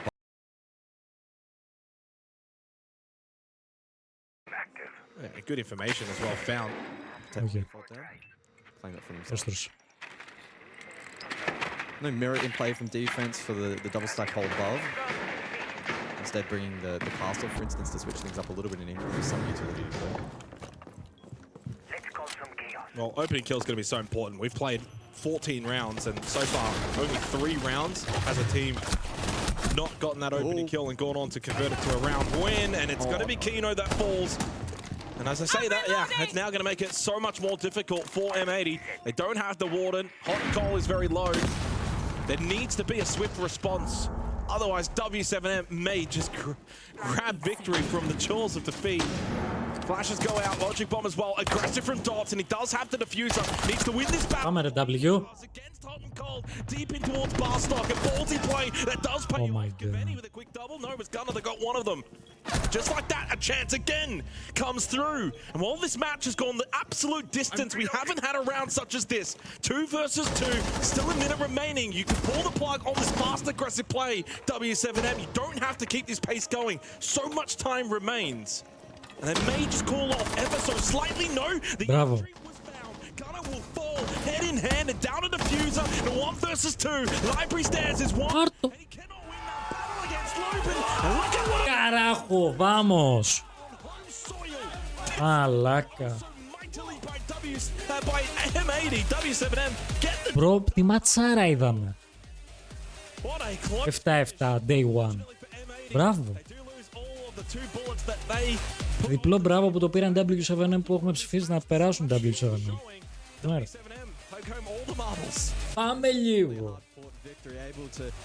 Άλλο χτύπησε τιμή του πράγματος. Λοιπόν, φύγαμε στο άλλο. Πήγαμε στο άλλο chat.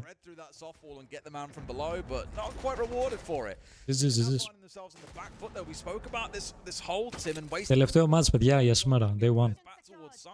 But they've lost 2 in the process, and it's Liquid that have now got the man advantage as they're starting to think about what hitting site looks like. Now we're into the last 60 seconds. Adrian just holding position, going to take out that drone. Κάτρι ακόμα εδώ είσαι, ρε. Δεν καληνύχτησες. Πάλι καλά που είσαι εδώ, φίλε, είδες ματσάρι. Είδες ματσάρα αν κάτσεις και το είδες. Πολύ καλό μάτς. Comes around the corner with the shotgun, finds the kill, gonna flip to the Vendetta, cannot get another, a Savage, again, doing big work. Ξαναμπήκα. Το καλύτερο timing μπήκες. Surely too much to ask, and it's gonna be Ask that finds that final kill. And Team Liquid, they get themselves their first attack, 4-4, and this one looks like it could be going the distance. It's neck and neck, isn't it, the whole way through? Neck and neck. You're welcome. Why do they still bring you here? I don't know, I'm 5 years in, I think it's part of the furniture. It's not the same without him around. The woeful dad jokes. You love it. Yeah, it's pretty good. All right, 4 apiece. In we go to round 9. After this one, we get those next set of bans as a reminder. Wonder if we'll see another hard breach ban. You know, a way to really rock it would be to like ban away the Hibana and then play like basement, because it'll be a nuisance trying to get through a bunch of those hatches. Of course, you've got hard breach charges that you can use, but get rid of 1 or 2 operators using those, and before you know it, they have no way of getting through a number of these hatches, and it becomes hell on earth for the attackers. Δεν το είδες, έχασε ματσάρα, bro. Έχασε ματσάρα. Αύριο που θα τα ανεβάσω στο stream, θα μπεις προς το τέλος. Θα το ανεβάσω στο YouTube το stream. Θα μπεις προς το τέλος να δεις το match, φίλε. Αμάτο match. Πολύ δυνατό match, όντως.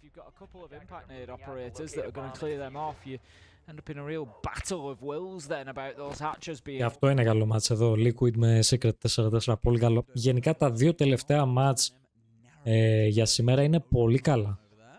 Γιατί πάνε close. Το ένα round το παίρνει ο ένας, το ένα το άλλο. Πάει στον bottom, μιλάμε ακριβώς. There we go, destroying those destructible ingredients that we call them. Environmental ingredients. Something ingredients, anyway. Okay. I don't think it's an ingredient, No, that's the official name that Ubisoft give it. Yeah. An ingredient. So you're laughing at me and now you feel like an idiot. I do. I'm pretty sure they call them destructible ingredients. Γιατί το κατέστρεψα έτσι, I guess Καλό στο utility έτσι.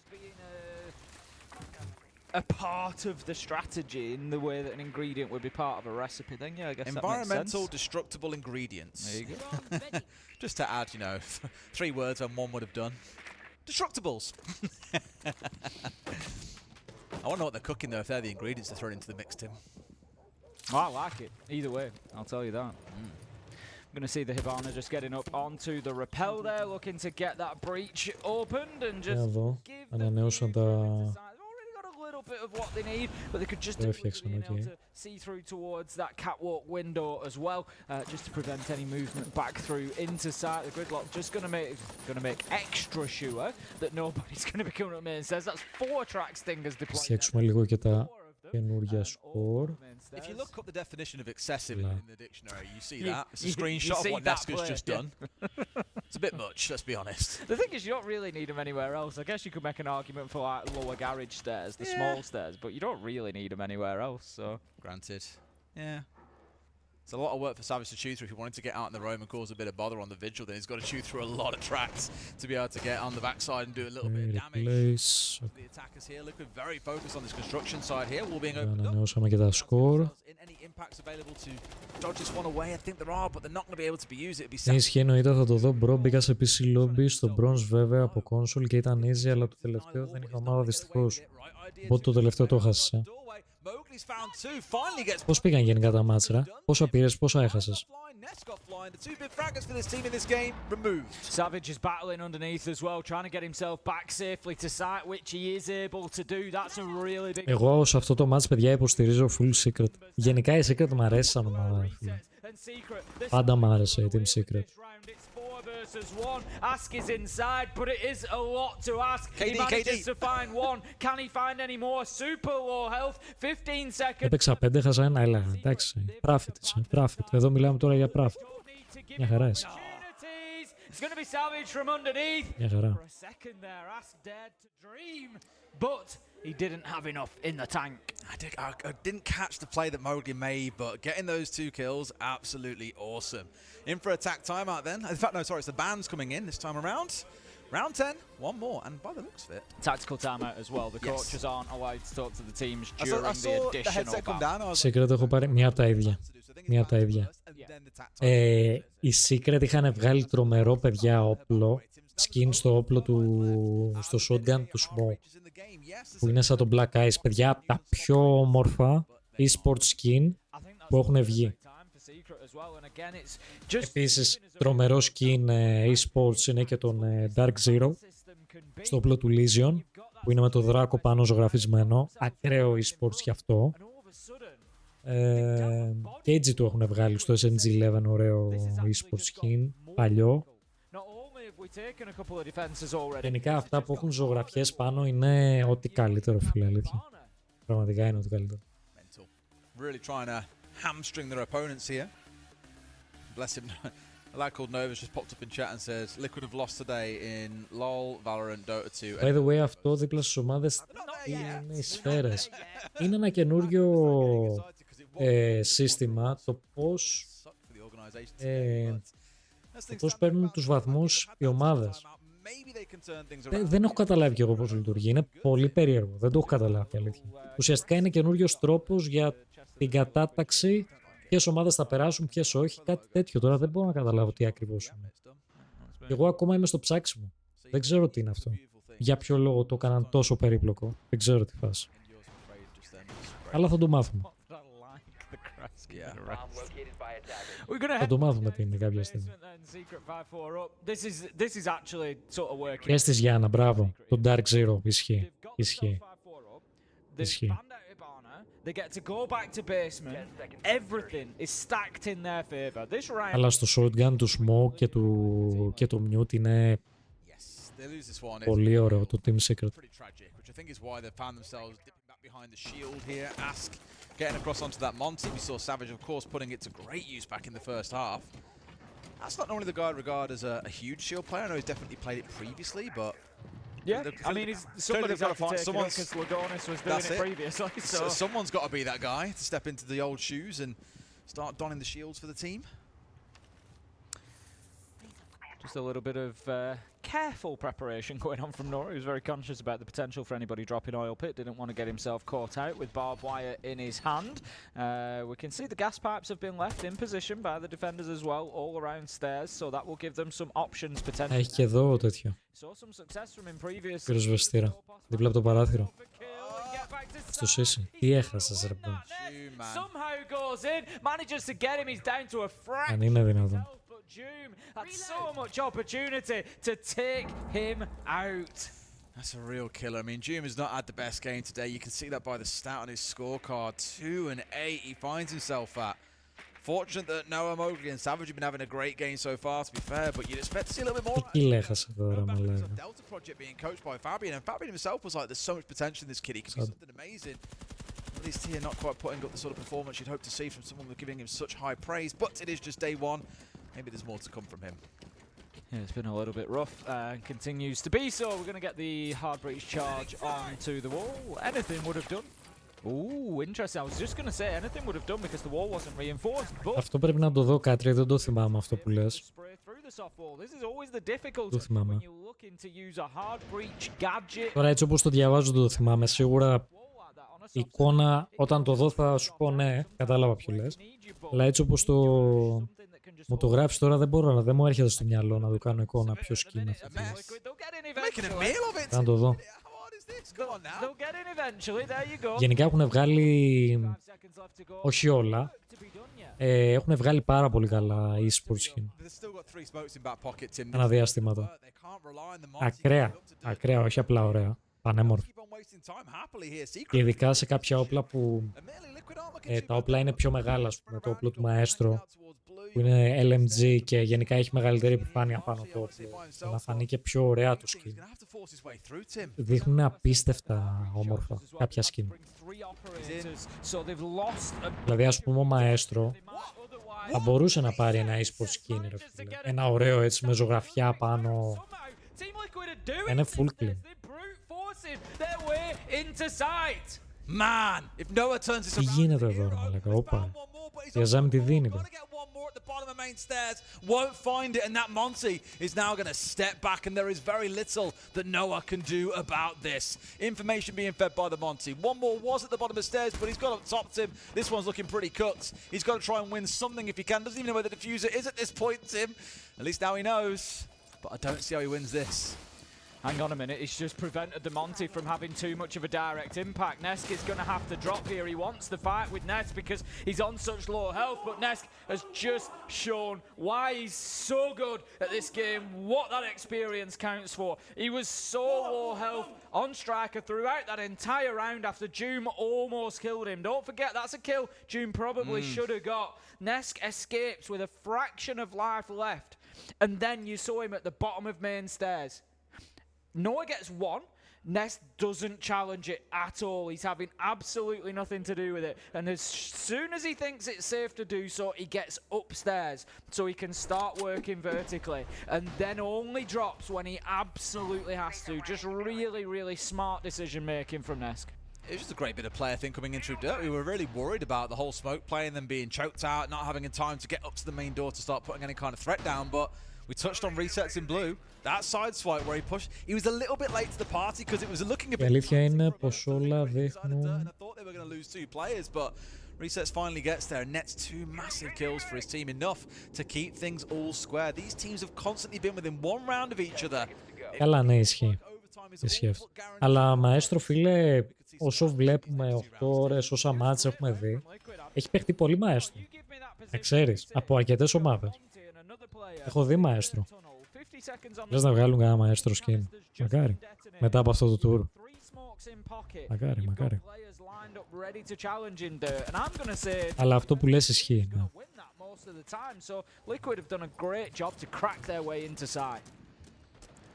All right. This round, they mean business. You've got the Deimos, you've got the Dokkaebi, you've got the Lion. Tim, they're going hunting here.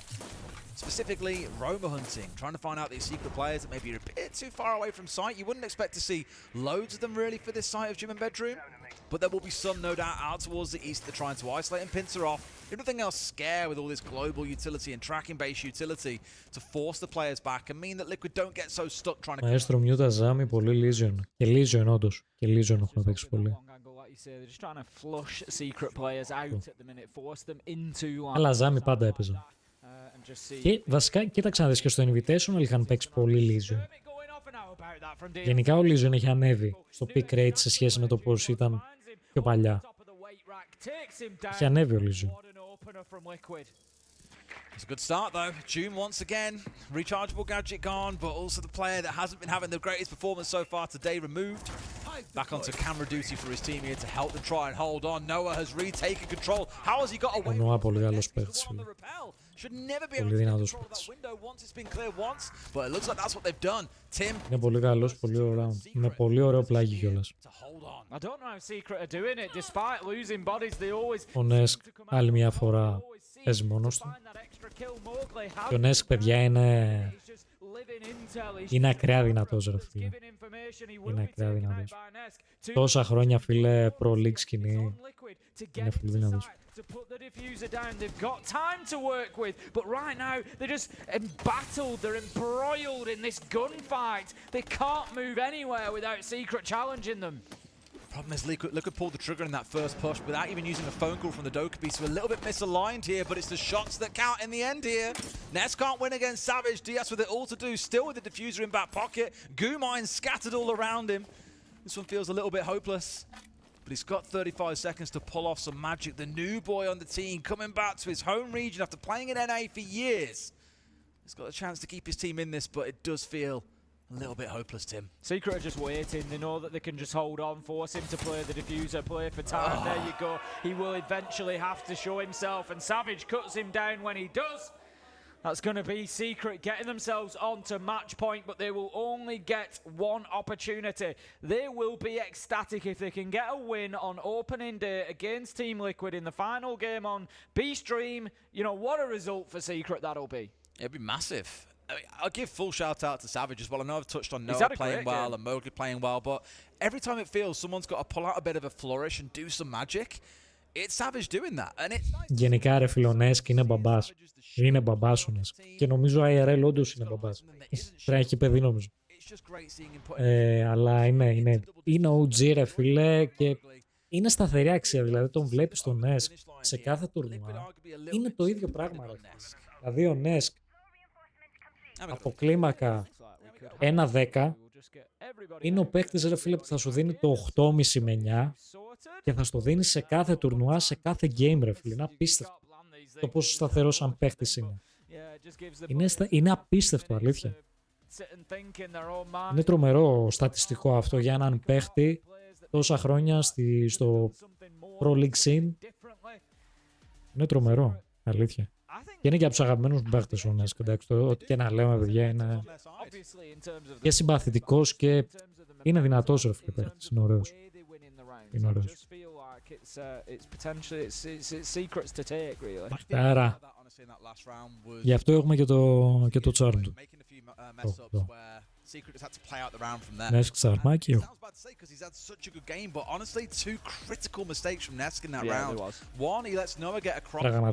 Πραγματικά κάτι. Όλα μηχανικά, θα τελειώνει όλα. Πολύ δυνατό smoke παίζει. Πολύ δυνατό smoke.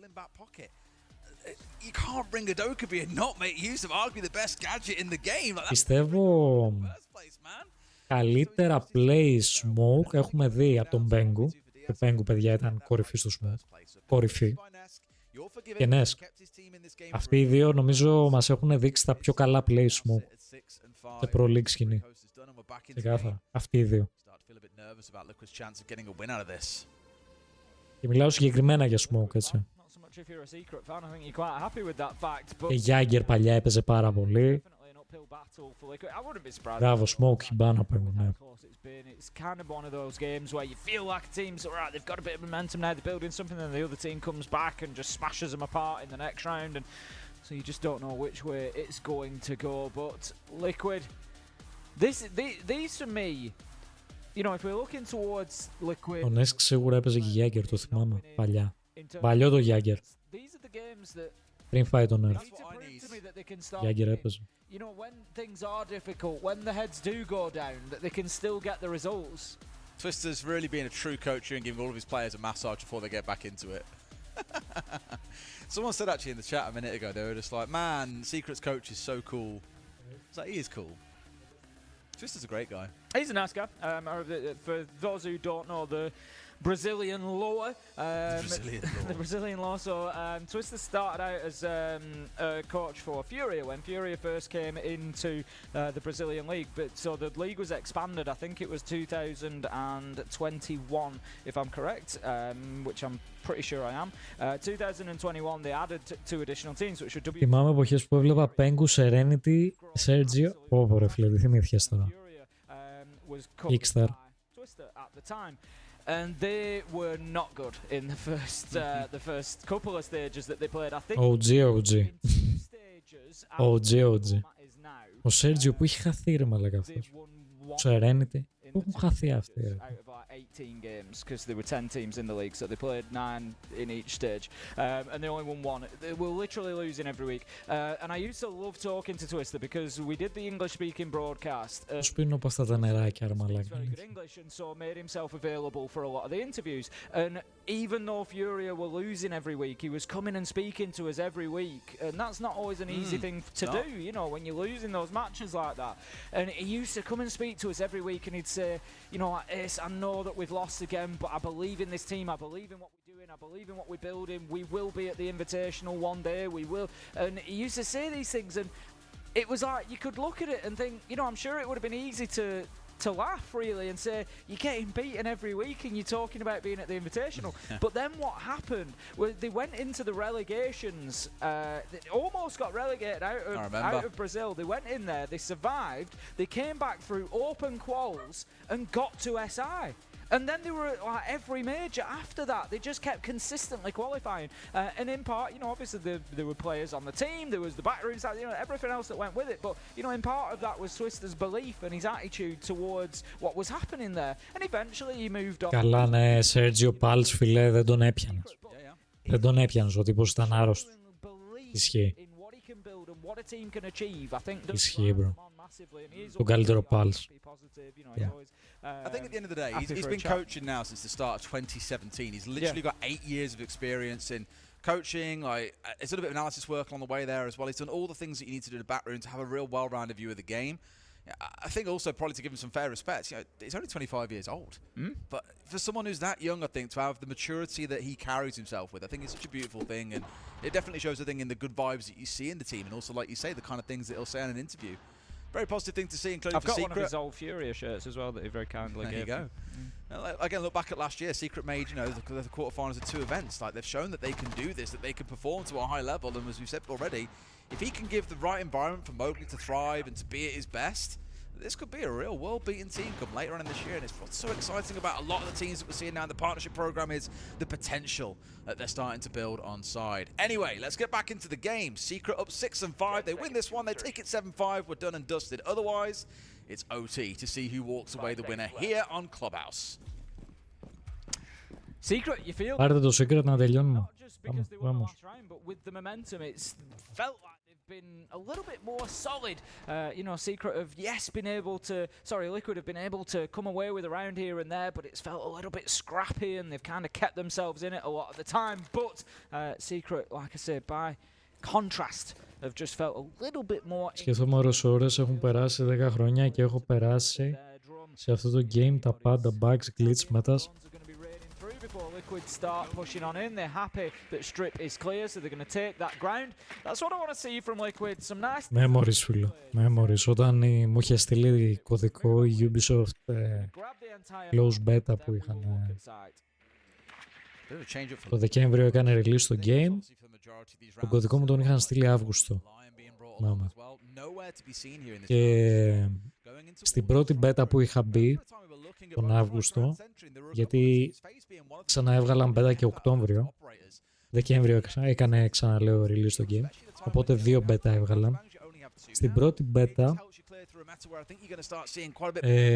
το μοναδικό map, παιδιά, που είχε το game μέσα ήταν το τέτοιο,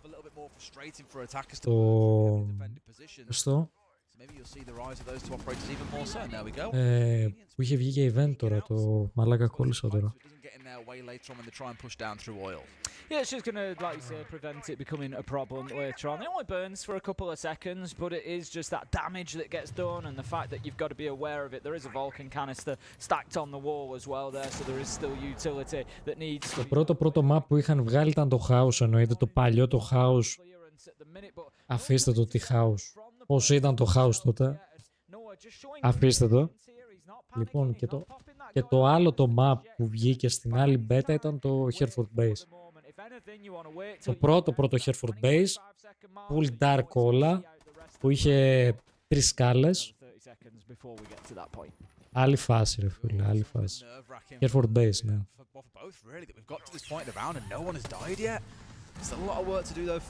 Αυτά τα δύο ήταν τα πρώτα map που βγήκαν στο Siege.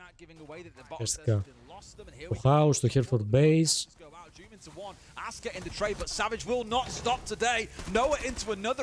Στα beta, πριν κάνει release στο game τώρα μιλάω έτσι. Πήραν secret.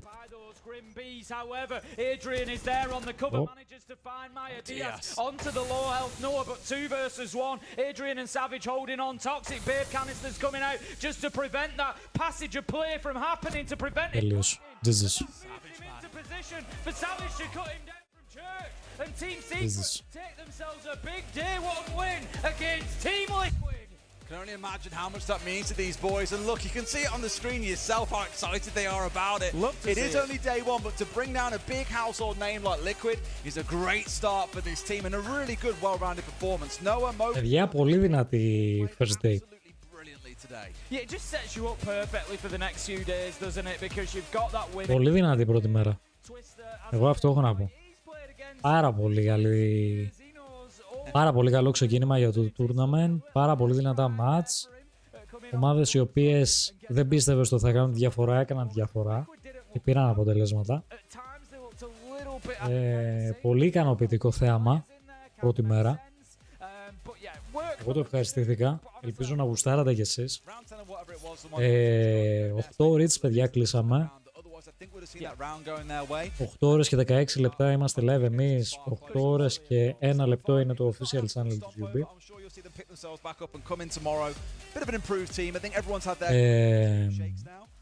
Αύριο παιδιά εννοείται έχει πάλι δράση, day 2. 5,5 ώρα αύριο, 6 ώρα ξεκινάνε τα match, 5,5 ανοίγει το official channel. Το stream, οπότε τα match ξεκινάνε 6 ώρα και τα drops ανοίγουν 6 ώρα, γιατί δεν ανοίγουν απευθείας τα drops, θέλει μισή ώρα με 40 λεπτά εκεί πέρα για να ξεκλειδώσουν τα drops σε όλους, όχι μόνο στο δικό μου channel, και στο official channel δεν ανοίγουν απευθείας τα drops, ανοίγουν μετά από μία ώρα με 40 λεπτά εκεί. Οπότε αυτά. Τσατάρα, σας ευχαριστώ πάρα πολύ για το support σήμερα. Αλήθεια, thank you so freaking much. Είδα είχε απήχηση, καλά πήγαμε. Αύριο ελπίζω να πάμε ακόμα καλύτερα και γενικά όλες αυτές τις μέρες που θα περσάρουμε μέχρι τον τελικό θέλω να έχει κόσμο. Γενικά όταν κάνουμε co-streaming θέλω να έχει κόσμο, γιατί με βοηθάει αυτό ώστε να φανούμε κιόλας και στο Ubisoft. Είναι καλό να υπάρχουν ελληνικά κανάλια που κάνουν τέτοια πράγματα, έτσι όπως εμείς. Κάτι διαφορετικό. Προσπαθώ να είναι όσο πιο επαγγελματικό μπορεί να είναι, γιατί ουσιαστικά όλα τα κάνω μόνος μου. Αυτό, ελπίζω να είμαστε σε ένα... Πιστεύω έχουμε φτάσει σε ένα καλό επίπεδο. Τώρα αύριο μεθαύριο θα μας στείλουν και τα εικαστικά από αυτό το tournament, γιατί από ό,τι βλέπετε έχουμε τα εικαστικά ακόμα του Invitational. Δεν μας τα έχουν στείλει ακόμα, γενικά δεν τα έχουν στείλει, όχι σε εμάς. Οπότε ναι, αυτά. Thank you so freaking much. Thanks for watching. Ευχαριστώ πάρα πολύ όσο παιδιά κάτσαν μέχρι αυτήν την ώρα στο stream. Ελπίζω να πήρατε τα drops. Το phase 1 για τα 3 drops που δίνουμε, τα 3 packs, είναι και αύριο. Οπότε έχετε και αύριο το chance να φαρμάρετε τα drops. Και μεθαύριο και ανοίγει το phase 2 με άλλα 3 drops. Λογικά πάλι PAX είναι, δεν έχω ενημέρωση για το, γενικά για το τι drops θα βγάλουν σε όλη τη διάρκεια του tournament. Θα δούμε τώρα το τι ακριβώς θα βγάλουν. Αυτά. Πουλά. Ευχαριστώ πάρα πολύ τον Γκάζ για το raid. Ευχαριστώ πάρα πολύ τον Λουράκο για το raid που μας ξεκίνησε με το που ανοίξαμε το stream. Ευχαριστώ πάρα πολύ όσα παιδιά έκαναν follows πριν ανοίξουμε, γιατί έγιναν και κάποια follow. Αυτά. Θα το αφήσω λίγο ανοιχτό το stream μέχρι να κλείσει και το official channel το άλλο. Αυτά. Αύριο, παιδιά, θα ανοίξουμε από πιο νωρίς stream 12 η ώρα με Dune. Θα δούμε το Dune close beta, πήραμε κωδικό με παρεούλα. Οπότε από νωρίς αύριο θα έχει stream, όχι R6. R6 θα έχει πιο μετά το απόγευμα με drops open. Πιο νωρίς θα έχει Dune beta.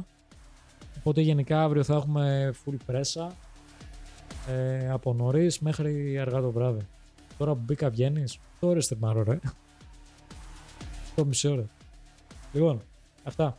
Καλή συνέχεια σε όλους, φιλάκια. Δεν κλείνω ακόμα, το αφήνω για να πάρετε και τα drops όσο είναι ανοιχτό. Φιλάκια. Τσαου τσαου.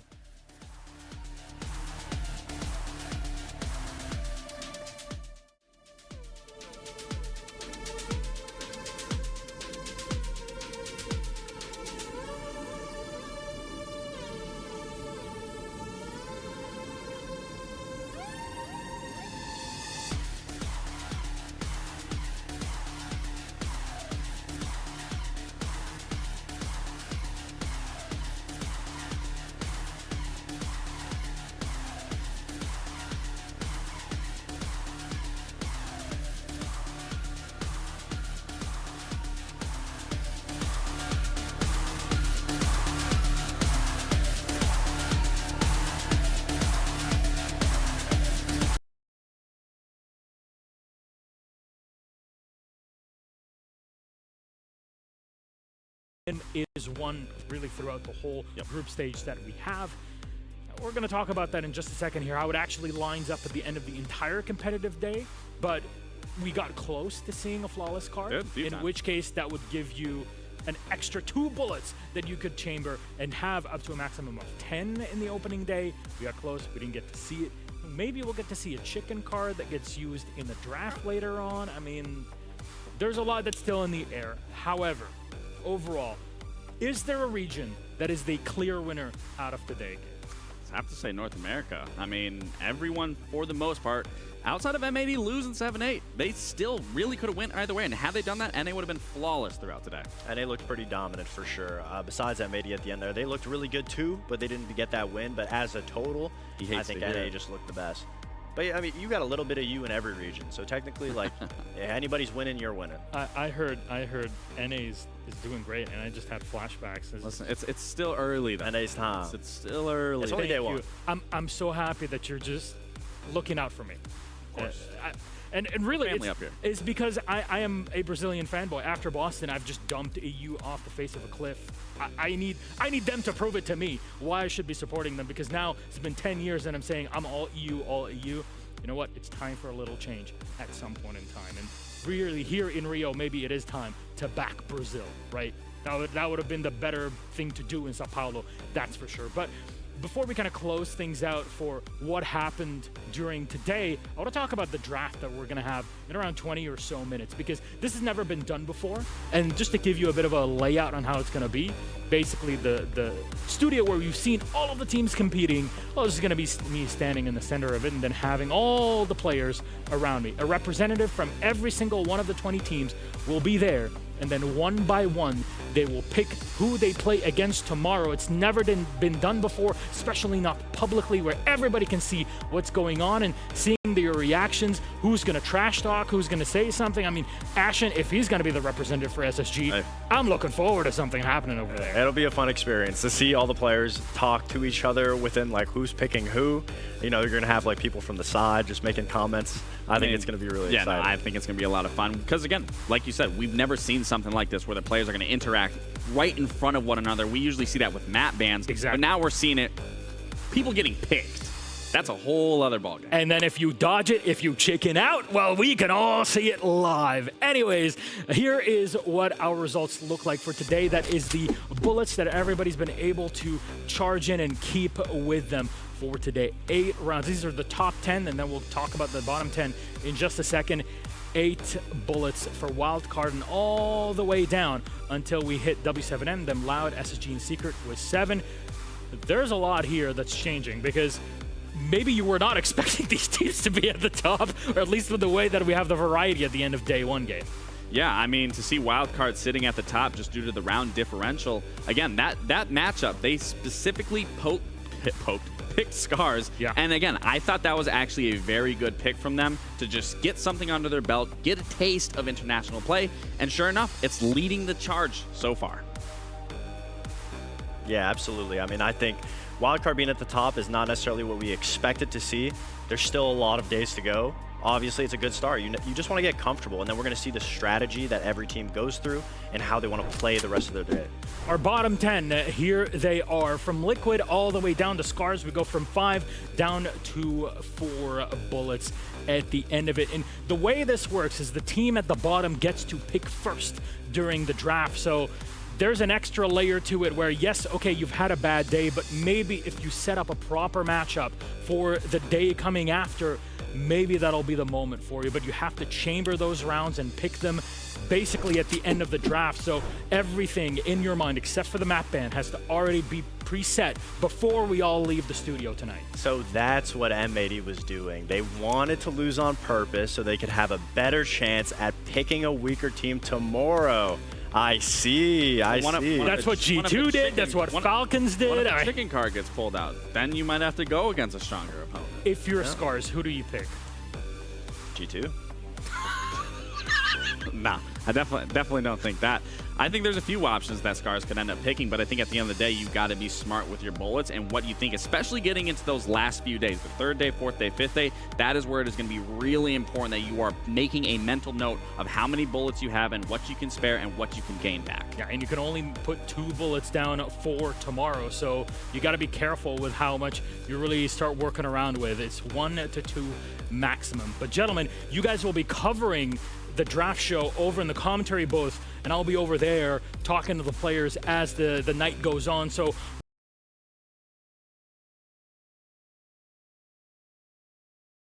reload.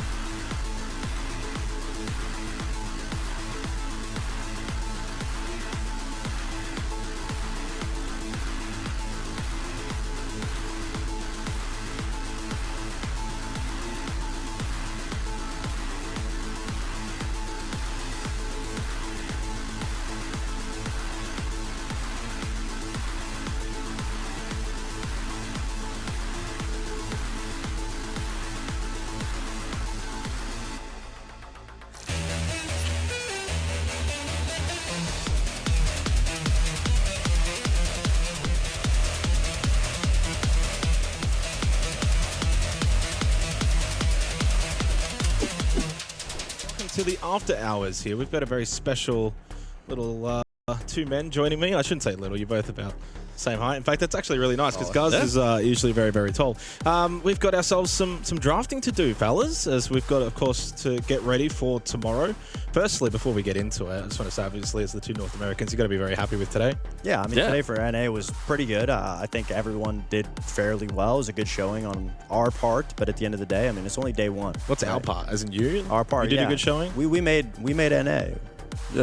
Our influence is key. We built NA with our bare hands. Yeah, okay, whatever. It's not about you guys. Now, of course, we've got drafting to do, so Scars will be first up. And if you guys want to kind of explain what we're going to be doing here, getting ready for tomorrow, teams need to basically pick their opponents. Yeah, Scars is going to be picking the team first because they are last. They're at the bottom of that totem pole because they couldn't find success over Wildcard. So now it's going to allow them a little bit of redemption here to try to find their way, find a team that they're going to feel a little more comfortable with. I do think Wildcard should have been a comfortable pick for them. They obviously couldn't get it done, but it does put them in the seat now to pick first. Essentially, how all the teams are lined up is based on today, based on how many points they risked and ended up losing.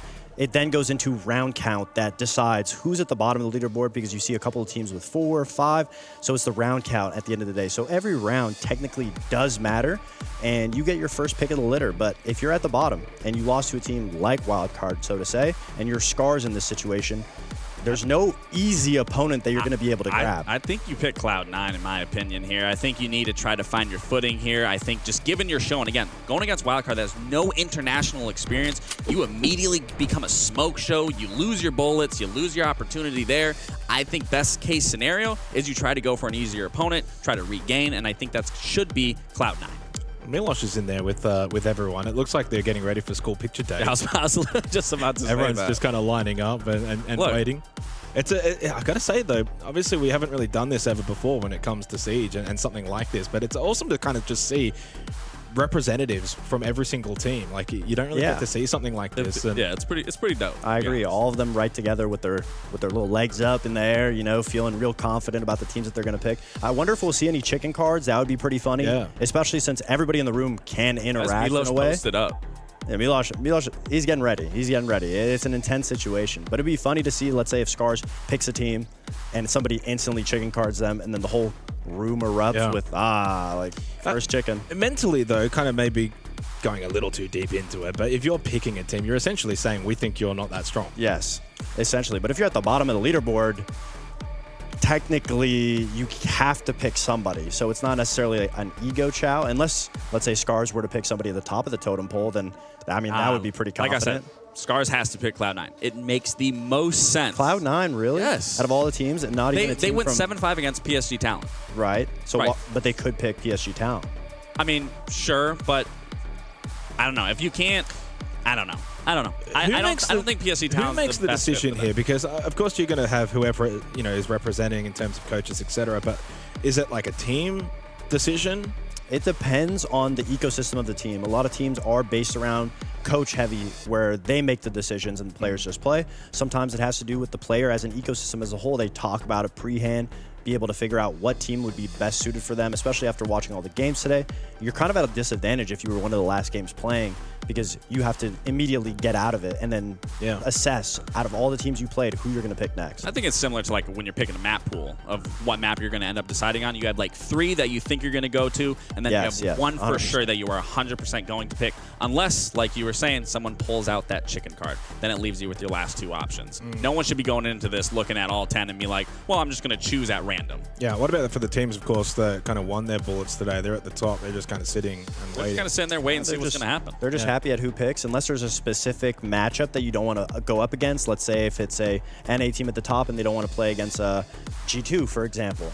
They would be able to pull out that chicken card just to avoid having a riskier fight and hoping somebody else or an easier opponent comes down the line.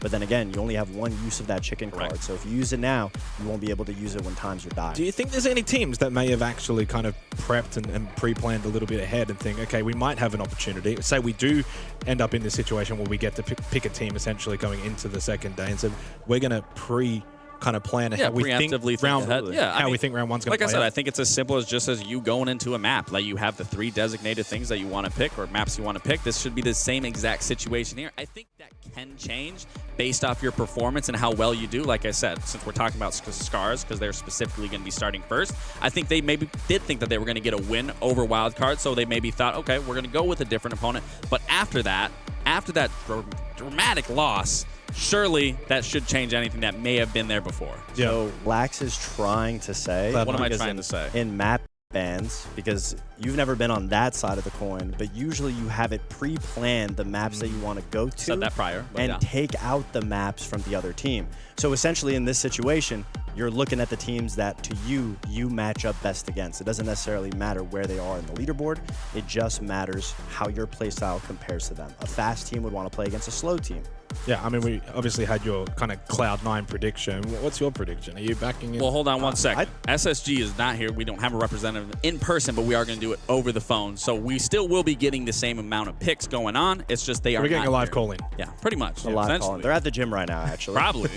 But as for who I think Scars will pick, I believe they're going to go for somebody within the APAC region that also had a rough showing. I think that they would go for PSG Talon.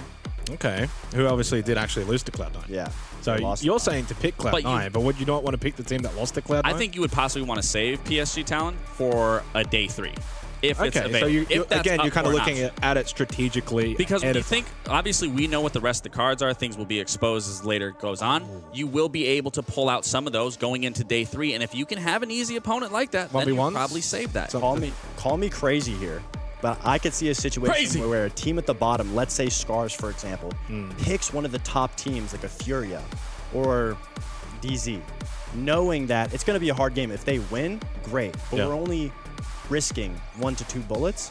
But if we lose, we're at the bottom of the totem pole going into day 3 where more cards can be activated. And that's where you're able to pick an opponent specifically for that day 3 to maximize the amount of bullets that you could get. All right, first pick is in, so we are going to go over to Milosh. Yeah, hi. Welcome to our beautiful studio where we lined up all of them except for SSG. We'll talk about them in just a second here. They're on call. Don't worry about it. And we have our first pick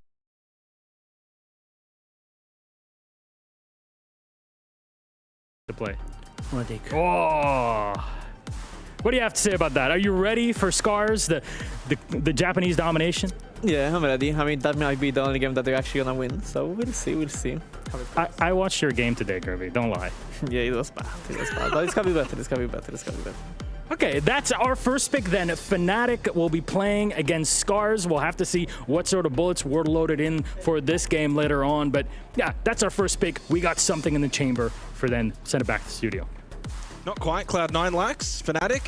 We both were wrong in some ways. I mean, Fnatic didn't look great, but I mean, at the same time, I still think there are weaker opponents. Obviously, there's a lot of strats that go into who you're deciding, who you want to end up playing against. But me personally, I don't think Fnatic should have been the pick. I mean, they're the next one in the leaderboard. I believe Fnatic had a rough showing, but I agree. There are weaker teams, quote unquote, that have lost today that Scars could have went for. But again, it all comes down to the matchup. Fnatic did look disgruntled in the way that they were positioning themselves. Very easy for an aggressive team like Scars to be able to win these 1v1s. The matchup makes sense. Again, there are weaker teams, but Scars would know best. Yeah. Now, CIG is up next. In fact, their pick is already in as well. Yeah, indeed, gentlemen. Our pick is in. So we got Kag here. Have a chat with Kag. Who did you pick to play tomorrow? Elevate. Oh, Elevate on the other end. Are you scared of Kag, or do you think they're going to Kag it against you? Yeah, I'm scared. But it will be a good game. I can see the sweat dripping down. This is going to be a tough one tomorrow. Gents, I mean, commentary here, because Elevate, they're looking real scared. I mean, if you want to look at, Brazil as a region and how strong they've been, you're picking a team that is a full Brazilian roster where we've known Elevate to be in that APAC region. They were a Thai team. This is now a full Brazilian team. So these first 2 picks are kind of question marks for me. It's not. They haven't even played in APAC, so they're not an APAC. Not yet. But it's not a fair showing to Elevate because they played against Furia. So of course it's going to be a difficult game nonetheless.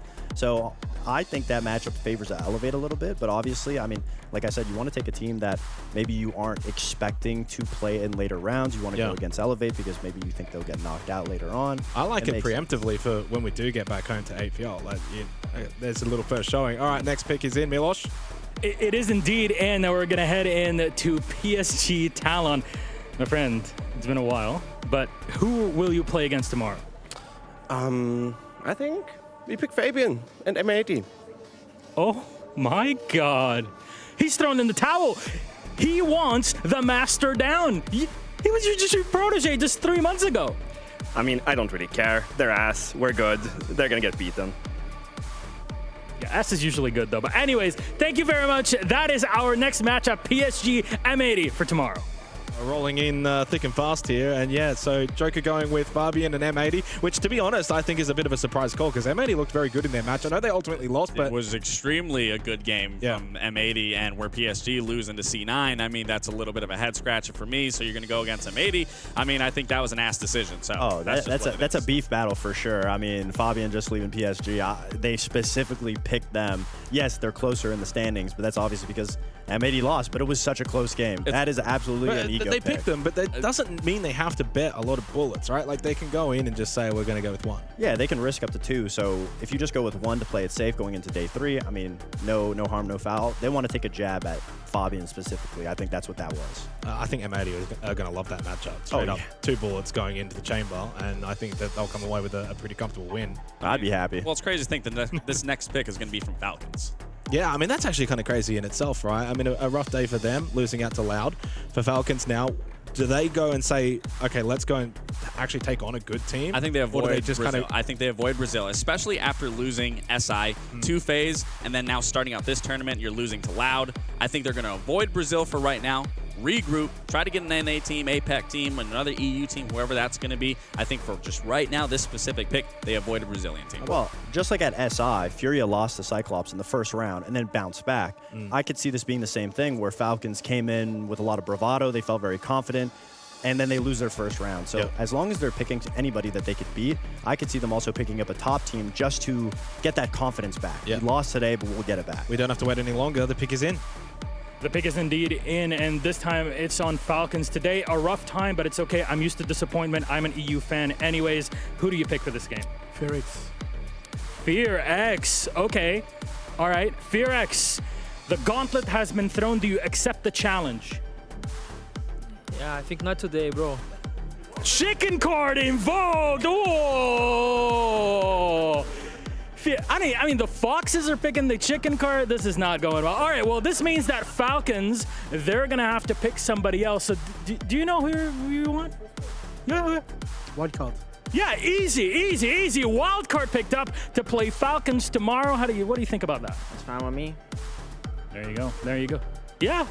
The rookies have what it takes, buddy. You were a rookie one day. Don't worry about it. I remember Vitality's Stuflex back in the day. Anyways, that's it for our next pick. We'll send it back to the boys. So chicken card from FearX, and it means for Wildcard, who of course had a very dominant showing today, 7-1 victory themselves, now go up against Falcons. Listen, I can appreciate Justin saying, you know, we're ready, we're confident, but let's be honest here. I don't really see that going in Wildcard's favor. I think that is a great pick coming out of Falcons, as I expected. I think they're going to go for weaker teams just to get back on the saddle, just to feel comfortable again. So once they get to that round 3, they can actually set themselves up better than what we saw today. Fox, very quickly though, a chicken card, you only get one. You only get one. It's done. You can never use it again.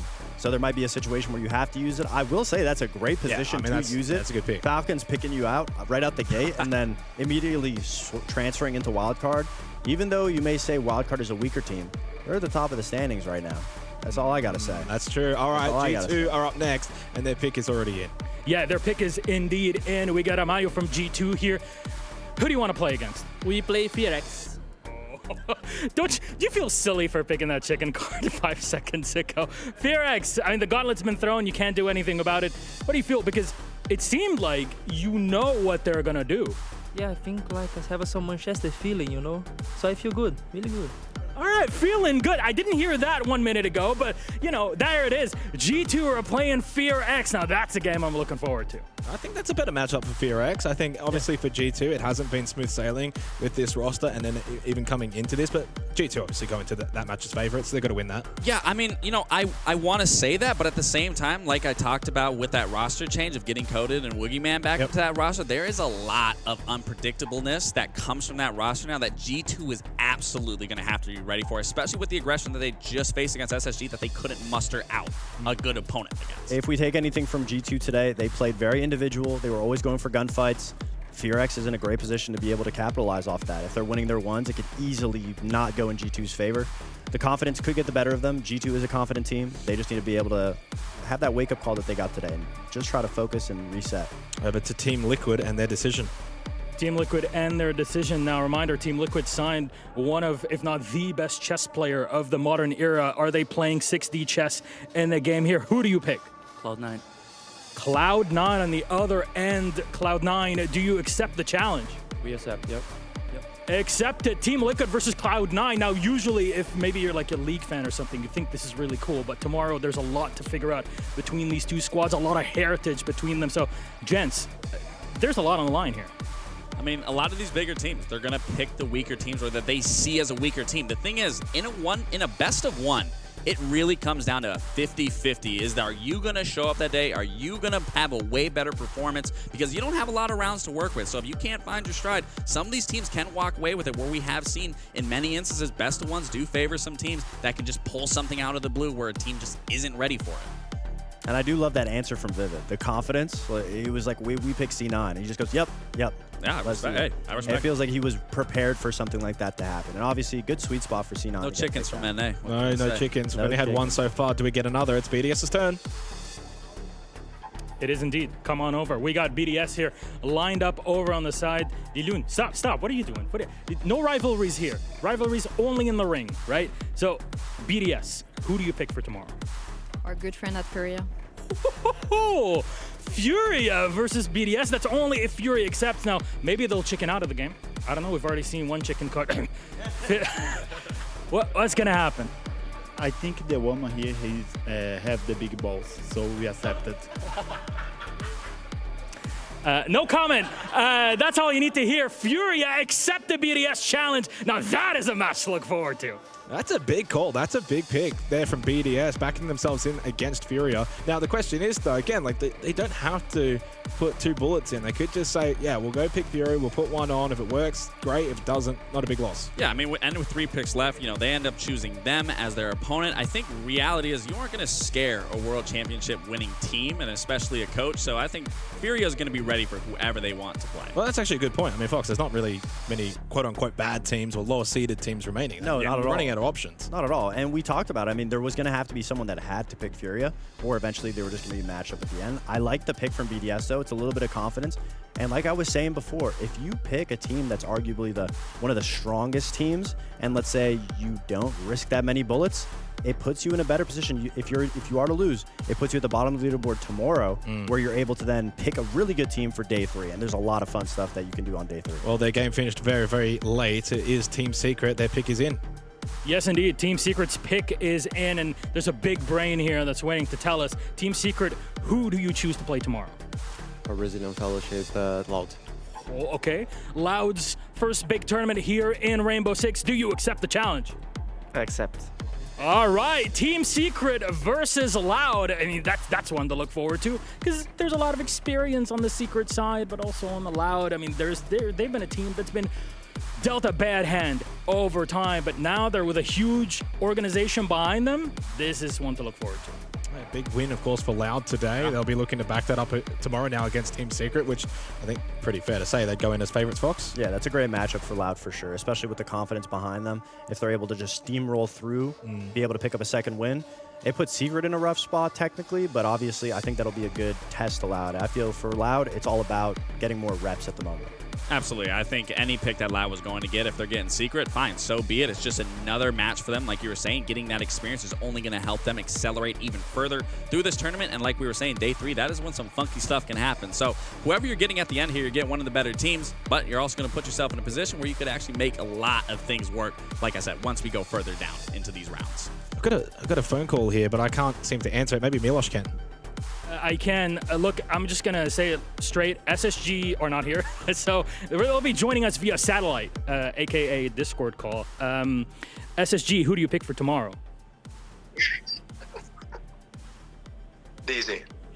Dark Zero on the other side. We'll see if they accept. I can't believe this is so scuffed. Why are they not here? Anyways, Dark Zero, do you accept the challenge? Of course I do. NA rivalry, brilliant. Benja, I know your hides. I'm coming for you. Wow, I can't wait for another NA game. That's always really fun. Haha, right, Fox, Slacks, right?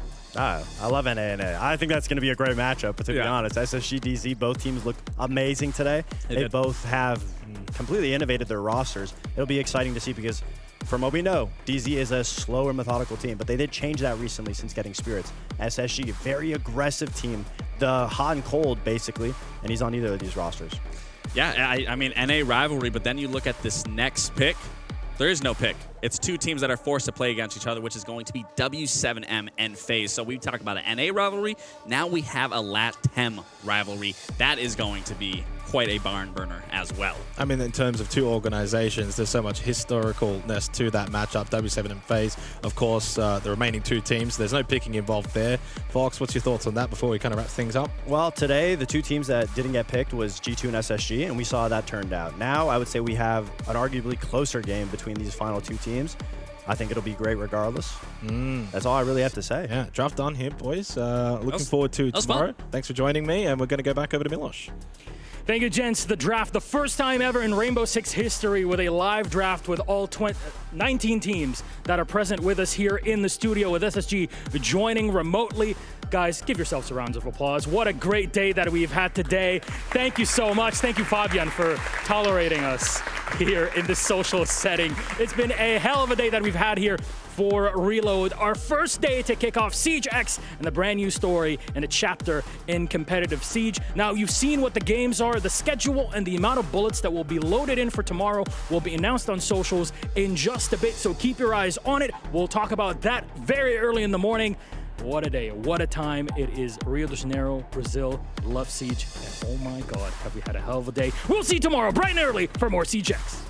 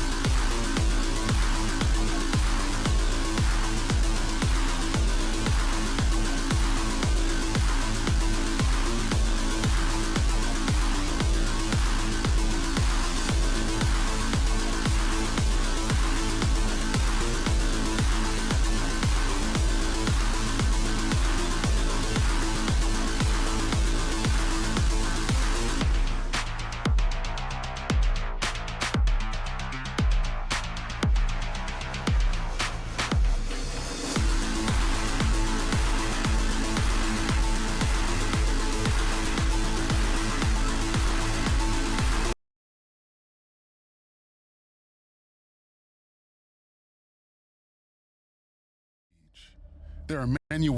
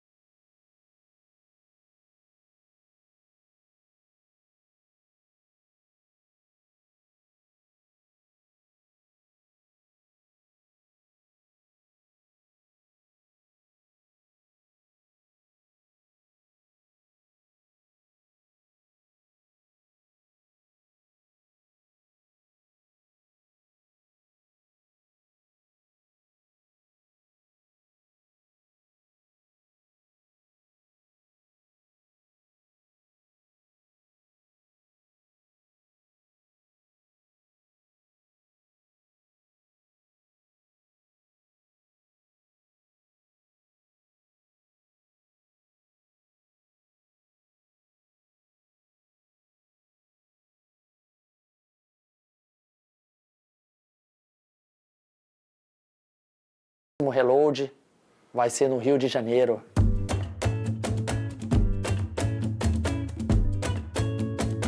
A tartaruga leu o jornal.